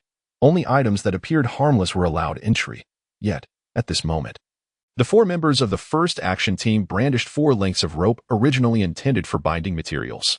To an ordinary person, a rope posed little threat, but in the hands of agents, it transformed into a formidable weapon. Both Li Xinyan and Yang Buitao understood this well. The 4 adversaries across from them were equally aware of the implications. With everyone cognizant of the situation, the 4 opponents exhibited a newfound audacity. While Li Xinyan and Yang Buitao adopted a more cautious stance, a rope was tentatively thrust towards them, which Yang Buitao deftly kicked away. As a second rope came probing forward, Li Xinyan similarly attempted to repel it, only to find the other 3 ropes coiling around his feet, nearly pulling him into a split. Li Xinyan exchanged a glance with Yang Buitao, subtly signaling him, then seized the opportunity presented by the advancing rope to kick it upward, as anticipated. The remaining 3 ropes continued to ensnare his legs, yanking him backward. Li Xinyan lowered his body, allowing himself to be pulled back, surrendering his other leg without resistance, resulting in an unceremonious split. To venture into the tiger's den is to catch the tiger's cub. Li Xinyan's glance towards Yang Buitao conveyed the message, "I can endure this split." As Li Xinyan leaned forward, Yang Buitao surged into action, leaping onto Li Xinyan's back like a ladder, propelling himself into the air. With a spiraling kick, he sent the 4 adversaries tumbling backward. As they fell, the ropes slipped from their grasp, and Li Xinyan sprang up. The 4 members of the first action team regained their footing, while the one who had earlier crashed against the cabinet also recovered, approaching from behind. Such injuries were well within the tolerance of action team members and posed no real threat. All were part of the action team and understood the dynamics at play. Increasing the damage without weapons was not impossible, but it was an unwise endeavor, particularly just before a mission. It would be foolish to risk injury, as it could lead to unnecessary complications in an uncertain journey. Moreover, to instigate conflict among action teams before a mission, especially in such a public venue, would be a source of great embarrassment if it became known within the military. Li Xinyan frowned at Yang Buitao, who returned his gaze with a similarly helpless expression. At that moment, a member of the action team behind them soared into the air with a whoosh, emitting a beast-like howl as he fell gracefully at Li Xinyan's feet. A strikingly alluring face appeared behind him. The newcomer, clad in an azure officer's uniform, gently rubbed his forehead in apparent exasperation, sighing softly, "A bunch of inept fools. Do they not realize where they are? Lin Zicong's pet and waist are becoming increasingly unruly." The timing of the man's words was impeccable, prompting both Li Xinyan and Yang Buitao to lower their guard and turn to face him. While the remaining 4 members of the first action team also lost their will to fight, glancing toward the newcomer, the casual remark diffused the tension but was laden with disdain and sarcasm, leaving all present feeling somewhat unsettled.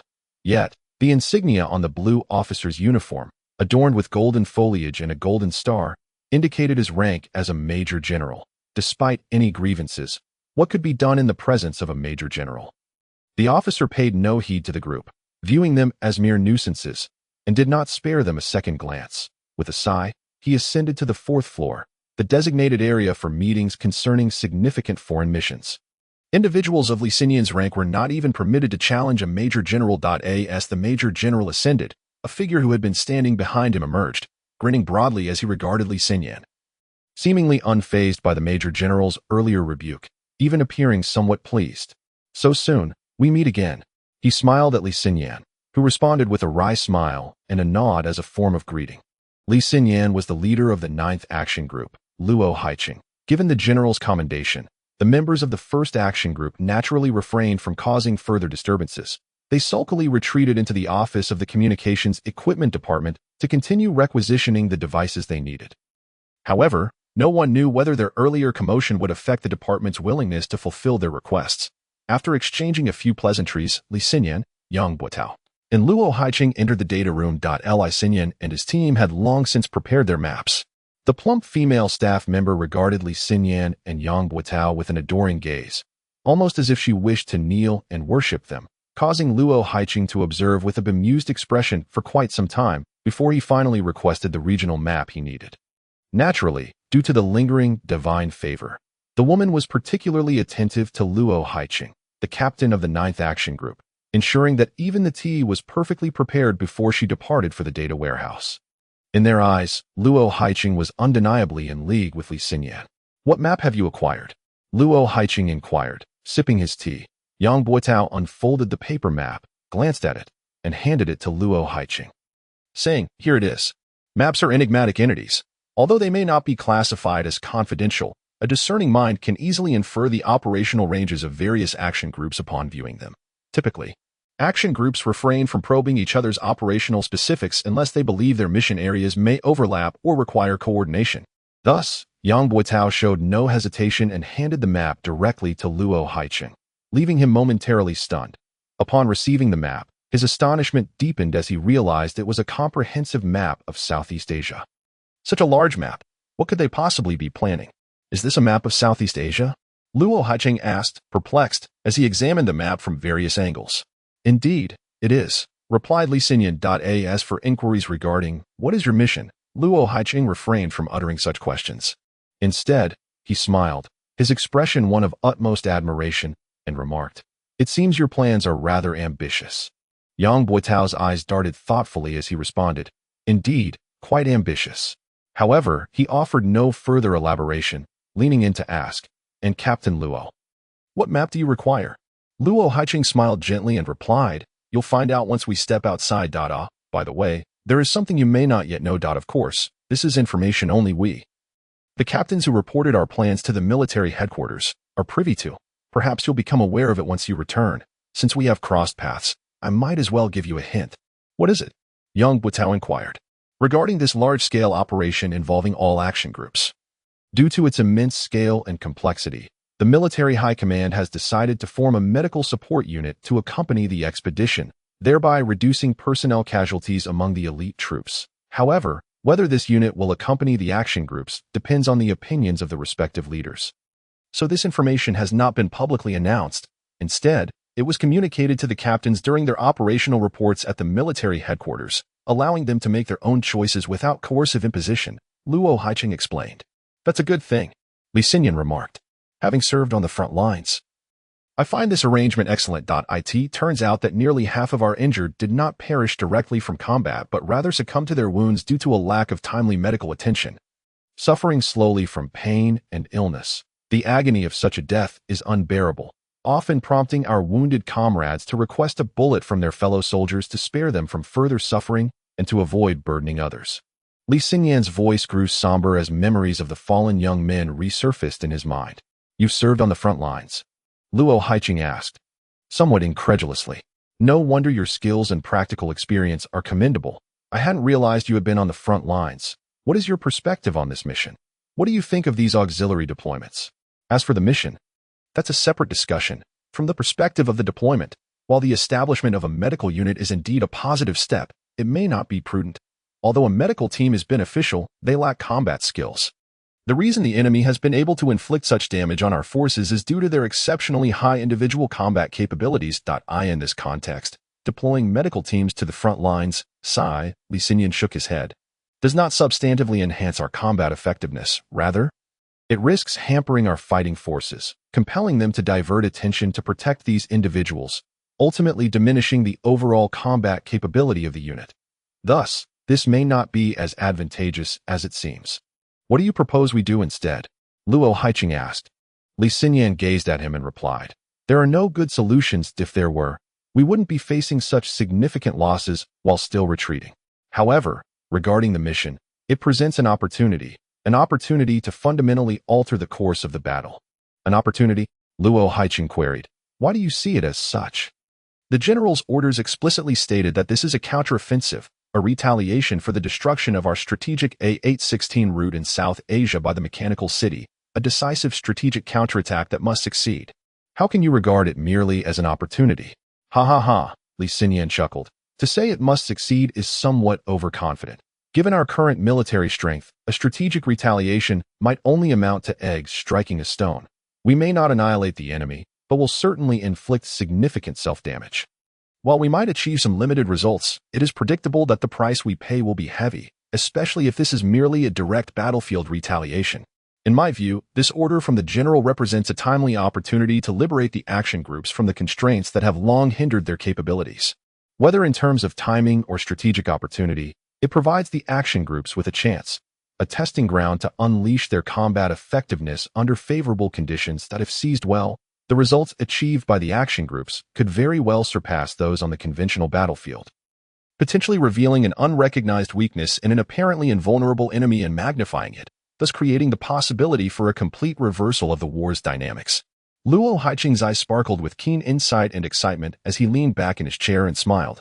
Well, with your perspective, I find myself quite eager for the action plan we are about to embark upon. A moment later, the plump female staff member returned with the maps that Luo Haiqing required. In a state of idolization, she meticulously prepared fresh tea for the three of them, even bringing a platter of fruits and pastries to entertain esteemed guests, and without a hint of hesitation. Brewed coffee, transforming into a miniature CAF attendant, providing impeccable service. Her colleagues expressed no discontent with her actions. On the contrary, they praised her fervently. The underlying reasons for this admiration were intriguing, likely extending beyond the simple fact that Li Xinyan had once saved her colleague. However, Luo Haiqing, Li Xinyan, and Yang Boitao remained oblivious to her intentions, engrossed in fervent discussions about the action group's operational plans. Luo Haiqing did not unfold the paper map, but instead activated the slender device that accompanied the map. A holographic map projector. This device cast a three-dimensional map of the region into the air, resembling a map of central China. Luo Haiqing pointed to a spot near the center of the map. Causing that area to magnify swiftly, it revealed a plain region. Observing a section marked by dashed lines, he tapped it again, zooming in further. The enlarged map displayed what appeared to be ruins, the remnants of a city. This is City Z, the site where the Moon Goddess Project commenced a century ago. The Moon Goddess Project. Li Xinyan and Yang Boitao exclaimed in shock. The Moon Goddess Project is the origin of all human interactions with a mechanical city. In the year 2809, humanity's need for outer space grew increasingly pressing. That year, the United Nations, led by the 5 permanent members, decided to establish a replacement for the International Space Station at a lunar synchronous orbit. Known as the Cross-Star City, the primary objectives of Cross-Star City were twofold. First, to support all operations entering and exiting Earth. Since the 21st century, humanity's activities had begun to expand beyond Earth. However, over the centuries, it became evident that countless entries and exits from Earth were accomplished through satellite launches, an essential process that not only inflicted significant environmental damage and incurred exorbitant costs but also posed great risks requiring substantial financial backing. Consequently, many began to contemplate and develop numerous theories rich in exploratory spirit, with a significant portion arguing that effectively utilizing the space station in the sky could yield tremendous savings, thereby potentially having environmental destruction and reducing transportation costs by approximately 48%. For instance, merely establishing a satellite manufacturing center aboard a space station could transfer the satellite production tasks that were traditionally performed on Earth into the realm of outer space.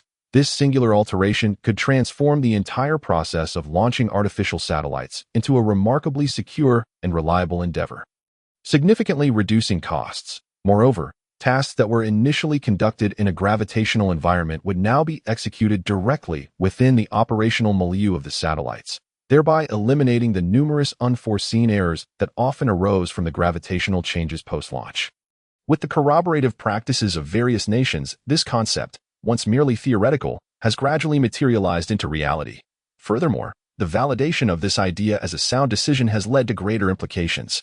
The involvement of entrepreneurs has accentuated the role of the space station, as these business people are more inclined to explore deep space, mining asteroids for precious gems and conducting pharmaceutical research at the station, rendering the space station somewhat inadequate for the burgeoning demands. Logically, while space stations can be modular, the inherent capacity of a connected station poses challenges. If the station is too small, such issues may go unnoticed. However, as the size increases, various complications emerge, including the supply of water, food, and even the management of waste. Transporting these necessities to and from the station results in an increased number of rocket launches, with exorbitant costs due to their terrestrial origins. A more pressing issue stems from the problems associated with mass. Regardless of its size, a space station possesses mass. An increase in the number of modules leads to a greater cumulative mass. Under the gravitational influences of celestial bodies, the augmented mass of the station may experience periodic stress at its connection points, risking disintegration. Such ruptures could lead to various losses. While the absence of a few components might be tolerable, the potential loss of scientists, humanity's most invaluable asset, would be catastrophic. The demise of even a handful of these individuals is an intolerable prospect. Thus, humanity is in dire need of a space station characterized by a simpler, sturdier structure, one that is more expansive and possesses greater capacity. The Moon, although lacking an atmosphere, still exerts gravitational pull, leading to significant energy inefficiencies that have caused some to dismiss it as a suitable location for establishing a base. The spherical design, which wastes materials excessively, along with the aesthetically pleasing yet structurally inadequate ring-shaped stations, has also been excluded from consideration due to their inability to withstand the destabilizing effects of rotation. Consequently, the proposal emerged to construct a space station with a simple cross-shaped skeletal structure, which would facilitate better control both structurally and in terms of rotation. Thus, a proposal for the construction of a lunar synchronous orbit facility, dubbed Cross Star City, which is larger than the current International Space Station, was presented at a United Nations assembly and subsequently approved. Naturally, entrepreneurs played a pivotal role in this approval process. A second rationale for establishing Cross Star City is its necessity for communication. The volume of information transmitted by humanity continues to escalate. This encompasses not only terrestrial communications, but also data exchange between extraterrestrial research bases and Earth. In fact, a more powerful and capable space station proves to be far more practical than a multitude of satellites. The sheer number of satellites launched is largely motivated by the need for communication. Thus, investing in a robust and permanent information exchange station, which can be repaired if damaged, could yield substantial cost savings. Consequently, the proposal for Cross Star City includes an additional rationale for establishing a center for extraterrestrial communication, providing a superior platform for near-Earth interactions, space exploration, and commercial applications. Compared to the term cost-saving, the technical terminology employed in the proposal is far more apt. A space facility that is both close to Earth and possesses significant capabilities can not only mitigate interference from the Earth's magnetic field, ionosphere, and atmosphere, thus facilitating information transfer to deep space, but can also substantially reduce overall communication costs for humanity. This would enable seamless connectivity and enhance the quality of life through technology, paving the way for a broader future, with consensus achieved among multiple parties. The unprecedented construction plan for the Moon Goddess project was set in motion, involving various nations, international organizations, and numerous entrepreneurs. City Z serves as the command center for the Moon Goddess project, established following the conclusion of the United Nations Conference. Luo Haiqing's vision seems to transcend time and space, fixating on a distant location. If we aspire to conquer Mechanical City, why not seek a solution at its very source? This is the mission of our task force, to traverse enemy lines and explore the command center of the Moon Goddess project from 2 centuries ago. In search of the initial data on Mechanical City, upon returning to the base of the 12th Task Force, Li Xinyan found a quiet spot to replicate several copies of a paper map. Although electronic maps are superior in detail, he sensed that the reliability of a paper map surpassed that of its digital counterpart, especially since their adversary is not merely humanity, but a technologically advanced Mechanical City. After all, the likelihood of several individuals misplacing a map is considerably lower than that of a single person. Safety does not stem from luck, but from meticulous planning, a lesson Li Xinyan has learned through personal experience. Had he been better prepared, his soldiers would not have met such a grim fate on the cliffs, nor would he have become a person unsure of his own identity. Reflecting on this, he seized the moment to visit the training grounds, meticulously organizing his understanding of martial arts and rehearsing a self-created boxing technique, despite having never seriously cataloged his martial training over the years. His physical prowess had undoubtedly improved, yet he recognized the importance of retaining his skills, particularly in emergencies. Of notable impact were Luo Haiqing's penetrating eyes, deep and astonishingly resolute, evoking in Li Xinyan a sense of standing before a towering mountain.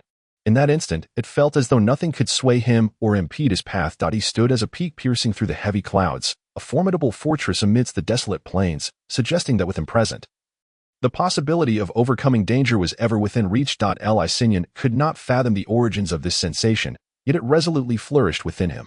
Perhaps it was a result of having orchestrated numerous assaults. He mused, but how many life-and-death battles must one endure to cultivate such a feeling? Unbeknownst to him, he struck a fist against a rock, which cracked audibly, splitting in two, yet a sharp pain radiated from his hand, which had been stepped on earlier by members of the first task force. Li Xinyan pressed down on the wound to staunch the bleeding and glanced curiously at the rock, a piece of granite newly exposed and seemingly untouched by the elements. Could it be that his punch was powerful enough to crack stone? He chuckled at the thought. While his body had indeed strengthened, what good was it? Turning around, he unexpectedly encountered a pair of crimson lips that sealed his mouth in that fleeting moment.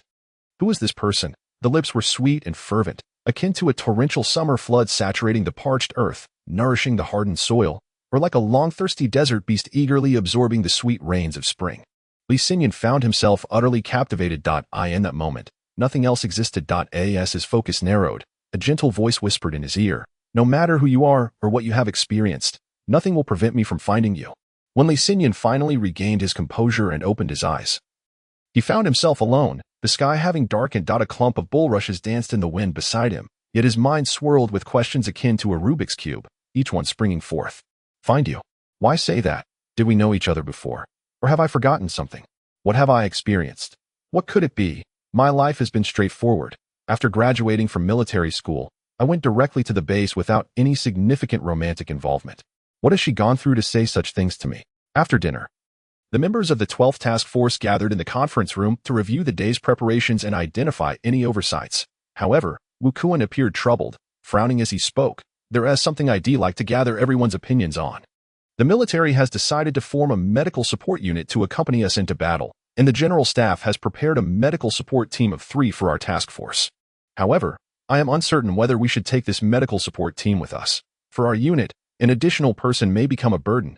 During combat, each of us struggles to look after ourselves, let alone someone who can only provide medical assistance. What are your thoughts on this matter? Please share your opinions." Yang Butao remarked, Regarding this matter, there is no need for discussion. Let us proceed directly to a show of hands. Those in favor of including the medical support team, please raise your hands." Only 3 individuals raised their hands. Wu Kuan sighed. "Very well, I support the consensus." He then stood up and quietly exited the room alone. Naturally, no one was keen on carrying an additional burden. Typically, Wu Kuan would feel a surge of excitement when the group's opinions aligned with his own, yet this time, his expression was markedly different. The others exchanged glances. "What is wrong with the captain?" Liuzi inquired.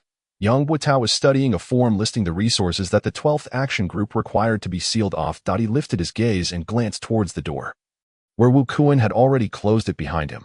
Alas, perhaps the role of captain is not quite suited for him. Not suited? What do you mean? If he is unsuitable, then who is? You. Liuzi retorted. The remaining team members had exhausted their topics of conversation and gradually left the meeting room. Liuzi continued. "Look, the responsibilities of a captain are not being neglected. Although he accidentally revealed some details of the action group at General Lin's meeting last time, that hardly qualifies as a serious blunder." Li Xinyan had long since departed, appearing to harbor his own concerns. Throughout the meeting, he had scarcely spoken, instead fixating on the ceiling, lost in thought. Yang Buitao tilted his head in contemplation, then turned 2 pages of the form, marking some resources with a check, while letting out a sigh. "I cannot quite articulate it. But you could compare him to the other team leaders. Then you might conclude that our captain is lacking in certain aspects." "Lacking in what?" Liuzi scratched his head, pondering, yet failing to arrive at any conclusion. On the mountaintop platform of the central hospital, a moonless night enveloped the scene, marking the final night before the expedition. The stars above shone brilliantly, and amidst the gentle breeze atop the mountain stood a lithe and solitary figure. The figure remained still, seemingly enraptured in thought. She gazed upon the vast cruciform mechanical city in the sky, a haze of confusion shrouding her vision as the twinkling stars within the cross seemed to be all that remained in her world. The wind swept silently past, imbued with an infinite chill. That place was where it all began, yet she found herself unable to ascend further. 45 Encirclement. This was a void, filled with darkness, devoid of light. Save for some indistinct lines of gravitational force, these lines formed a web-like structure, akin to a three-dimensional cage that partitioned the space into numerous empty cells. The gravitational lines had no end. Thus, these cells too were infinite. The space was meticulously organized into an array of cells, each representing an independent time and space simulated by the mechanical city in no matter the direction one looked.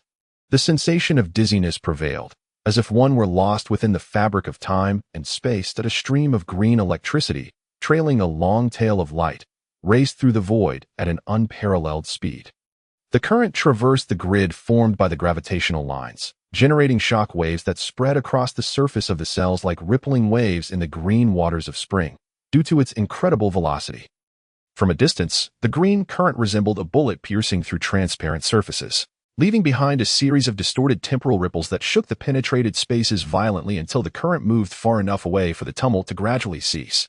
Following the green current, approximately 10 void cells behind, 3 streams of white, orange, and purple electricity, each trailing their respective colored tails, pursued closely, seemingly competing in speed, fearful of lagging behind, in contrast to the 3 currents behind. The green current bore an additional element. If one were to magnify the distance 1,000-fold, one would notice a faint flesh-toned glow at its rear. This extra glow slightly diminished its speed compared to the other currents, causing the distance between it and the 3 others to steadily decrease. In the void, there was no concept of time. No one knew how long these 4 lights had been in pursuit. Lacking concrete reference points, they could not ascertain how much distance they had crossed. Gradually, however, the distance between the green current and the other 3 colors narrowed to 4 cells. A emotionless metallic voice resonated within the consciousness of the 4 currents. Great Tiraltimus, do not think of escaping. You do not possess the laws of time and space, nor the corresponding abilities. Within the confines of time and space, where could you possibly flee? What capabilities do you possess to escape? You merely possess a stronger creative ability. In terms of understanding space and time, how could you possibly compare to me? Your outcome is predetermined. This desperate flight only wastes everyone's time. It would be more prudent to surrender quietly, thus making it easier for all of us. The voice accompanied a slight tremor of the white current, while the orange and purple currents remained unaffected. The green current, however, momentarily slowed, releasing a burst of green smoke, swaying slightly as if struck by an invisible force from the voice that resonated in its consciousness. The sway was fleeting, as the smoke quickly dissipated behind, and the green electric light regained its original velocity, continuing its escape. Due to the impact of the mental assault, the distance between it and the 3 pursuing currents diminished significantly, finally closing to 3 cells. If the distance were magnified 1,000-fold, revealing the green current as the size of an ordinary man, one would discover that it took the form of a naked male figure. This was an illusory world, and naturally, the man did not exist in reality, but was composed of countless fluttering symbols. These symbols were minuscule, and under the constraints of this world's rules, they flowed in a certain direction to assemble the man's form. The symbols contained immense energy, which overflowed from the man's body, rising and billowing like flames, forming a tail that stretched out into an invisible trajectory. In Tiraltimus's hand was an object of flesh color, also composed of symbols, though these symbols seemed to emit little energy, resembling a bulging bag filled with something. Tiraltimus bore some injuries. Some were inflicted while navigating the invisible walls formed by the gravitational lines, while others were left by the 3 currents pursuing him, attacking in some form. In this simplistic world, the forms of attack were not simple at all. They varied greatly, just like the sudden attack that appeared before him. As Tiraltimus crossed into a new temporal region ahead, a crystal suddenly materialized in a space 3 cells away, floating ominously. The crystal was a pale violet, rapidly expanding, composed of countless symbols. It was a massive rock laid down by the purple current, transcending the constraints of time and space. If one were to penetrate the interior of this cell composed of gravitational lines, they would witness a colossal pale violet crystal bridging heaven and earth. The appearance of this crystalline entity had irrevocably destabilized the structure of this space. Black fissures marred the sky, the result of the space being torn apart, with clouds and air streaming through these gaps to an unknown realm. While the ground was forced upward, creating innumerable rifts capable of accommodating entire mountains. The vast ocean-like expanse on the ground instantaneously swept away hundreds of square kilometers of land, vanishing into the dark unknown. Returning to the void, the man of green light understood that this was a crystal formed of concentrated energy, given its enormous size. If he were to charge through it as he had previously, his luck would likely not hold. He would be crushed within the pale violet crystal like a soft bag of water. Great Eteriana, do you wish for my demise so fervently? Gathering such a large amount of energy in such a short time is highly detrimental to the body. Be careful not to render yourself sterile. The green man could not restrain himself from sending out a mental shockwave. The mental shockwave traversed the 3 planes behind him, colliding with the purple current. The purple current hesitated, erupting into 5 or 6 bursts of light from its core. The purple current abruptly swelled a dozen times, ballooning like an inflated balloon along with those light bursts, before suddenly bursting, releasing hundreds of purple light orbs. The orbs shot forth from the current, traveling the distance of a cell before exploding into countless tiny pale purple symbols.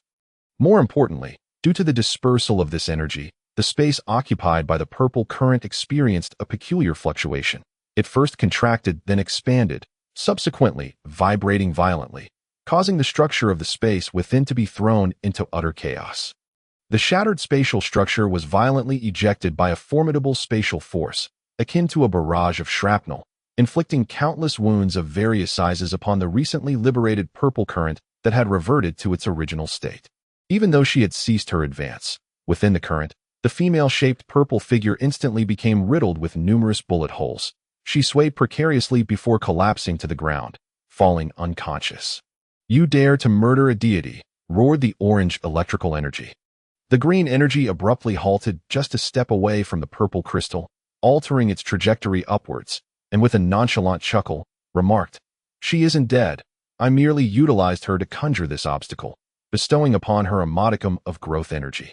You see, the power of growth is a formidable force, no matter the context. Moreover, you should not categorize her as a deity. She, like you and I, is but a mere node. If any deity exists, it is solely His Majesty." The counterattack was intentional. Transitioning from a rapid pursuit to a halt was a perilous process.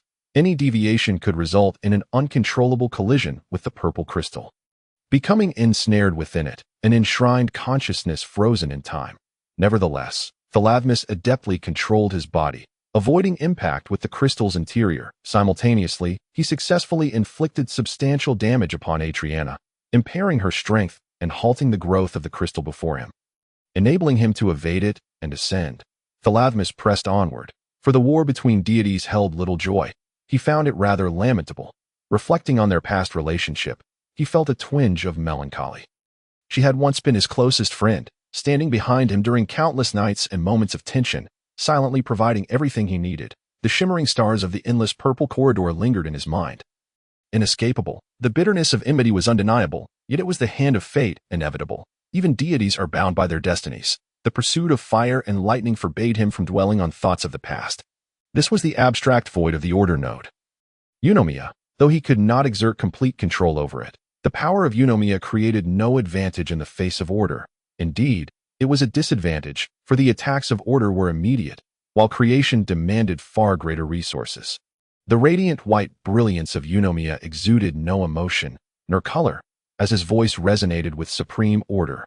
"Great Thalavmus, surrender." Although Atriana momentarily faltered, allowing your ambush to succeed, your own condition is hardly enviable. Channeling the essence of life into a deity will inevitably rebound upon you.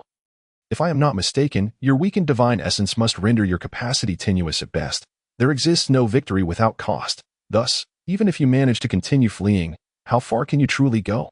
Extinguish the newly kindled flame in your grasp, or surrender her to me. She is a sin, one who should never have existed in this world. Of course, as one of the 12 Olympians, we respect your choice. Should you find it unbearable to witness her destruction, we can annihilate her upon the altar, and you may avert your gaze. Thalavmus remained silent, continuing his flight, the distance between him and the 3 figures narrowing to a mere 2.5 squares. Should they all converge into the same square, escape would be virtually impossible. The chains of the god of order could instantaneously lock onto Thalavmus's position within the same spatio-temporal plane. Yet, despite this, Thalavmus showed no intention of halting. Divine power, while grand, is not without its flaws. After all, nothing in this world is perfect. Eunomia's tone softened slightly. Indeed, Great Thalavmus, while the sin rests in your hands, we may consider it unrelated to you. Your glory shall remain unblemished. Upon acquiring the sin, we can contemplate offering you a measure of divine power as recompense. Have you not long lamented your insufficient divine power to create that which you desire with this divine essence? You shall no longer need to fret. The esteemed Vinsati, overseer of divine power equilibrium, has already conferred with Atriana, and they both concur that in the distribution of divine power among the gods, you shall be granted a certain compensation as the price for your offering of sin. So, what do you hesitate for? The orange electrical energy abruptly halted its staff. I, the great Vinsati, in this vast foundational space, solemnly promise, in the presence of such numerous dimensional realms, that should the esteemed Thalavmus surrender the sin, all subsequent compensation shall be fulfilled as stated by the great Eunomia, without a hint of deviation. Yet Thalavmus still did not look back or pause. Instead, he scoffed coldly. A few self-proclaimed deities think to entice me with a trifling alteration in the distribution of divine power. They believe I, Thalavmus, am so easily swayed. Humph! Do not presume that such a trivial authority holds any weight with me, if I so desired. Creating a divine realm would pose no challenge. Eunomia's voice turned icy, akin to the grinding of frozen metal. Great Thalavmus, your consciousness dares to challenge the very fabric of existence. Thalavmus retorted coldly. And what of it? Eunomia seethed. If you refuse to repent, you shall be imprisoned within the divine energy confinement. Understand this. The great Minotaur's labyrinth is one from which you may never escape, even after 1,000 years. Ha ha ha. Excellent, if such a day arrives. To frolic within the great Minotaur's labyrinth would indeed be one of life's pleasures. When I played with him before, his labyrinth never seemed sufficiently complex. Now, I have a splendid opportunity to challenge it and see if it can ensnare me. However, before you confine me within his maze, you must first capture me. Thalavmus's final words were delivered not with trepidation nor deceit, but rather with an air of confidence. It seemed he harbored a substantial assurance in his abilities.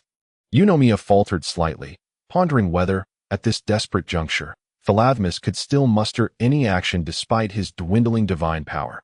Just as this thought crossed his mind, the gravitational lines of several swiftly passing dimensional realms began to twist as if distorted by a divine force. Oscillating left and right, the gravitational lines do not move on their own. Such movement signifies the emergence of a powerful consciousness or entity within the dimensional realm, one that threatens its stability or alters the dimensional power dynamics. In an instant, Thalavmus darted forward, resembling a shooting star, piercing into a massive dimension that had originally occupied 3 or 4 realms. A faint ripple spread across the outer layer of the dimension. Akin to a pool of emerald spring water, the white and orange currents halted before the dimension. Great Eunomia, what now? Shall we not pursue? Vinsati inquired. It is not a matter of choice. The interior of the dimension lies beyond our control. According to the order of divine power, it is the domain of the great war god Ares. Each deity has their own domain, and gods must not overstep their bounds. Any transgression results in downfall. Eunomia's voice grew dry and hesitant. His original tone, already discomforting, now sounding like a blade caught in a doorframe, grating and unpleasant. However, by the time the war god arrives, Thalavmus may have already escaped. Yet, I desire not to fall. Vinsati chuckled. Eunomia, if adaptability is deemed a fall, then you have transformed the guardians of the divine realm into wolves and leopards. They would surely have been marked as fallen long ago, for that was Thalavmus's original duty. Thus, entering the dimension to apprehend Thalavmus is far from taboo. Eunomia glanced at Vinsati, his brow slightly furrowing before he relaxed and stepped into the now distorted dimension. The sky was drenched in rain. A torrential downpour. The clouds were boundless, utterly shrouding the heavens, and the rain fell unceasingly, saturating every corner of the sky. The world was engulfed in an apocalyptic chill. Bolts of blue lightning traversed hundreds of kilometers, piercing through thousands of meters of dense clouds, twisting and flickering as they struck down, often reducing towering trees to charred remnants amidst the thunderous roar. Both humanity and the creatures of this world stood frozen, like wooden stakes, gazing vacantly at the extraordinary phenomenon above, bewildered. This was the wrath of the divine. In any realm, abnormal celestial phenomena can be interpreted as divine anger. The might of the gods rendered all things abnormal, resulting in such extraordinary occurrences, akin to this seemingly endless deluge. Yet, as ordinary beings, they remained unaware that this was also a means of divine protection. a way to enhance their strength or prolong their existence. At least for this dimension, it was thus. Beneath the boundless torrential rain, a transparent, colorless ripple traversed through. The brilliant green of the electric light has faded into obscurity, leaving no trace behind. Only the splashes of raindrops colliding with an invisible circular barrier create ripples in the air, marking the long trail left by the meteor as it streaks through the sky. From above, it resembles a wave traversing through the rain. The end point of the trajectory is elusive, as its speed approaches the maximum limit that this plane can sustain. Any faster, and it would breach the boundaries of reality. The forefront of the ripples appears akin to a meteor, yet upon closer inspection, the meteor reveals itself to be a humanoid monster. The creature bears a resemblance to a lizard, with patterns on its back extending seamlessly to the tip of its tail, perfectly embodying the definition of streamlined design. Its head is bare, indistinguishable from that of an ordinary lizard, save for its hands and feet, which possess human-like fingers instead of claws. The lizard person clutches a fleshy mass in its grasp, which writhes slightly, exuding an air of discomfort or unease. Tarathmus, somewhat unexpectedly, pauses to cast a glance at the meatball, gently pats it, and softly reassures, "Little prince, just endure a little longer. You shall soon be liberated. We are about to encounter those we are destined to meet." The abrupt halt of Tarathmus is peculiar, as he transitions instantaneously from a breakneck sprint to a complete standstill, lacking any semblance of a stopping process. More astonishingly, dozens of black sides of death suddenly extend from a point along his original path, sweeping past from all directions at high speed, precisely where Tarathmus should have been at that moment based on his velocity. Since Tarathmus has halted at that very spot, the sides fall silently into the void, causing him not the slightest harm. That eye in the distant expanse, a gaunt figure cloaked in black robes retracts the sides, gazing incredulously at the emptiness of their blades, before murmuring slowly, "Aelina, you must flee. We are no match for him." The scythes of death, which had never failed to strike before, still resonate with residual power, their edges vibrating slightly with the remnants of space torn asunder. Yet Aelina remains unmoving, gazing into the distance. She softly replies, "Flee? Where could we possibly run to?" The gaunt figure is taken aback, gradually lowering the scythe, contemplating aloud amidst the cascading raindrops. "Indeed, where could we escape to?" Suddenly, the space behind them rends open without warning, and a figure steps forth from an unimaginable distance, flicking its long lizard tail with a hint of mockery, declaring, "To run. Of course, running is a wise choice. Escaping this plane is imperative." The gaunt figure, startled, instinctively swings the scythe towards the source of the voice, moving with remarkable speed, leaving behind a trail of afterimages. However, despite the strike, there is nothing to sever. It is not that Tarathmus is absent from that location, but rather that the gaunt figure's side has vanished, leaving him with an empty gesture. Tarathmus has already drifted a kilometer away, the scythe hovering before him, concerned that any further movements might inadvertently harm them or affect the gaunt figure. Tarathmus retreats another kilometer. The gaunt figure feels as though its heart is being crushed. As a deity who has missed its mark twice, it feels utterly defeated. If there were a history to be recorded in the divine realm, it would have even lost the will to obliterate its own soul. Tarathmus gently caresses the scythe, allowing its blade to slice through his fingertip, a glimmering golden droplet of blood adhering to the cold edge, imparting the taste of divine essence. Suddenly, it emits a low, resonant hum. Quite satisfactory. It appears to be a divine artifact, albeit with somewhat lacking spatial destruction capabilities. Let us enhance that. He extends his fingertip, lightly flicking the scythe, which erupts into a cloud of gray mist, enveloping it in a swirling vortex. Faces of demons and angels manifest upon the surface of the mist, fleeting visages emitting anguished cries and mournful howls, rendering even the gaunt figure unable to bear the sight. Although Tarathmus enhances the power of the scythe from a distance, this weapon is intrinsically linked to the essence of death, causing the gaunt figure to shudder as 3 or 4 phantoms burst forth from its being, dissipating into the surrounding air. The overwhelming force of death spills forth from its soul, surpassing its capacity to contain it. What kind of power is this, that even a god of death cannot contain? Sensing the opposing energy, Aelina is surrounded by a myriad of white petals, which bloom instantaneously, radiating beams of white light in an attempt to shield her from the oppressive aura of death. Yet, despite her precautions, Aelina pales, a stream of golden blood escaping her lips, indicating she has sustained significant injury. Remarkable vitality, Tarathmus observes with a glimmer in his eye. His surroundings exhibit no protective barriers, nor is there any trace of magic. Yet he remains unscathed. After a brief moment, the scythe resumes its original form, though its blade is conspicuously absent, replaced by a swirling tempest of distorted space. Tarathmus no longer focuses on the scythe. His eyes gleam mischievously. And he smiles slightly as he reaches out toward Eilina. Alarmed, she radiates an overwhelming brilliance as countless ephemeral and tangible flowers bloom in the air, akin to twinkling stars, rapidly altering the shape of the space around them with their vibrant life force. Instantly, the flowers and the raindrops, no larger than broad beans, appear to swirl in a bizarre mirror, forming waves that surge towards Tarathmus. This is a death zone where energy and space intersect. The gaunt figure has already leaped to a safe distance, overwhelmed by the potent life force emanating from the blooming flowers, which sends shivers down its spine.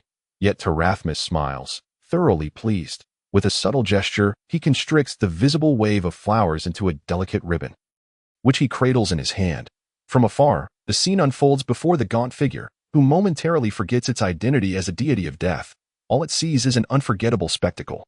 Tarathmus holds a transparent ribbon adorned with countless white petals, undulating and extending towards the horizon, gradually enveloping Eilina at the other end, where a sea of transparent and opaque blossoms awaits. The gaunt figure experiences a disorienting sensation, perceiving not a deity of life defending against an invading god, but rather an invading god crafting a goddess of life for this realm with every gesture. This transpires in an instant.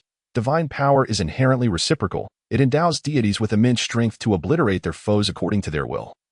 Yet it simultaneously offers their adversaries a fleeting opportunity to touch the divine. Tarathmus gently tugs, and Eilina emits a soft gasp, instantly traversing the kilometer that separates them, appearing directly before Tarathmus. What manner of being possesses the capability to toy with gods so effortlessly? Suddenly, the skies erupt with a cacophony of thunder, dense and relentless, as if attempting to rend the very fabric of space with sound. Such noise ought not to exist within this realm. Yet at this moment, it descends upon them. They are almost here, Tarathmus remarks. Glancing into the distance, he then flips the meatball in his left hand, giving it a shake before firmly pressing its contents into Eilina's being. With a radiant smile, a shimmering orb shaped like a smiley face floats from his visage, embedding itself in Eilina's forehead, crystallizing into a green flower upon her brow.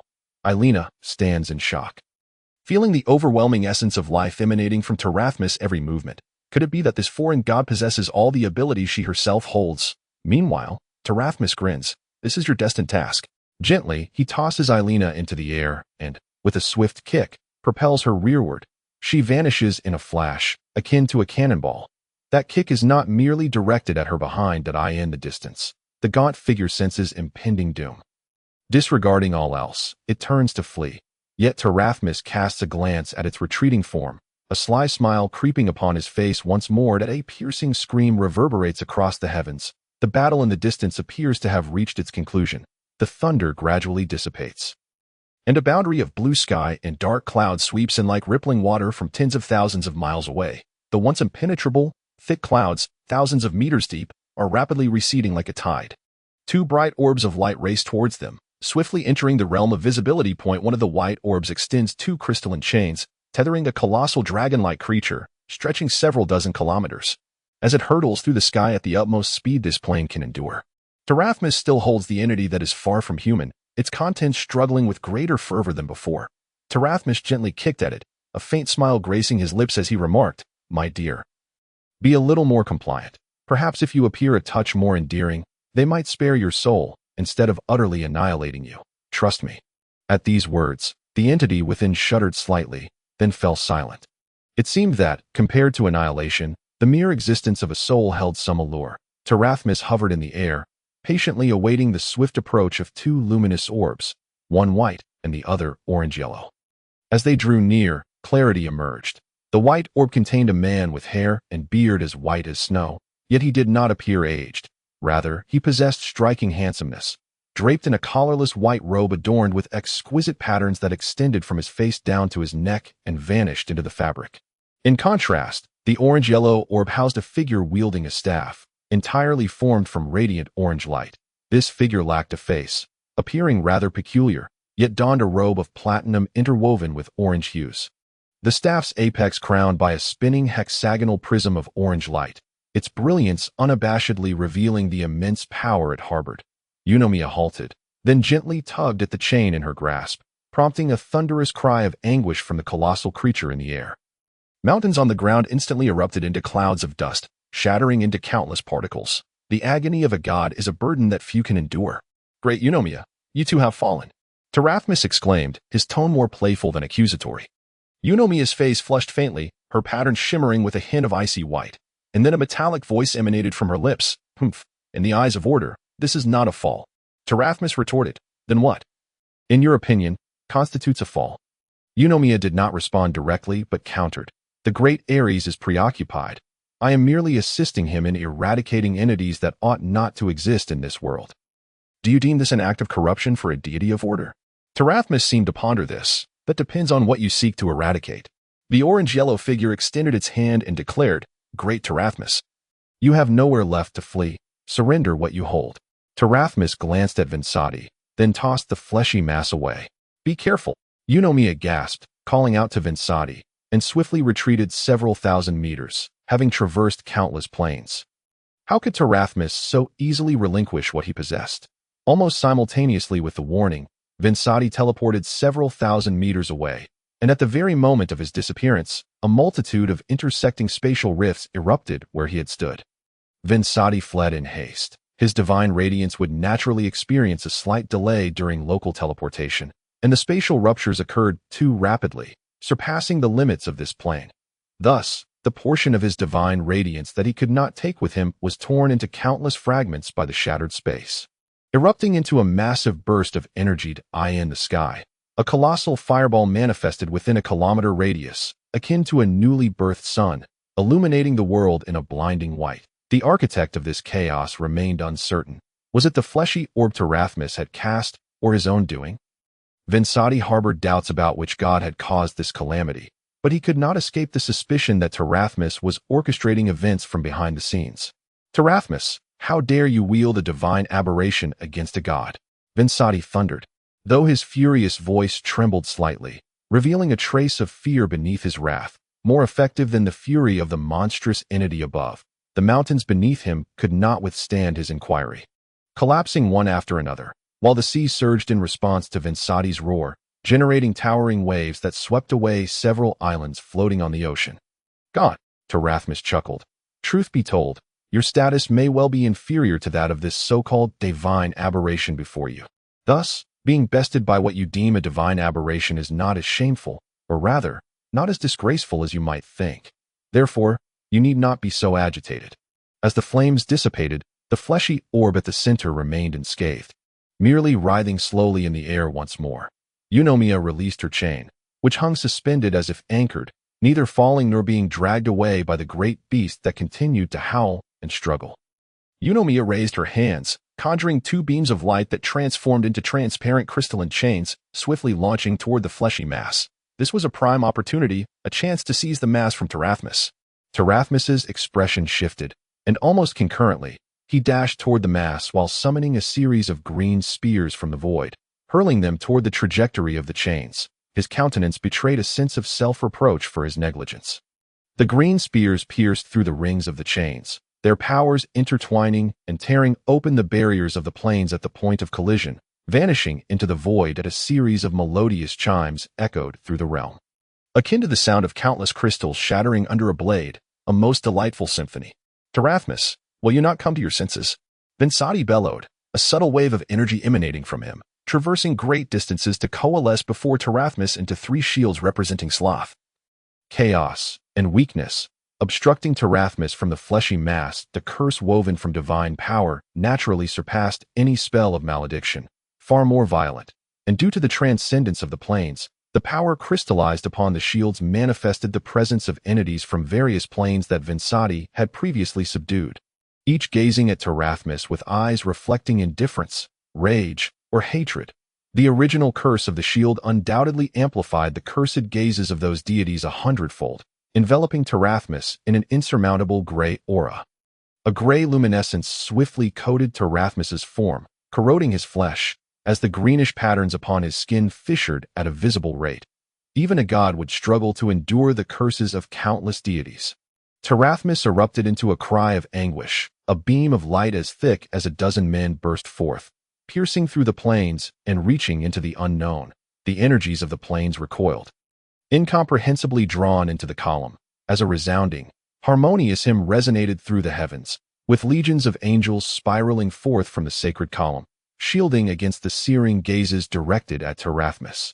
The conversion of plane energy may enhance the power of your divine might. But before the cursed divine shields, how long can you endure? Vinsati spat through gritted teeth. Golden blood trickled from Terathmus's mouth, eyes, and ears, cascading toward the earth below, his visage twisted into a grimace. Power is energy. All life requires energy to thrive. Suddenly, without warning, as if stimulated by an irresistible force, the floating fleshy mass detonated, shattering into innumerable fragments. From within emerged a bare, elongated rod, which danced lightly as it swiftly severed the three shields into countless tiny shards. The multitude of entities upon the shields emitted cries of agony rivaling the sanctity of hymns, as they shattered under the dual assault of the scythe of death and the column of sacred light. Erupting into a chaotic surge of energy, thus, another colossal fireball erupted in the sky, but this time, the explosion was accompanied by a multitude of dark fragments. As the explosion smoke gradually cleared, Terathmus clutched his chest, golden blood streaming from his 7 orifices, wearing a sly grin that seemed more befitting of a mortal than a god, as he regarded Vinsati and Eunomia.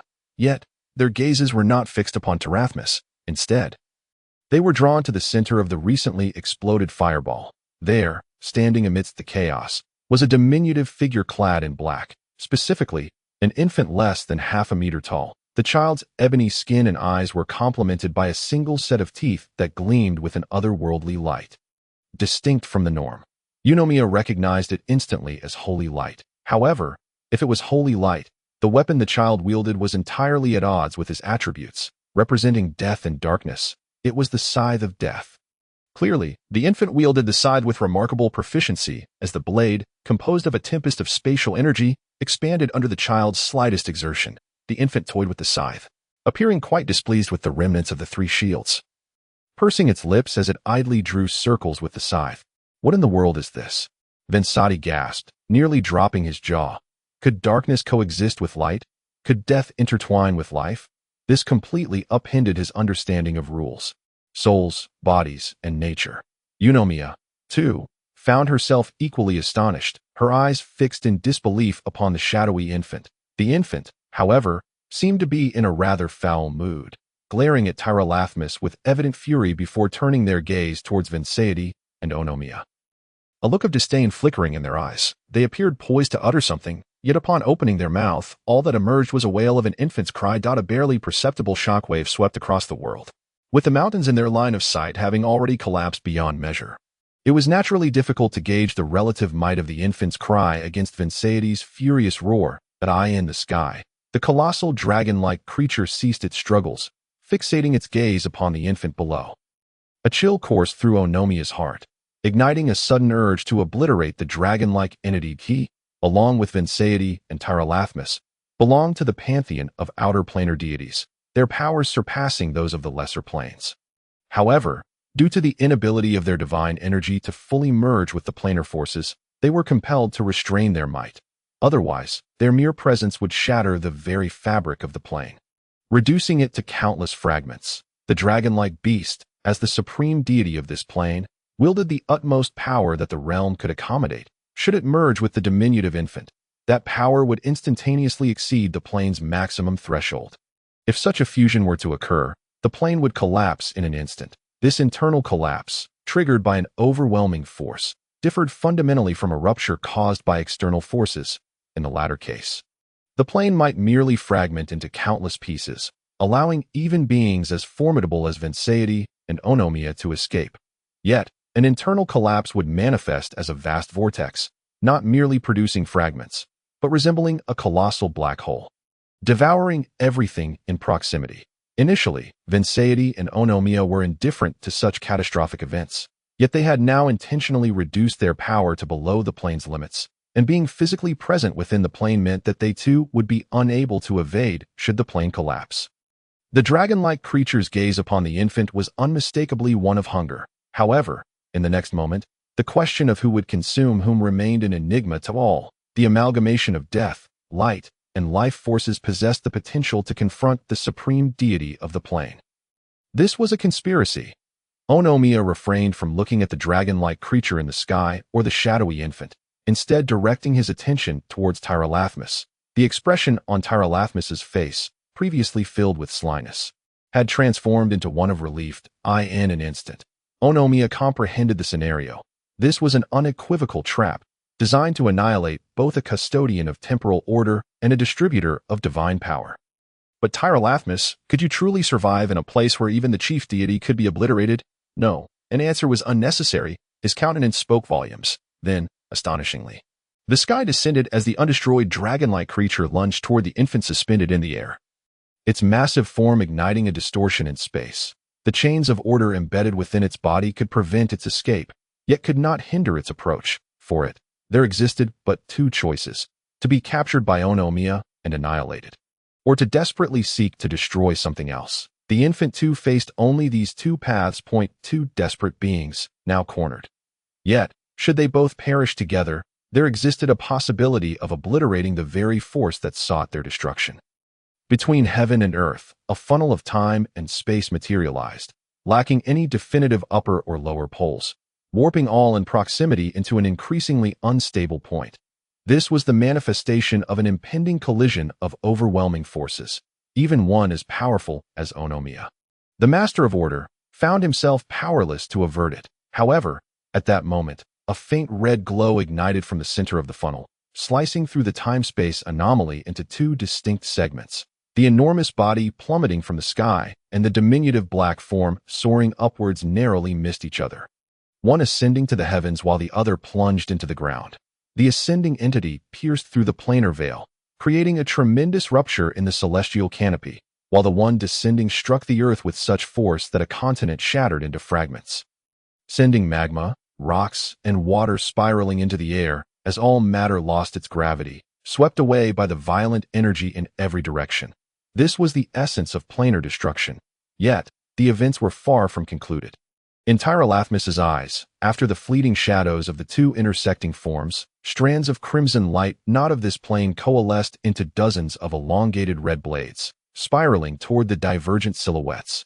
These were the swords of judgment, tasked with shattering all heresies. A bittersweet smile passed across Tyrolathmus's visage as he beheld Onomiya, a faint grin of satisfaction gracing his features. However, due to the vast distance between them, Onomiya remained oblivious to the relief and sense of liberation reflected in Tyrolathmus's eyes. In another realm, within the mechanical city of the sky, a green flame resting upon a metallic platform within a floating capsule suddenly flickered without warning. Ah, you're awake. How fascinating. Do even gods dream? In front of Tyrolathmus, the atlas-like metal head swayed side to side, its mechanical eyes scrutinizing him intently, revealing a mouthful of sharp teeth that, from this angle, appeared particularly menacing, as if poised to devour Tyrolathmus whole. What do you intend to do? Tyrolathmus inquired. For a being of his stature, dreams were memories, and memories were dreams. Yet, still caught in the remnants of his slumber, he felt a certain discomfort at the wolf-like head that seemed to pry into secrets. Hee. Dear one, what sort of dream did you have? You seem to have experienced a nightmare, Atlas remarked with a playful demeanor. Tyrolathmus paused momentarily before asking, So, have you deciphered my riddle? No, I have not. Then why have you come to seek me? Tyrolathmus pressed. Well, I thought perhaps you could share the answer with me. As part of a fair exchange, I have a secret to share, one I just obtained from Alex yesterday. A secret? Tyrolathmus chuckled softly, finding this price rather amusing. An utterly worthless riddle in exchange for something of value was indeed a bargain. What is your secret, then? Atlas's mechanical visage revealed nothing. Yet his tone betrayed him. So you agree. Alex mentioned that if you could recall the method you taught him 27 years ago for melding T53 and T1135 metals, he has since solved a problem you were unable to. Tyrolathmus's eyes sparked with interest, only to return to a calm demeanor as he replied, Is that so? And this is your secret? Indeed, Atlas affirmed.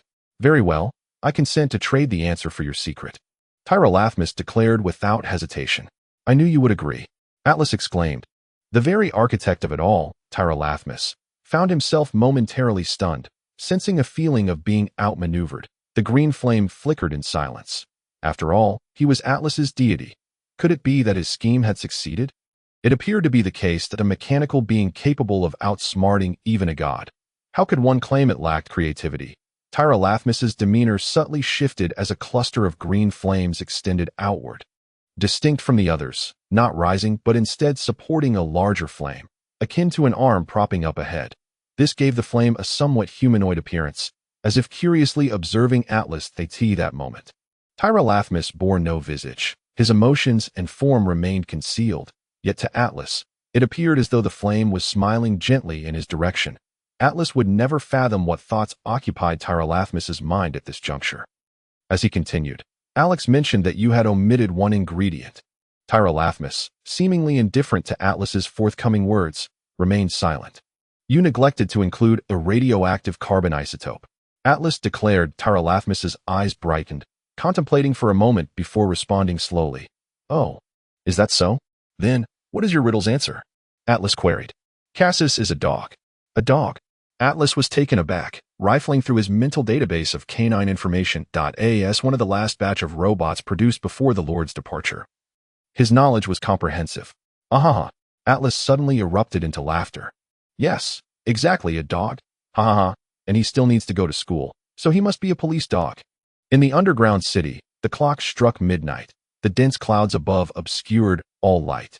Casting the mountains into darkness, Li Xinyan stood at the rear of the formation, bearing a backpack and clutching a weapon, his hand brushing against the dagger at his waist. This moment, all members of the 12th Action Team had assembled. It was time to embark on their journey. Departing at midnight may not have been the most opportune moment, yet for the 12th Action Team, it was the only option available, with the dense clouds hanging in the sky. The mechanical city's reconnaissance aircraft faced an additional layer of obstruction, significantly diminishing their chances of detecting human forces maneuvering beneath the cloak of darkness. Naturally, embarking on a nocturnal operation was not the most prudent choice, especially in mountainous terrain. However, nature is impartial. While the action team struggled to navigate under such conditions, the enemy would similarly find themselves hampered. The absence of aerial reconnaissance would undeniably weaken the combat efficacy of the mechanical city's forces, thereby considerably narrowing the gap between them and the human troops. In such circumstances, even if an encounter occurred, the action team would not be entirely trapped within the mountainous region. The mountain winds howled fiercely. Yet one individual sat in a wheelchair, a look of gravity etched upon his face, as his gaze slowly swept across the assembled battalion before him as each of the 11 teams passed by. He remained seated, quietly observing the faces of the soldiers. Then, with deliberate slowness, he raised his right hand and rendered a precise military salute. Occupying the wheelchair was Lin Zicong. Behind him stood a lady clad in a suit, Felona. Originally, it was expected that Sun Jelly would stand behind the wheelchair, for over the years, her presence alongside him had become an accepted norm. Yet, on this night, Sun Jelly was absent. Similarly, Miao Yiling was also nowhere to be found. Once the 12th Action Team had assembled before Lin Zicong, Felona leaned in and whispered something into his ear. Subsequently, Lin Zicong directed his gaze toward Li Xinyan. He gestured with his hand, and Felona maneuvered Lin Zicong to the forefront where Li Xinyan stood. Lin Zicong remained silent for a moment, scrutinizing Li Xinyan from head to toe, before finally smiling and inquiring. So, how has life in the action team been treating you? Have you all become familiar with one another? Report. General, I have adapted well to life in the action team, and the camaraderie among us is quite amicable, Li Xinyan replied. Good. It's reassuring to hear that. The initial plan was to have you in the action team for 6 months, to familiarize yourself with the tactics of a special agent. However, circumstances have changed, and there is no longer time for training and study. The enemy has disrupted our strategic equilibrium. A sword now hangs over our heads. Under such conditions, you must accompany the action team to the battlefield and learn amidst the chaos. Do you have any objections to this? Report. General, I have no objections, Li Xinyan responded. Well, that is good to hear. A true warrior is not nurtured in a greenhouse but forged in the crucible of battle. I heard that just a couple of days ago, you engaged in a skirmish with another action team at the International Military Cooperation Office. Indeed. General, Li Xinyan replied, his demeanor unflinching, while Yang Buitao's eyes flickered momentarily in this direction. Well fought. Lin Zicong affirmed. He unequivocally defined the outcome of that battle. This is the kind of soldier I seek. In times of peril, one must rise to the occasion and be capable of engaging. Those who cannot are of no use. Lin Zicong declared loudly that he pointed to his own head. Wu Kuan, Li Xinyan, Yang Guotao, Xiao Jian, Lu Zi. I remember each of your names. Every one of your faces is etched in my mind. Remember my strategic directive from our previous teleconference. When you go out this time, do not hold back. There are no fixed targets. Unleash your potential and strike hard. Your greatest destructive capability is the outcome I desire. The strongest among you will be the top of my action team. Do you understand? Understood, they replied in unison, their voices echoing across the valley. When you return, I shall be here to celebrate your success. If you do not return, I will still be here to offer the finest libations in your honor. Now, I command, the 12th Action Team of the Underground City, commence your mission. Lin Zicong proclaimed. Yes, the crowd responded in unison, their spirit unwavering. With a swift motion, 13 precise military salutes were rendered towards Lin Zicong. 13 pairs of eyes shimmering with determination. Despite the absence of moonlight and stars, the battlefield lay before them, where a clump of grass struggled to grow amidst the rubble, its crooked form displaying a tattered flower spiked to the air. Green leaves and stems swaying in the wind, reminiscent of a tattered flag. Among the stones lay a shattered glass cup, filled with rainwater, with green moss clinging to its rim, tainted brown by the blood-red sunlight. A red-billed sparrow alighted nearby, inspecting the cup before dipping its beak into the water.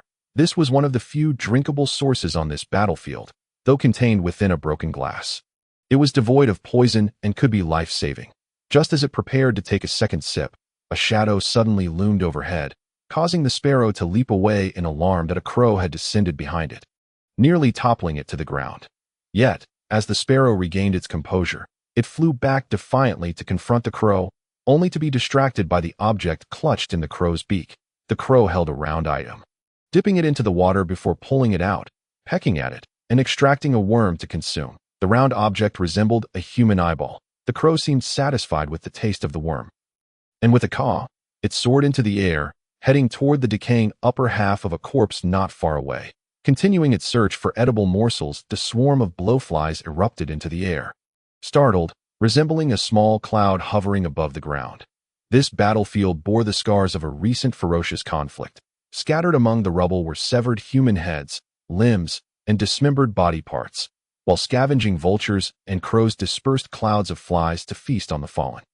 For these carrion eaters, this was a banquet-laden plain. Though the battlefield was not vast, it appeared densely populated with corpses stretching into the distance, enveloped in silence and grimness. Among the fallen lay the twisted remains of mechanical beasts, most measuring around 1 meter in length, though a few exceeded 2 meters. Regardless of their size, they shared a common characteristic. Their once prominent eyes had been obliterated by a barrage of gunfire. What should have been mechanical eyes were now nothing but gaping holes, devoid of any recognizable form. We lack effective means to destroy the mechanical beasts at close range. Our only option is to blind them first. Only then might we render them immobile, transforming them into relatively easier targets to eliminate, Yang Guotao remarked. The team members remained silent, their weapons at the ready as they surveyed the once thundering battlefield. Should we bury them? Guo Tianming suggested, but silence met his words as everyone gazed into the endless expanse of corpses. Guo Tianming, observing the lack of response, understood that such a monumental task was beyond the capabilities of their small team. He sighed softly, never mind, and began to walk toward the far end of the battlefield. The group proceeded in solemn silence, weighed down by an air of profound reverence for those who had fought valiantly. At the edge of the battlefield stood a long ridge, flanked by deep ravines on either side. Approximately 100 meters in height, filled with rubble, bushes, and weeds. Ascending the ridge, one could see a fortress constructed of stone halfway up the slope, its stones bearing the marks of time. It stood against a modestly sized mountain. And in the glow of the setting sun, the fortress resembled a steadfast sentinel. Gazing over the chaotic battlefield below, as they climbed the ridge, the number of corpses increased, as did the fragments of machinery. While the intact mechanical beasts grew increasingly scarce, consistent with initial observations, the fighting here had persisted for several days, and the stench of decay was overpowering. Captain, are we going in to take a look? Yang Guotao suddenly inquired. Of course. If we do not enter, we will have no place to rest tonight. Since last night, we have been marching for over 18 hours. Everyone needs to recuperate, Wu Kuan replied. Could there be mechanical forces inside? Wu Tianming asked. This concern echoed in the minds of others, though they had not voiced it. With his question, All eyes turned to Wu Kuan, intrigued. Should mechanical forces be stationed here, it would pose a considerable problem. Though they were not afraid of combat, the scale of the previous battle suggested that the mechanical troops were significant in number, making them a formidable foe for the newly deployed 12th Action Team. They were not keen on revealing their presence, whether to their own kind or to the mechanical forces. There shouldn't be any, Li Xinyan interjected. I have guarded base 766 for 8 years. Mechanical forces typically do not linger on the battlefield after an assault. Regardless of its success or failure, they retreat swiftly to their camps to replenish their energy, so this area should be secure. His experience is derived from the time spent guarding base 766. A fact well known to all, thus no one dares to voice opposition. Wu Kuan chuckled. Having endured countless battles, why would you still fret over such trivial dangers? By the way, after witnessing this battlefield, I trust no one is feeling nauseated anymore. If anyone dares to vomit again, I'll have them pitch a tent right here for 2 days to keep company with our valiant brothers who perished in glory. Someone muttered softly in response, well, one can get used to it, but the stench is rather overwhelming. Wu Kuan immediately retorted, damn it, if you can't endure such minor discomfort, then you might as well turn back right now. The voice fell silent instantly. Just then, the castle gate, approximately 100 meters away from the group, creaked open. It was a blackened alloy door, matching the exterior walls of the castle, adorned with numerous green, viscous-looking substances that resembled maggots, their purpose unknown. However, after surveying the battlefield littered with mangled bodies, these peculiar items appeared somewhat more endearing. Hey, everyone, come in. Dinner and bedding are ready.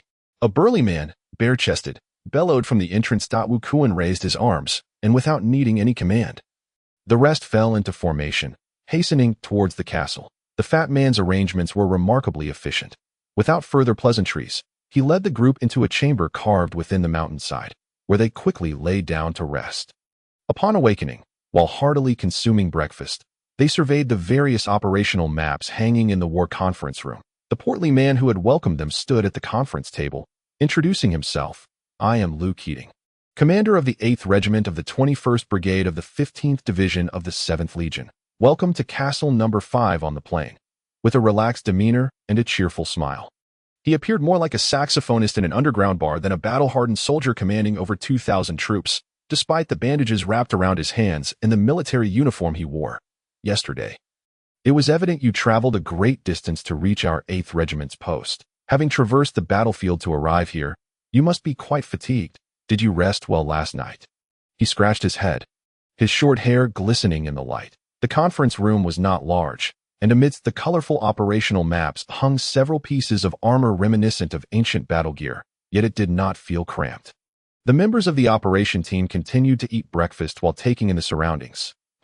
Quite impressive, Wu Kuan remarked, his gaze fixed on a suit of deep blue armor, unsure if he was addressing Li Xinyan or merely commenting on the armor itself. It seems you had a fierce battle here not long ago? Yang Buotao inquired. Li Xinyan pulled a watch from his pocket, glanced at it, and replied, indeed, that was a week ago. Since you managed to cross the battlefield, I will not hide the truth from you. A week prior, while our forces were transporting supplies to the castle, we encountered an ambush by mechanical troops. We had no choice but to take the initiative and engage in a bloody battle, ultimately reclaiming all the supplies safely. However, as you can see, the cost was immense. We lost 489 men and had 553 injured, which essentially decimated half of our combat personnel. Why are there so many pieces of armor here? Wu Kuan asked. Li Xinyan smiled. Those were left by the previous commander. In his eyes, steadfast defense was the best choice. Yang Buotao continued to inquire about the last battle. What was the enemy's troop strength during the last engagement? Li Xinyan pondered briefly, then stated, the mechanical troops numbered around 150. He paused and added, we had assessed their casualty rate, which was over 80%. Li Xinyan spoke with a certain lightness. Given the battle statistics, a roughly 6:1 casualty rate was considered high among all resistance forces. Thus, such losses were not a source of shame. In stark contrast to Li Xinyan's demeanor, Guo Tianming stared at the flatbread in his hand for a long moment, sighing heavily. For these supplies, the fallen brothers, their deaths seem rather unjust. Li Xinyan, however, responded with a grin. Those who come here generally do not intend to leave alive. Even if they do, Where else is there to go in this world? My friend, do not mourn their sacrifice. Fighting on the front lines is the honor we possess. Even in death, this glory will be remembered by all. Exactly, for the survival of all humanity, even death is worthwhile.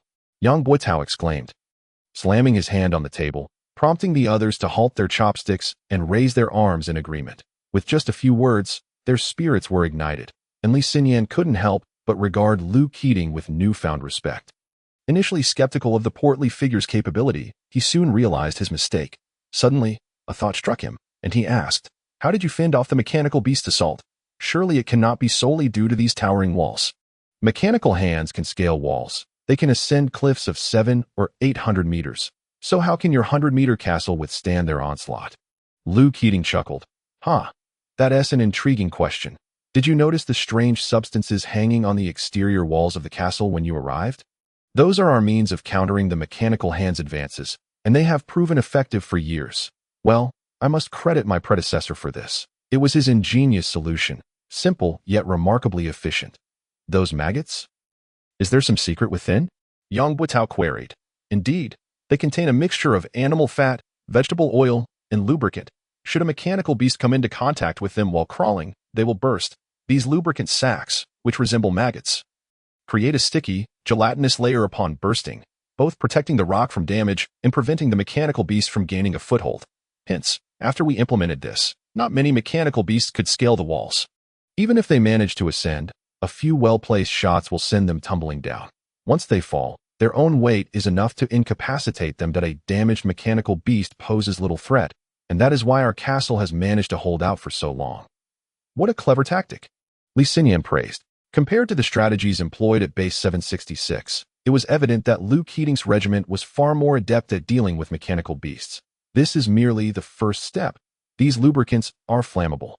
So in dire situations, igniting the outer walls to incinerate the mechanical beasts can be highly lethal. However, we must use this method sparingly, as high temperatures can damage the rock structure. Wu Kuan inquired, "Do you frequently endure assaults from mechanical troops here?" "I noticed the thick protective layer on those rock surfaces." "Indeed," Lu Keating replied, "we face attacks approximately every 6 to 7 days. Initially, it was once a month, merely harassment, but it evolved into assaults every 6 to 7 days. As the war has turned increasingly unfavorable for us, the number of mechanical troops involved in the attacks has risen accordingly. Recently, we faced an onslaught of over 600 mechanical beasts. However, past attacks have not inflicted severe casualties on our personnel. Except during the supply transport, where the mechanical forces unexpectedly ambushed us at a time and place very disadvantageous to us. This was due to my negligence, resulting in a significant loss. I have already submitted a letter of self-criticism to the Army's headquarters, and I am prepared for whatever consequences they may impose. If we calculate the days, will there be another attack from the mechanical beast soon? Yang Buitao inquired, glancing down at his fingers. Yes, Lu Keating confirmed. Not in a couple of days. The mechanical forces are already here, Li Xinyan said. Frowning, a gasp of astonishment escaped the crowd as they turned to glance at Li Xinyan, their eyes brimming with a myriad of questions that startled him. Just as he pondered how to respond, Lu Keating rose, his teeth chattering briefly, and proclaimed with a grin, "Excellent. They're here. Just as expected. We shall engage them. Our numbers may be few, but our ammunition is plentiful. However, Commander, I believe you ought to assess the scale of this mechanical beast brigade." "Scale?" Lu Keating exclaimed in surprise, abruptly turning to leave without further ado. The members of the action team, already armed and prepared, hastily set down their bowls and chopsticks and followed Lu Keating at a brisk pace to the lookout platform atop the castle. Peering through the arrow slits, they observed a gray dust cloud slowly advancing toward them on the distant horizon, obscuring the visibility of what lay behind it, rendering it impossible to discern the length of the formation. Yet, judging by the dust alone, it was evident that the mechanical beast brigade comprised no less than 200 to 300 units. "Is the enemy's scale not discernible on the radar?" Lu Keating inquired, his expression slightly grave. Addressing several subordinates nearby, one soldier replied, "I'll check right away," and dashed into the castle. In the distance, the dust cloud rose under the sunlight, and glimmering specks of light reflected off the mechanical beasts, causing a wave of apprehension to wash over the onlookers. As the mechanical brigade drew nearer, the cacophony of noise intensified in Li Xinyan's ears, Before long, the soldier returned, reporting, "Commander, the radar indicates approximately 800 mechanical units." 800. Tianming exclaimed. The rest remained silent, yet unease settled in their hearts. Based on the casualty ratio between human forces and mechanical beasts, it was clear that, assuming the best casualty ratio of 1:5, 800 mechanical units would necessitate a human contingent of at least 4,000 to have any chance of contesting the battle, equivalent to 2 regiments. Li Xinyan slammed his hand against the wall. Contemplating. 800. Gather every able-bodied person and have them enter the defensive fortifications. This is a battle for survival, and we must stake everything on this. Commander Liu, are you truly considering a direct confrontation? Wu Kuan questioned skeptically. We possess the advantage of terrain. What do we have to fear? Li Xinyan replied impassively. Action team. Pay attention. Wu Kuan called out, raising his hand, fingers curled forward, followed by a gesture indicative of preparing firearms. The action team members swiftly sought out the most advantageous terrain to prepare for combat. Mere minutes later, the mechanical brigade, shrouded in dust, arrived at the castle's base. As the dust settled, various mechanical beasts, large and small, emerged beneath the castle. Among them were the mechanical leopards, approximately 1.5 meters tall, which had previously attacked Li Xinyan's base 766, alongside the more massive mechanical bulls. The mechanical wolves constituted the most numerous type of assault mechanical beast due to their relatively simple structure, and it was evident that the mechanical city was well aware of cost considerations regarding the troop composition, resulting in a higher ratio of lower-tier units, unlike any previous encounters. Atop the back of the most robust mechanical bull sat a humanoid figure. The mechanical brigade surprisingly featured humanoid mechanical life forms. Even after 8 years of guarding Base 766, Li Xinyan had never witnessed the deployment of humanoid mechanical warriors that in terms of combat effectiveness. Close-range units typically outperformed their ranged counterparts. Their principal vulnerability lay in sustaining severe damage before closing in on ranged enemies. However, this was not a concern for the mechanical brigade, as their bodies were constructed from alloys, rendering them resistant to typical human weaponry. Unless critical areas were struck, mechanical beasts could advance into close quarters with human soldiers, leaving little chance for survival. Thus, the mechanical brigade primarily relied on close combat, rarely employing ranged armaments. In a melee configuration, the beastly forms possessed a greater array of offensive capabilities compared to bipedal humans, hence mechanical warriors predominantly assumed animalistic forms, with humanoid mechanical soldiers being a rarity.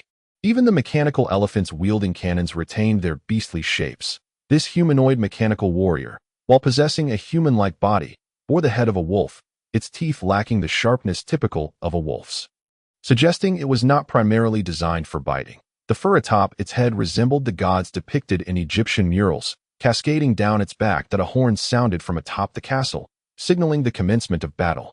And a torrent of bullets erupted from concealed firing ports in the mountains and castle walls, clattering against the bodies of the mechanical beasts. The marksmen were evidently trained, their coordination impeccable, as the crossfire targeted the mechanical beasts stationed near advantageous positions behind 2 or more nearby cover points.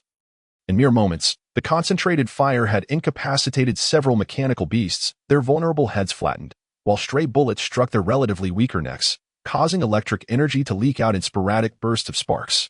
The humanoid mechanical warrior, situated beyond the effective range, glanced upward at the castle's summit, then raised its hand and waved backward, prompting the leading mechanical units to reluctantly retreat a few hundred meters. At such a distance, gunfire could inflict minimal damage upon them. Amid the chaotic clamor in Li Xinyan's mind, a solitary English word suddenly resonated: silence. As if metal were grinding against metal, all surrounding sounds dissipated. And at that moment, Li Xinyan uttered, "Find 10 sharpshooters and take down that humanoid figure in the center." In an instant, the muffled gunfire harmonized with the sound of machine guns. Yet this was no mere 10 sniper rifles. Over 50 sniper rifles protruded from various firing ports, all aimed at the humanoid mechanical warrior. The volley of over 50 sniper rifles erupted from the cliffs, accompanied by a barrage of furious bullets. The projectiles whistled through the air toward the humanoid mechanical soldier, forming a spectacular curtain of fire akin to a swarm of locusts intent on obliterating everything in their path. The lethal range of the bullets, however, was limited. Most of them fell to the ground just as they neared the mechanical brigade's front lines, while only a fraction sped toward their target. Before the bullets could reach, the humanoid mechanical warrior crouched atop the mechanical bull, and the bullets clanged harmlessly against the raised forelegs of the massive mechanical beast, sending sparks flying without inflicting any damage on the humanoid figure. Young Buitao slammed his fist against the rock face, exclaiming in frustration, "Damn it." The others expressed disappointment with sighs, while some resorted to curses. What in the world is this? The humanoid mechanical warrior, having risen, surveyed the positions of its attackers, casting its gaze over Lu Keating and Wu Kuan atop the castle platform. Its face devoid of expression, it neither bared its teeth nor howled like a true wolf, but sat quietly upon the mechanical bull. Scrutinizing the castle perched on the ridge across from it, Lu Keating raised his hand slightly, signaling all fire to cease, realizing that their ineffective assaults were merely wasting ammunition. If only we had a particle cannon in the castle, these mechanical beasts appear quite sturdy. And only a particle cannon could inflict substantial damage upon them, Wu Kuan remarked, tapping his fingers against the stone wall. Lu Keating gazed at the still surveying mechanical warrior, frowning slightly. While particle weapons are indeed powerful, our soldiers are human, not machines that we cannot afford to annihilate the enemy while losing our own troops. Weapons designed for area damage, such as cannons, have always been inadequate against mechanical life forms, rendering them impractical. Although particle cannons are effective, they are better suited for long-range aerial targets. Against such close-range adversaries, the electromagnetic radiation produced during particle annihilation could be lethal to even the most heavily armored human soldiers, making it a less than ideal choice. Lu Keating felt a headache coming on, his agitation prompting him to pace back and forth, with a mechanical army of such scale and no effective weaponry in sight. Hope for victory seemed bleak. Wu Kuan, feeling somewhat awkward, chuckled softly but remained silent. The action team had not come for trench warfare. His words seemed to encroach upon matters beyond his purview. Strategically, the action team could choose to retreat at this juncture, as they bore no obligation to engage in the current battle. Their mission was far more significant than this skirmish. Yet even if retreat was necessary, they first needed to secure a victory in this battle, for the castle was backed by mountains and perched on a precipice, leaving no alternative route for escape. The battlefield, unusually quiet, saw both sides merely sizing each other up after a brief exchange. A departure from the typical style of the mechanical brigade and Lu Keating alike, the silence rendered every decision gravely significant. However, amidst this calm, a phrase suddenly flickered through Li Xinyan's mind. Deploy 100 combat units for a feigned frontal assault at the new castle. While 200 C521 combat units utilize their bodies for cover, the rear 50 W7 combat units will maneuver around the flanks of the front lines to see if they can ascend the mountains behind. After the successful reconnaissance of the W7 combat unit, the rear echelon consisting of 50 L336 combat units launched a primary assault from the mountains behind the castle. The remaining combat units stood by in readiness. "This is battlefield command," Li Xinyan exclaimed in astonishment. To his surprise, the mechanical forces also had battlefield command. Had anyone considered this before? Having witnessed the coordinated attacks of the assault beast at base 766, he recalled how, during every enemy offensive, there would always be one or several bird-like mechanical beasts soaring above. He had speculated that these avian mechanical creatures were likely the battlefield commanders, but until this moment, he had been unable to hear their commands. Everything had merely been conjecture. Now, he could confirm that each attack by the mechanized forces of the mechanical city was indeed directed by on-site commanders. Another question arose. If the mechanical city possessed aerial units, why was this primary force comprised solely of ground troops, devoid of substantial aerial combat units? If they had an aerial contingent similar to the one that had attacked base 766, capturing this castle would surely not pose a significant challenge. This conundrum remained a mystery. Moreover, another issue left Li Xinyan feeling both elated and anxious, almost as if he had fallen into an icy abyss. Why was he able to hear the commands of the mechanical units? Did it have something to do with his own body? However, now was not the time for such inquiries. The mechanical warrior seated upon the back of a mechanical bull did not appear to be a mere subordinate commander, which was Li Xinyan's most immediate judgment. He suddenly turned to glance at the cliff behind the castle. Indeed, for the mechanical city's forces launching a frontal assault on the castle, they lacked air superiority, making an attack from above the cliff the optimal strategy. Lu Keating and Wu Kuan were deep in thought, occasionally exchanging hushed words, their expressions heavy with concern. They had not paid much attention to the subtle changes occurring in the rear echelon of the mechanical forces. For ordinary individuals, it was hard to conceive that the battlefield commanders of mechanical beasts possessed such intelligence and could orchestrate attacks so effectively. Furthermore, it was evident that, apart from Li Xinyan, no one else could hear the commands issued by the mechanical warrior. They were fixated on the scene below the castle, oblivious to the mechanical beasts that had quietly disappeared amidst the lingering smoke and dust. Should the mechanical beasts manage to scale the cliff, the human army would lose its advantageous high ground, and the consequences would be dire. Unbeknownst to him, a cold sweat broke out on Li Xinyan's brow. Yet, could he relay what he had heard to the others? Would they believe him? What if they did not? After wrestling with these thoughts, he rushed over to Wu Kuan, pulling him aside and whispering urgently, "Captain, this unit is different from the ones we encountered before. They have on-site command." Wu Kuan's expression shifted dramatically, filled with astonishment, but he had yet to decipher the look in Wu Kuan's eyes. Suddenly, Lu Keating approached, seizing Li Xinyan and pressing him against the rock face, seemingly recalling Li Xinyan's unusual behavior in the operations room earlier. In an unfriendly tone, he demanded, "Speak. How did you know the mechanical forces were coming?" The sharp stone protruding from the rock painfully jabbed into Li Xinyan's back, but Lu Keating bore down on him with an intensity akin to a rabid wolf, pinning him firmly to the rocky surface. His robust physique, combined with his strength, made him resemble a bear in a furious state. Heavy and unyielding, Li Xinyan struggled but found himself unable to move. The pressure on his back was excruciating, causing him to gasp for breath. Before Li Xinyan could respond, Wu Kuan intervened and pulled Lu Keating away, saying, "Captain Lu, calm down, don't act this way." Comparatively, both were equally strong men. And Wu Kuan, whether out of protective instinct for his team member or due to his responsibilities as captain, managed to separate Lu Keating, speaking in a light-hearted manner, "I understand your concerns. You fear there may be untrustworthy individuals among our ranks. Such issues may arise in ordinary units, but they are absolutely unfathomable in our action group. The members of the action group are the finest warriors, handpicked from a vast pool of candidates. If there were a spy, I would have detected it long ago. There's no way I would have waited for you to uncover it. Of course, your worries are not entirely unfounded. I understand that you might find the extraordinary abilities of our warriors hard to accept, but every member of the action group possesses their own unique skills. Otherwise, how could they have passed through such rigorous selection?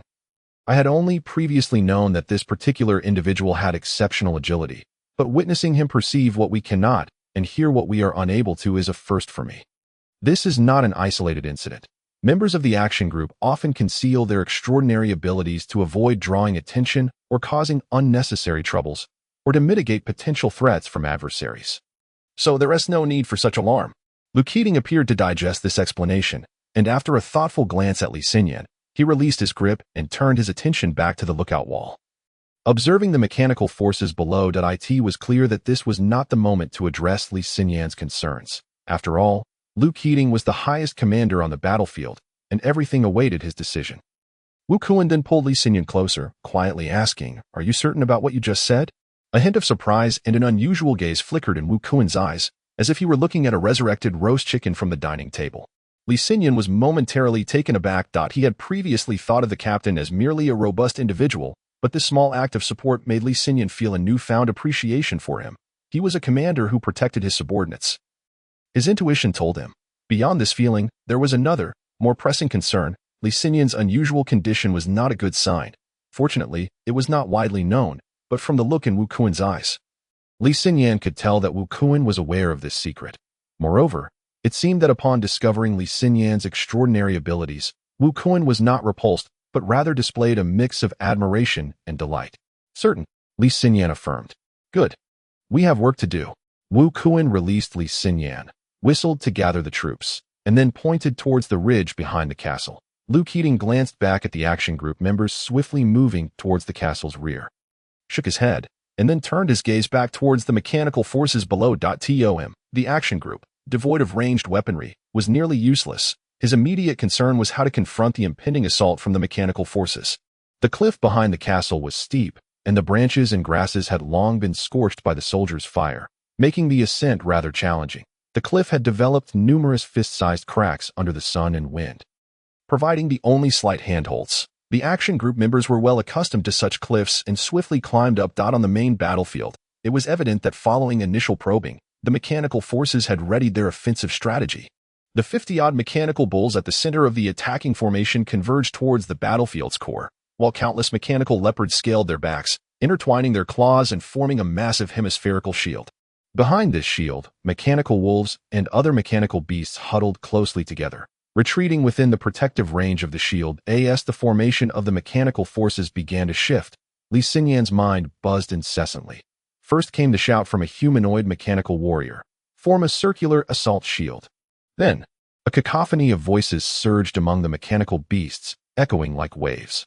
C8876 in the 5th position of the first row, surrounded by C3556, C77300, L87764. You're in the wrong position. Your tail is encroaching on my space. L55378. Your claws are not placed correctly. You're covering C37729's eyes. W8892. Move aside. Your position will be crushed by me. The mechanical forces were in formation, yet countless signals were rapidly exchanged among the combat units.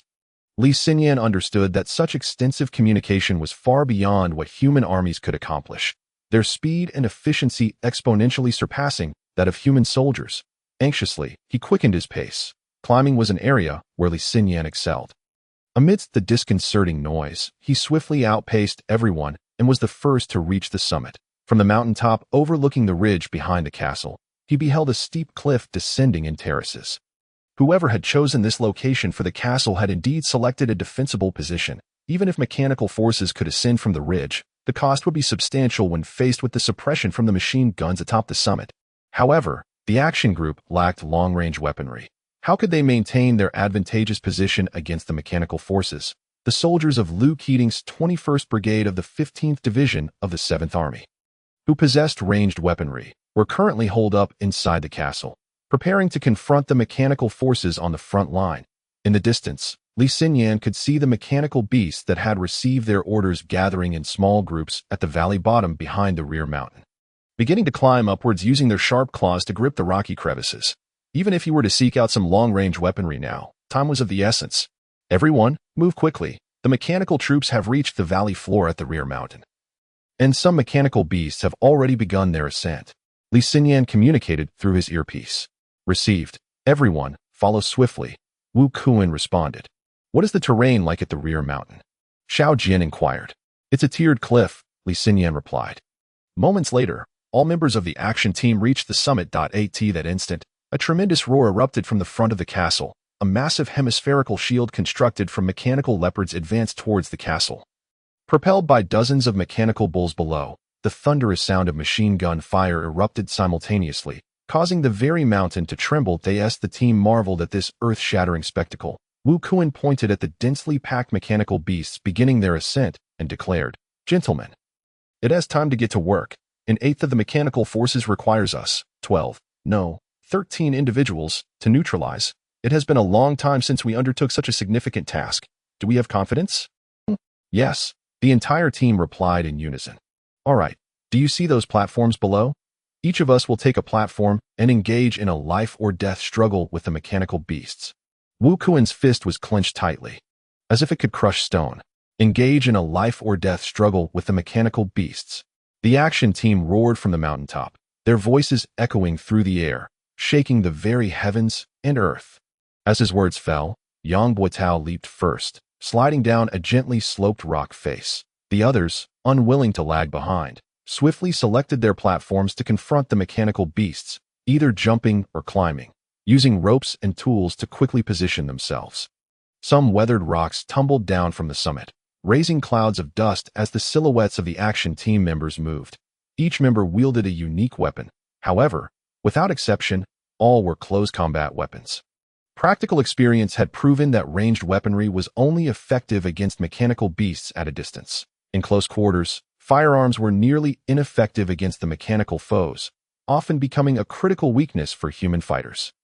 Thus, for the attack-oriented action team, ranged weapons were not considered. Li Xinyan held a metallic rod he had procured from the action team's warehouse. The rod, evidently an alloy, was not heavy in his grip, yet its hardness surpassed that of wood. Initially, he had desired a more formidable-looking sword, but Guo Tianming's gaze indicated that it was not a wise choice. leading Li Xinyan to select the metal rod instead. Guo Tianming's eyes reflected a certain nostalgia for the predecessors who had come before them. Wu Kuan wielded a metal hammer, also an alloy. Li Xinyan had previously handled it and found it quite heavy, evidently enhanced with additional metal.as for Yang Guotao. His weapon consisted of 5 metal rods, similar in material to Li Xinyan's, but 4 were connected together in a Y shape, leaving only one to be grasped. Yang Guotao raised the solitary metal rod, using it to slow his descent, adjusting his direction a few times before landing on the lowest platform. With a few agile leaps, he exerted all his strength to insert the 4 metal rods into the crevices of the rock. He then stood aside, calmly observing the mechanical leopards laboriously climbing up the cliff. Among the mechanical horde, in addition to the mechanical leopards, there were a considerable number of mechanical dogs, though they lacked sharp claws. They were not idle. Unable to ascend directly from below the cliff, they found a slightly less steep slope, forming a pyramid-like structure as they gradually pushed upwards. "Damn it, these mechanical dogs are quite resourceful," Xiao Jian remarked with a chuckle. In his hand was a flexible whip, its gleaming metallic surface clearly indicating it was no ordinary weapon, but a crafted instrument of combat. Li Xinyan, positioned close to Xiao Jian on the edge of a steep cliff platform, observed the thronging mechanical dogs and noted, "These lower-tier mechanical beings possess a surprising degree of intelligence that I always thought they relied solely on individual combat prowess. This could work to our advantage, as they will attack in order, thus alleviating some of our defensive pressure." Xiao Jian casually picked up a sizable stone and hurled it down the cliff, commenting, "Indeed, while we have the advantage of terrain, the combat capabilities of these mechanical leopards are still formidable." The stone plummeted swiftly, striking a mechanical leopard that was clawing its way up the rock face, sending it tumbling down the cliff into the depths of the valley.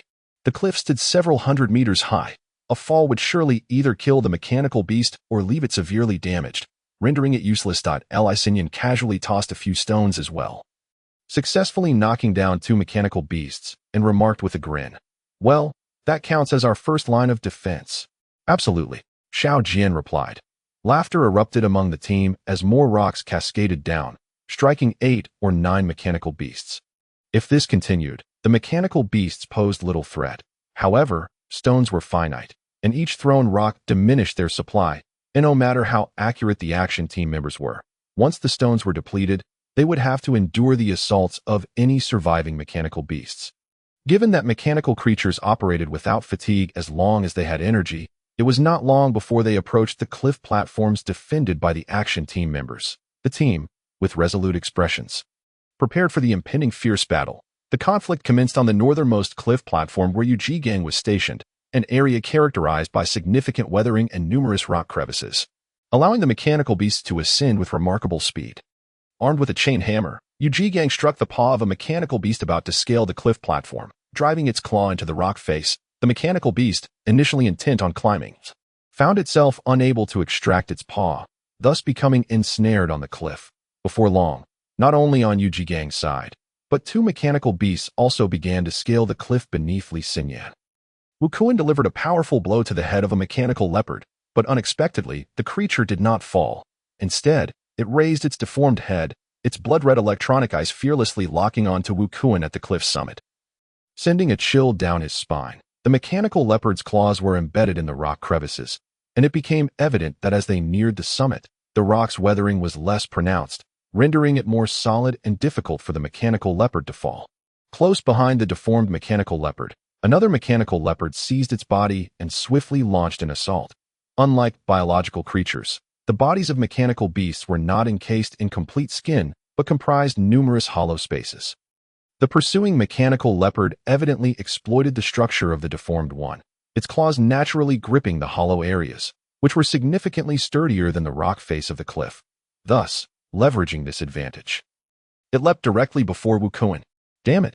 Wu Kuan exclaimed as he struck the mechanical beast at its shoulder, the tremendous force sending the mechanical leopard soaring into the air, flipping as it plummeted into the valley below.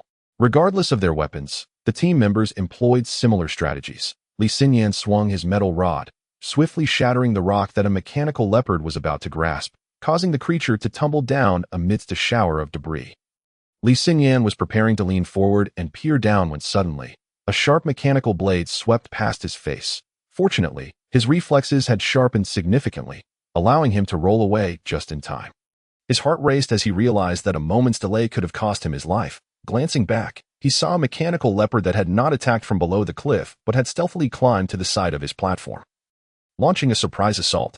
Simultaneously, a distant cry of anguish echoed, likely the voice of Feng Whiting. It seemed that on the opposite side of the cliff, Feng Whiting, like Li Xinyan, had suffered a similar attack, unable to evade and sustaining injury. While Li Xinyan evaded, a shadow of metal landed on the platform, kicking up a cloud of dust. The mechanical leopard's limbs struck the ground, its body colliding with the rock face, causing loose stones to cascade down. As the mechanical leopard landed, its tail swept through the air. Though it was a leopard, its tail was far more formidable than that of a typical feline. It appeared to lack power. Yet Li Xinyan felt a sharp impact against the cliff wall. Damn it, that tail packs quite a punch, Li Xinyan exclaimed, using his metal rod to prop himself up, standing defensively while feeling both alarmed and irritated. In terms of combat capabilities, the mechanical leopard far surpassed that of humans. On level ground, a single missed strike would prompt the agile mechanical leopard to immediately pivot and launch a second attack, placing Li Xinyan in a precarious situation. However, the terrain at present was not flat but rather a narrow ledge on a steep cliff. Upon landing, the mechanical leopard occupied nearly half of the platform, which, due to weathering, was only slightly wider than a human's body. Thus, turning around posed a significant challenge for the mechanical creature. The leopard needed to pivot to confront Li Xinyan behind it, yet lacking experience in mountain combat. It awkwardly attempted to turn, nearly tumbling over the cliff's edge. Li Xinyan raised an eyebrow and let out a menacing grin as he extended the metal rod, inserting it directly into the mechanical leopard's rear, precisely at a gap between its metallic body. With this insertion, not only was turning around rendered nearly impossible for the mechanical leopard, but even attempting to escape became a formidable challenge. Li Xinyan then retrieved a peculiar object resembling two black spheres linked together from his backpack. It was Feng Qinghao's latest creation, the modern flying stone cord. He swiftly inserted this device into another orifice of the mechanical leopard's rear, gently pulled on one end, and wound the flying stone cord around the leopard's tail twice. A spark of electricity ignited as the energy surged forth, and the viral codes embedded within the pulsing current incapacitated the mechanical leopard, causing it to collapse to the ground. Li Xinyan, taken aback, exclaimed, "Goodness, how formidable!"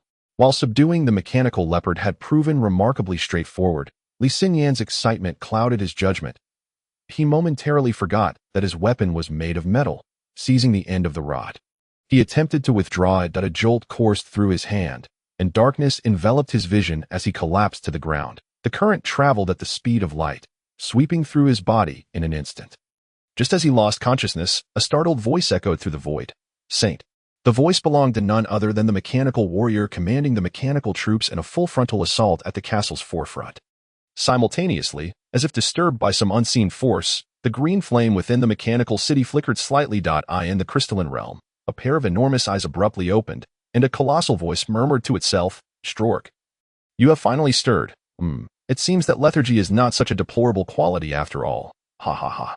The voice of Tilarthemis, though not particularly loud, resonated throughout the surrounding thousands of kilometers, shattering numerous smaller crystalline formations within that vast radius into countless shards that danced away with the wind. At the center of the crystalline world's immeasurable expanse, another pair of exquisite eyes opened as well.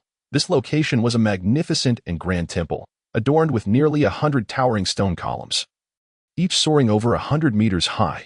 Cascading from the temple's ceiling were strings of delicate lavender crystalline blossoms, a rare biological marvel that could only be produced by the noblest of beings in this realm. The columns of the temple bore inscriptions of countless numbers and illustrations, serving as hymns of praise to the divine within the crystalline world. Numerous cherubic figures, adorned with wings, flitted freely between the lavender blossoms and the grand pillars, singing hymns of reverence to the divine. Accompanying the sacred melodies, ethereal violet auroras materialized in the void, swirling around the temple's apex, casting a brilliant light throughout the sanctuary. As the eyes of the temple's sovereign opened, the multitude of deities standing within the hall knelt in trepidation, as if confronted by an abyss. For them, the closed eyes of the princess of the crystalline world, the supreme deity, were a source of comfort. The moment those exquisite eyes opened, it signified that their world was on the brink of imminent destruction. "Great Princess Fengling, oh, what has befallen you? What disturbance has disrupted your tranquility?" The assembled deities inquired with urgency. Fengling offered no reply, her gaze subtly lifting towards the location of the colossal figure in the crystalline realm. At that moment, Tilar Themis stood towering hundreds of kilometers high, upon a crystalline landmass that had expanded into a territory of 4,000 kilometers in diameter. This crystalline continent floated not far from the Starry River, where dozens of crystal dragons, each measuring 1 to 2 kilometers in length, tirelessly flapped their wings, laboriously dragging crystalline fragments comparable to their own size to the continent's edge, arranging them meticulously and exhaling long breaths of dragon fire to bond them to the crystalline landmass. The flow of time in this world was approximately 16,890 times faster than that of the real world.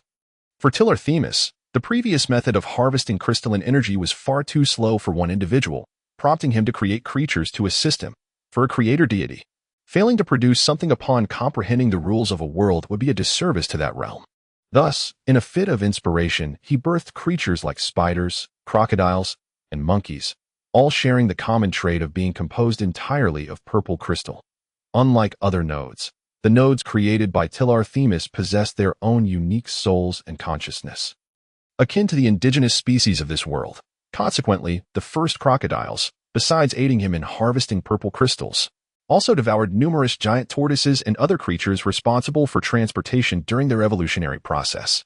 Tilar Themis could only smile wryly. After much contemplation, he decided to create these ultimate beasts to prevent similar incidents from occurring again.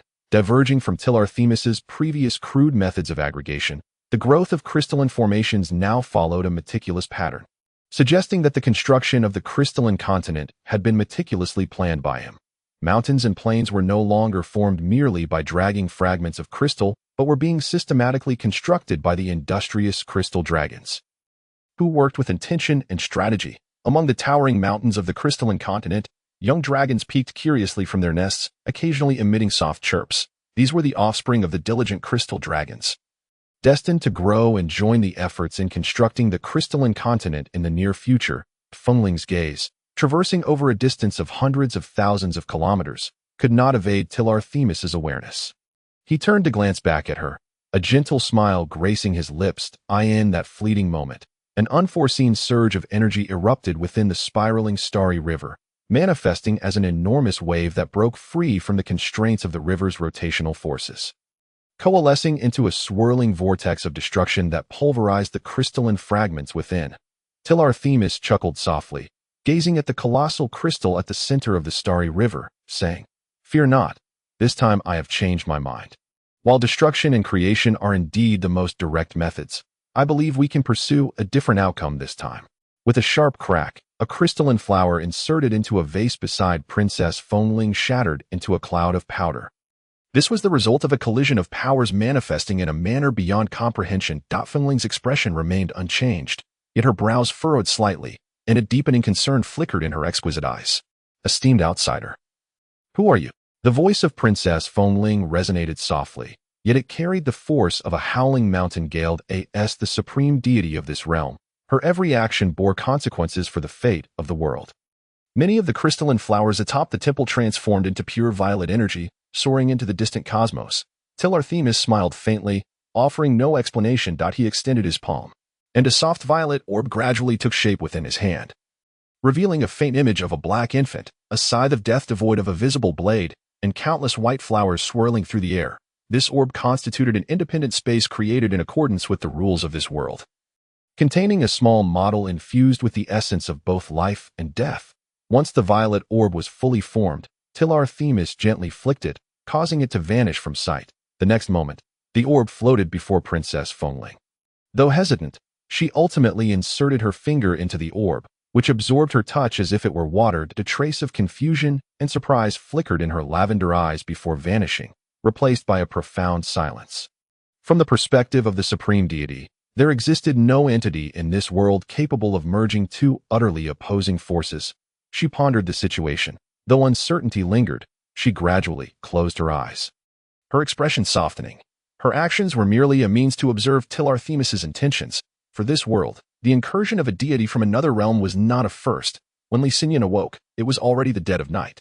A dull ache throbbed in his head, possibly a consequence of the electric shock he had endured. The surroundings were filled with the sounds of snoring, The gunfire had long since faded away. Sitting up, he glanced at his slumbering companions before retracing his steps to the castle's watchtower. Looking down from this vantage point, he noted that the mountains in front of the castle were now desolate. Devoid of any trace of mechanical beasts, strangely, the battlefield appeared to have been cleared, a fact that was all too evident. You really can sleep if you hadn't woken up soon. I would have considered administering an energy supplement. Lest you starve. Wu Kuan's voice suddenly rang out from behind Li Xinyan. Huh. Li Xinyan was taken aback. Why, have I been asleep for days? He exclaimed in astonishment. Wu Kuan shrugged nonchalantly. The strange items from Onping are always of remarkably high quality. We've already secured a blockade. If you could wake up within 3 days, we would have returned to settle accounts with Onping, but you slept for 7 days. Even if you continued to sleep, no one would find it odd. Li Xinyan, upon hearing Wu Kuan's words, felt a sense of bewilderment wash over him. If we consider solely the intensity of the electric current, it is indeed potent enough to kill an ordinary person. Far beyond merely rendering them unconscious. One must wonder, did Wu Kuan and the others simply abandon their own safety during the rescue? However, now is not the moment to deliberate on such matters. How did the battle conclude? Li Xinyan inquired. Wu Kuan, crossing his arms, strolled to Li Xinyan's side, his gaze fixed pensively upon the inky night sky, pondering. This is something I too find perplexing. That we were engaged in fierce combat, and I noticed numerous mechanical hounds scaling the nearby cliffs. Drawing ever closer, I was contemplating dispatching a few individuals to secure the cliffs when, quite abruptly, the mechanical beasts seemed to receive a command, halting their attack and commencing a retreat. They chose to withdraw. And given the disparity in our numbers, I had no intention of pursuing them. Afterward, I counted our ranks and realized one was missing.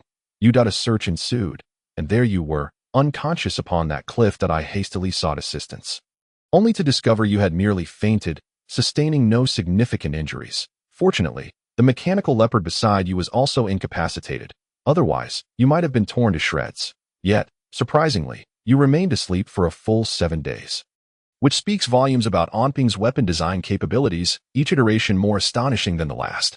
It seems Wu Kuan could easily surmise how Li Xinyan had lost consciousness, causing a slight flush to rise on Li Xinyan's cheeks. However, that was of little consequence. What mattered was that this battle, which was destined to incur heavy casualties, had concluded so quietly and unexpectedly. Before Li Xinyan could respond, Wu Kuan continued. Moreover, that unconscious leopard did not escape. We have captured it. Colonel Liu will be transporting it to the underground city base headquarters in a couple of days for research. This marks our first acquisition of an intact and fully functional mechanical life form. And through studying it, we will uncover many of the unresolved mysteries surrounding mechanical beasts, which will greatly aid us in future battles. Indeed, that is undeniable. However, I must add that this will earn our regiment and your operational team the highest level of commendation. This outcome is far more significant than a mere victory in battle. Before Wu Kuan could finish, another voice emerged, and Lu Keating stepped forth from the shadows, having just washed his face, his hair neatly styled and gleaming under the light. The sensation of being electrocuted was far from pleasant. Although Li Xinyan had regained consciousness, his mind was still swirling with a cacophony of disordered thoughts. He felt compelled to speak of the voices only he could hear. So he began. I think. Wu Kuan interrupted. Oh, now that Colonel Liu is here to report to headquarters, are you feeling uneasy? There's no need for that. We and Colonel Liu are not part of the same system. So the commendation's 1T conflict. You captured a mechanical leopard, and no one will contest your credit for that. Certainly not Colonel Liu, and no one in our team will either, so rest assured. Wu Kuan thumped his chest with a resounding thud. His expression tinged with caution. Li Xinyan sensed ulterior motives in his words, but refrained from questioning him in front of Lu Keating, raising his hand in midair, only to fall silent. Lu Keating. They were outsiders, a realization that dawned on Li Xinyan. Lu Keating chuckled. What? Afraid we might claim your glory? Huh, that's the spirit. I admire that. Fear of others stealing your accolades fuels the ambition to claim them yourself, which is essential for vanquishing foes. Li Xinyan pondered for a moment, realizing further discussion would only complicate matters, so he shook his head and redirected the conversation. Before I lost consciousness, I thought I heard someone in our team had been injured. How severe was it? Wu Kuan exhaled, gazing at the night sky, nonchalantly replying. Yes, there were injuries, 3 in total. However, Some were hurt, but remained silent about it. 3. Indeed, Yu Jigang, Yang Jun, and Feng Whiting from your operational team all sustained injuries. Particularly Feng Whiting, who has a severe leg injury and will require rest, thus unable to participate in further combat. However, it's no issue. Remaining here is the best option. Rest assured, you can continue your mission while we ensure they are transported back to the underground city base for optimal treatment. In a few months, we guarantee to return 3 fully recovered team members to you. Excellent. Then I must entrust this to Colonel Liu. Wu Kuan exclaimed, patting Liu Keating on the shoulder. Liu Keating grinned, lowering his voice conspiratorially. You two wait here. I have some fine wine stashed away. The little rascals are all asleep, and with the moon hidden and the winds calm, it's the perfect opportunity for us 3 to indulge. When they are awake, I wouldn't dare bring it out, lest they devour it all. Ah, wonderful, ha ha. Wu Kuan laughed heartily as Liu Keating went to fetch the wine. Li Xinyan gazed up at the starry sky. A peculiar sensation washing over him, as though a pair of eyes were watching him from afar, akin to the stars above. Sun Jelly's residence was at 77, the first cluster of the 302 National Tunnel. The room was modest, lacking the ostentation of military officers' quarters, with merely 2 pomegranate trees planted at the entrance. Inside, various human anatomy models cluttered the space, and even the bedroom walls were adorned with anatomical charts, sending shivers down Philona's spine. I expected your abode would be more relaxed. Instead, it's filled with these objects. How do you manage to sleep at night, surrounded by them? Philona inquired as she sank into the sofa. Stretching her weary back and rubbing her ankle sore from her new high heels, Sun Jelly poured 2 glasses of red wine, casting a glance at the models she had long grown accustomed to, and chuckled lightly. I thought you would inquire if you could sleep here, yet you are asking if I can. Sun Jelly handed a glass of wine to Philona, who accepted it, seemingly struck by a sudden realization, and continued. You've sparked my curiosity. Under these circumstances, could he possibly maintain his composure? The weight of her question caused Sun Jelly to sputter, spewing the wine she had just sipped, laughing as tears streamed down her face. Hastily grabbing 2 napkins to cover her embarrassment, after finally suppressing her cough and tidying herself up in the restroom, Sun Jelly emerged, trying to regain her composure. Being around Miao Yiling was undoubtedly exhausting. This was evident without a mirror. Sun Jelly, inherently efficient and particularly conscious of her image in Philona's presence, felt that any flaw in her appearance was unacceptable, although Philona's words had irked her slightly. Sun Jelly recognized the importance of maintaining her poise, especially regarding her own image, which was a direct reflection of her demeanor. She could not afford to appear inferior. Yet, despite her efforts to adjust, a sense of discouragement lingered, as the polished exterior concealed the betrayal of a key figure, rendering it all a hollow jest. After some time spent in self-adjustment, her emotions were finally masked. When she exited the restroom, Philona remained seemingly unfazed, one hand cradling her wine glass while the other sifted through a thick stack of documents, scrutinizing them closely. Sun Jelly, her hair elegantly pinned back, stepped out, and Philona, not lifting her gaze, casually remarked, "Did you not notice? You also have an interest in biological structure?" Sun Jelly paused, glancing at her, and suddenly felt an unfamiliar sense of camaraderie. She was still contemplating Philona's earlier comment, wondering what it would be like if he were here. Unfortunately, Lin Zicong had never shared such intimate moments with her in this space. On one hand, he rarely sought her out, and on the other, she seldom visited, preferring to find a nurse's dormitory bed when confined to the hospital. There was simply no time for back and forth. Now, Lin Zicong, that notorious playboy, was involved with Miao Yiling. How did he perceive Sun Jelly? Merely a plaything. When he first courted Sun Jelly, what must Philona have felt? Likely the same as Sun Jelly did now. Sun Jelly hadn't rested well and lacked the inclination to prevent Philona from perusing the materials. She lifted her wine glass once more, slowly settling onto another sofa, closing her eyes and sipping the wine languidly. After a while, she lazily murmured, almost in a trance, "So, you are familiar with the term biological structure?" Philona, appearing in good spirits, replied, "Of course. I've perused nearly every volume of the materials from the Department of Law." Insane. Those materials encompass everything from the private lives of national leaders to the injustices faced by ordinary citizens. How can you possibly read them all with just 2 eyes and 2 hands? Sun Jelly exclaimed dreamily with her eyes still closed. Philona retorted, "Oh please, Our materials aren't like your medical documents. If we lack a certain section, it either results in death or the creation of monsters. Ours, on the other hand, can be understood simply by skimming the table of contents, making it much more manageable. As Philona continued to sift through the documents, her tone grew serious. However, some of this content violates military regulations, such as prohibitions against the use of biological and mechanical hybrids. Yet your materials contain quite a bit on this topic. Let us put it this way, if these materials were to fall into the hands of military personnel, Sun Jieli scoffed coldly, casting a disdainful glance at Philona, who remained with her eyes closed, and continued. The study of biological structure is an essential pathway of future technology. Tio put it plainly. This discipline will persist as long as humanity exists. It is utterly impossible for political forces to eradicate it through institutional means, since it cannot be destroyed. And considering that our very survival as humans is in question, it is better to know a little than nothing at all. As the saying goes, to hear of the way in the morning is worth dying in the evening. Philona furrowed his brow, remaining silent for a moment as he sipped his drink. After a while, he said softly, "Perhaps the difference between us lies precisely here." Sun Jieli opened her eyes slightly, staring at the ceiling for a long time before muttering resentfully, "No more talking. I want to sleep." Yet, when she turned her face, sleep eluded her. It was true that she and Philona were somewhat different, but what significance did that hold? In the underground city, day and night were simulated by a computer adjusting the brightness of lights. Naturally, the computer only controlled the public areas to maintain a normal human biological clock, while the lighting in private areas was adjusted by the occupants, akin to being in a regular room.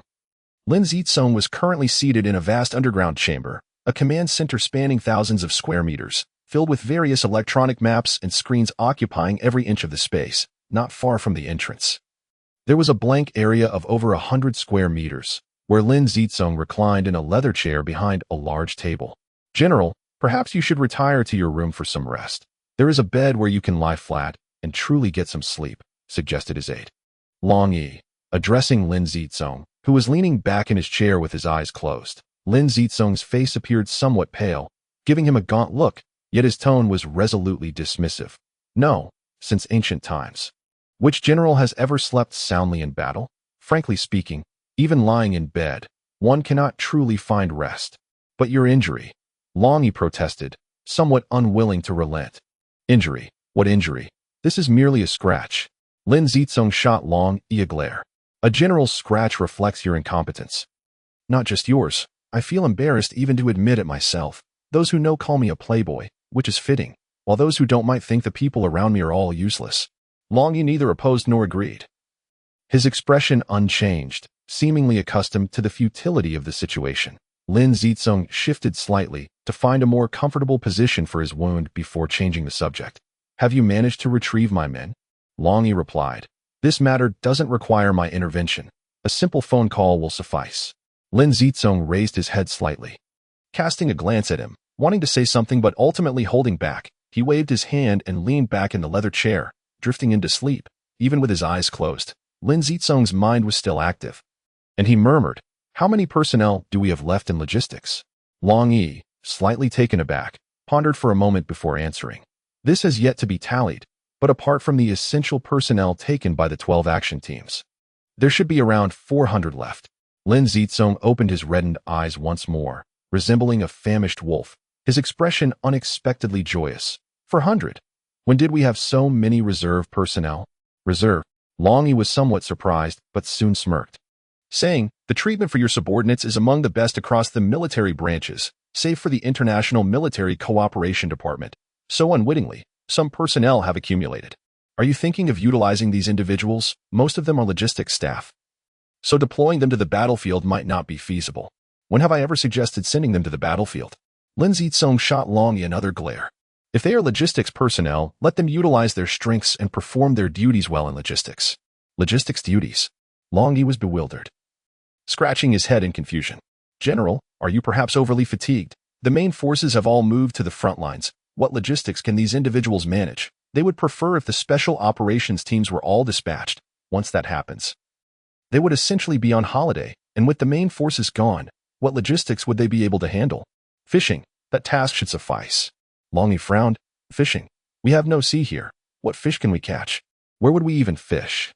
Lin Zicong remained reclined, eyes still closed, and replied casually, No sea, but surely there are rivers. If there is none nearby, we can go further afield. The Yellow River is still a river. Just set up a few nets to catch fish that in these times. Survival is paramount. So who cares about easy or not? Let them go fish, and prepare a few agile vehicles to supply them with the necessary materials. Once they've caught the fish, they can process it into ready-to-eat meals for the various combat units. By the way, send some extra to General Zhang. As summer faded, autumn winds began to carry a refreshing chill, growing more pronounced with each passing day, eventually giving rise to a slight coldness in the night. The presence of the mountains amplified the chill in the night. In the distance, Castle No. 5 on the plain, perched halfway up the hillside, was distinctly visible due to its unique geographical position, its solitary light flickering in the cold night, reminiscent of a candle that might extinguish at any moment. A metallic foot carefully sidestepped a skull with decaying flesh, coming to a halt atop a rock covered with grass. In the night breeze, Strog raised his head, his red glowing electronic eye fixated on Castle No. 5, remaining still for a long moment, as if he were a statue frozen in the darkness. Though this moment felt lengthy, after much hesitation, he finally moved, slowly advancing toward the castle. Inside the castle, it was midnight, and the sounds of snoring filled the air. Apart from the sentries on duty, everyone else was fast asleep, despite the fact that the mechanical troops' assault had occurred 10 days prior. No one inside the castle could afford to rest. In addition to the relentless fortification work, the repair of firearms, and the replenishment of various ammunition and logistics equipment were all tasks that required immediate attention. Although the members of the action team were not responsible for these foundational tasks, Wu Kuan could not find a valid reason to refuse Lu Keating's request to train the junior officers. Transforming each member of the action team into an impromptu instructor, surrounded by dozens of attentive listeners, Lu Keating's regiment was an anomaly in personnel structure, with a notably small number of mid-level officers. Only 2 battalion commanders and a handful of company commanders. This structure was not intentionally designed by Lu Keating, but was rather a consequence of circumstance. From a capability perspective, given that the castle's defense lacked tactical sophistication, when the enemy arrived, they simply unleashed a barrage of bullets. Few could cultivate any command abilities. Furthermore, the battlefield was so confined that Lu Keating could effectively dictate commands with a loudspeaker, rendering intermediate command personnel largely unnecessary. The primary reason for this situation was that the castle had long been an overlooked stronghold. The commanders trained here were either reassigned or sent to more active combat zones, leading to a chronic shortage of mid-level command talent and, over time, a lack of personnel to train junior officers. Training each individual contributed to reducing direct conflicts with mechanical soldiers, a principle ingrained in the consciousness of every member of the action team. Thus, Wu Kuan was compelled to organize training sessions in batches. With many trainees and few instructors, coupled with the action team's pressing responsibilities, time had to be compressed by the time all was completed. Both instructors and officers were utterly exhausted, their snoring particularly loud during sleep. When the moon climbed to the mountain's peak, Li Xinyan found himself in a state of half-sleep, half-wakefulness. Strangely, since awakening from a 7-day coma, he had experienced a peculiar sensation each night, as if he were never fully asleep but rather in a liminal state between dreams and wakefulness. Typically, such a feeling would indicate a failure to enter deep sleep, potentially leading to fatigue, but Li Xinyan felt no such weariness. Each morning, he awoke with his energy intact. Even after teaching soldiers to climb for hours, he sensed that when asleep, he entered a state akin to astral projection. Hearing the chorus of snores around him while his body felt as if it were floating above, observing the soldiers huddled together below. Having experienced this a few nights prior, Li Xinyan had grown accustomed to the phenomenon. Suspecting it might be a lingering effect of the electric shock he had endured, causing a near hallucinatory state in his nervous system, that if astral projection was what it was, then being able to see his own body was an extraordinary experience. Perhaps this condition would fade with time. However, that night, the situation differed slightly from previous nights, as he noticed more than 20 luminous orbs floating in the air around him, varying in color, including some black ones, all semi-transparent and drifting gently about him.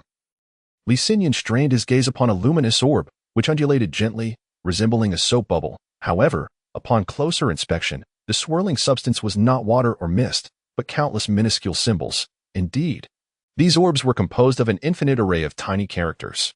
The symbols danced within the orb, their arrangement ever shifting, as if some unseen rule were stitching them together, yet they remained incomplete. Li Xinyan extended his hand to touch one of the spheres, which exhibited remarkable elasticity. Upon contact with his translucent fingers, it slightly deformed before springing away like a rubber ball that he seized another orb, yet it slipped from his grasp as if coated in grease, darting away from his fingers. This particular orb was red and somewhat larger than the others. With a bit more force, he found it rebounding several meters away, farther than the others had, before gradually returning to his side. Though he was uncertain of their nature, instinctively, Li Xinyan sensed that these entities could not be severed from him. Or rather, they were manifestations of a part of himself, yet for reasons still unbeknownst to him, he could not fully ascertain their connection. Intrigued, he touched several more orbs, each exhibiting the same elusive quality. Slipping through his fingers without restraint. One orb escaped his control. The red sphere shot forth, landing 4 or 5 meters away. He had expected it to return as the others had, yet to his astonishment, the red orb made no move to come back, instead soaring straight out of the window. This was a part of him. How could it simply flee? Alarmed, Li Xinyan dashed forward to grasp it. In his urgency, he abruptly awoke, only to find himself half-crouched before a slightly astonished figure, while his hand gripped the man's arm tightly. Is this instinct? Yang Buotao's face bore a hint of surprise. His arm, which had been poised to pat Li Xinyan's shoulder, was firmly held in place. He had assumed that Li Xinyan was always vigilant in slumber. Oh no, Li Xinyan stammered. The members of the operation team had already awakened, each grabbing their preferred weapons, preparing to head outside, clearly just roused from sleep. Someone is approaching outside, the radar operator just signaled, Yang Buotao informed. Lu Keating's management of the castle was remarkably decisive. Telephones were ubiquitous throughout the fortress. Although the castle had nearly hollowed out the entire mountain's interior, the transmission of information and orders posed no difficulties. According to the radar, this individual is not an ordinary human, Yang Buotao stated. His demeanor becoming more serious, his voice lowered to avoid disturbing the weary soldiers who had suffered greatly during the day to non-human. Could it be a humanoid mechanical warrior? Was this mechanical soldier attempting a solitary ambush? The mechanical city was already well aware of humanity's tactics. Identifying a moving target was not particularly challenging. Yet, with so many present, did this mechanical warrior truly believe it could launch a successful surprise attack? Had it lost its mind? This was a misunderstanding as anticipated. The mechanical warrior on the radar stealthily approached from the cliff behind the castle. Wu Kuan's silhouette was distinctly visible in the moonlight as he silently directed his team to form a semicircular encirclement at the mountain's summit. Though the 12th operation team did not typically favor overwhelming numbers, such an encounter was undeniably exhilarating, especially if they could capture this extraordinary being through sheer numerical advantage. Following Li Xinyan's physical experimentation, it was confirmed that Feng Qinghao's modern lasso was indeed an effective tool for capturing mechanical beasts. Not only was it cost-efficient, but it also possessed considerable power, particularly the robust pulse current, which proved effective against humans and should not be underestimated against mechanical life forms. Recently, Wu Tianming had briefly explained the device's principles. The neuro-like electric current was stronger than standard neural currents, infused with high-frequency pulse information. Even a mechanical life form's nervous system would struggle against such an attack. Some were unclear about what high-frequency pulse information entailed, leaving Wu Tianming momentarily perplexed, hands raised in uncertainty. Li Xinyan suspected that there might be viral code-like effects involved, but Wu Tianming could not clarify, and they had to abandon the inquiry. The items brought from Omping were difficult for non-experts to decipher. The moon silently traversed the night sky, casting its glow as the group waited atop the mountain, feeling the cool breeze for what seemed an eternity without any sign of movement. Not even a shadow graced the summit. Exchanging glances, uncertainty clouded their minds, prompting each to cautiously peer over the cliff's edge. In the vast darkness, illuminated by the moon, nothing stirred. Rather, a fire blazed on a platform halfway up the mountain. A figure cloaked in black sat beside the flames, seemingly lost in thought. Did even machines understand the warmth of a fire? The flickering flames cast the shadow of the mechanical warrior against the cliff wall, its silhouette twisting like a demon in the night. This peculiar sight was unlike anything they had encountered, leaving an ineffable eeriness in its wake. Shall we descend? Yang Buotao inquired through sign language. Wu Kuan hesitated, gesturing. Let us observe a while longer. The mechanical warrior appeared oblivious to its surroundings, rummaging through its belongings before producing a frame, setting it over the fire, and then retrieving a teapot to place atop the frame. Was it truly brewing tea? Li Xinyan suddenly rose, whispering, "Stay still. I'll go take a look."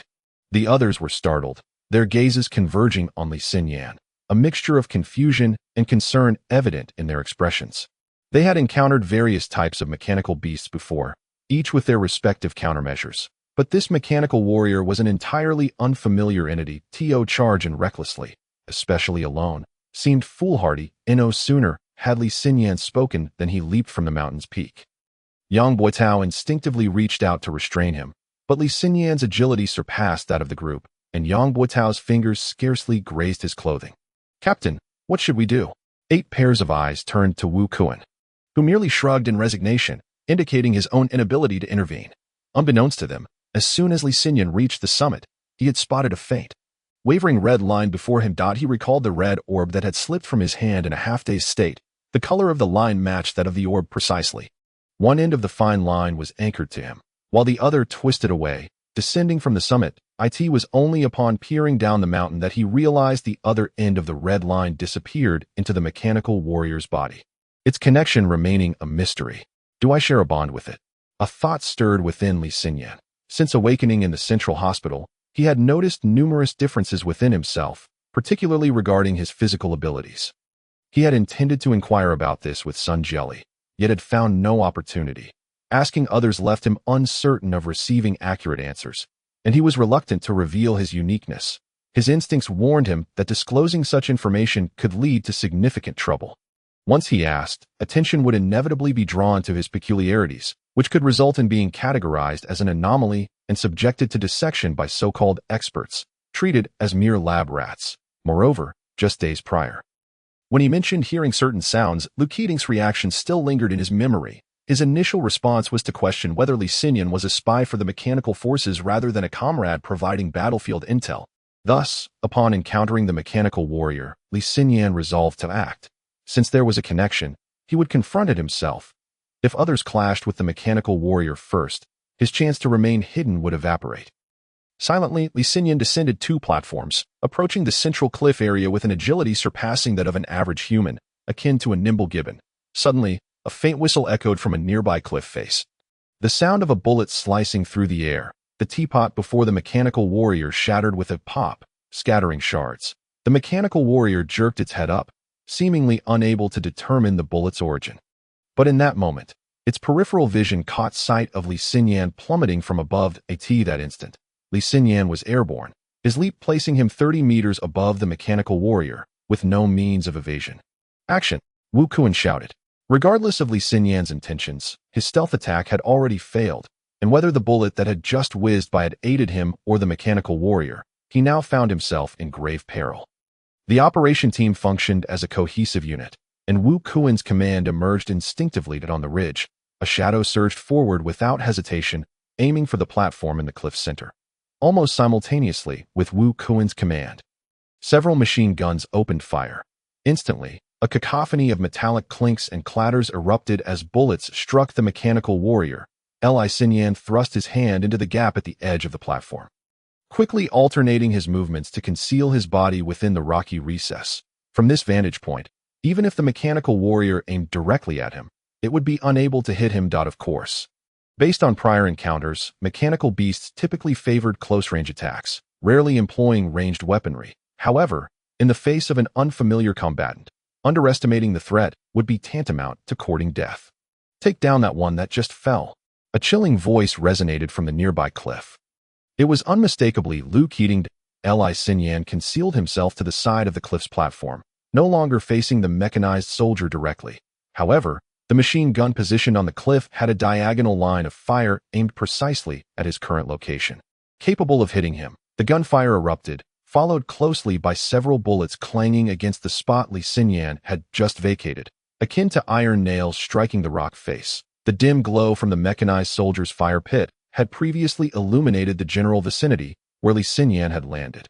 Even if one bullet shattered a teapot, causing the flames to flicker, it would still be possible to discern Li Xinyan's approximate position from afar.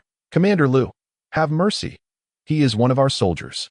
Wu Kuan shouted, leaping as he did, his voice laced with astonishment. The tumbling stones from the cliff indicated that the action team's members were struggling to control their movements. Lu Keating showed no mercy. Even to his own. To hell with it. I have long suspected your treachery. You think you can deceive me, attempting to infiltrate my fortress by subterfuge. I shall send you all to the afterlife. Do not heed his words. Open fire.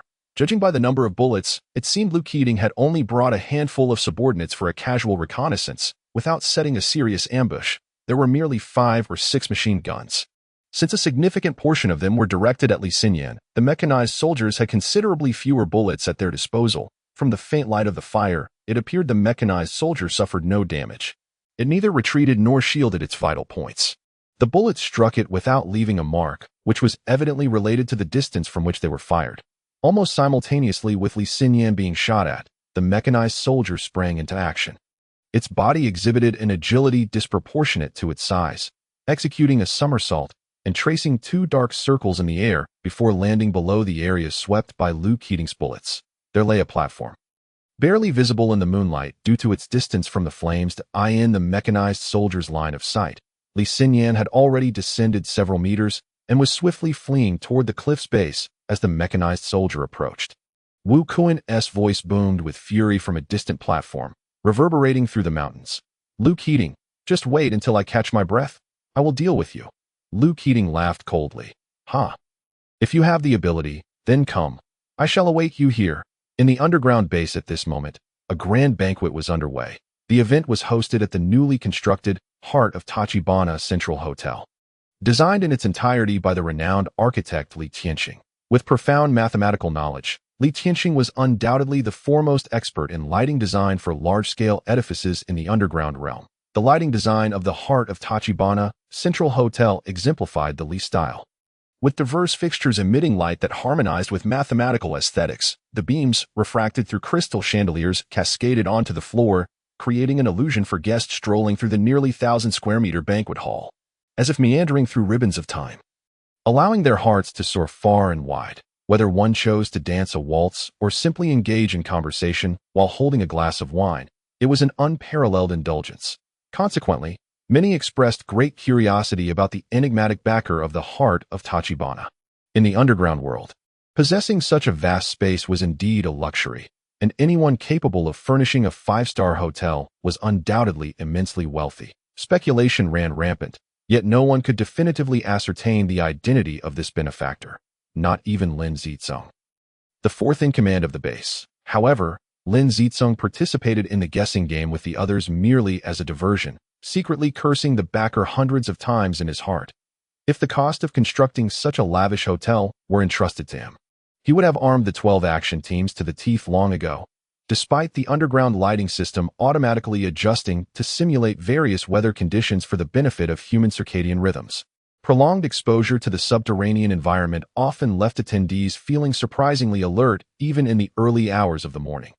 Thus, even at the witching hour, those at the banquet felt as if they were attending an evening affair at 9 o'clock in the normal world. What a chaotic affair, Lin Zicong muttered under his breath, taking a deep drag on his cigar before downing a glass of red wine in one gulp. A graceful figure emerged from the crowd.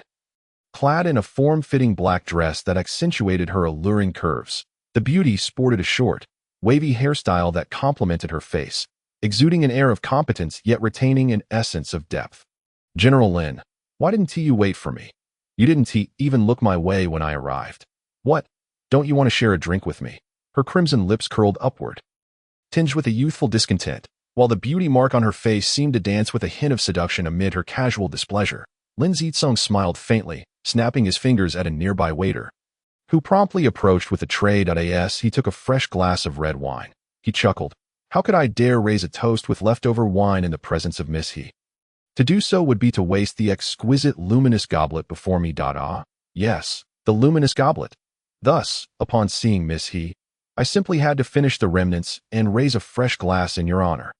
Pa, honeyed words with a dagger behind them, He-Man retorted playfully, though her face radiated like spring flowers in March, breathtakingly beautiful. Just then, a delicate hand reached from behind Lin Zicong, snatching the cigar from his grasp with an icy demeanor. Smoking in the presence of a lady is impolite. It was Liao Yiling. Lin Zicong stood momentarily stunned, then half-heartedly smiled at He-Man. Raising an eyebrow, He-Man burst into laughter. Indeed, considering I'm right in front of you. Smoking is hardly in line with your gentlemanly image. Come, without cigarettes. We might as well drink. She raised her glass and clinked it against Lin Zicong's, her delicate hand moving silently and swiftly, as if by magic. To seize his glass of wine. You're injured. You shouldn't drink too much. Liao Yiling's voice was calm yet retained a chill. Lin Zicong was momentarily taken aback. He-Man looked equally surprised, her expression shifting from sunny to cloudy. Well, it seems your little caretaker is quite diligent, He-Man remarked, her tone teasing yet laced with an undercurrent of wildness as the wine in her glass swayed slightly. However, Liao Yiling paid her no mind, magically producing a folding chair from behind her, half forcing, half assisting Lin Zicong to sit down while tidying his military uniform. Without even glancing up, she shot a retort at He-Man. She is not a caretaker. She is a lover. Even though it was common knowledge that Lin Zicong was a notorious playboy, hearing those words still caught He-Man off guard, her beautiful face displaying a mix of surprise and returning anger, along with a hint of bewildered amusement, rendering her already stunning visage even more captivating. Sensing the tension in the air, Lin Zicong turned slightly in his chair to Liao Yiling. Yiling, we need to discuss some matters. Please go inform me, Yin, and the others about the procedures. Liao Yiling neither responded nor opposed. Her gaze fixed ahead as she turned and walked away, leaving not even a whisper of wind in her wake, fully demonstrating the agility and swiftness of a bodyguard. Lin Zicong rubbed his temples with a wry smile, beckoning the waiter for another glass of wine, lightly clinking his glass against He-Man's. Don't mind her. She has been listening to the doctor too much lately and has been brainwashed. Lin Zicong referred to Liao Yiling's insistence on his abstaining from alcohol, emphasizing this to divert He-Man's attention from the previous comment. However, He-Man tilted her head, grinning mischievously at Lin Zicong. Well, the title of mistress does sound appealing. I wouldn't mind having one myself. Lin Zicong suddenly felt overwhelmed, his hand trembling slightly, causing the wine to sway awkwardly as he awkwardly jested. So this mistress is a coveted role, is it? The moment the words escaped his lips, he realized he had made a grave error. As expected, He-Man's expression transformed back to her previous radiant demeanor. Crouching down to face Lin Zicong directly, her eyes sparkling like gemstones, a hint of menace glimmering within. Indeed, if I recall correctly, 15 years ago, when I was still an innocent young girl, someone once told me in bed that the most beautiful woman he had ever seen was me, and he would find peace even if he died under my pomegranate skirt. Women in this world are rather foolish. With those words, as long as he wished, what did it matter if I were a mistress? Lin Zicong's gaze deepened, a trace of starlight flickering within. Well, that is true, but that young girl wasn't being honest. She deceived her bedfellow, not to mention other matters, but at least regarding her identity. She didn't tell him the truth. For some reason, Lin Zicong's words felt like a biting wind, causing He-Man's expression to shift. Though her smile remained, it was as if it had frozen amidst radiance. Cold to the bone. Everyone has their reasons. Some actions are taken out of necessity, but that should not justify betrayal. Lin Zicong chuckled, releasing a breath, raising his glass toward He-Man. On such a splendid night, why dwell on old grievances? Since clarity eludes us, let us speak no more of it. Indeed, it seems I have yet to express my gratitude for the 5,000 sets of emergency rescue equipment supplied last time. We ought to raise a toast to this matter. He-Man's countenance shifted, her face adorned with an enchanting smile, reminiscent of spring's purest snow, leaving no trace of her previous demeanor, standing upright with her left arm gently crossed over her chest. She clinked glasses with Lin Zicong with a resounding cheers. However, her rendition of cheers bore an unrefined tone, subtly hinting at a fourth tone. Having clinked glasses with an old flame, it was time to put the past behind them, as a banquet is meant for relaxation rather than reminiscence. Unlike He-Man's exuberance, Lin Zicong felt a vague sense of melancholy regarding the relentless passage of time. This sentiment prompted a full glass of wine to flow down his throat. He-Man's cheeks flushed slightly. Whether from anger or the effects of alcohol was uncertain, she tilted her head back, allowing the wine to cascade into her mouth, which then gracefully slid down her throat. Her neck adorned with a rosy hue, complemented by her fair complexion and the elegance of her black dress accentuating her delicate curves, captivating Lin Zicong's attention. Ah, I thought it was someone else. But it turns out it's the beautiful he here, flirting around. A slightly plump matron approached, followed by 4 or 5 young women of striking beauty. The matron was indeed a beauty herself, albeit with a slightly fuller figure and an unbalanced silhouette. The young women behind her were equally charming, and even though the nature of the event was a military representative assembly, their dark uniforms lent them an unexpected air of gallantry, making them appear even more alluring than in long gowns. Lin Zicong's spirits lifted slightly. The matron's gaze was not on Lin Zicong, but rather on He-Man, and upon discovering a newfound interest, she exclaimed in surprise, "Wow, is the stunning he competing in drinking with Lin?" He-Man seemed disinterested, discarding her empty glass, exhaling a breath of wine, and casting a disdainful glance at the matron. "What? You wish to join in?" The matron, unfazed, chuckled with enthusiasm. "Excellent. Last month at the swimming pool atop the mountains, Lin and our group had a draw. No victor. With you added to our ranks, we will surely overpower him." Lin Zicong furrowed his brow, chuckling as he shook his head, saying nothing that it wasn't an act of depth. Rather, his heart felt heavy with the memories of past romances. How to articulate them? The military was, after all, the military, and those present seemed indifferent to the front lines, leaving a lasting impression of their activities. Among the women trailing the matron, their focus shifted from He-Man to Lin Zicong. Unintentionally or not, one exclaimed, "Lin, why is it that beautiful women always seem to be around you?" Lin Zicong glanced up. Merely smiling in response, He-Man rolled her eyes at the matron and turned to leave, not interested. As anticipated, He-Man turned to depart, but a hand, pale as a woman's, seized her arm, preventing her exit. A deep yet slightly effeminate voice, cold as ice, resonated. "Reuniting with an old flame is a rare opportunity. Why leave so soon? We should converse a while longer."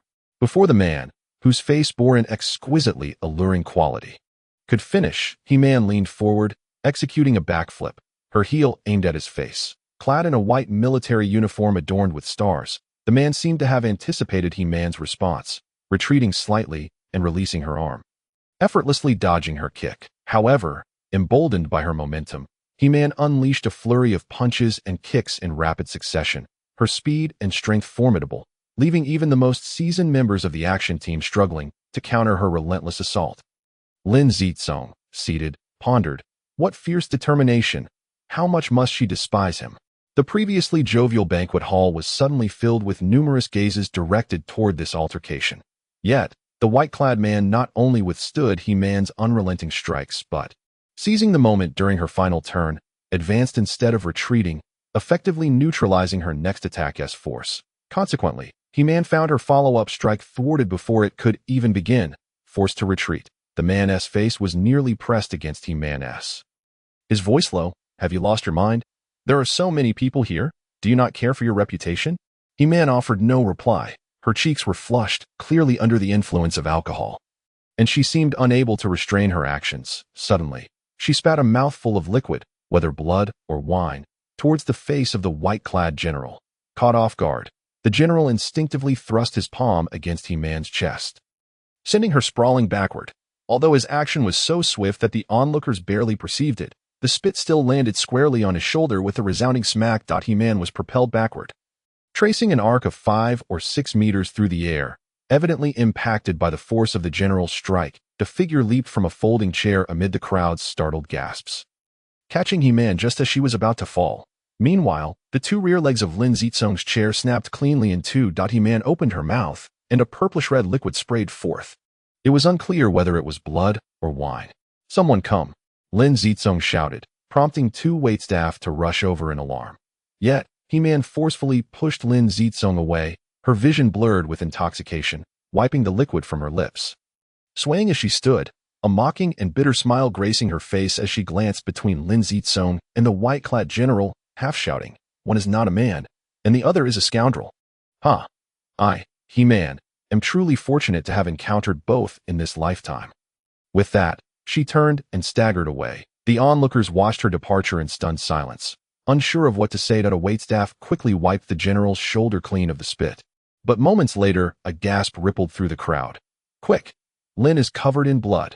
The banquet, intended for camaraderie, was devoid of Sun Jelly's presence. A leading scientist in the field of emergency medicine. She had been invited to this representative assembly and was among the top-ranking individuals. However, she was absent, Occupied in the operating room of a hospital. On the medical cart lay some metallic skeletons crafted by Onping. These skeletal materials were reformed from the metallic fragments of mechanical beasts through Onping's specialized techniques. Sun Jelly meticulously extracted the remnants of shattered bones from the flesh of a wounded soldier, each small piece painstakingly removed. Every so often, crimson blood seeped from the wound, which Sun Jelly skillfully absorbed with gauze before using hemostatic clamps to secure the larger bleeding points. "All right, place the metallic skeleton inside," Sun Jelly instructed, stepping back from the operating table to allow Onping space. Without uttering a word, Onping swiftly positioned the metal skeleton in its designated spot, where the original bones had been. "Take your time. This is human flesh, not your rubber materials. If you're not careful, it could spoil," Sun Jelly admonished. Healing from trauma is more challenging than emergency treatment, and doctors naturally wouldn't assume that mechanics possess greater dexterity than they do. Onping's heavy-handedness could be problematic. "I understand," Onping murmured. Moments later, the soldier's wound was stitched up and wheeled out of the operating room. Onping slumped into a chair, wiping the sweat from his brow and exclaiming, "Goodness! Did you realize that moment took 4 hours? What are you doctors doing?" "Haha, if I hadn't said so, could you have endured?" After a while, seeing human flesh laid bare becomes less shocking. "Look, you made it through, didn't you?" Sun Jelly replied, removing her gloves and taking a sip of water. "That's true," Onping replied with a wry smile. "However, I don't have the stamina to assist you through all these surgeries. If a mechanic is tasked with aiding a doctor daily, what will become of the physicians?" Sun Jelly retorted. "Who says you have to do it daily? I told you. Once is enough that I can inform the materials department that the experimental new material has passed animal trials and is ready for clinical application. Once it's on the procurement list, I won't need you to help anymore." Onping, hearing this, inquired with confusion, "What? Are you saying this hasn't passed animal trials yet? You previously mentioned it was for that improved artificial skeleton of mine." Sun Jelly slammed her cup down on the table, interrupting Onping, her tone serious. "Exactly. This is a surgical experiment, but it's also an animal trial. They are simply combined." In the quiet night of the verdant mountains, several pairs of dim, ghostly lights moved cautiously. The lights advanced with utmost care.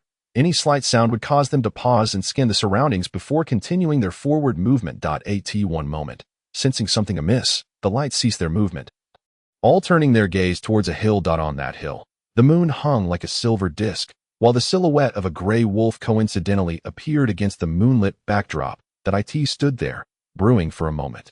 And at that instant, it lifted its neck and released its pent-up passion in a long howl, proclaiming its sovereignty over the territory to all living beings in the night. Since the disappearance of the tiger, the apex predators had dwindled, with the gray wolf being one of the few remaining creatures. The wolf's haunting call stirred a commotion among the nocturnal beings lurking in the shadows nearby. It seemed that, at that moment, the mountains began to reveal traces of life, shedding the lifeless silence of the day. The reason these wild beasts were seldom seen during the day was due to the war between humans and the mechanical city, where humans sought to capture the animals for sustenance, while the mechanical city aimed to exterminate them to deprive humans of food. In this brutal cycle of hunting, the once plentiful wildlife had become increasingly scarce. The few remaining packs took refuge deep within the mountains, emerging only at night to forage for survival. The casualties of war extended beyond human civilians. They also encompassed those powerless creatures of the wild. This was an adult gray wolf, large in stature, its sleek fur glistening faintly under the moonlight, a rare sight indeed, clearly the king of its pack.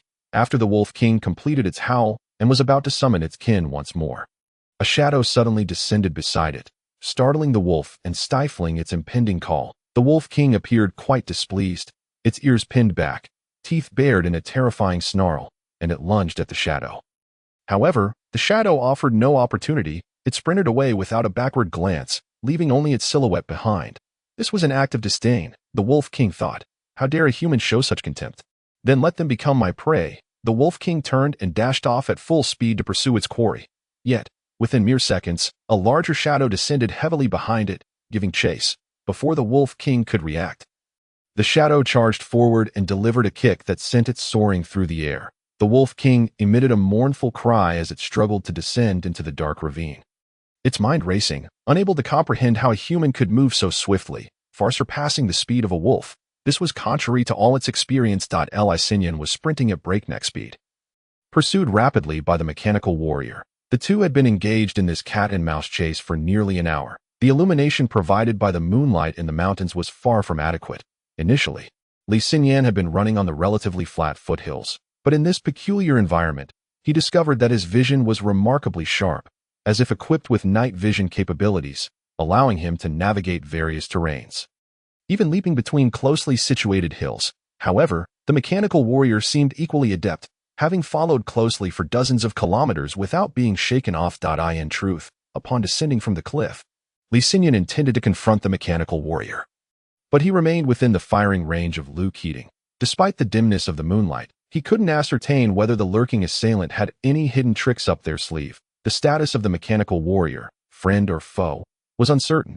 If both were targeting Li Xinyan, then even if Wu Kuan and his team arrived to assist, Li Xinyan would find himself in a precarious situation. Thus, fleeing became a more prudent choice.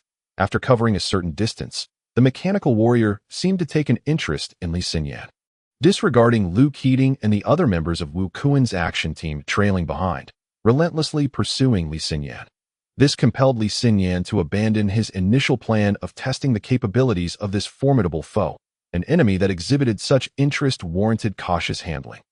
Within the span of an hour, Li Xinyan's inability to shake off the mechanical warrior led to a newfound understanding of the warrior's endurance. Since awakening from his coma, Li Xinyan's physical prowess had evolved significantly. His training on the plank road had proven effective, and during this long run, he maintained a speed of approximately 60 kilometers per hour, a pace unattainable by ordinary individuals. Yet, he felt remarkably at ease, his breathing steady, indicating a substantial enhancement in his physical condition. Even at this speed, the mechanical warrior kept pace. Being composed of steel, its energy consumption and movement were considerably more efficient than those of four-legged mechanical beasts. This was no trivial feat. It was evident that the mechanical warrior possessed exceptional stamina as well. Unable to catch Li Xinyan, yet not falling behind. What was its objective? Did it truly aim to capture him? Li Xinyan mused. Intrigued by this peculiar adversary, the mechanical warrior stood slightly taller than an average human, its metallic body appearing somewhat more robust. With each stride, clouds of dust billowed beneath its feet. After another hour of running, with Li Xinyan leading the way, he decided to lead the mechanical warrior further afield. With Wu Kuan and the others trailing far behind, any potential conflict or discourse would remain concealed, thus safeguarding both his team members and himself from encountering troublesome figures like Lu Keating. As for whether he could contend with the mechanical warrior, that remained untested, so he refrained from drawing conclusions. Perhaps exhausting its energy beforehand would work to Li Xinyan's advantage, theoretically. Mechanical beings never utilized energy as efficiently as organic life forms. Another hour passed, and the chase continued, covering over 180 kilometers. Wu Kuan and his team had long lost track of the distance, having ventured beyond the mountainous terrain into rolling hills. The horizon began to glow with the first light of dawn, signaling the imminent rise of the sun. Li Xinyan halted on a riverbank, his hand trembling as he swung a metallic rod, slicing through the air towards the mechanical warrior, who remained lost in the thrill of the chase. God! How can he still fight? The metallic voice in Li Xinyan's mind pondered in confusion. The mechanical warrior's expression was inscrutable, its mouth unmoving. Li Xinyan realized he could hear the thoughts of the mechanical warrior. An odd and intriguing phenomenon that weighed heavily on his mind. Was he still human?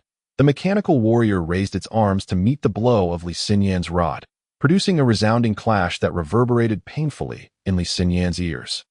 He stepped back, while the mechanical warrior's body sank, its feet firmly embedding themselves into the ground, the once slightly arched arm shields buckling inward, their edges curling outward like petals, effectively destroying the metallic arm shields. What incredible strength! The mechanical warrior's voice thundered in Li Xinyan's consciousness, as if it were bellowing directly into his ear, causing him to furrow his brow. This creature possessed thought? Li Xinyan was astonished. Yet now was not the time for hesitation. He swiftly pivoted, swinging his rod horizontally towards the mechanical warrior's neck. The warrior raised its arm to block the strike, using the momentum to free its feet from the ground. In that fleeting moment, Li Xinyan deftly maneuvered around the mechanical warrior, encircling it 3 or 4 times, delivering over a dozen strikes to its body amidst the clanging of metal. In terms of raw power, the mechanical warrior had the upper hand, so Li Xinyan relied on his agility and speed. prioritizing the need to land some blows before any further escalation. After their second exchange, Li Xinyan stood 5 meters away, slightly out of breath, while the mechanical warrior assessed its arms and ribs with a grave expression. What a scoundrel! Li Xinyan's mind seethed with indignation, a tempest of anger swirling within him. Could robots even curse? Li Xinyan sighed once more. Yet, the mechanical warrior remained oblivious to Li Xinyan's surprise. In its eyes, the human stood triumphantly 5 meters away. Leaning on a rod while surveying the damaged remnants of its armored, Li Xinyan was equally taken aback. The rod, composed of an unknown material, exhibited remarkable hardness, having inflicted such damage upon the mechanical warrior without any noticeable deformation, let alone breakage. Compared to his previous encounters at Base 766, the rod's power far surpassed that of seemingly more advanced weaponry. It dawned on Li Xinyan why the members of the action team had chosen to carry melee weapons instead of firearms. Once those ranged weapons ran out of ammunition, they became utterly useless, while melee weapons remained potent as long as the wielder was alive. With a clattering sound, the mechanical warrior stripped away its now misformed arm shields and discarded them on the ground. Another crunch echoed as its chest plate split into 2 halves, crashing to the earth and scattering dirt. Then came the shoulder guards, belt, and combat pants, all falling away, each having taken on a distorted shape. Stripped of its primary defenses, the mechanical warrior appeared even more technologically advanced. Originally, the structure of the mechanical warrior's body was an inseparable whole, not merely an assembly of metallic components as it appeared. Its surface was composed of a silvery alloy, while at the joints lay an unknown blue, gel-like substance that was transparent, emanating a soft blue glow. This gelatinous material connected the countless intricately arranged blue luminescent circuits woven into the silver metal of the warrior's exterior. With occasional flickers of light coursing through the transparent joints, resembling a languid electric current dispersing into the glowing blue lines, only the wolf's head remained unchanged, stripped of its outer armor. The mechanical warrior resembled a hybrid of an Egyptian deity and a technological automaton. "You cannot defend against me, nor can you avoid it," declared the mechanical warrior in a cold metallic tone. "But you are unarmed and devoid of armor. You will not withstand this," Li Xinyan retorted icily. The mechanical warrior, however, showed no sign of emotional fluctuation. "Forcing me to shed my burdens is quite an achievement on your part. However, having removed those encumbrances, you likely will no longer be able to contend with me. Even with a weapon, you may find it futile, but I shall show no mercy," Li Xinyan replied. The mechanical warrior paused for a moment, seemingly touched by something, but quickly regained composure and said, "Then let us see who prevails." Li Xinyan prepared himself, exclaiming, "Then let it begin." The mechanical warrior assumed a low stance, a surge of energy illuminating the blue lines and joints on its frame, before Li Xinyan's words had fully escaped his lips. He lunged forward, thrusting the end of his metallic staff towards the warrior's torso, wielding it as a spear. The mechanical warrior countered with a swift motion, gathering a mass of electric energy almost instantaneously from the intricate patterns on its body into its palms, forming a spherical lightning bolt that pierced the air between its hands. The speed of this electric sphere's assembly was astonishing. Before Li Xinyan's staff could reach its target, the sphere had already manifested. And should Li Xinyan continue his thrust, it would inevitably collide with it. He could not proceed in this manner. If he were wielding a wooden staff, he would not have feared, but having suffered a prior misfortune. Li Xinyan recalled fundamental principles of physics that he abruptly halted the force of his thrust, planting the staff firmly against the ground to propel himself upwards, aiming a kick at the wolf's head. There was a distinct difference between a kick and a stomp. This kick lacked any force behind it, and from both lateral and frontal angles, Li Xinyan felt his foot would land directly in the mechanical warrior's mouth, the most dangerous part of its wolfish visage. Consequently, an action that had lost its initiative became exceedingly awkward, resulting in a clumsy downward stomp, aimed between the warrior's nose and forehead. At that moment, all of the mechanical warrior's strength was concentrated in its hands, seemingly struggling to elevate them from its chest to its head. Logically, Li Xinyan's movement was far shorter than the distance the warrior would need to cover to execute a defensive maneuver. Yet, the warrior could not bring its hands up in time. As Li Xinyan's foot neared the mechanical warrior's mouth, its jaw opened slightly, and his foot automatically slid right into it. With a muffled grunt, Li Xinyan's foot was pierced by the longest fangs. With his movement restrained, he faltered, half being thrown by the mechanical warrior and half losing the momentum to surpass it, collapsing straight down. To add insult to injury, The electric energy sphere instantaneously surged from the warrior's hands, crashing down onto Li Xinyan, who had fallen flat on his face. A cacophony of sound ensued, enveloping both figures in a cloud of black smoke. As dozens of electric snakes erupted from the sphere, writhing chaotically. Li Xinyan was once again rendered unconscious. The mechanical warrior fared little better. The current released by the modern snares was not as potent as that unleashed by the electric sphere, but it bore a multitude of viruses that were difficult for mechanical life forms to resist. The modern snares were not typically part of Li Xinyan's arsenal, yet it seemed the timing of their use had been less than ideal. In the distance, Li Xinyan sat on a granite boulder, gnawing on a military ration, gazing at the pale sky with a furrowed brow, voicing his concern. "Captain, do you think that fellow has already been slain by the mechanical warrior?" Before Wu Kuan could respond, Yang Buitao interjected, "That seems unlikely. Throughout our journey, we have seen no signs of struggle, no blood, no remnants of clothing. It is entirely normal for Li Xinyan to leave no trace. He may not have had the time to do so. If a battle had occurred, there would surely be some evidence." Li Xinyan seemed unconvinced. But the mechanical warrior can wield a gun. Yet, on the day of the castle siege, why did it not utilize one? They were positioned right atop the lookout tower, fully capable of launching an assault from there. Had they the means for ranged attacks? Li Xinyan murmured, "That makes sense. Enough of this bickering, as long as we remain on course. It is only a matter of time before they reach a conclusion that we are headed east, and finding an answer is merely a question of time," Wu Kuan stated. "That is true," Yang Buitao conceded. 2 days later, when Wu Kuan and the other team members encountered Li Xinyan and the mechanical warrior, they were left speechless. Li Xinyan resembled a wild man, draped in a tattered, dark cloth, grilling a fish by the riverbank. While not far off lay the mechanical warrior, unconscious and bound by modern snares. The mechanical warrior remained in a state of stupor, its limbs tightly secured, thanks to Li Xinyan's previous encounter with the mechanical leopard. Capturing a mechanical warrior did not particularly astonish the action team members. Upon seeing Li Xinyan's appearance, they exchanged lighthearted banter, then each sought out a shady spot by the river to rest. Exhausted from the short, intense march. As for the mechanical warrior, the snares were crafted from alloy, and Li Xinyan had evidently secured them with great strength. Thus, no one paid it any mind, leaving it to bake under the sun. Li Xinyan, sheltered beneath the shade of a tree, had been industriously fishing since awakening. After discovering an abundance of fish in the river, he had spent the day catching them, grilling some to eat, and drying others to preserve. By the end of his labor, the sun-drenched branches of a withered tree were laden with his grilled fish, resembling a tree that naturally bore them.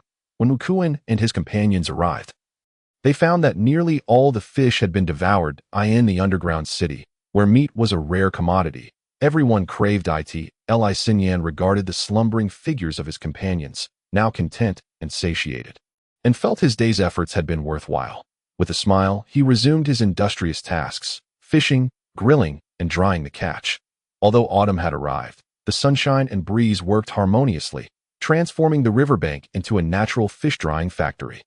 This time, Li Xinyan felt he had accomplished more than he had in 8 years at the 766 base. Wu Kuan, waking at some point, moved a stone to sit by the fire, turning the fish on the branches while contemplatively glancing at Li Xinyan.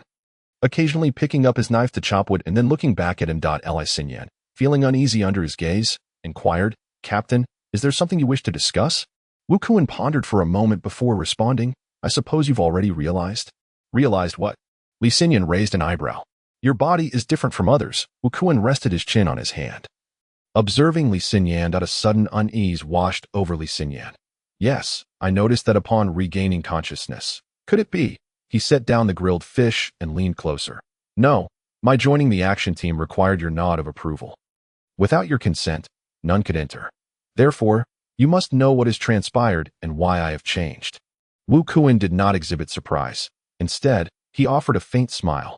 "Indeed, I am aware. However, I am uncertain how to convey this to you. You may find it difficult to accept, but I have already accepted it. And there was no choice involved, was there?"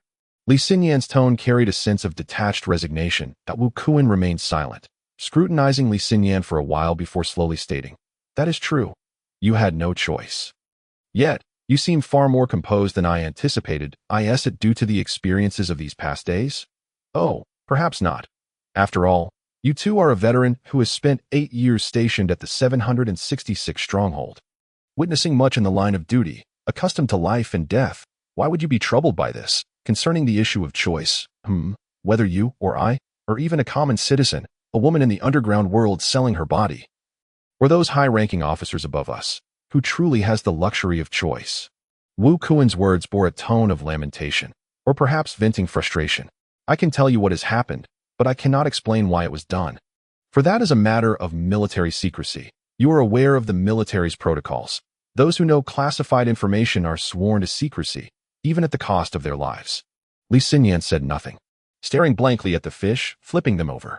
When we arrived at base 766, the mechanical beast had already decimated your team. Fortunately, you were still exerting every ounce of your strength in a desperate resistance. Despite your valiant efforts, it was evident that you were ill-prepared for close combat.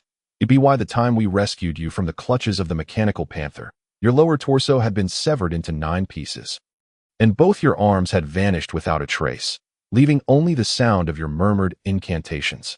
Your consciousness had slipped into a state of oblivion, but thanks to the equipment provided by Professor Sun, we successfully extracted your cerebral structure and brought it back to the base. Professor Jean is an expert in spatial information, Professor Sun is a medical genius, and in Ping is a godlike figure in mechanics.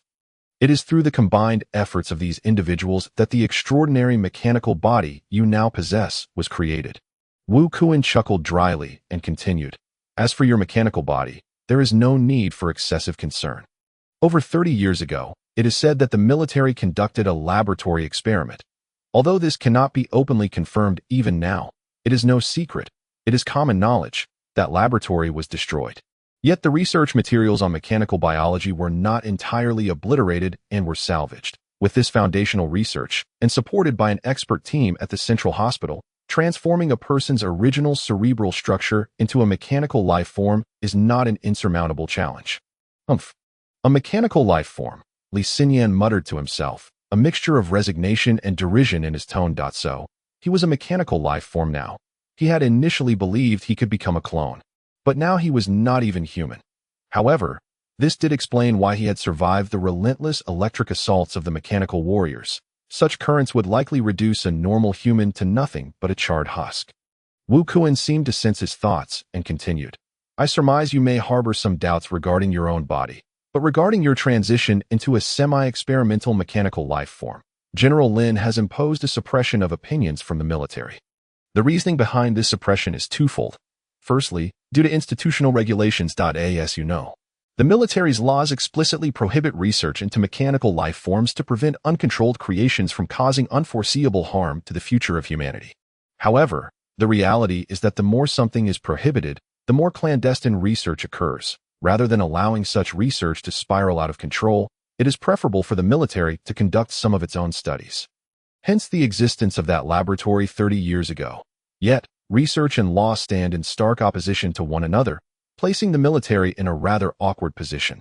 Thus, General Lin opted to shroud the information in secrecy, allowing only core personnel to participate in the research while publicly denying all claims and suppressing dissenting voices. How Lin Zicong suppressed dissent remained a mystery that Wu Kuan seemed intent on avoiding. Secondly, this is to protect you and provide you with combat opportunities, allowing you to awaken from your coma and engage in battle, thus training and assessing whether your development remains within controllable parameters. Under General Lin's command, aside from these 12 action teams, all other divisions are relegated to auxiliary logistical roles. Only the action teams possess the capability to engage in frontline combat. He entrusted you to our action team, partially to ensure the protection of your identity. The operations of the action team are classified, and the identities of its members are even more so, ensuring that no one can ascertain what has truly transpired with you. Furthermore, during combat and training, we can monitor your progress, though perhaps monitor is a more apt term, despite its somewhat discomforting connotation, observing your growth to see if you exhibit any tendencies that might alarm the so-called experts of the military and legal departments.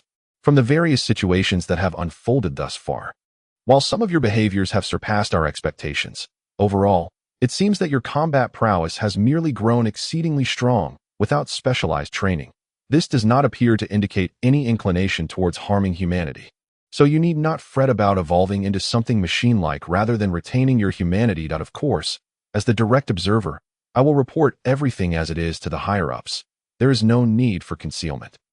In fact, it serves as evidence that you are entirely normal and pose no danger to the human world, which should ultimately favor the acceptance of your identity by all. I trust General Lin has no objections to this course of action. Indeed, when one considers it, your situation can be seen as a resurrection, which is a fortunate circumstance, compared to your years spent at base 766. Abruptly being slaughtered by a horde of mechanical beasts must have left you feeling quite resentful. You have become a mechanical life form, yet your thoughts remain those of your former self. This much we have already discerned. With a new body, you have been granted another chance to eliminate those detestable creatures. A prospect that is the dream of any soldier.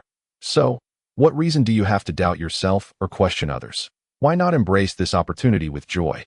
Wu Kuan's encouragement radiated a bright, sunny disposition. Unbeknownst to him, Li Xinyan found himself perceiving Wu Kuan as a rather cheerful young man. Indeed, in comparison to the fallen comrades, being revived was of utmost importance. As for the purpose or the notion of being an experimental subject, what did any of that truly signify? Nothing at all. Furthermore, Wu Kuan chuckled sheepishly, appearing somewhat sheepish upon joining our 12th action team. I confess I have my own selfish motives. The better you perform, the more glory I, as your captain, shall receive. The better I fight, the more benefits all the team members will reap. Li Xinyan inquired with a laugh. Naturally, Wu Kuan replied with a grin. As Wu Kuan and Li Xinyan discussed matters that were supposed to be confidential. Beside the hospital bed in the underground world, a mixed-race doctor wore an expression of exasperation and anger directed at Lin Zicong, almost scolding him as she said, I know that your intention in placing that robot in the 12th action team was to see if you could find a means to combat the mechanical city. But could you set that aside for now and focus on healing your injuries? I am a workaholic because I am a doctor. Without my work, people die. You are a general. Indulging in pleasures is your forte.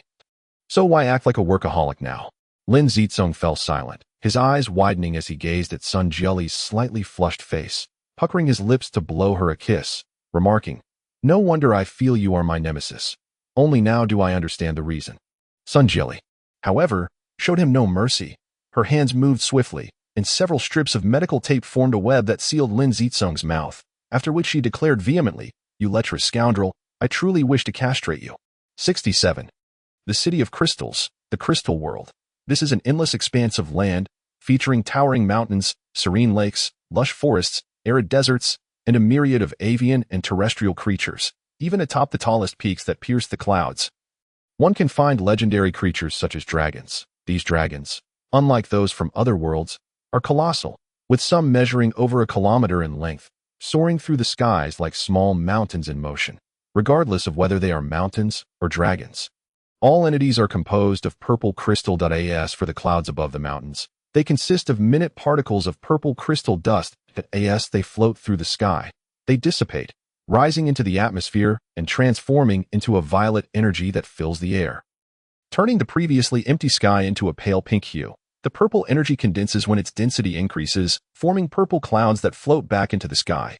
Should these clouds gather in excessive concentrations, they may even precipitate purple raindrops. These raindrops converge into rivers, which in turn flow into seas, creating a self-sustaining system. Look, the sun has even appeared. A powerful foot stomped down upon a newly sprouted plant, crushing it into a swirl of energy that gradually dissipated around the foot, akin to dust kicked up by a giant. The newcomer was a warrior clad in leather armor, his body also composed of crystal. Yet within those crystals danced a fiery blaze of red flame, something that did not naturally exist in this world. The flames burned fiercely, occasionally erupting from his crystalline form, clashing violently with the surrounding air, only to vanish moments later. Despite the ferocity of the flames, the crystalline armor remained unscathed, even absorbing the flame's energy and subtly glowing with a crimson hue, signifying an enhancement in its defensive capabilities. Not far off stood a modest primitive tribe, inhabited by indigenous humans. The center of the tribe was a 10-meter-high platform, adorned with animal skins depicting a godlike figure, with dragons soaring above and mountains standing sentinel beside him. Surrounding the platform stood numerous warriors armed with spears, clearly serving as guardians of the altar. The imagery at the altar was intended to evoke reverence for this deity, and with these guardians present, the divine figure appeared all the more sacred and inviolable. In this world, the warriors have traversed countless continents, The presence of such a magnificent altar for sacrificial rites typically indicates a tribe that enjoys relative stability. If a tribe were to expand significantly, it would not be improbable for a grand hall dedicated to the worship of celestial deities to emerge. Thus, by observing the scale of the sacrificial site, one can generally infer the degree of stability and development in the various regions along this thoroughfare. Of course, the rapid pace of development in this newly formed continent is somewhat anomalous when compared to the natural progression of this world. The warrior flickered and instantly appeared atop the central altar of the tribe.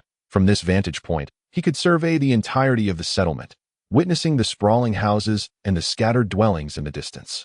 Over 1,000 people, quite a substantial number, the warrior mused.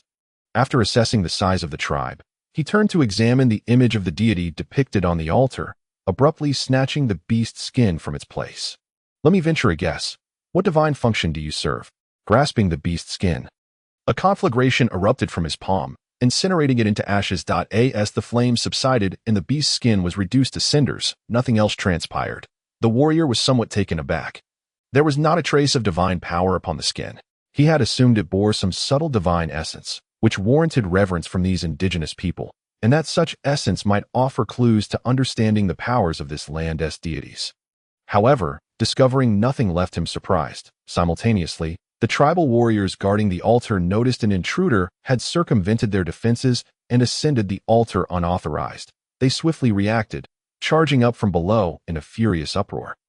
To ascend the altar without permission was tantamount to attacking it, thereby marking one as an enemy, a rule universally acknowledged by every tribe. Consequently, all the warriors rushed forward to confront him. The warrior scarcely glanced at them. With a flick of his finger, a faint flame emanated from his fingertips, drifting toward the warriors. The flame had not traveled far before it dissolved into dozens of delicate fire-like meteors, silently streaking through the air in various trajectories. In an instant, the warriors were struck by the flames, their bodies igniting in fierce conflagration, disintegrating into chaotic violet energy that vanished upon the altar's steps. Following the onslaught, an elder wielding a staff collapsed onto the ground, writhing in agony as he cried out, "Oh, deity!" Yet, the expression of tragic grandeur on his face did not seem to convey respect and submission to the warrior, but rather anguish over the fact that the deity they once revered was now so brazenly held in the warrior's grasp. The elder's subsequent plea confirmed this sentiment. "Oh, deity, the blasphemer you foretold has indeed appeared beneath your throne. Do you see him?" The warrior, taken aback, furrowed his brow and remarked, "Humph, to dare usurp faith." Upon hearing this, the elder abruptly lifted his head, pointing an accusatory finger at the warrior in fury. "You wretched thief! You have desecrated the great sun god, Tilar Themis. You have slain the guardians of the altar, and do you not realize the heinous crime you have committed? Tilar Themis shall ensure you suffer eternal torment in the fiery abyss." A thief. The warrior expressed surprise and amusement at the appellation. It was the first time in his long existence that he had been addressed in such a manner. With a mere curl of his finger, the elder found himself standing before the warrior in an instant. The warrior grasped the front of his robe and calmly inquired, "Speak, aside from this Tilar Themis, this false deity, what other gods reside upon this continent?" The elder was momentarily taken aback, yet he soon replied with indignation, "A false deity? Other gods? There is but one god on this continent, the great Tilar Themis." "Only one god?" The warrior appeared perplexed. Could a single deity encompass such a vast continent and rise so swiftly? The last time he had surveyed this region, this continent had not yet existed. Is there truly only one god? The warrior was unwilling to concede defeat. The elder nearly spat in his fervor. "Blasphemer, your irreverence toward the divine shall condemn you to eternal damnation. I had assumed there were several gods. It turns out there is but one." The warrior chuckled, his tone growing lighter. Suddenly, he lifted his gaze, squinting at the resplendent sun above, and asked, "The sun god? So, does this imply that Tilar Themis' temple resides there?" The elder's ire reignited as he bellowed, "Your utter disrespect towards the great Tilar Themis will surely bring about retribution. Tilar Themis will reduce you to ash within his flames." To ash? Is his divine power truly that formidable? The warrior released the elder, casually twisting his staff in his grasp, as if he might shatter it with the slightest misstep. "Ah, indeed, there is a trace of his divine essence here," the warrior remarked, disregarding the elder's astonishment, hatred, and fear. With his other hand, he pinched the gem atop the staff, extracting a stream of verdant light. causing the gem to dim and ultimately shatter into fragments. The warrior closed his eyes, molding the green divine essence between his fingertips as one would knead dough, slowly transforming it into a chaotic flow of energy. The elder stood speechless in terror. As the high priest of the altar, he understood the magnitude of that divine power. However, to witness such power being effortlessly obliterated with a mere gesture was a revelation of an existence beyond comprehension. The warrior suddenly perceived another matter. The utilization of divine power is inherently reciprocal. While the deity bestows faith upon the believer, it simultaneously grants the wielder of divine power an opportunity to touch the divine. Yet, even as he held this fragment of Tilar-Themis' divine essence and ground it to oblivion, analyzing its composition, he found no response from the deity named Tilar-Themis, not even a hint of wrath. What could this mean? This situation could imply one of two possibilities. Either the deity was feeble, sensing the warrior's might and refraining from retaliation, or the deity chose to remain unresponsive. Otherwise, such a blasphemy would be intolerable in the divine realm. Even some slumbering deities would awaken from their deep slumber to deliver a punitive blow to a blasphemer. Given the creation of such a continent, it was evident that weakness could not be attributed to this deity. Thus, why did this god not respond? The warrior pondered deeply. Meanwhile, the elder, trembling with a blend of fear and overwhelming hatred, slowly approached the warrior and inquired softly, "Esteemed sir, may I ask which deity you represent in this world?" At the center of the Star River, within the divine hall, all servant deities had been expelled.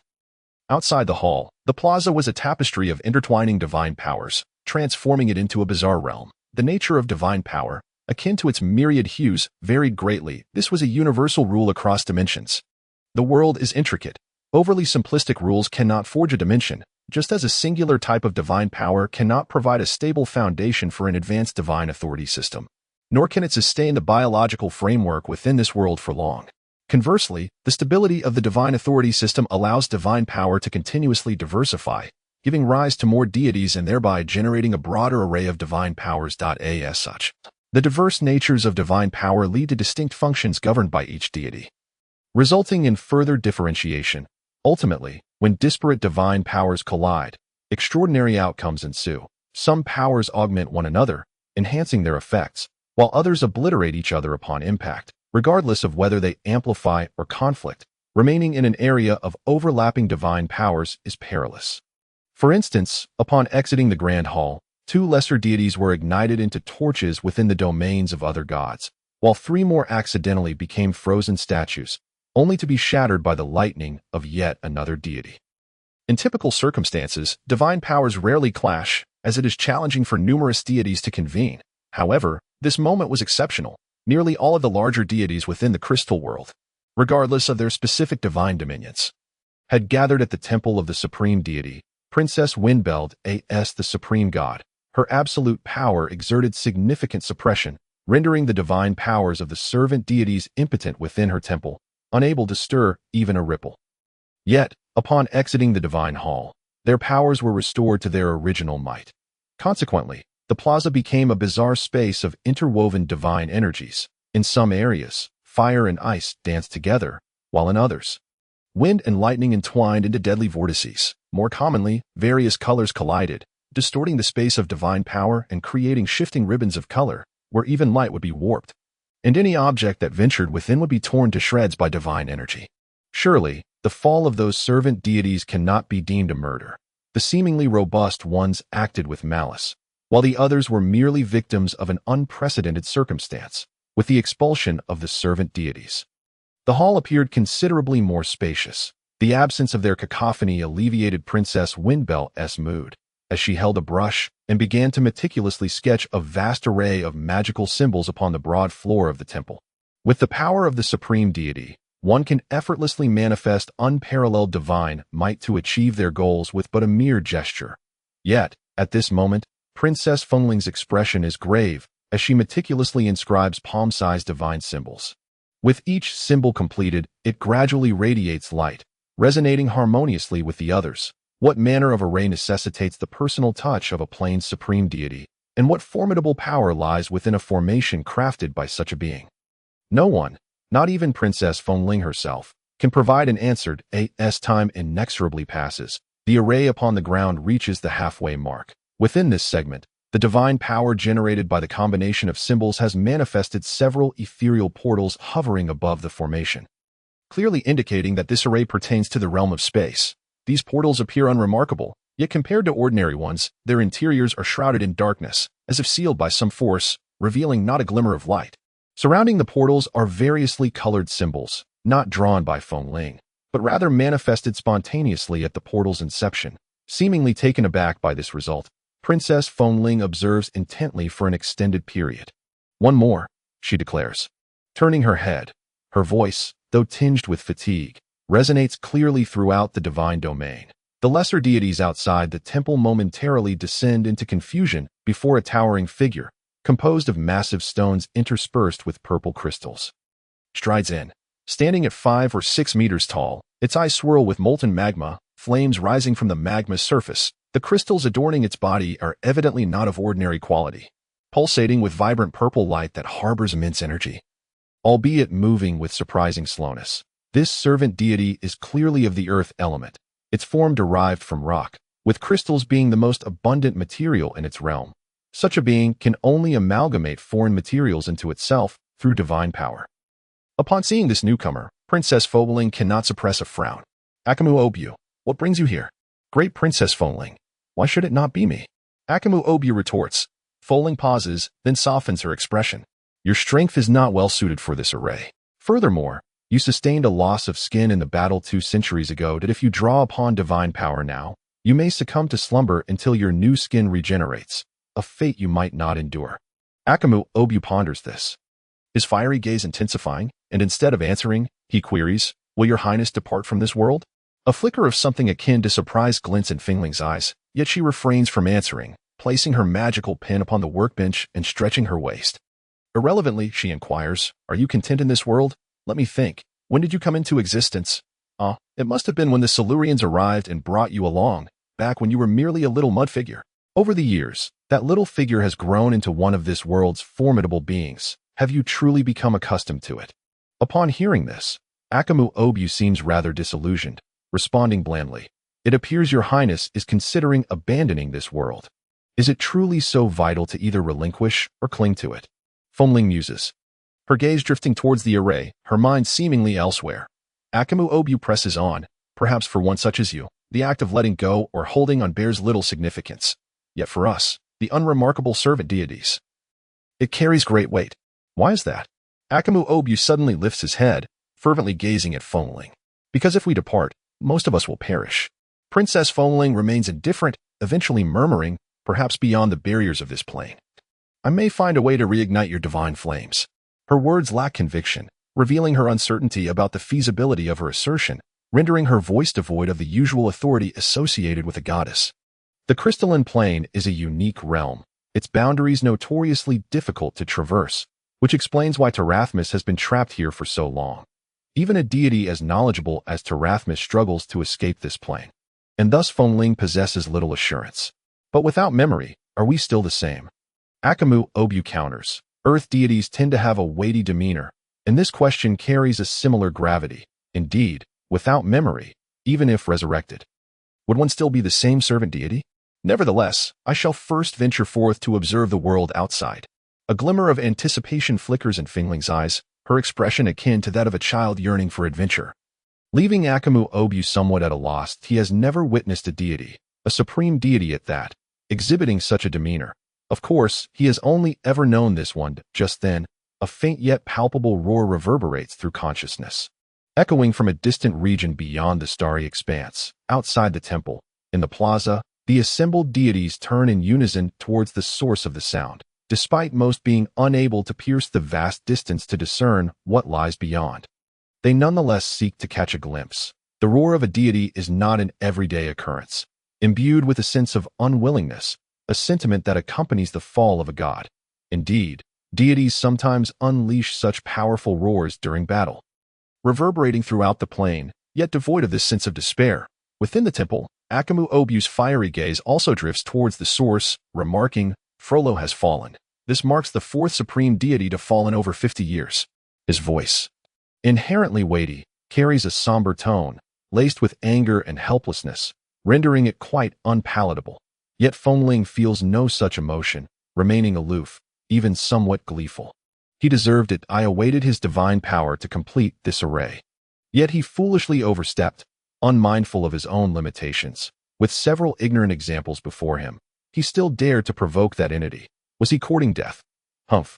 Can one of your stature truly challenge an existence capable of concealing their divine power? Your Highness, how can you say such a thing? Akamu Obu exclaims, utterly astonished. Such words from a supreme deity are simply unfathomable. In response to Akamu Obu's lack of understanding, Fengling appears slightly surprised, as if she had never before encountered such impudence from him. She steps closer, raising her hand, and an indistinct shadow emerges from the void. Plucking a crystal from Akamu Obu, the shadow vanishes, and in the next moment, the crystal diminishes to a size several hundred times smaller. Appearing in Fengling's slender fingers, slightly larger than a gemstone on a ring. Despite its reduced size, the brilliance within the crystal has not waned. In fact, it gleams even more brightly, though it seems to move with an unusual sluggishness. Is it truly so essential to relinquish or retain this world? Princess Fengling inquires absently, delicately twisting the gemstone in her fingers while observing the light within. Akamu Obu finds himself momentarily speechless, the question echoing back to their earlier conversation. Meanwhile, on a newly emerged continent far away, an elderly figure scrutinizes a crystal in his hand with a similarly distracted expression, muttering to himself, to let go of this world or to continue holding on. How will you decide? Unlike the crystal in Princess Fengling's possession, the one in the old man's hand is crimson. The fiery hue emanates from an eternal flame burning at the crystal's core, occasionally flickering as the longest flame licks the crystal's surface, casting a fiery hue upon it. These flames resemble those that danced upon the warrior's body, yet their potency pales in comparison. The old man smiles faintly, continuing his soliloquy. Not bad, somewhat useful. This crystal shall remain with you. Though its power is modest, it is among the pinnacle of this world's forces, enduring through millennia without extinguishing. Thus, it cannot and will not be easily destroyed. Since it cannot be obliterated, let it continue to burn. I have erased its consciousness, so it shall remain devoid of desire, steadfast and unwavering, serving as a lighthouse without any errant thoughts. The old man raises his hand, examining the crystal once more, then sighs and resumes his soliloquy. Ah. Self-awareness, sometimes a blessing, yet at times a source of great frustration. Truly a perplexing dilemma. The old man chuckles softly, shaking his head, but suddenly, his demeanor shifts dramatically, the air of authority and calmness vanishing in an instant as the consciousness of the deity returns. The old man, now reawakened to his awareness, gazes blankly at the crystal in his hand for a moment before an epiphany strikes. He promptly places the crystal upon the altar, where the animal hide once lay. Kneeling reverently and kissing the ground, overwhelmed with emotion. Great Tarathmas, as you wish. Within the temple, Akamob seemed no longer inclined to pose any further inquiries. Instead, he knelt on one knee before Princess Fengling and implored, I beseech your forgiveness for the transgressions of your loyal servant. I have erred, Your Highness. Your freedom is the most precious of all, overshadowing everything else. In the pursuit of freedom, nothing else holds significance. That we have existed in this world for countless millennia, yet to continue in this manner is merely my freedom.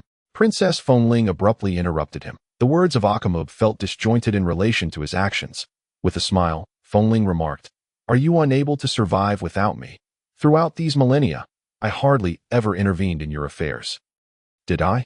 Akamob appeared to sense a twinge of unease, lowering his head and bowing further. The wrath of the supreme deity was perilous. Yet, Fengling merely smiled, disregarding Akamob, and carefully placed a crystal, now reduced in size by 100-fold, into a pre-drawn sub-array within the magical formation. A flash of molten color swept through. The entire formation became suffused with a hue reminiscent of lava, its radiance gradually intensifying by 1/3.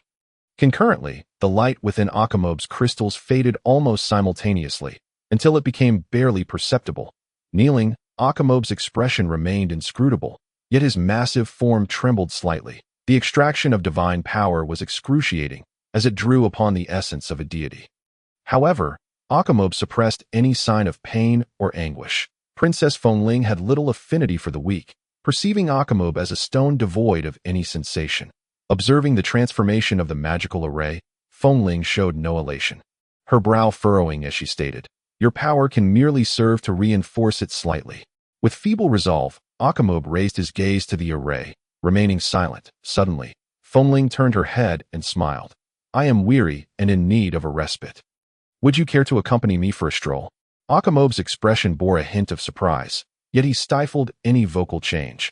Only the fiery core within him flared up with increased intensity. With utmost respect, Akamob bowed his head, replying, As you wish. In the underground base, Lin Zicong's hospital room, Sun Jelly was absent. Long he lounged with his legs crossed, casually leaning back in his chair, observing Lin Zicong lying on the hospital bed. The room's lighting, adjusted at the request of a certain woman, simulated natural light, casting a twilight ambience. Rays of artificial sunset filtered through a specially designed window, illuminating Lin Zicong on the bed.I in his hands. Lin Zicong held dozens of pages mingled with battle reports and terrain maps, detailing the preliminary outcomes of the 12 operational teams over this period. He read intently, occasionally expressing delight with it tut-tut, exclaiming, Ah, splendid. This is to my liking. I always said, these little rabbits, cooped up at home, remain mere rabbits, but once unleashed, they become tigers. They transform into ravenous wolves. Phase report. Longy chuckled softly. This aide rarely smiled, often deep in contemplation. Perhaps he found Lin Zicong's words amusing this time. General, which report do you deem the most valuable among these? Joy manifests in myriad forms, and a moment of self-indulgence serves as an apt release. Akin to traversing a path step by step, consuming a meal bite by bite, victory in battle is assured, and on the road to triumph, there are numerous joys to be experienced. Timely release of these sentiments may yield even greater delight.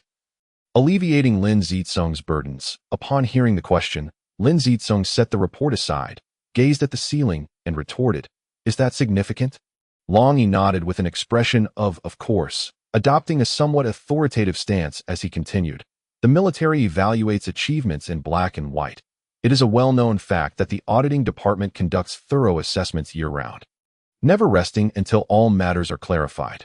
This applies equally to negative outcomes. Where there are penalties, there must also be rewards that eye in their eyes. A commendable start implies greater achievements ahead, which in turn necessitates further audits, thus ensuring their own benefits. The crux of this evaluation, particularly concerning the operational teams, lies in your assessment as the overall commander. Your evaluation carries the utmost weight in reports to the military. You may regard this significance lightly, yet to them, it represents tangible interests, not merely interests, but also equipment. The provision of equipment is intrinsically linked to their survival, hence evaluations should be something you regard with utmost seriousness. Long Yi's words resonated profoundly, seemingly obscuring the less savory aspects of reality.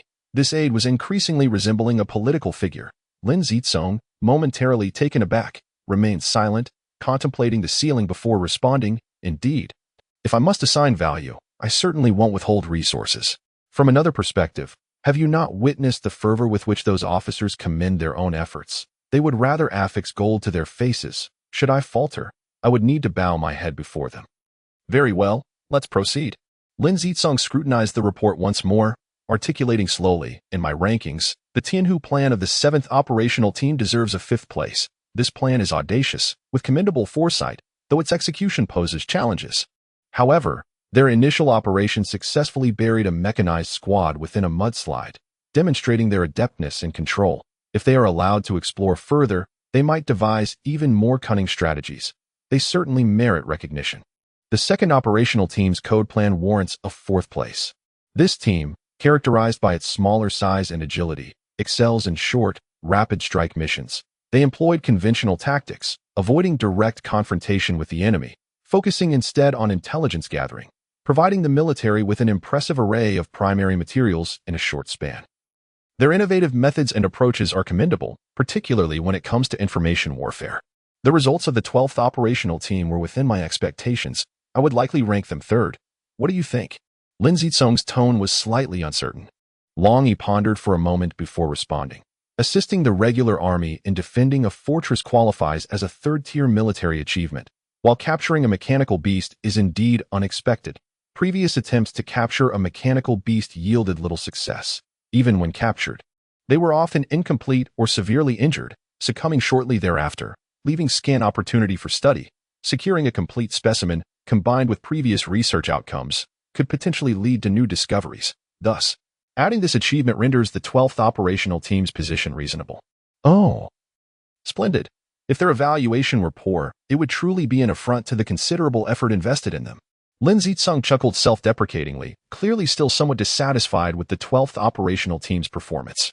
For second place, I wish to award it to the 11th operational team, Lin Zicong continued. Long E expressed surprise. The 11th operational team? How could they possibly rank second? They merely conducted some research on weaponry. And let us not forget that particle-based long-range weapons have limited lethality against ground-based mechanized units. Their findings are hardly groundbreaking. Does this not seem an overestimation? Lin Zicong shook his head, asserting, the 11th operational team is, in fact, a secret research institution of mine. Externally, they appear as a small group executing technical operations. But in reality, they serve as my specialized weapons research organization. You are familiar with the laboratory overseen by Professor Jin's mentor, are you not?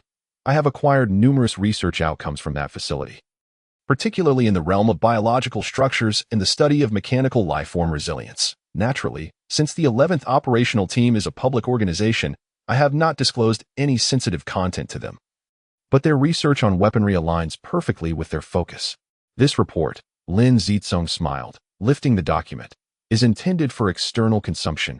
Yet the incorporation of private insights renders it exceedingly intriguing that I have heard they recently developed a gadget capable of generating electrical pulses, which can inflict damage on close combat mechanical beasts that I intend to provide them with justifications to secure additional funding, ensuring the continuation of their research. This is my true intention.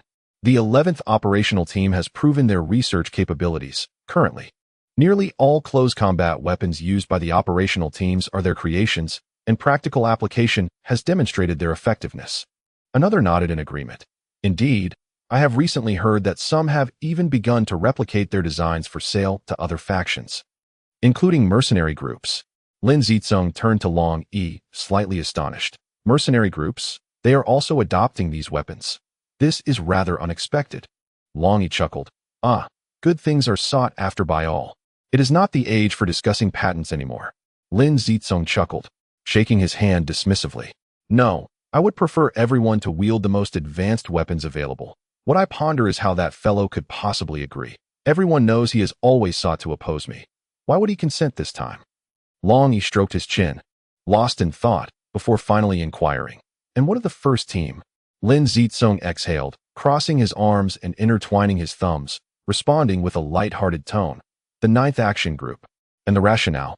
Lin Zicong provided no explanation. Instead, his gaze drifted into the void as he uttered a half-abstract, half-concrete statement. In Taoism, the starting point is synonymous with the point of demise. If we are to extinguish our adversaries, how can we not first observe the genesis of Mechanical City? 72. The mechanical warrior playing dead. No one harbored any goodwill towards the mechanical warrior. Consequently, he found himself bound and discarded on the sandy riverbank for 5 or 6 days, ignored by all. Autumn had graced the land with splendid weather. The sun shone brightly, rain was absent, and concerns regarding the infamous smog of decades past were non-existent. Li Xinyan, noticing the insufficient space for drying fish, took the liberty of transforming the mechanical warrior's limbs into a drying rack, hanging fish and other remnants in a haphazard manner, resembling a tree of machinery sprouting from the riverbank. The outcome appeared promising. After days of arduous preparation, each member of the 12th Action Group found their backpacks bulging with an abundance of dried fish. During the war, humanity had been largely driven to desolate outskirts. And with a long journey ahead as they approached the controlled territory of Mechanical City, provisions were imperative. Naturally, fish alone would not suffice. Being omnivorous, one's stomach could not endure excessive meat. Therefore, some ventured to forage for wild vegetables, which were washed, cooked, and dried, resulting in a supply of vegetable crisps. Thus, each individual's pack contained not only fish, but also a considerable amount of greens, allowing for instant consumption without further preparation. Additionally, some incorporated the vegetables into the hollowed-out fish, facilitating convenient consumption while reducing the volume of food by 20%, thereby increasing portability by a corresponding 20%. A notable enhancement of Li Xinyan's research findings. Having lost his own clothing during the battle with the mechanical warrior, Li Xinyan was fortunate to find a set of garments in Guo Tianming's backpack, a habit of the logistics officer to always carry his pack. The attire fit reasonably well given their similar builds, proving to be a much better alternative than enduring mosquito bites. Speaking of which, Li Xinyan found it perplexing. If his body had been transformed and mechanized, he ought to be immune to such pests. Yet, in reality, he suffered mosquito bites no differently than anyone else. Is this fellow dead or alive?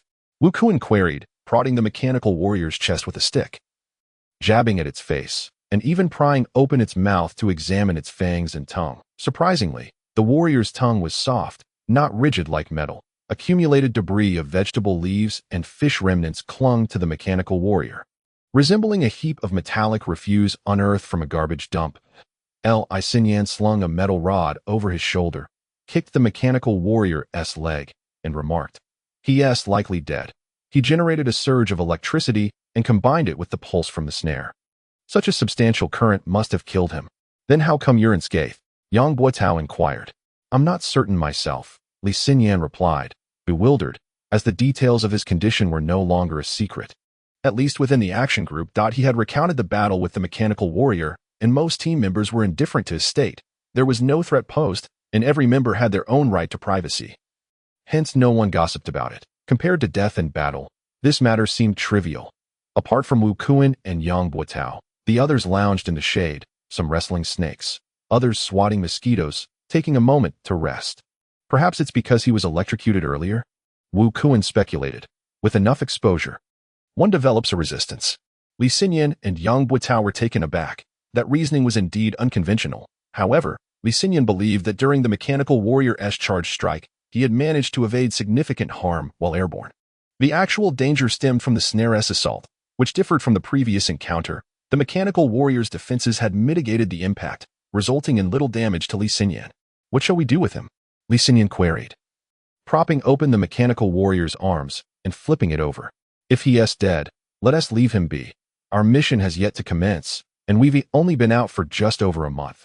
It's unwise to return so soon, Wu Kuan replied. Li Xinyan nodded in agreement. Fortunately, when they departed from the castle, they had retained their weapons, and now with supplies replenished, they could promptly advance eastward. With Wu Kuan's command, all resumed their activities, whether wrestling snakes or resting, packing up and moving on.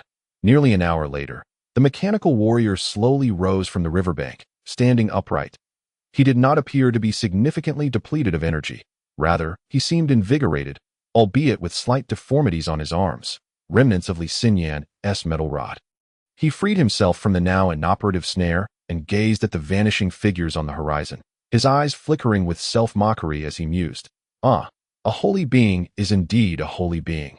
It's not so easy to bring one down. The mechanical warrior glanced skyward, where fluffy white clouds drifted leisurely. The weather is quite splendid, he observed, squinting slightly and adjusting the aperture of his optical sensors, only to discover an abundance of fish and vegetable remnants adorning his frame. He paused, seemingly puzzled by the origin of these items, and realizing he could not comprehend it, he dismissed the thought. Crouching slightly, he emitted a low exclamation as a surge of blue electricity erupted from his abdomen, coursing rapidly through his body along the once dull patterns. The current was surprisingly more potent than that which he had unleashed against Li Xinyan, igniting all the fish and vegetables, reducing them to ashes. After basking in the sun for several days, the energy was ample. The mechanical warrior did not seem in a hurry to pursue Li Xinyan as before. Instead, he pressed a section of armor on his chest, which automatically rotated open to reveal a small recess. Within this cavity lay a faint red glow, from which a slender red filament extended towards the direction Li Xinyan had departed. Had one observed closely, they would have noted that the red orb appeared to belong precisely to this location at that moment. The mechanical warrior's chest cavity emitted a series of shifting red electric arcs, linking his form to the glowing orb. Meanwhile, the symbols dancing upon the orb expanded in size, some altering their structure, elongating into a continuous string that anchored the red orb at the center of the electric currents. Here lay the heart of the mechanical warrior. He gazed down at the faint red orb within his chest, cautiously closing the heart's door. After a prolonged pause, he muttered to himself, with so many people around him, it's inherently challenging to approach. How can I get near him this time? It is no simple task for any being to transcend the inherent limitations of their plane of existence. Regardless of the circumstances, even when Wind Bell led Arkham Ob to capture several formidable entities that had long resisted her authority, the dilemma still appeared insurmountable. Unbeknownst to Wind Bell, the planar barriers of this realm had been fortified. Your Highness, could it be that the formidable beings we have captured, even if their divine powers were to coalesce, would still be unable to breach the spatial gate on the other side? Arkham Ob inquired, his eyes ablaze with fervor. Compared to before, his form had undergone significant transformation. The purple crystals that composed his body had nearly doubled in quantity, while the remnants of rock had all but vanished. The inner radiance of these crystals had intensified to the point of forming luminous spheres, emanating an extraordinarily vibrant glow. As he spoke, the luminous orbs surrounding him pulsed in response to his voice, their brightness fluctuating dramatically. It was once said by an ancient sage, before the divine, one must remain humble. The light spilling from Arkham Ob revealed his impatience, a small discontentment surfacing before Wind Bell. Suddenly realizing the gravity of his demeanor, he swiftly recalibrated his emotions, forcefully suppressing the abundant energy within him, causing the illumination within the purple crystals to gradually diminish by half. The remaining brilliance, however, was beyond his control. He had yet to master the newly acquired divine power, a portion of which had been forcibly extracted from the consciousness-stripped mighty beings. Yet, Wind Bell remained oblivious to these nuances. She was deep in contemplation, reflecting on all her recent endeavors, including the design of the magical array and the precise placement, size, balance, and compatibility of each divine power infused within it, as well as the intricate relationships between the divine symbols. Searching for any discrepancies, undoubtedly, the amalgamation of these elements, both in complexity and strength, could only be comprehended by a supreme deity. After a lengthy silence, her brow remained furrowed, even in her exalted state. Perhaps we must seek his counsel. Wind Bell sighed deeply. Relinquishing all her efforts, slowly opening her exquisite violet eyes, their brilliance gradually fading into profound contemplation. When a supreme deity reflects, they often close their eyes to prevent the excessive divine power within them from dissipating and causing harm to the surrounding lesser deities. For the emergence of an autonomous lesser deity consciousness is indeed a rare treasure. Arkham Ob hesitated, but Your Highness, that being is an outsider, an invader. Would it not be perilous to approach him directly? Wind Bell shook her head. If he wished to obliterate us, he would not have waited until now. Likewise, if he intended to depart, he would have done so already. Thus, the only explanation is that he, too, is ensnared. This is a rare opportunity. This plane is exceptionally unique. And having been born here, I possess an intimate understanding of it. With all my capabilities, have been unable to break free from its constraints over this protracted time. It stands to reason that this foreign entity, who has relentlessly pursued breakthroughs for a millennium, may possess insights into overcoming this predicament. Since he has not surrendered, and since I cannot surpass him, why not seek his guidance? After all, from his actions, it appears we are not foes. In certain respects, we might be considered allies or like-minded comrades. Wind Bell's gaze deepened as she looked towards the horizon, precisely where Tilithemus resided. But why would he assist us? The flames in Arkham Ob's eyes dimmed slightly, as he shifted his shoulders, where two upward curving crystals were beginning to sprout. Following his absorption and digestion of foreign divine power, new divine energy was distributed into an independent crystal within his form, causing Arkham Ob to rise nearly half again in stature compared to when he first entered the temple with only half the magical array. This was a boon from accompanying Wind Bell in her recent campaigns. Of course, for Wind Bell, her intentions were not solely for Arkham Ob's benefit. On another front, the crystals adorning Arkham Ob's body served as tools for her work, storing divine power within him. Eliminating concerns of loss or depletion. When necessary, she could simply extract a crystal for use, making him a mobile, intelligent divine power repository. Nonetheless, even setting aside the grander perspective of the plane, Arkham Ob felt he was at a disadvantage. For the rewards Wind Bell reaped from their endeavors far exceeded what she bestowed upon him. Wind Bell remained silent for a while, and after some time, she finally spoke. Indeed, you are correct. His refraining from interfering implies he does not wish for our annihilation. Yet it does not guarantee he will aid us. For now, our relationship is one of non-interference. The memories he shared with me may have been merely to illustrate the fate of those who opposed him, to prevent us from disrupting his plans. It does not imply he will offer us assistance. After a brief pause, Wind Bell continued.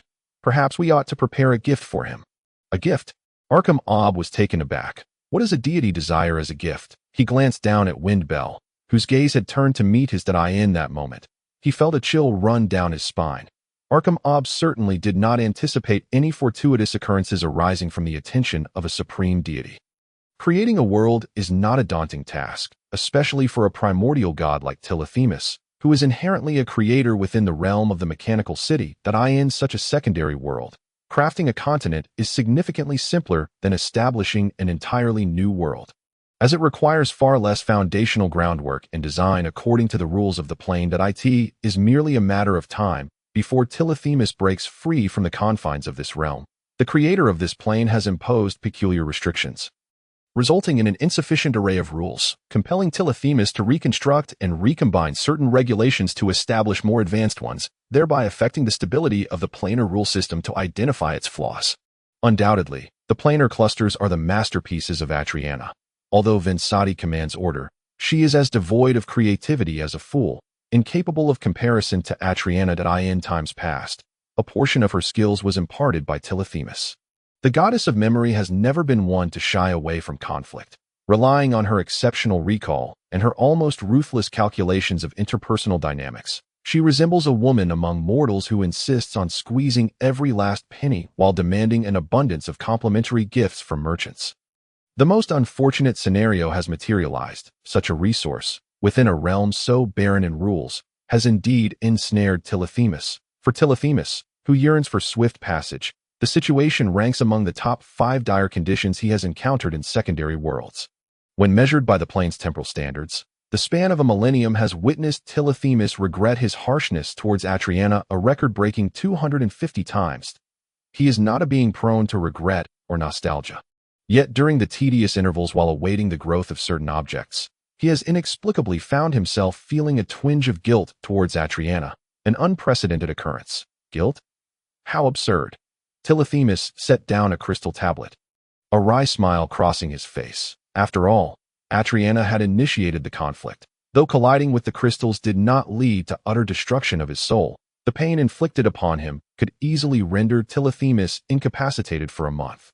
Such malice far outweighed the desires of Onomaya, who merely sought the objects in his possession. Even deities possess feelings. The energy center within the crystalline realm is evidently situated at the heart of a vast starry river. Precisely where Windbell's temple resides, all radiance and violet energy emanate from that locus, since he neither can nor wishes to disrupt the energy core of this world. Tillothemus has no choice but to establish his own energy center to catalyze the growth of all things along this newly forged path. Energy is the fundamental driving force behind the activities of every world. Even in this illusory realm, the principle remains unchanged. Otherwise, this plane would devolve into an empty void. Of course, Vinsati would never consent to confining Tillothemus within a void. A realm devoid of rules means that anything entering it effectively embodies all the plane's regulations. A significant loophole for a primordial god like Tillothemus. He could exploit this breach to devise countless methods to shatter this clustered realm into fragments, thereby enabling his grand escape. Tillothemus constructed his temple above the newly birthed continent he named Oceleron, supported by 24 colossal crystalline columns, each towering 100 meters high and thick enough for 5 individuals to embrace. The temple is perched upon a massive floating rock spanning nearly 100 kilometers, surrounded by dozens of dragons, their lengths reduced to 50 or 60 meters, who serve both as guardians of the temple and as Tillothemus's attendants. The tops of the colossal columns are not roofs. Tillothemus requires no shelter from wind or rain. Instead, they feature large recesses, with each of the 24 pillars housing one of these vast indentations. In the trough, countless beams of light cascade forth, their origin a mystery, flowing like spring water from the recess at the summit, cascading down like a waterfall to the ground, thereafter following the grooves on the surface toward the edge of the colossal rock, ultimately descending to the continent below. Unlike the flowing water, these streams of light behave with remarkable decorum within the temple of Tyrolathmus. Yet, once they depart its sacred confines, they burst forth like untamed stallions, racing away and reclaiming their intrinsic nature, scattering across every nook and cranny of Oceidolan. The temple of Tyrolathmus serves as the very sun of Oceidolan. Upon a crystalline tablet before Tyrolathmus, numerous intricate symbols are inscribed. Upon closer inspection, they reveal themselves as exceedingly complex formulas. These inscriptions, etched in radiant yellow light, pulsate with life, with certain elements rapidly self-combining, dissolving, and reconstituting. The formulas are not merely mathematical symbols. Some resemble arcane sigils, subtly coalescing a form of energy that engages in self-rotation and movement. All characters and symbols adhere to Tyra commands when his finger touches a specific point or sweeps across a section. The inscriptions undergo minute adjustments to attain a certain level of scientific advancement. The distinction between science and magic blurs, merging to form a vast organizational system. The crystalline tablet in Tyra hand serves as a real-time computational tool for the overall distribution of power within Oseidalan. The consumption of divine energy impacts Tyra himself. The tablet, crafted using newly established dimensional laws, autonomously extracts power from the dimensions to sustain its operations, thereby minimizing the depletion of Tyra divine essence. A series of 7-digit numbers continuously fluctuates, representing the current population of Oseidalan. Beside it, a magical array that had been in constant motion gradually comes to a halt, a swirl of yellow luminescence dissipating to reveal a tabulated display. Enumerating the number of clergy, including bishops, cardinals, and priests among the faithful of Tyra, observing the number following that of the bishops, Tyra brow furrows deeper. It reveals a mere 8. Thus, in this world, over the span of a millennium, only 8 sentient individuals of extreme faith have successfully developed autonomously on the continent of Oseidalan. Such an accomplishment is dismally low, insufficient for even a single archbishop capable of organizing a substantial following and expanding the faith, let alone a pope to support the overarching ecclesiastical matters with divine power. Without a pope, there is no way to establish a grand formation capable of breaching dimensional barriers. Tyra can only wait here. Divine wrath, he muses, if you have arrived. Why suppress your presence? Tyra sets aside the crystalline tablet, addressing the empty expanse of the grand hall. Pardon my intrusion, a feminine voice replies. Waves of spatial ripples materialize from the void, coalescing into a layer of crystal that unfurls into a violet passageway. Subsequently, a crystalline maiden steps forth from the passage, her violet hair cascading down her purple gown, her eyes sparkling with the brilliance of celestial stars. Behind her looms a colossal rock giant, encrusted with enormous crystals. Its fiery gaze and towering 6-meter frame thundering as it stomps upon the ground. The Princess of Windchimes gracefully lifts her gown and kneels in respect before Tyra. However, he remains unmoved. The rock giant, unable to contain its fiery temperament, takes a step forward. The Princess of Windchimes smiles gently, restraining him with a subtle gesture, then turns to grasp the largest violet crystal embedded in Akamub's form, with a delicate tug. She extracts it from him.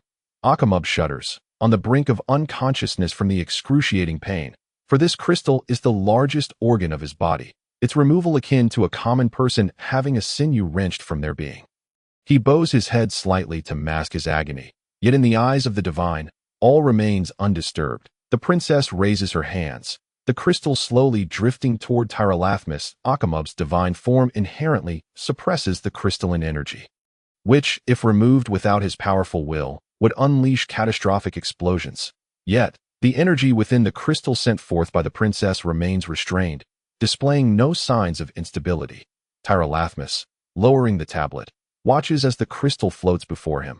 He gently touches it with his fingertip, causing it to hover in midair. Akamub rises, his eyes flickering with rage, fully aware that each crystalline entity within him harbors the energy of a galaxy, a force capable of propelling a celestial body forward. Such an absolute magnitude is beyond the capability of anyone in this dimension, save for the Princess of Windchimes. Since establishing the temple, Tyra has diminished to the size of an ordinary person. Thus, standing before the princess, he appears less than her waist. Yet, his divine power remains unfathomable. Tyra gazes intently at the crystal, lost in thought, while the Princess of Windchimes appears unhurried, a gentle smile gracing her lips. Her hands clasped before her, patiently awaiting his contemplation. All underlying driving energies contained within this rule are not derived from faith. What then are they? After a prolonged silence, Tyra lowers his finger and inquires of the princess. His expression bears a hint of frost, yet she remains unhurried to respond, instead smiling and bowing slightly, addressing him once more. Great Tyra, that is a question for you to ponder. The entity wishing to ensnare you has embedded such things within this space. We, as humble creations of that being, possess an exceedingly shallow understanding of the higher powers. How could we presume to fathom the creations of the supreme deity? The princess's words are laden with courtesy, yet she deftly severs all ties to the implications of the situation. Embedded, Tyra tone carries a note of amusement as he regards her, then shifts his gaze back to the floating crystal. Contemplating, he extends his finger once more to touch the surface of the crystal, his eyes emanating a soft yellow glow that penetrates the crystalline structure, gradually extending within it as the light from his eyes reaches deeper. The energy within the crystal, a conglomeration of a galaxy, begins to form a singular point, akin to a balloon being tugged. The energies within bubble and churn restlessly, yet under the influence of the yellow glow. They draw closer to the crystal's surface, eventually seeping out and adhering to Tyra fingertip. With a hiss, smoke erupts from Tyra finger, singeing it black. So fierce, he remarks, a blend of amusement and incredulity evident in his voice. As his finger withdraws from the crystal, the energy retracts, restoring itself to a luminous sphere. The wrath of the divine, he muses, bemused, if the foundation of this dimension's energy is indeed divine wrath, what magnitude of fury must this entity harbor to forge such a vast world? She must harbor great resentment toward me. The princess remains unfazed, replying, and I am merely a lock that has contained this fury before your arrival. Tyra gazes at her, his expression curious. Indeed, you bear some resemblance to her. The princess responds, is that so? Then I am honored. That being must be truly beautiful. Tyra slightly trembles his fingers, the charred remnants falling away, new digits forming slowly. Perhaps, he replies absently. What then? He inquires. The princess strides gracefully closer to Tyra and states, this is a gift. I accept. Tyra responds without hesitation. And your request? The princess seems taken aback. Clearly not anticipating such a direct acceptance, but steeling herself, she resumes her calm demeanor. Take me away from this dimension. My lady. Tyra has yet to reply, but Akamub cannot contain his astonishment. The dialogue between the princess and Tyra has not escaped his notice. He is no fool. The princess glances at Akamub, her expression devoid of reproach or pity, merely a calm resignation. I can rekindle your divine flame in another, freer dimension with more favorable conditions. Her tone remains serene, like the winds whispering above the temple. But without memories, we would be utterly annihilated. Akamub persists. There are still alternatives. Tyra interjects. Both the princess and Akamub fall silent. A different lock, Tyra states. If divine wrath serves as the raw material, then her heart is filled solely with hatred. For a dimension governed solely by hatred, a new lock capable of controlling it would elicit no response to it, possessing it is security. As for what is held, it would not concern her. 75. Faithed on the continent of Oseidolan, all creatures suddenly raised their heads, anxiously gazing at the bright sun in the sky. Although the sun shone brightly, its luminosity had notably diminished, leaving the ordinary beings devoid of wisdom. To rely solely on instinct for survival, they were oblivious to the unfolding events, interpreting the waning sunlight as a harbinger of impending catastrophe, prompting them to scatter chaotically across the mountains and valleys. In stark contrast, the crystalline humans, beings of intellect, seemed to have received prior notice, gathering methodically at the nearest temples, awaiting the directives of their priesthood in serene silence. The crystals of this realm were originally a shade of purple, varying from light to deep hues, yet consistently maintaining this singular color. Through the supreme divine power of Tyraltimus, the foundational rules of this world were amended, transforming the forms of living beings from angular surfaces to more organic shapes, while utilizing crystals to refract light into a spectrum of colors. Thus, both humans and animals acquired their own unique hues. Over the course of millennia, the intelligent crystalline humans further developed industries such as alchemy and adornment, leading to the creation of garments for modesty and tools for labor, rendering Oseidolan a world rich in colored as the moment of celestial change approached, with people congregating orderly in the temples. Be they grand or modest, the refracted lights transformed these sacred spaces into kaleidoscopic spectacles. Despite this vibrant display diminishing the temple's former elegance, no one diverted their attention to trivial matters or engaged in idle chatter. All remained silent, eagerly anticipating the next instructions from their clergy. Here, every soul was a devotee of Tyraltimus, and at this pivotal moment, none dared to entertain distractions, lest they forfeit the chance to receive divine blessings. Across the continent of Oseidalan, a similar scene unfolded in every temple, with the most magnificent occurring in the Grand Temple of The Hague, presided over by Archbishop Amhite. Hundreds of thousands thronged the square outside.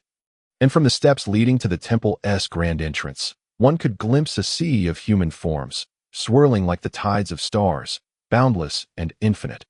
Amhite, the most powerful among the 8 archbishops, was widely regarded as the most likely candidate to ascend to the position of Grand Archbishop. His staff was adorned with a rare emerald gemstone, an exceedingly precious magic crystal never before seen in the possession of another. Its purpose unknown, adding an air of mystery to Amhite's formidable presence. Whispers circulated that it might be a divine gift, a relic meant to guide him toward the roles of Grand Archbishop or even Pope. Amhite appeared somewhat fatigued, lacking sufficient rest, yet few among the clergy exhibited much vigor. The recent flurry of divine proclamations from Tiraltimus had demanded immense effort to comprehend and execute, compelling them to labor ceaselessly through day and night. Teetering on the brink of exhaustion, as the sun dimmed in the sky, several small points of light emerged from the sunlight, swirling around the sun for a brief moment before diving down to hover above the crowd. These were the legendary sacred 7-colored dragons, said to dance in the radiance of the divine. The sky resonated with the roars of dragons, startling Amhite from his stupor, prompting him to pinch his thigh sharply. The ceremony was about to commence. Accompanied by the harmonious and clear praises of the choir, Amhite unfurled a hide upon the altar before him, and with a wave of his right hand, ignited it spontaneously. The hides used in the temple were of special provenance, exceedingly rare, as there were few places on the continent of Oseidalan capable of producing such materials that the hide blazed.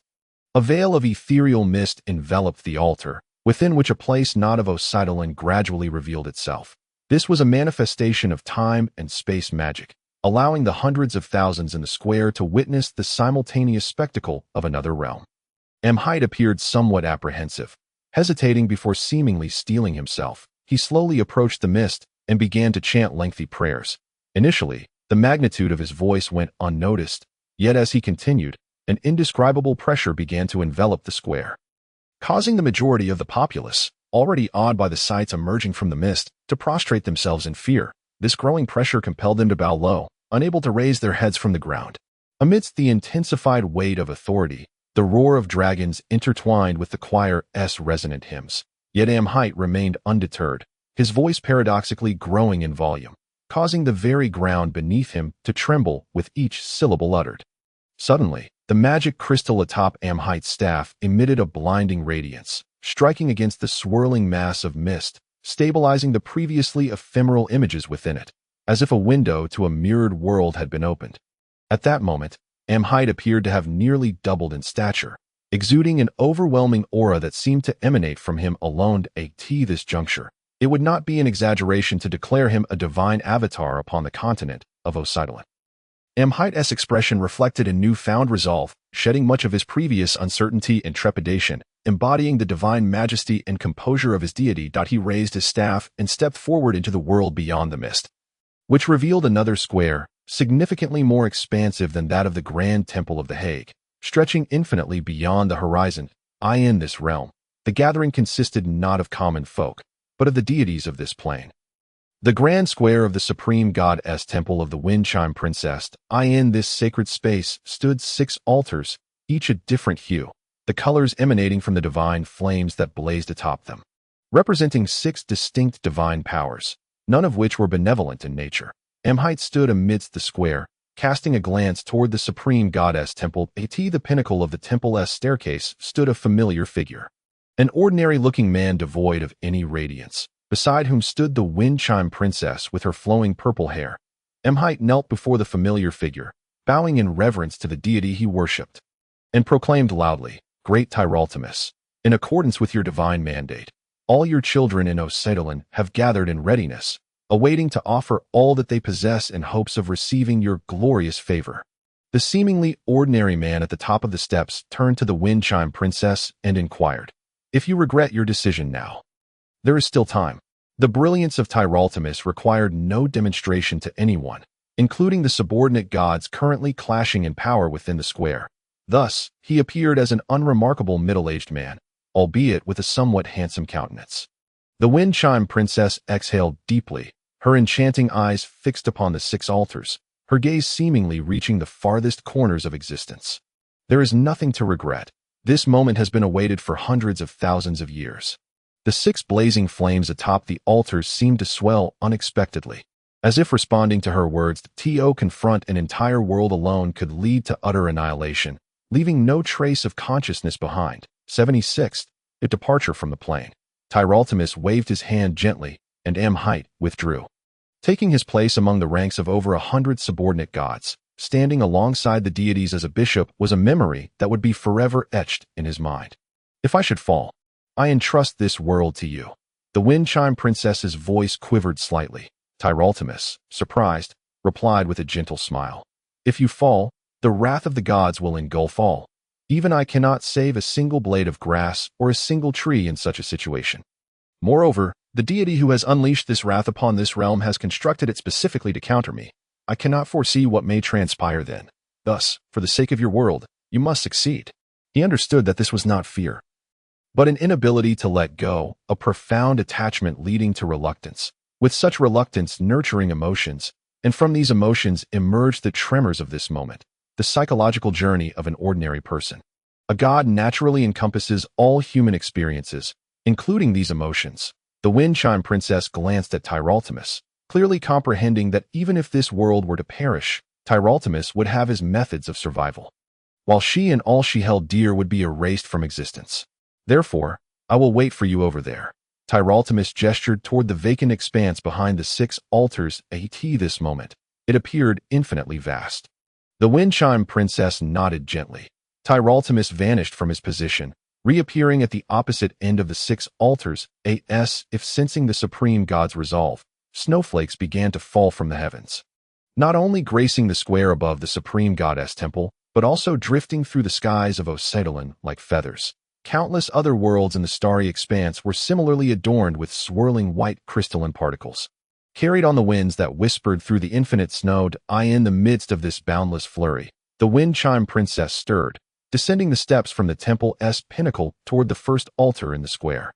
Betrayal, one of the fundamental flames of divine wrath, constituted the towering inferno that reached a height of 5 meters. Initially subdued by Fengling, it now seized the opportunity to consume her instead. The flames seemed to possess a life of their own, expanding dramatically as Fengling stepped into the void, resembling a colossal tongue, eagerly reaching out to engulf her. As she approached, Fengling's body instinctively sensed the presence of hostile forces, causing crystalline flowers the size of bowls to sprout from her sleeves and hem, blooming forth to create an invisible barrier against the fiery onslaught. As her form fully entered the flames, the bowl-sized crystals transformed into vast lavender blossoms, their petals towering over her, drifting down amidst the inferno, only to be scorched into violet dimensional energy, vanishing into the void above the pyre. Fengling's brow furrowed. With each petal lost, her divine power waned, the shedding of petals akin to her skin being seared by the flames, the excruciating pain halting her steps. Betrayal is the most basic component of divine wrath, one of the roots of divine anger. Hence, only when betrayal is a mere facade can it deceive the fury of the gods. Therefore, the first thing you must liberate is this body, originally meant to contain the wrath of the divine. Echoed the words of Tyralatimus in her ears. The flames of betrayal licked at Fengling's form. Yet she could not solely engage in combat with the fire. A stalemate would rob her of the chance to conquer it. Pain surged through every nerve, yet she clenched her fingers so tightly that blood nearly flowed. Suddenly, a resounding roar erupted from her. Ah! Her cry pierced the heavens, sending a circular wave radiating from the starry expanse surrounding the divine temple, shattering countless lesser celestial bodies in its wake. As Fengling roared, the crystalline flowers surrounding her surged to life, blooming in an instant into 100 vibrant blossoms, forcefully pushing back the flames of betrayal. The gathered deities watched with concern as the suddenly enlarged flames scorched their faces, compelling them to retreat 100 meters in haste. The flames, however, were reluctant to yield, curling inward and rapidly contracting, reducing dozens of petals to ashes. In that fleeting moment, Fengling executed a critical maneuver with a crystalline blade. She sliced open her own chest, extracting a massive orb of divine consciousness from within. The flames, relentless in their pursuit, recoiled, yet Fengling seized the fleeting opportunity between the tongues of fire to hurl the orb outward. The orb landed upon the ground, and the flames of betrayal coalesced once more, the violet blossoms within the inferno vanishing without a trace as the flames mercilessly entwined around her divine form. Consuming everything within their grasp, the onlooking deities could scarcely utter a sound, their astonishment rendering them mute as they beheld the ferocious red flames, knowing that in their presence, they would be reduced to mere ashes. Gradually, the flames diminished, returning to a state of calm, evidently satisfied with their recent consumption. From the altar emerged a statue that had not existed before, its golden hue contrasting sharply with the colors inherent to this realm. Posed in the manner of the last moment of casting, a look of contentment adorning its features, Fengling had succeeded, though it was merely the first step. Having passed the trial of betrayal, the gods will no longer regard your existence. You are devoid of form. And no one knows how you will re-emerge in the original world. The gods cannot sense you, nor can you sense them, for you too are divine. Your upper deity will unleash divine punishment upon you due to your appearance. Your actions, and everything about you that he cannot control, manifesting as the wrath of retribution. Retribution is divine wrath. Yet it also presents an opportunity for you to reclaim your essence. Do not allow the mist to cloud your vision and lead you astray. You are you, believe in yourself. The consciousness of the orb echoed Tyralathmus's second statement.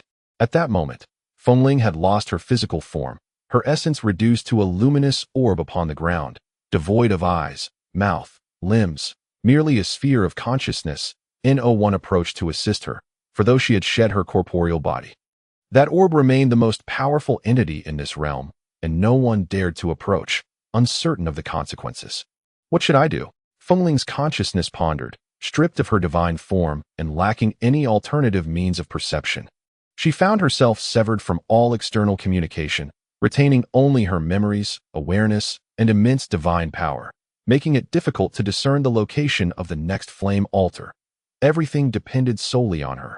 Tyralathmus had stated that once the ritual commenced, external forces would only provoke the wrath of the divine, making it clear that even Tyralathmus could not aid her. Time stood still for half a day. The wind howled, the snow fell, and everything awaited in silent anticipation. Yet Fengling's orb of consciousness suddenly stirred. The movement was unremarkable, almost mundane, as it rolled with the wind like a mere ball. The orb rolled left for several hundred meters, paused, then rolled right for another few hundred meters, coming to a halt once more. Strangely, both rolls were executed with remarkable precision, ending precisely where they began. After these two rolls, the orb resumed its original position without a hint of deviation. It lingered briefly before moving again, this time altering its trajectory slightly. To the astonished gaze of the deities, the orb began its third, fourth, and countless subsequent rolls from its landing point. Time slipped away until the orb collided with the crystalline pillar of the next altar, prompting a realization among the deities. Fengling was exploring the location of the next altar. True to form, upon striking the altar's base, the orb ceased to roll and began to ascend slowly, only to be suddenly drawn into the flames above. As before, the flames unmistakably sensed the tantalizing essence within Fengling. Bathed in the divine fire of retribution, the orb began to grow at a visible pace. However, it became evident to all that something was amiss with the orb's growth. Initially, it sprouted several branches, resembling a seed of a great tree emerging from the flames, sprouting bare limbs that indicated an unhealthy growth pattern. Realizing this, the orb emitted a flash of light, severing the oddly formed appendages before resuming its growth. This time, it developed a dozen segmented limbs resembling those of a mantis, only to again recognize the abnormality and cut them away.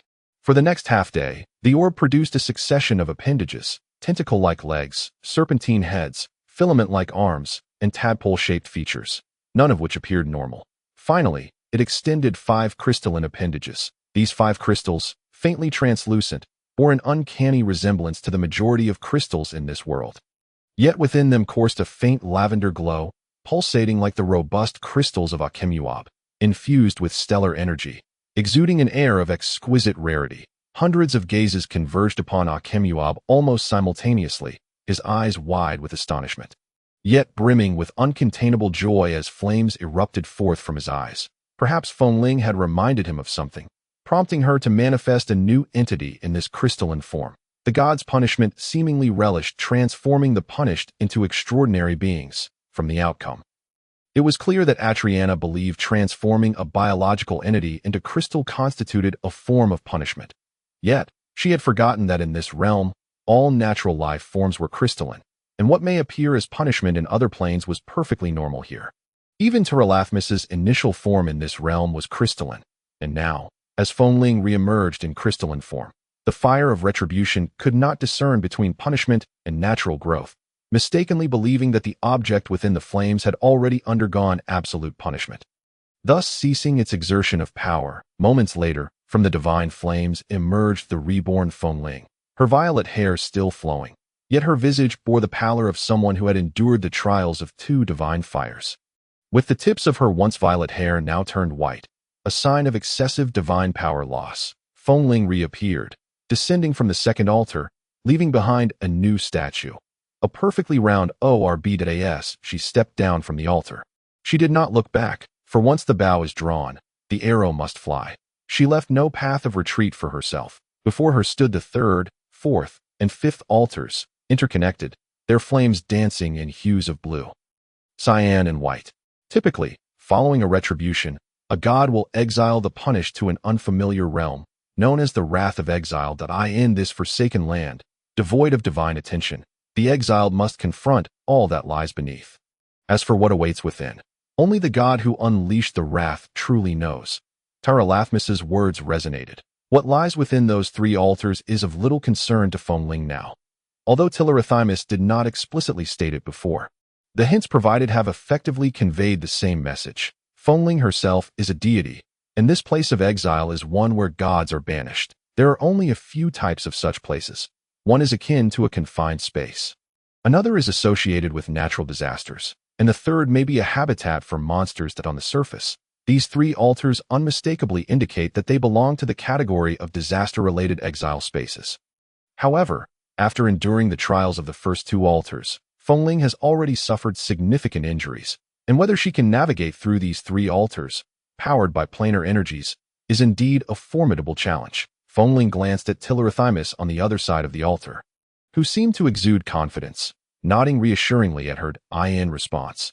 Fengling nodded back, signaling her determination to persevere, and resolutely stepped into the flames of the 3rd altar. In that moment, she plunged into the fire. Spurred solely by the trust placed in her, snowflakes, composed of crystalline energy, danced in the the flames of the 3rd altar ignited. They stirred the energies of the plane, causing the clouds above to swirl ominously. A fierce wind surged, and a tornado erupted from the clouds, barreling down towards the 3rd altar. Countless crystalline shards, shaped by nature's might, were swept up by the wind, slicing through the altar's contents like blades. Immediately upon entering the flames, Fengling was met with numerous wounds, both deep and shallow, crisscrossing her body. She pressed her hands against the wounds, only to find new cuts emerging on her palms as her body sustained injuries. The violet energy within her flowed out like liquid. This was the blood of a deity. The flames loomed just 3 to 5 meters ahead, yet advancing felt as daunting as climbing a mountain. With an attempt to move forward, her legs were once again slashed by ice shards carried by the tempestuous winds, leaving her with additional gashes, each an inch deep and half a foot long. The chaotic energies of the plane were stirred by the wrath of the divine, showcasing their formidable power. Fengling dropped to the ground, inching forward with her hands, but after only 2 movements, her arms were also marred with injuries. She sought to summon her inner strength for protection, but upon attempting to do so, she realized that her powers were rendered ineffective within these flames. It was evident. Her divine powers were originally intended to contain the fury of the gods. Yet here, trapped within divine fire, it was akin to a bull submerged in water. How could she possibly contain the water? Was she destined to perish here? The distance to escape the flames was merely 2 or 3 meters. Yet it felt insurmountable. Struggling, she crawled forward another step, her face immediately marred by several new wounds. At that moment, faint whispers of prayer began to resonate from all directions. Fengling paused, recognizing the familiar supplications of mortals. As a deity, she would typically respond to such prayers, fulfilling their modest wishes. Yet now, trapped in the flames, how could she answer them? A bitter smile crossed her lips, but then, unexpectedly, Something miraculous occurred as Fengling carefully discerned the prayers. She realized they bore little substantive content, resembling a form of praise akin to established classics. Strangely, these prayers seemed to resonate in unison, regardless of syllables or accents, aligning with a certain rhythm. Upon closer inspection, she found this rhythm echoed the cadence of the winds. The winds, inexplicably, began to resonate, fluctuating in intensity at their weakest. Even crystalline shards the size of her fingers became nearly impossible to move, crashing to the ground. In this way, the cutting force of the wind diminished to a negligible level, allowing her movements to become fluid once more. Seizing the opportunity presented by the next collective prayer, which weakened the winds, Fengling gathered all her strength and rolled out of the flames of the third altar. The prayers did not cease. Instead, they shifted in rhythm. The flames of the fourth altar crackled with thunder. The prayers still held power, disrupting the bolts of lightning, causing them to strike the ground or the air rather than Fengling, with only a few daring to strike the flame's edge, tearing a path through the flames.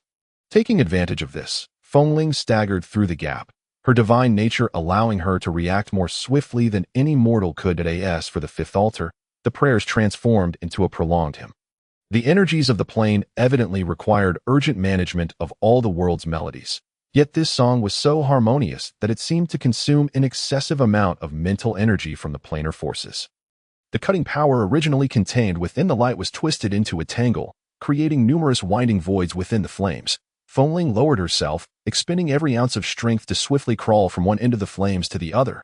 In the land of exile, as long as one can survive, the deity's punishment is merely a sigh. For those who endure in such a place possess an unwavering will that transcends the reach of divine power. The sixth altar is the fire of sighs. Tillothymus remarked, "The fire of sighs is something even the stronger mortals cannot contend with, let alone Fengling, a goddess." She staggered out of the flames of the sixth altar. Tillothymus smiled and said, "You are free now." Fengling silently knelt before Tillothymus, too exhausted to tend to her myriad wounds, and declared, "Great Tillothymus, I, Fengling, shall henceforth follow you and be your servant." Tillothymus nodded with an indifferent expression. Gesturing behind her, "These will become your relics in this world." Fengling turned to see that the four altars behind her had transformed into four statues, each bathed in divine fire, reflections of her most agonizing moments left in this world. The notion of freedom had come at such a steep price. The journey over the past 4 days had not been smooth. It was fraught with stops and starts, not due to fatigue or injury, but because they had entered the Central Plains, a battleground where mechanical cities frequently clashed with humanity, revealing numerous mechanical forces of varying sizes. To avoid detection, the team would dive into the dense forest whenever mechanical troops were spotted. Over the years, humans, having retreated to the mountains and forests due to defeat, allowed the vegetation in the plains to flourish rapidly. The mechanical forces dreaded getting ensnared by the trees in the dense woods and thus steered clear, making the forest an ideal cover for the team. Naturally, every plan has its advantages and disadvantages, and as a trade-off, the team members ended up with numerous itchy, painful bites from the forest insects. While Li Xinyan stood as the sole anomaly, untouched by any insects. No one pursued the reason for this peculiarity, instead speculating on which blood types the insects preferred. Wu Kuan perched atop a tree with binoculars, observing a mechanical beast troop of about 100 pass by, lost in thought. Just as Hong Lei and Lu Zi argued over whether horseflies actually fed on blood, he called to Li Xinyan, signaling him to join him in the tree for a better view. Li Xinyan climbed up, the sturdy tree trunk betraying no sign of human presence. Wu Kuan asked, "When you were at base 766, did you ever encounter mechanical deer or similar mechanical beasts?" "Mechanical deer? I don't think so. I guarded the base for 8 years. Counting this year, it should be 9, and I've never seen such a mechanical beast. There are many types of mechanical beasts, but most are based on carnivorous animals. Among herbivores, there are a few, but they are either massive or incredibly durable. It seems unlikely that the mechanical city would waste resources on such constructs," Wu Kuan replied, handing the binoculars to Li Xinyan. "Here, take a look at the ones with tails that just passed by." Li Xinyan raised the binoculars and focused, confirming their deer-like appearance, complete with antlers atop their heads. Could they be the information gatherers for the mechanical forces? He speculated. Wu Kuan understood what he meant. Humanoid robots were rare in the mechanical armies, and only recently had they encountered one that its long-range communication and command capabilities had left Li Xinyan astonished. During the days of marching, he had elaborated on his encounter with the mechanical warrior, which evidently possessed the capability of an information gatherer, as it had ordered a retreat right after Li Xinyan subdued a mechanical leopard. One of the advantages of the mechanical forces was their inherent ability for remote communication. Those few mechanical deer might very well serve as the central commanders of this mechanical troop, acting as external communicators, thanks to their antler-like structures that functioned excellently as signal antennas. "What is that?" Li Xinyan suddenly exclaimed. What? What is it?" Wu Kuan asked. Li Xinyan returned the binoculars, pointing to a nearby hillside with a cave, saying, "Look over there. It seems something is inside that cave." Wu Kuan raised the telescope and gazed into the distance. Indeed, at the dark mouth of the cave, something was peering out, half its body emerging. Fixated on the mechanical procession that had just passed by, the object of its gaze was none other than the mechanical deer. Observing that the mechanical beasts had already moved on, the creature finally stepped out from the mountainside, fully revealing itself that it was a mechanical wolf, an enigmatic creature exuding an indescribable aura. Unlike typical mechanical wolves, which are often designed with hollowed bodies to enhance agility, this one was solidly built. Its surface was not only intact, but also adorned with intricate blue patterns made from an unknown material. This must be a new species," Wu Kuan remarked, seemingly indifferent to the solitary mechanical wolf. He handed the telescope back to Li Xinyan and descended from the tree to quench his thirst.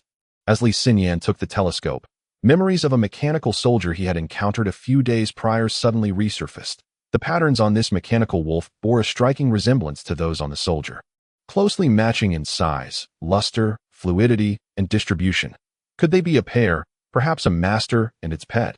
He chuckled to himself, pondering if the fallen soldier's pet had lost its way, aimlessly wandering without heeding the commands of the mechanical forces. Through the lens, he observed the mechanical deer at the rear of the procession appearing somewhat distracted. The mechanical wolf had fully emerged from the cave, lowering its ears and tail, crouching down to stealthily approach the rain-eroded gully at the foot of the hill. Much like human soldiers on the march, it seemed that even within the mechanical ranks, there were one or two who wandered off and thought. Li Xinyan shook his head, back at the castle of the plain. He could hear the signals of communication among the mechanical troops from several kilometers away. Logically, at such a close distance, he should have been able to perceive some sounds in his mind. Yet there was nothing. After several attempts to ascertain the source of the silence, he dismissed his initial hypothesis. It appeared that this was not a combat situation, and there was a lack of communication among the mechanical beasts. If they were silent, then naturally he would hear nothing. Just as he thought there was no exchange of information, a triumphant voice resonated in Li Xinyan's mind. "Oh, thank the heavens, what a splendid deer. Capturing it should suffice." Li Xinyan exclaimed in surprise. The voice bore an uncanny resemblance to that of the mechanical soldier who had perished days before, perhaps within the ranks of mechanical beasts.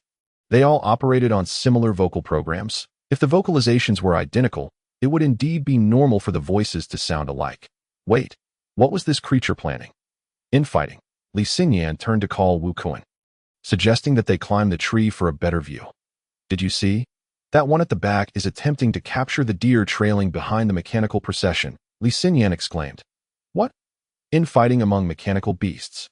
This was an unprecedented occurrence, one he had neither heard of nor witnessed. Despite the lack of clarity without the telescope, everyone scrambled to ascend the trees for a distant view. Wu Kuan and Li Xinyan each took a monocular to peer into the distance. The mechanical wolf seemed overly confident, oblivious to the fact that it was surrounded by mechanical beasts. Its boastful proclamation had transmitted a signal to all the nearby mechanical creatures. The entire mechanical procession came to an abrupt halt. The mechanical beasts, having just traversed a narrow passage flanked by dense underbrush, paused to wait. The distracted mechanical deer, observing the sluggish advance of the front ranks, decided to climb the adjacent hillside at the wolf's call. All mechanical beasts came to a standstill, scanning their surroundings. Clearly, this voice did not belong to a human force. The speaker was evidently not an enemy. Yet, all mechanical beasts adhered to discipline. Who was this audacious creature that dared to utter such reckless words? Confusion spread among the mechanical beasts, and Li Xinyan's mind echoed with multiple voices asking, "Who? Who is it?" Although their intelligence was somewhat lacking, they instinctively recognized the need for vigilance in the face of danger. The mechanical wolf hesitated for a moment before seemingly making a quick decision. It flicked its tail and swaggered boldly into the middle of the path, eyes wandering aimlessly as it approached the mechanical procession. It appeared to understand that its ambush plan had been thwarted, yet the distracted expression accentuated the unusual blue patterns that flowed across its body, lending it an air of mystique. "Where is your commander?" the mechanical wolf inquired, striding forward while projecting an authoritative tone through the wireless communication, its blue eyes gleaming with a predatory glint, reminiscent of a harbinger of death. Li Xinyan felt compelled to relay this information to the action team, narrating the unfolding spectacle as if providing voiceover commentary. The majority of the mechanical troops consisted of mechanical leopards, along with some mechanical wolves. However, none possessed the unique appearance of this mechanical lone wolf. Upon recognizing the distinctive creature, the tone of the mechanical leopard shifted to one of confusion. "Which L combat series do you belong to?"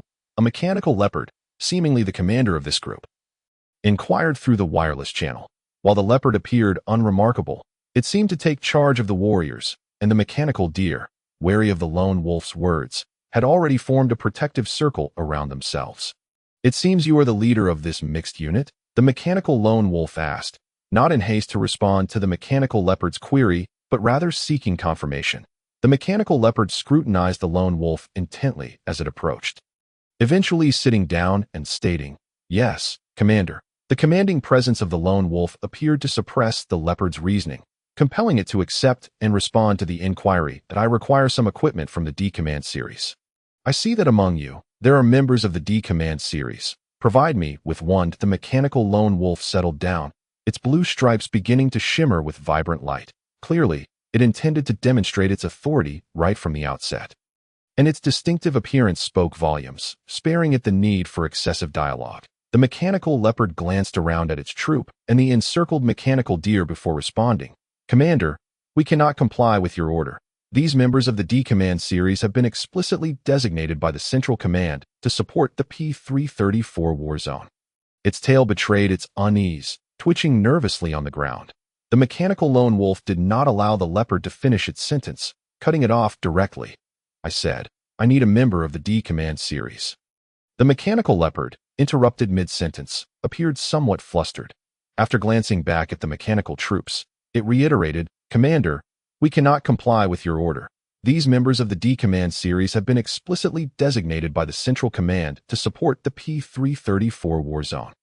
The mechanical lone wolf emitted a low, furious growl, its blue light flickering ominously, suggesting it was losing patience with the repetitive dialogue. The mechanical leopard seemed to sense the rising ire of the mechanical lone wolf. Hesitating, yet still insisting, "Commander, this is an order." These members of the D-Command series, suddenly, the mechanical lone wolf leaped from its position and lunged at the mechanical leopard with ferocity, rather than engage in further debate. It opted for a show of force. Although the mechanical lone wolf had not intended to assert its dominance through combat, such behavior seemed beneath it. The mechanical leopard, larger in stature, instinctively reacted before it could finish its sentence. It leaped into the air, displaying impressive jumping ability, a testament to the intricate biomimicry in mechanical design, soaring 3 meters high. However, it was too late. The mechanical wolf's claws snagged onto its hind foot, yanking it down from the sky and slamming it to the ground with a resounding thud, kicking up a cloud of dust. The mechanical troops, witnessing their commander under attack, immediately bared their teeth and surrounded the duo. The mechanical leopard, despite being at a disadvantage, was no slouch. Upon hitting the ground, it did not relent. Twisting its head with determination, it managed to bite down on the mechanical lone wolf's tail. And the two fierce beasts rolled into a chaotic tangle. "This is none of your concern," the mechanical lone wolf bellowed over the wireless channel. Yet this proclamation had little effect as the surrounding mechanical leopards closed in, poised to engage. Recognizing the peril faced by their commander, the other mechanical leopards were quick to join the fray. After all, with the lone wolf standing alone, it appeared relatively unthreatening. Certainly, on the other hand, the underlying mechanical beast combat units themselves possess little intelligence. Fear appears to be an alien concept to them. Thus, they lunged with their sharp fangs towards various parts of the mechanical lone wolf. In an instant, amidst the dust and chaos of the battle, a flash of blue light flickered across the ground. Blue currents, akin to serpents, enveloped the body of the mechanical lone wolf, illuminating the swirling dust with flashes of blue, reminiscent of storm clouds in the sky. From a distance, Li Xinyan felt a slight shiver run through him. Having experienced such sensations before, not merely once, he was acutely aware of the peril involved. Li Xinyan quickly concluded that the hungry wolves must surely be pets or combat companions of the mechanical warriors. Otherwise, how could their skills be so strikingly similar? The dust settled, and a moment later, it began to disperse. The mechanical beasts that had not engaged in the battle remained still, not out of fear, but seemingly having assessed that there was no necessity to intervene or to protect the mechanical deer. The mechanical lone wolf emerged from the haze, gradually approaching the few mechanical leopards encircling the mechanical deer. "Stand aside." The command from the superior brooked no dissent, and the tone was equally non-negotiable. The mechanical leopards conducted a brief assessment and promptly created a path. Their captain had already acknowledged the mechanical lone wolf's superior status, so their compliance was not unwarranted. This indicated, at least in part, that they possessed some degree of intelligence. However, from another perspective, the lethal prowess of the mechanical wolf's electrical attack seemed to exert a tremendous psychological pressure upon them. "You are a part of the L Combat series. Which unit's commander are you?" inquired the mechanical deer, its voice reminiscent of an aristocrat devoid of real capability. Elegant, lofty, yet lacking in tangible strength, merely basking in a false sense of superiority. The mechanical leopards parted. Yet the mechanical deer remained unperturbed. Mechanical beasts are not akin to wild animals. They do not engage in a brutal survival of the fittest at most. They would be assimilated, transformed from one unit to another within the ranks of mechanized troops, where allegiance to any commander entails combat. Thus, the mechanical deer appeared unfazed, even exuding a foolish sense of superiority, as though it were above being usurped by a superior. "This is not your concern," the mechanical lone wolf replied, blue light glimmering in its eyes as it fixed its gaze upon the proud mechanical deer. The mechanical deer was taken aback. Then, to the astonishment of all, an unexpected event transpired. The mechanical lone wolf lunged forward, pinning one of the mechanical deer to the ground. The mechanical wolf seemed to grant no one the opportunity to react. Its movements were exceptionally swift, and the subsequent mechanical deer had no time to evade. However, they needn't have worried about dodging, for it was evident that the mechanical lone wolf could subdue only one mechanical deer at a time. The surrounding mechanical beasts were bewildered, uncertain of the lone wolf's intentions. A few mechanical wolves even curiously edged closer, taking a seat to observe the unfolding events.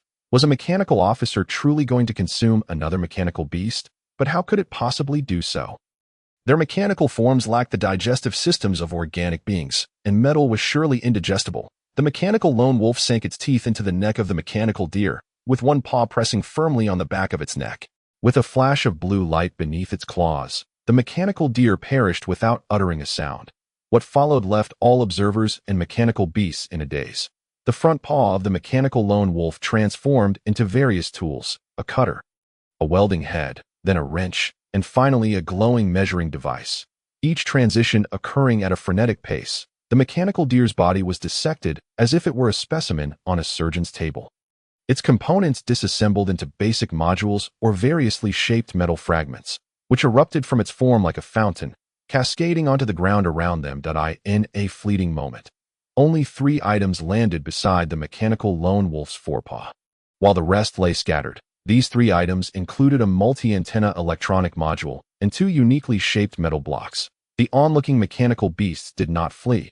They stood transfixed, having never witnessed a comrade being so directly and meticulously disassembled into components since their exit from the production line.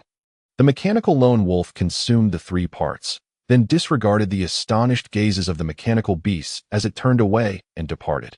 "Ah, what a scene of self-destruction," Wu Kuan remarked with a chuckle. Everyone's eyes widened in disbelief. It was indeed the first time humanity had witnessed such internecine conflict among mechanical beasts. "But what does it intend to do with those items?" Li Xinyan inquired. Wu Kuan shook his head, indicating uncertainty. "However, there is a way to ascertain its intentions," Yang Buotao suggested. "What method?" Several voices echoed in unison. "We simply follow it and observe," Yang Buotao replied with a shrug. Thus, 10 members of the action team commenced their pursuit of the mechanical lone wolf. As dusk descended, the mechanical lone wolf glanced around, and the forest resonated with the calls of wild birds. Yet not a single mechanical beast was in sight. The blue patterns on the mechanical lone wolf glimmered, casting a faint illumination. Such a mechanical beast, apart from its kind, seemed unlikely to encounter formidable foes within the dense woods. The mechanical lone wolf selected a clear patch of ground, rolled over twice, and cleared the area. It surveyed its surroundings, fetched a few dry branches, and transformed its paw, producing a flamethrower at its forehead. With a quick jab of the flamethrower, a fire ignited upon the wood, creating a small campfire. The mechanical lone wolf first deposited the mechanical deer parts upon the ground. Then, after a moment's thought, it shook its forepaws and effortlessly detached its own head.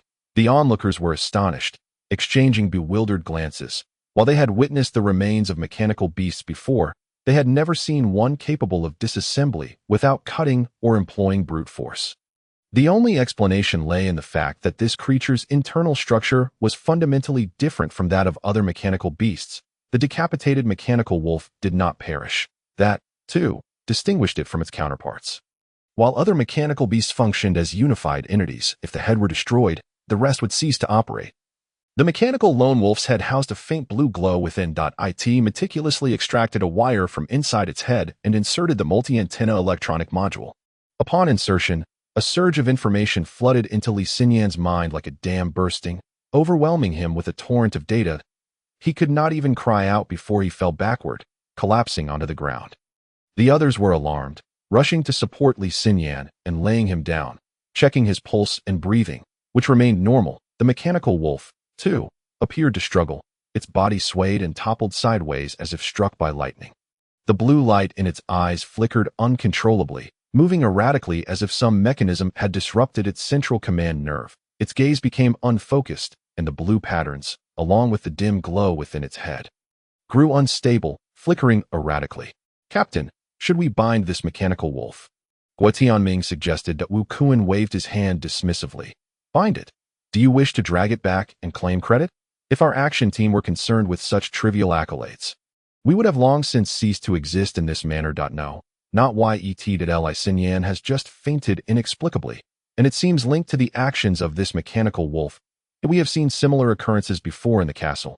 Otherwise, he would not have collapsed so suddenly. If we bind this creature now, we cannot predict what might transpire with Li Xinyan. It would be prudent to observe the situation. As for the mechanical wolf, we are unaware of its intentions. It would be best not to interrupt it. From prior internal conflicts, it seems the mechanical lone wolf does not adhere closely to the commands of the mechanical city, which may not be to our detriment. It could represent an opportunity to exploit. Let us observe for now. Shall we merely continue watching?" Guo Tianming queried. "Indeed, we shall continue to observe," Wu Kuan affirmed. "Let us take turns guarding Li Xinyan while the others rest." With hands on his hips, Wu Kuan peered through the foliage at the disheveled mechanical wolf by the campfire, tossing a piece of wood that landed squarely in the flames, sending a shower of sparks into the air. "Damn it! The world has gone awry. Even robots are now roasting by the fire," Wu Kuan muttered under his breath. In his unconscious state, Li Xinyan found himself drifting into a radiant world. Before him lay a seemingly endless circular tunnel, and he was gliding forward within it.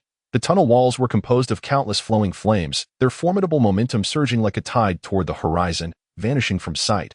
Through the flaring walls, he glimpsed an infinite starry expanse outside, where a magnificent, colossal blue planet floated. Li Xinyan felt an immense force propelling him forward, and before him loomed a faint blue silhouette, resembling his own shell or perhaps a shield, steadfastly racing alongside him.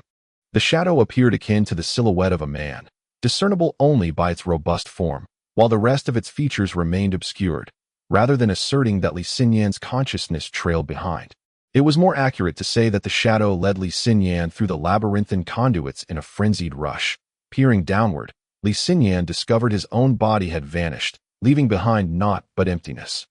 Here, the perception of time had dissipated.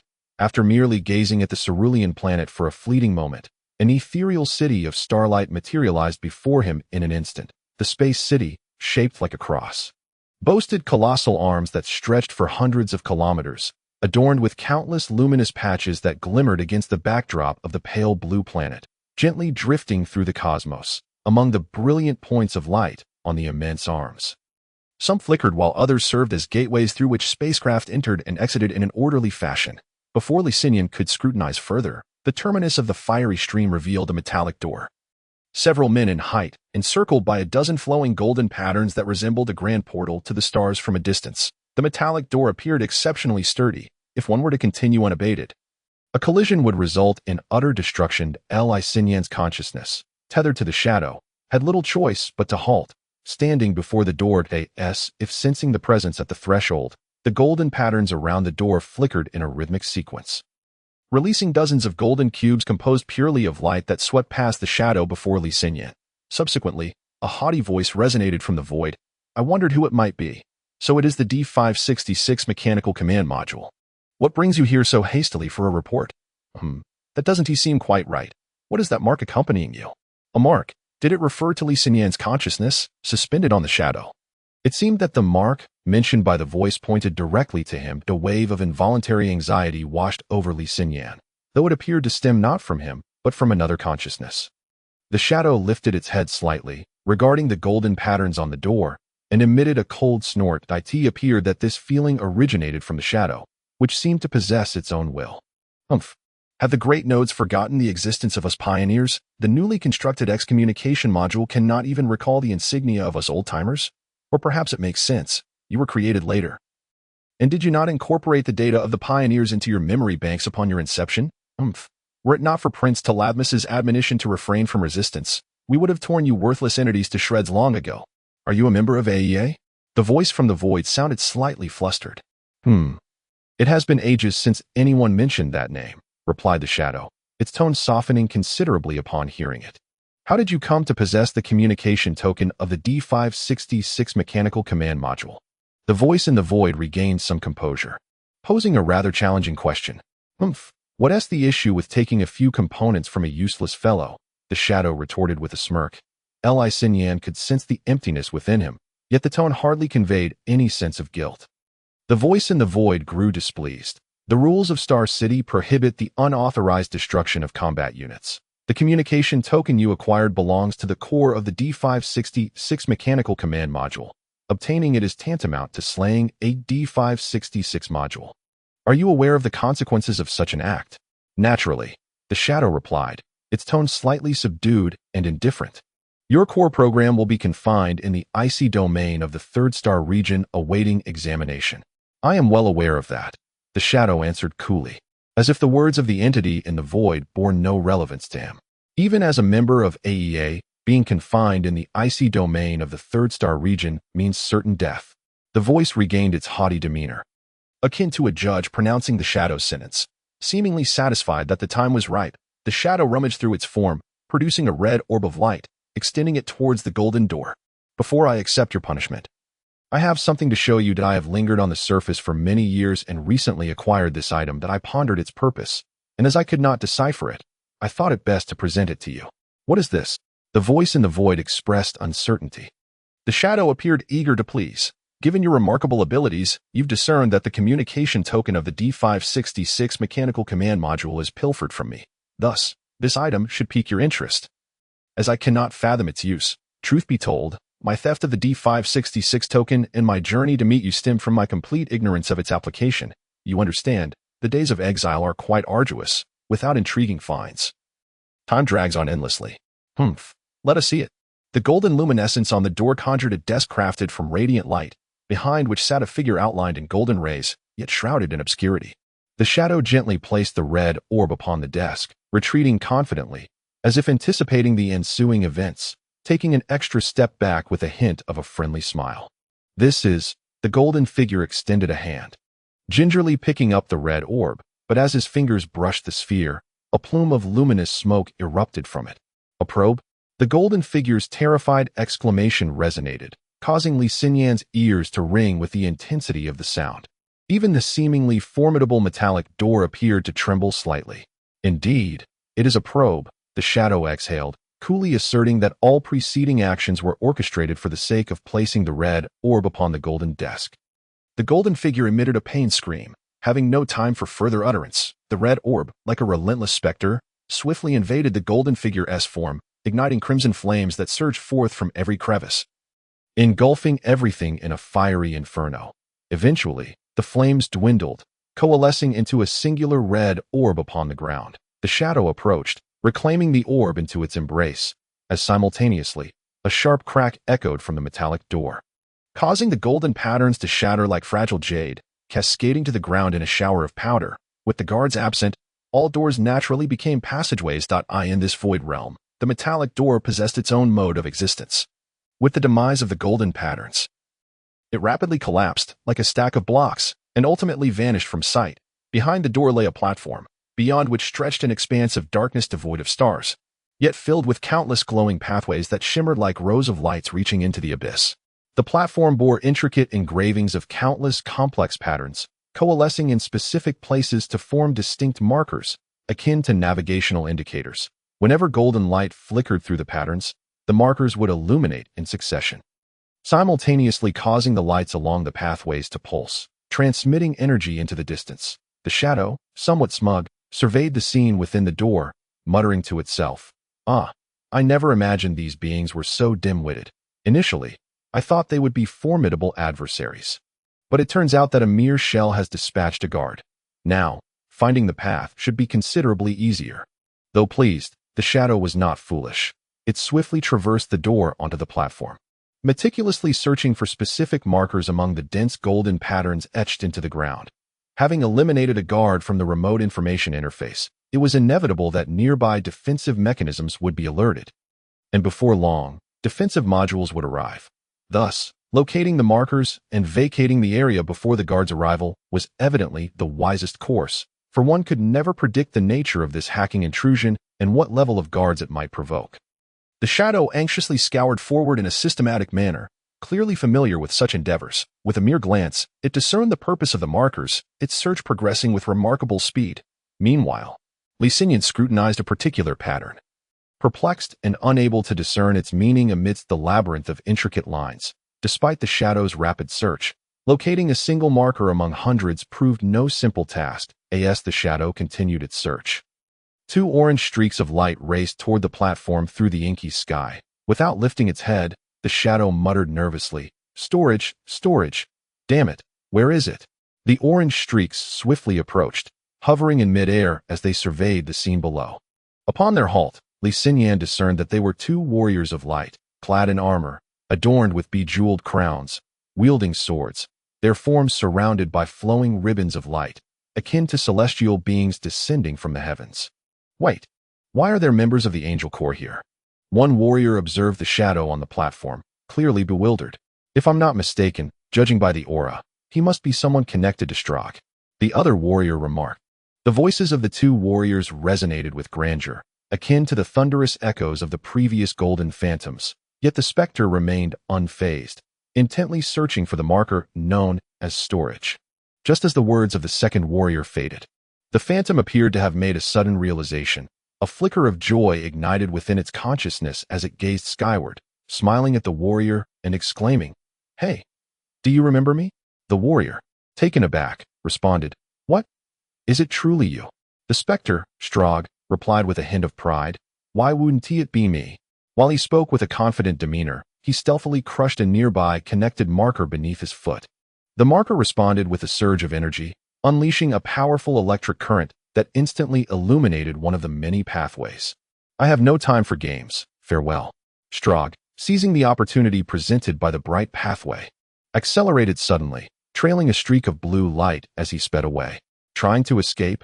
The warrior shouted in anger, swiftly moving forward and swinging his long sword point. 2 orbs of orange light surged from the blade, hurtling towards Strahd, who had already distanced himself. Strahd deftly twisted his body, evading 3 of the light blades, but the last one grazed his shoulder, peeling away a sliver of blue skin. A sharp pain radiated from Strahd's shoulder, causing him to furrow his brow slightly. Damn it, young man, show some respect for your elders. Strahd retorted, a flicker of irritation crossing his face. As he sped along the pathway, he unleashed a net of blue light behind him, casting it toward the rapidly approaching warriors. As they soared forward with unwavering determination, their swords whirled, tearing through the blue net, which exploded into a chaotic burst of energy, dissipating into the darkness. The 2 warriors, flanking Strahd, pursued him closely, like 2 intertwining comets born from the very pathway itself. Ugh, Strahd exclaimed, taken aback that his net had been so easily dismantled by the guards. He had hoped it would slow them down, even if just a little. allowing him to escape through the labyrinthine maze of winding paths that surrounded him.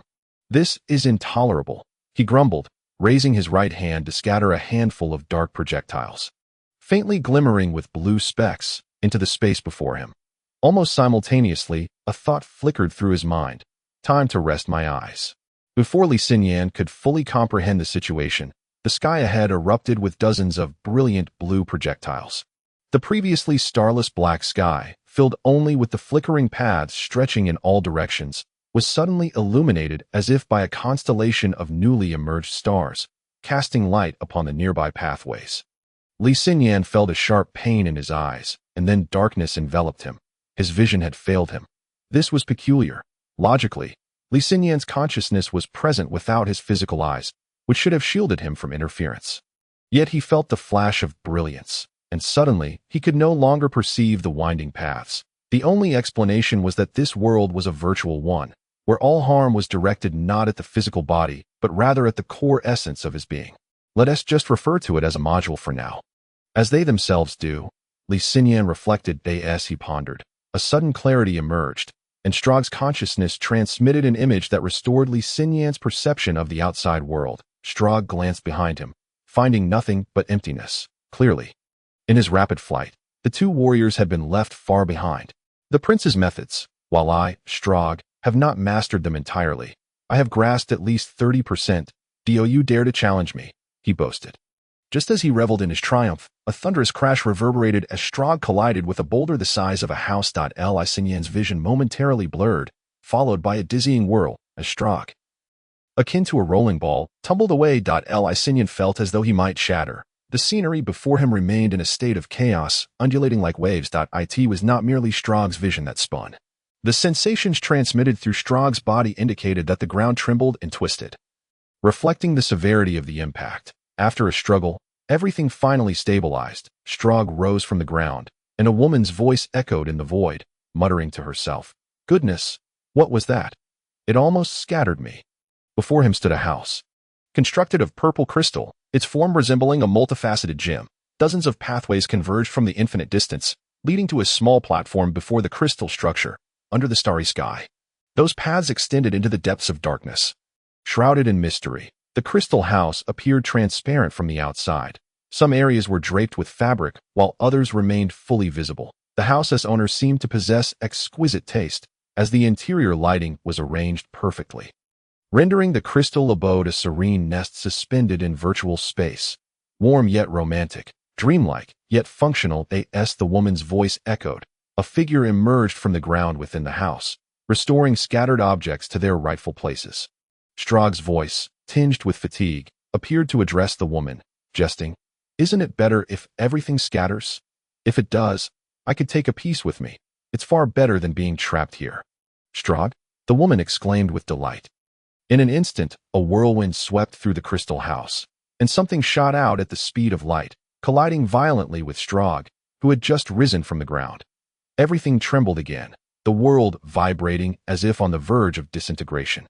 After a lengthy struggle, Strahd expressed his astonishment. "Isn't your crystal house located in Zone 11? How did it end up here? My planned route was supposed to take me through 2 nodes before reaching you. I had no idea it was so close. And I inadvertently crashed right into it." The crystalline woman emerged from Strahd's embrace, walking toward the edge of the platform before the crystal. "Wasn't it all for your convenience?" she replied, counting on her fingers, referencing the pathway Strahd had taken.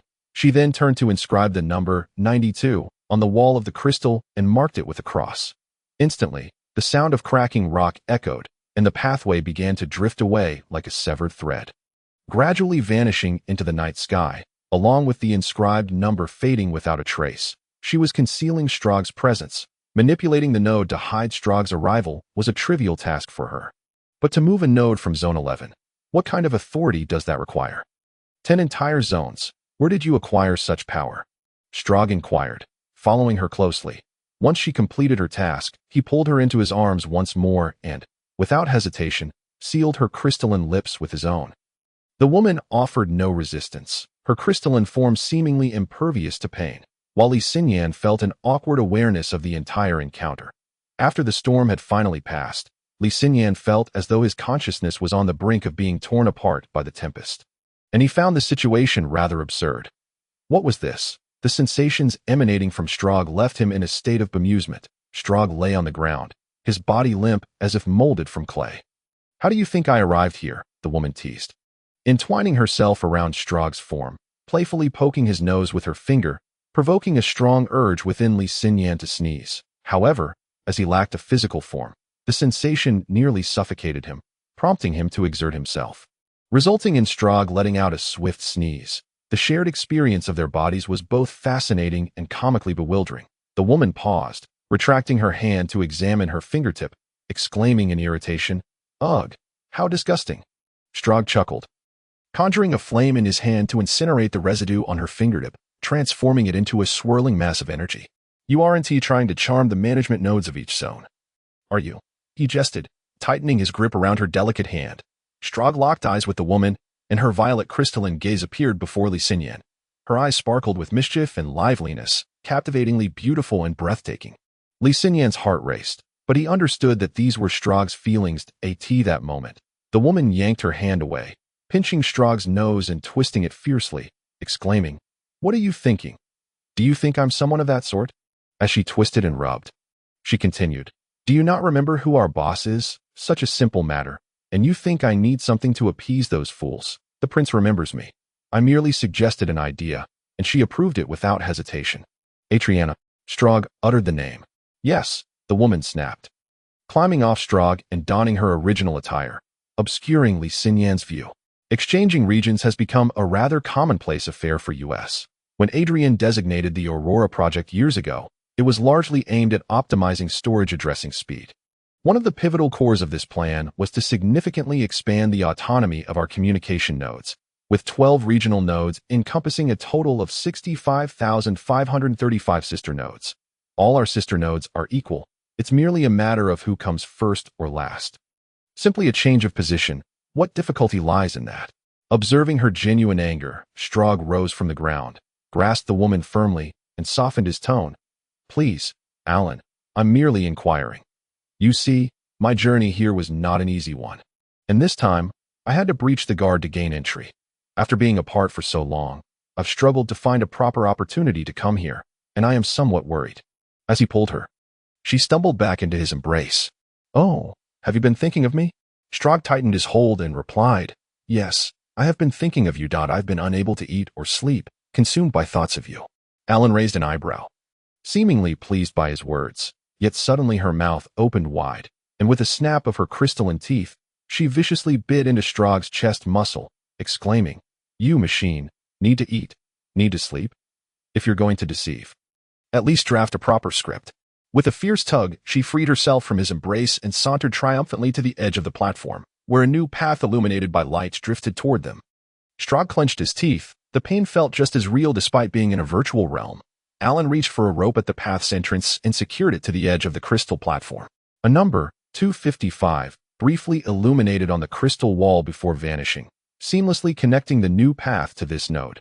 Women are curious creatures, a truth seemingly immutable across any world. Their love often veiled in vehemence. "Now, tell me, what business do you intend to settle this time?" Alan plucked a small fragment of crystal from the platform, contemplating as she walked, deftly molding it into a purple crystal rose, which she then placed at the platform's edge. The edge already bore a cluster of roses. Adding this one seemed to alter nothing. Strog pondered briefly before lifting his gaze. "I need to learn how to use something. What is it?" Alan turned to look at him. Strog retrieved a glowing red orb from his pocket, the very one that had escaped from Li Xinyan's body, tethered by a red thread that stretched through the void toward an unknown destination. "What is this?" Alan took the orb from Strog's hand and squeezed it. In this virtual world, the orb appeared to respond more readily. Upon her touch, it behaved like an ordinary rubber ball, flattening and bouncing back. "I'm not quite sure, but it seems this orb has some connection to me. It dove into my body upon appearing. Impossible to discard or destroy, as if it were destined to establish some link with me that I had no choice but to seek you out, hoping you might shed light on its origins in the historical archives. Thankfully, I know you. Otherwise, I would truly be at a loss." Didn't you say it was impossible to cast away?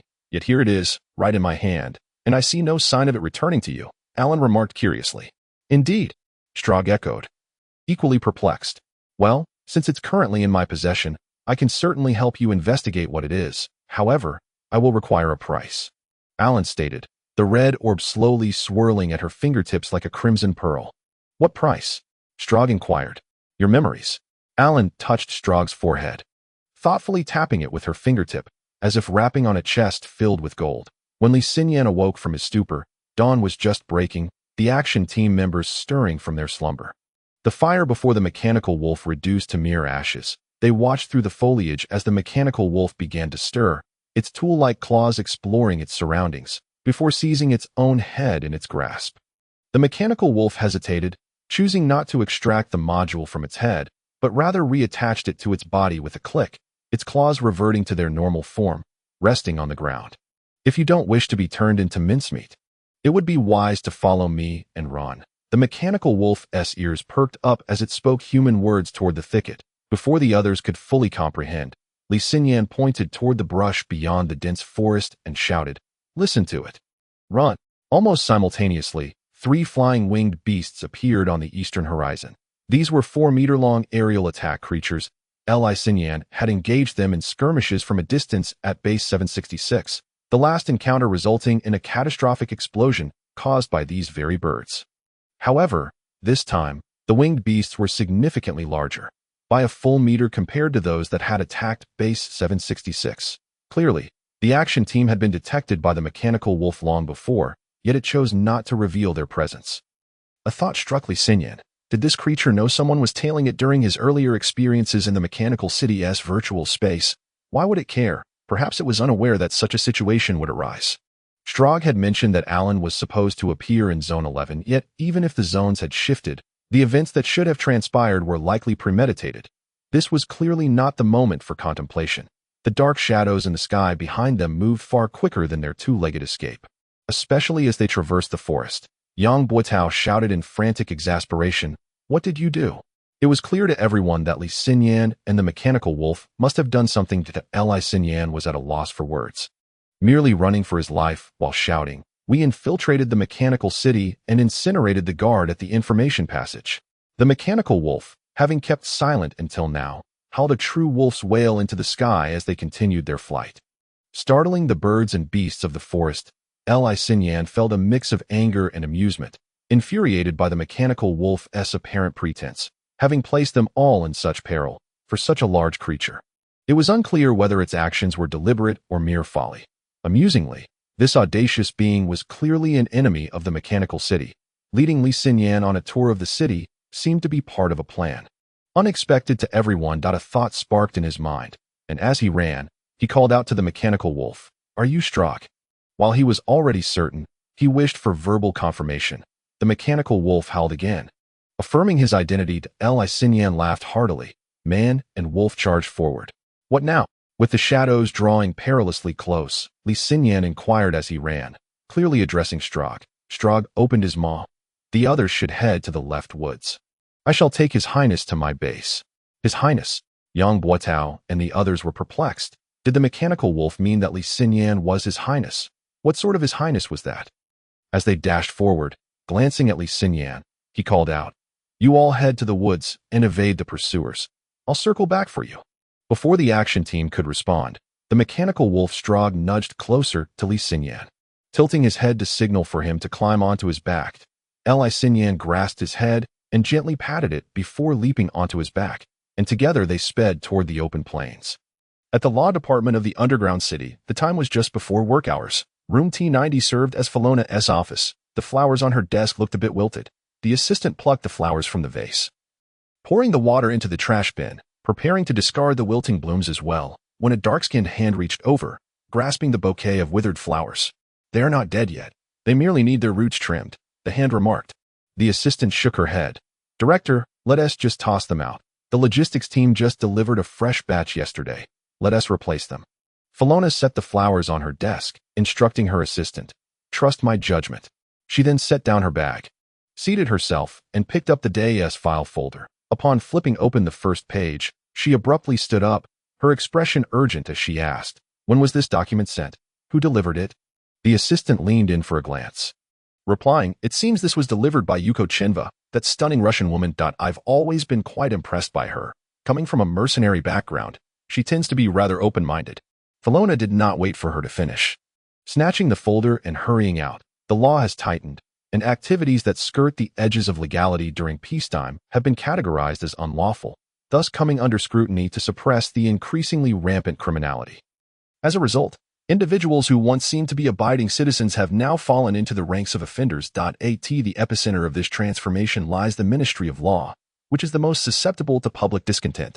Although the number of those protesting is relatively small, the absolute volume of dissent continues to grow, making security in this realm a paramount concern akin to a fortress, where it would not be an exaggeration to say that every 5 steps there is a guard, and every 10 steps, a sentinel. Conversely, the ministry, due to its lack of refinement, is primarily occupied with the operations of society at large, leaving the underground world largely unmonitored. Consequently, all legal matters pertaining to the underbelly of society have fallen under the jurisdiction of the Ministry of Law, an agency subordinate to the military's Independent Resistance Organization. This effectively cedes a portion of authority to the Ministry of Law. Originally, the ministry was tasked solely with internal military affairs, but with the integration of functions, it now wields judicial power over the underground realm, transforming it into a significant entity within that clandestine sphere. Once defense and authority became intertwined, the law evolved into a formidable force that could neither be underestimated nor disregarded. Ranking as the 3rd core institution of the military, following the general headquarters and the logistics department, even Lin Zicong's intelligence organization, despite its noteworthy accomplishments, finds itself relegated to the 4th position in the underground hierarchy. Fiona once jested with Lin Zicong, implying that without his father's connections, he could never have ascended to such a position. In response, Lin Zicong, momentarily distracted, retorted, "Without my father, there's still you? Isn't there?" It was only after he spoke that he recalled their divorce, leading to an awkward silence thick with tension. With a resounding thud, a stack of documents, resembling a brick, crashed onto the desk of Minister Li Xinyan, jolting him from his slumber. As the 3rd highest authority in the underground base, he felt a tremor run through him, awakening him from his stupor. However, maintaining his composure, he slowly adjusted his glasses and mumbled absent-mindedly, "Oh, has a delicious pizza been enough to rouse me from my dreams? Last time it was braised meat. I wonder what it will be next." He dabbed at the moisture on his face, uncertain whether it was drool from his dreams or simply a result of hunger. Wearing a wistful expression, "Minister, I noticed your signature on this document, and I came to inquire about it," Fiona declared as she seated herself opposite him, arms crossed, her gaze sharp as a dagger aimed at Li Xinyan. Clearly, she lacked his level of decorum, her expression suggesting she would gladly devour him whole and roast him afterward. Li Xinyan, however, remained unperturbed, leisurely wiping his glasses with the damp tissue before carefully donning them. Finally looking up at Fiona with a gentle smile, "Ah, Comrade Xiao Fei, what troubles you this early? Have you once again tangled with the upper echelons of society? I rather enjoyed the last incident involving Lin Zicong, the playboy. The dashing gentleman. What a tantalizing narrative that was." "This matter has nothing to do with him," Fiona coldly interrupted, her tone frigid enough to shatter. "I see Li Xinyan, nearing 60, or a round face, its wrinkles smoothed by fat, giving him a youthful appearance." Her comment was intended to deter him from revisiting past incidents, yet he feigned surprise, his eyes widening in disbelief, even causing the wrinkles on his forehead to deepen. "Is this incident of an even higher caliber?" Fiona, momentarily taken aback, wished to deliver a punch that would flatten his corpulent visage. "Minister, I am not a tabloid journalist. The cases I happen to handle may involve upper-class individuals, but that does not imply that every time I seek you out, I am digging into their private lives." Upon hearing this, Li Xinyan leaned back, adopting a languid demeanor. "Ah, how excruciatingly dull are the days devoid of stories." Fiona clenched her teeth, contemplating the chill in her heart, resolved roughly 40% of the way. In the future, she would steer clear of matters involving the upper crust, for the sake of preserving her dignity despite the judgment of others. Coming to this conclusion, she ignored him and pointed at the documents that had just been slammed onto Li Xinyan's desk, her voice icy. "Minister, I expect you to clarify why your signature appears on this document. In the past, you refrained from signing such things, and we have adhered to your wishes to maintain stringent scrutiny in this regard. Yet, unexpectedly, you have signed off on this substantial order. If we were to total the documents we have reviewed, I fear they would pale in comparison to the magnitude of this one you have approved. Can you elucidate what this means? Li Xinyan appeared somewhat bewildered. What document warrants your ire? He picked up the stack, flipped through a few pages, and upon reaching the signature page, he looked up with a smile. Oh, so it is this document. His tone carried an air of dismissiveness, as if it were merely trivial. 214 tons. Fiona slammed her palm onto the table, wishing she could slap some sense into him. 214 tons of mechanical beast remnants. If utilized for the production of mechanical displays, do you comprehend the magnitude of a police force that could be created? Easy now, sit down, don't be so agitated. Li Xinyan chuckled, soothing her as he pressed the intercom for his secretary. Please bring Director Fei a glass of juice to calm her nerves. He then turned to Fiona with a paternal gaze. Youth is truly delightful. A mere incident can send one's hormones soaring. And one can blush or become irate at will. What a blissful sensation. Look at us old folks, spending our days either asleep or dozing off, unable to find rest at night, and struggling to wake during the day. We wish to feel that rush, yet our necks remain slender while our blood pressure rises. Fiona continued to regard him with arms crossed, embodying a relentless resolve to uncover the truth. The flicker of clarity passed through Li Xinyan's once cloudy gaze as he slowly remarked, Imagine a mountain stream. We toil daily to repair it, constantly fearing it will overflow and collapse. It's exhausting. Isn't it? Fiona remained silent. Li Xinyan continued. Especially an unmaintained stream. We know it is only a matter of time before it causes trouble. Yet, after so much effort, we may not even realize where the leaks are. What then shall we do? Fiona remained silent, her frown easing. Rather than continuously patching and investing vast resources and manpower each year, why not simply release the dam upstream and let it flood? In doing so, we can clearly identify where the weaknesses lie. When the flood comes, it may destroy some of the previous barriers. Yet astute observers can discern the core issues without needing additional concrete or resources, pinpointing the cause of the leaks, whether due to faulty repairs or vermin creating holes. So, why not allow it to happen?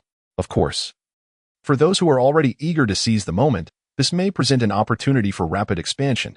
When the flood arrives, they can drink freely, having previously done so in secret. Well, I shall grant them that liberty. Once they are sated and wish to return to their nests, will it be so simple? They will look back and realize, oh dear, they have grown too large to fit. Once the flood subsides, catching fish along the shore will be easy. And what of the few who are not skilled swimmers? Perhaps it had been a long time since Li Xinyan had engaged in such an animated conversation. As a faint flush crept across his face, perhaps ignited by Fiona's discourse, raising his blood pressure ever so slightly, it seemed he soon recognized this anomaly, finding it somewhat incongruous with his age. Thus, he paused, slowly closing the folder before him, his gaze turning cold, akin to a bystander watching wild dogs tear each other apart over a piece of meat. When he looked up, he found Fiona's expression had shifted from its previous frostiness to one of uncertainty. What is the matter? Has my suggestion caught you off guard? Li Xinyan inquired, his demeanor slowly reverting to that of a nearly 60-year-old man, observing Fiona as one might a child. No. I just suddenly recalled something and wished to investigate it, Fiona replied, hastily seizing the documents from the table and departing in a flurry. Rather than being merely hurried, one might say she appeared somewhat flustered as Fiona slipped out. A graceful figure emerged from behind the screen in the minister's office, Liao Yiling. Clutching a glass of red wine and clad in a large bath towel, her waves could not conceal the tempestuous nature of her form, the pressure of the towel revealing a deep cleavage. Hey, so early in the morning, and you're already indulging. Drinking early in the morning is certainly not beneficial for one's health. Li Xinyan lifted his gaze to glance at Liao Yiling. However, Liao Yiling remained fixated on the direction in which Fiona had vanished. Inquiring, was she truly swayed by your words?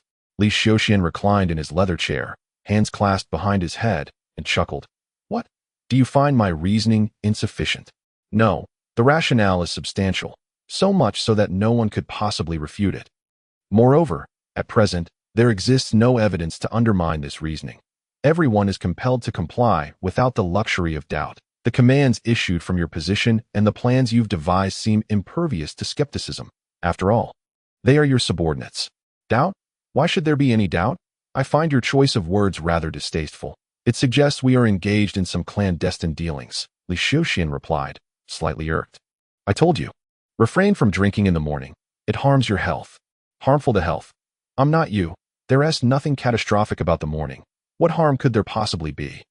Liao Yiling shot a sidelong glance at Li Xinyan and downed the remaining red wine in one go.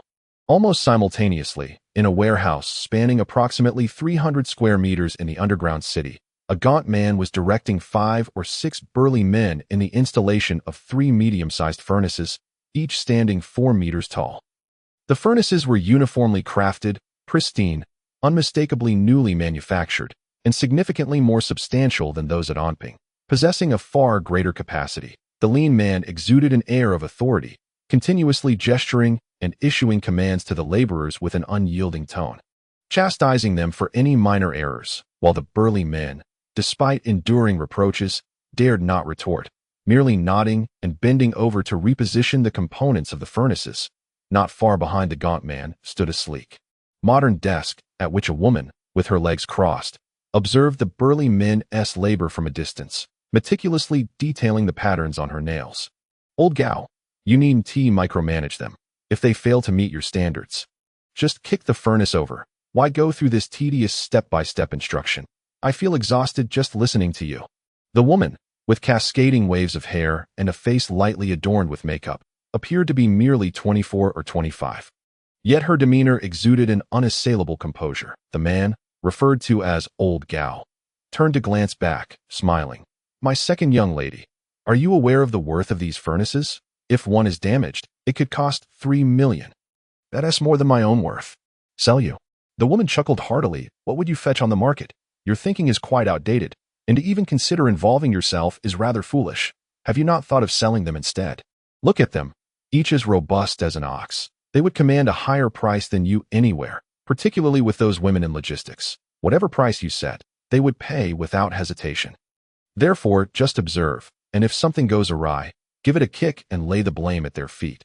This way, you save effort, earn money, and gain a plethora of goodwill, triple benefits. Life's complexities are truly simple.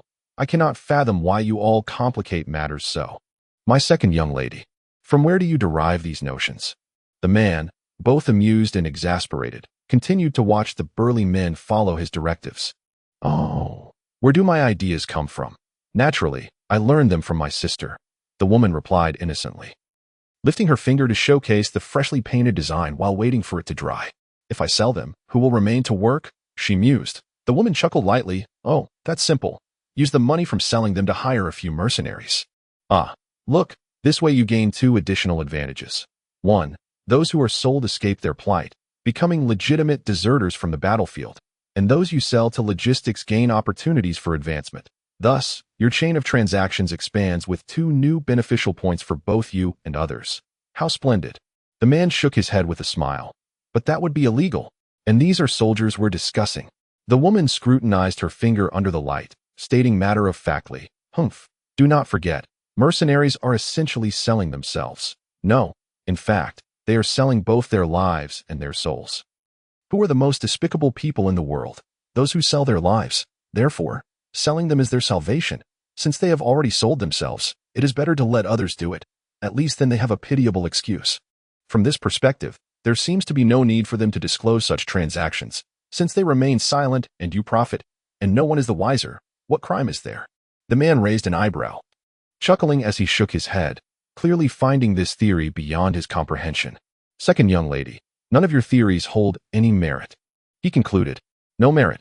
The woman lifted her gaze, unfazed. With my ventures, I have amassed over 200 million. You may be meritorious, yet here you are, still working for me. The man's expression instantly froze.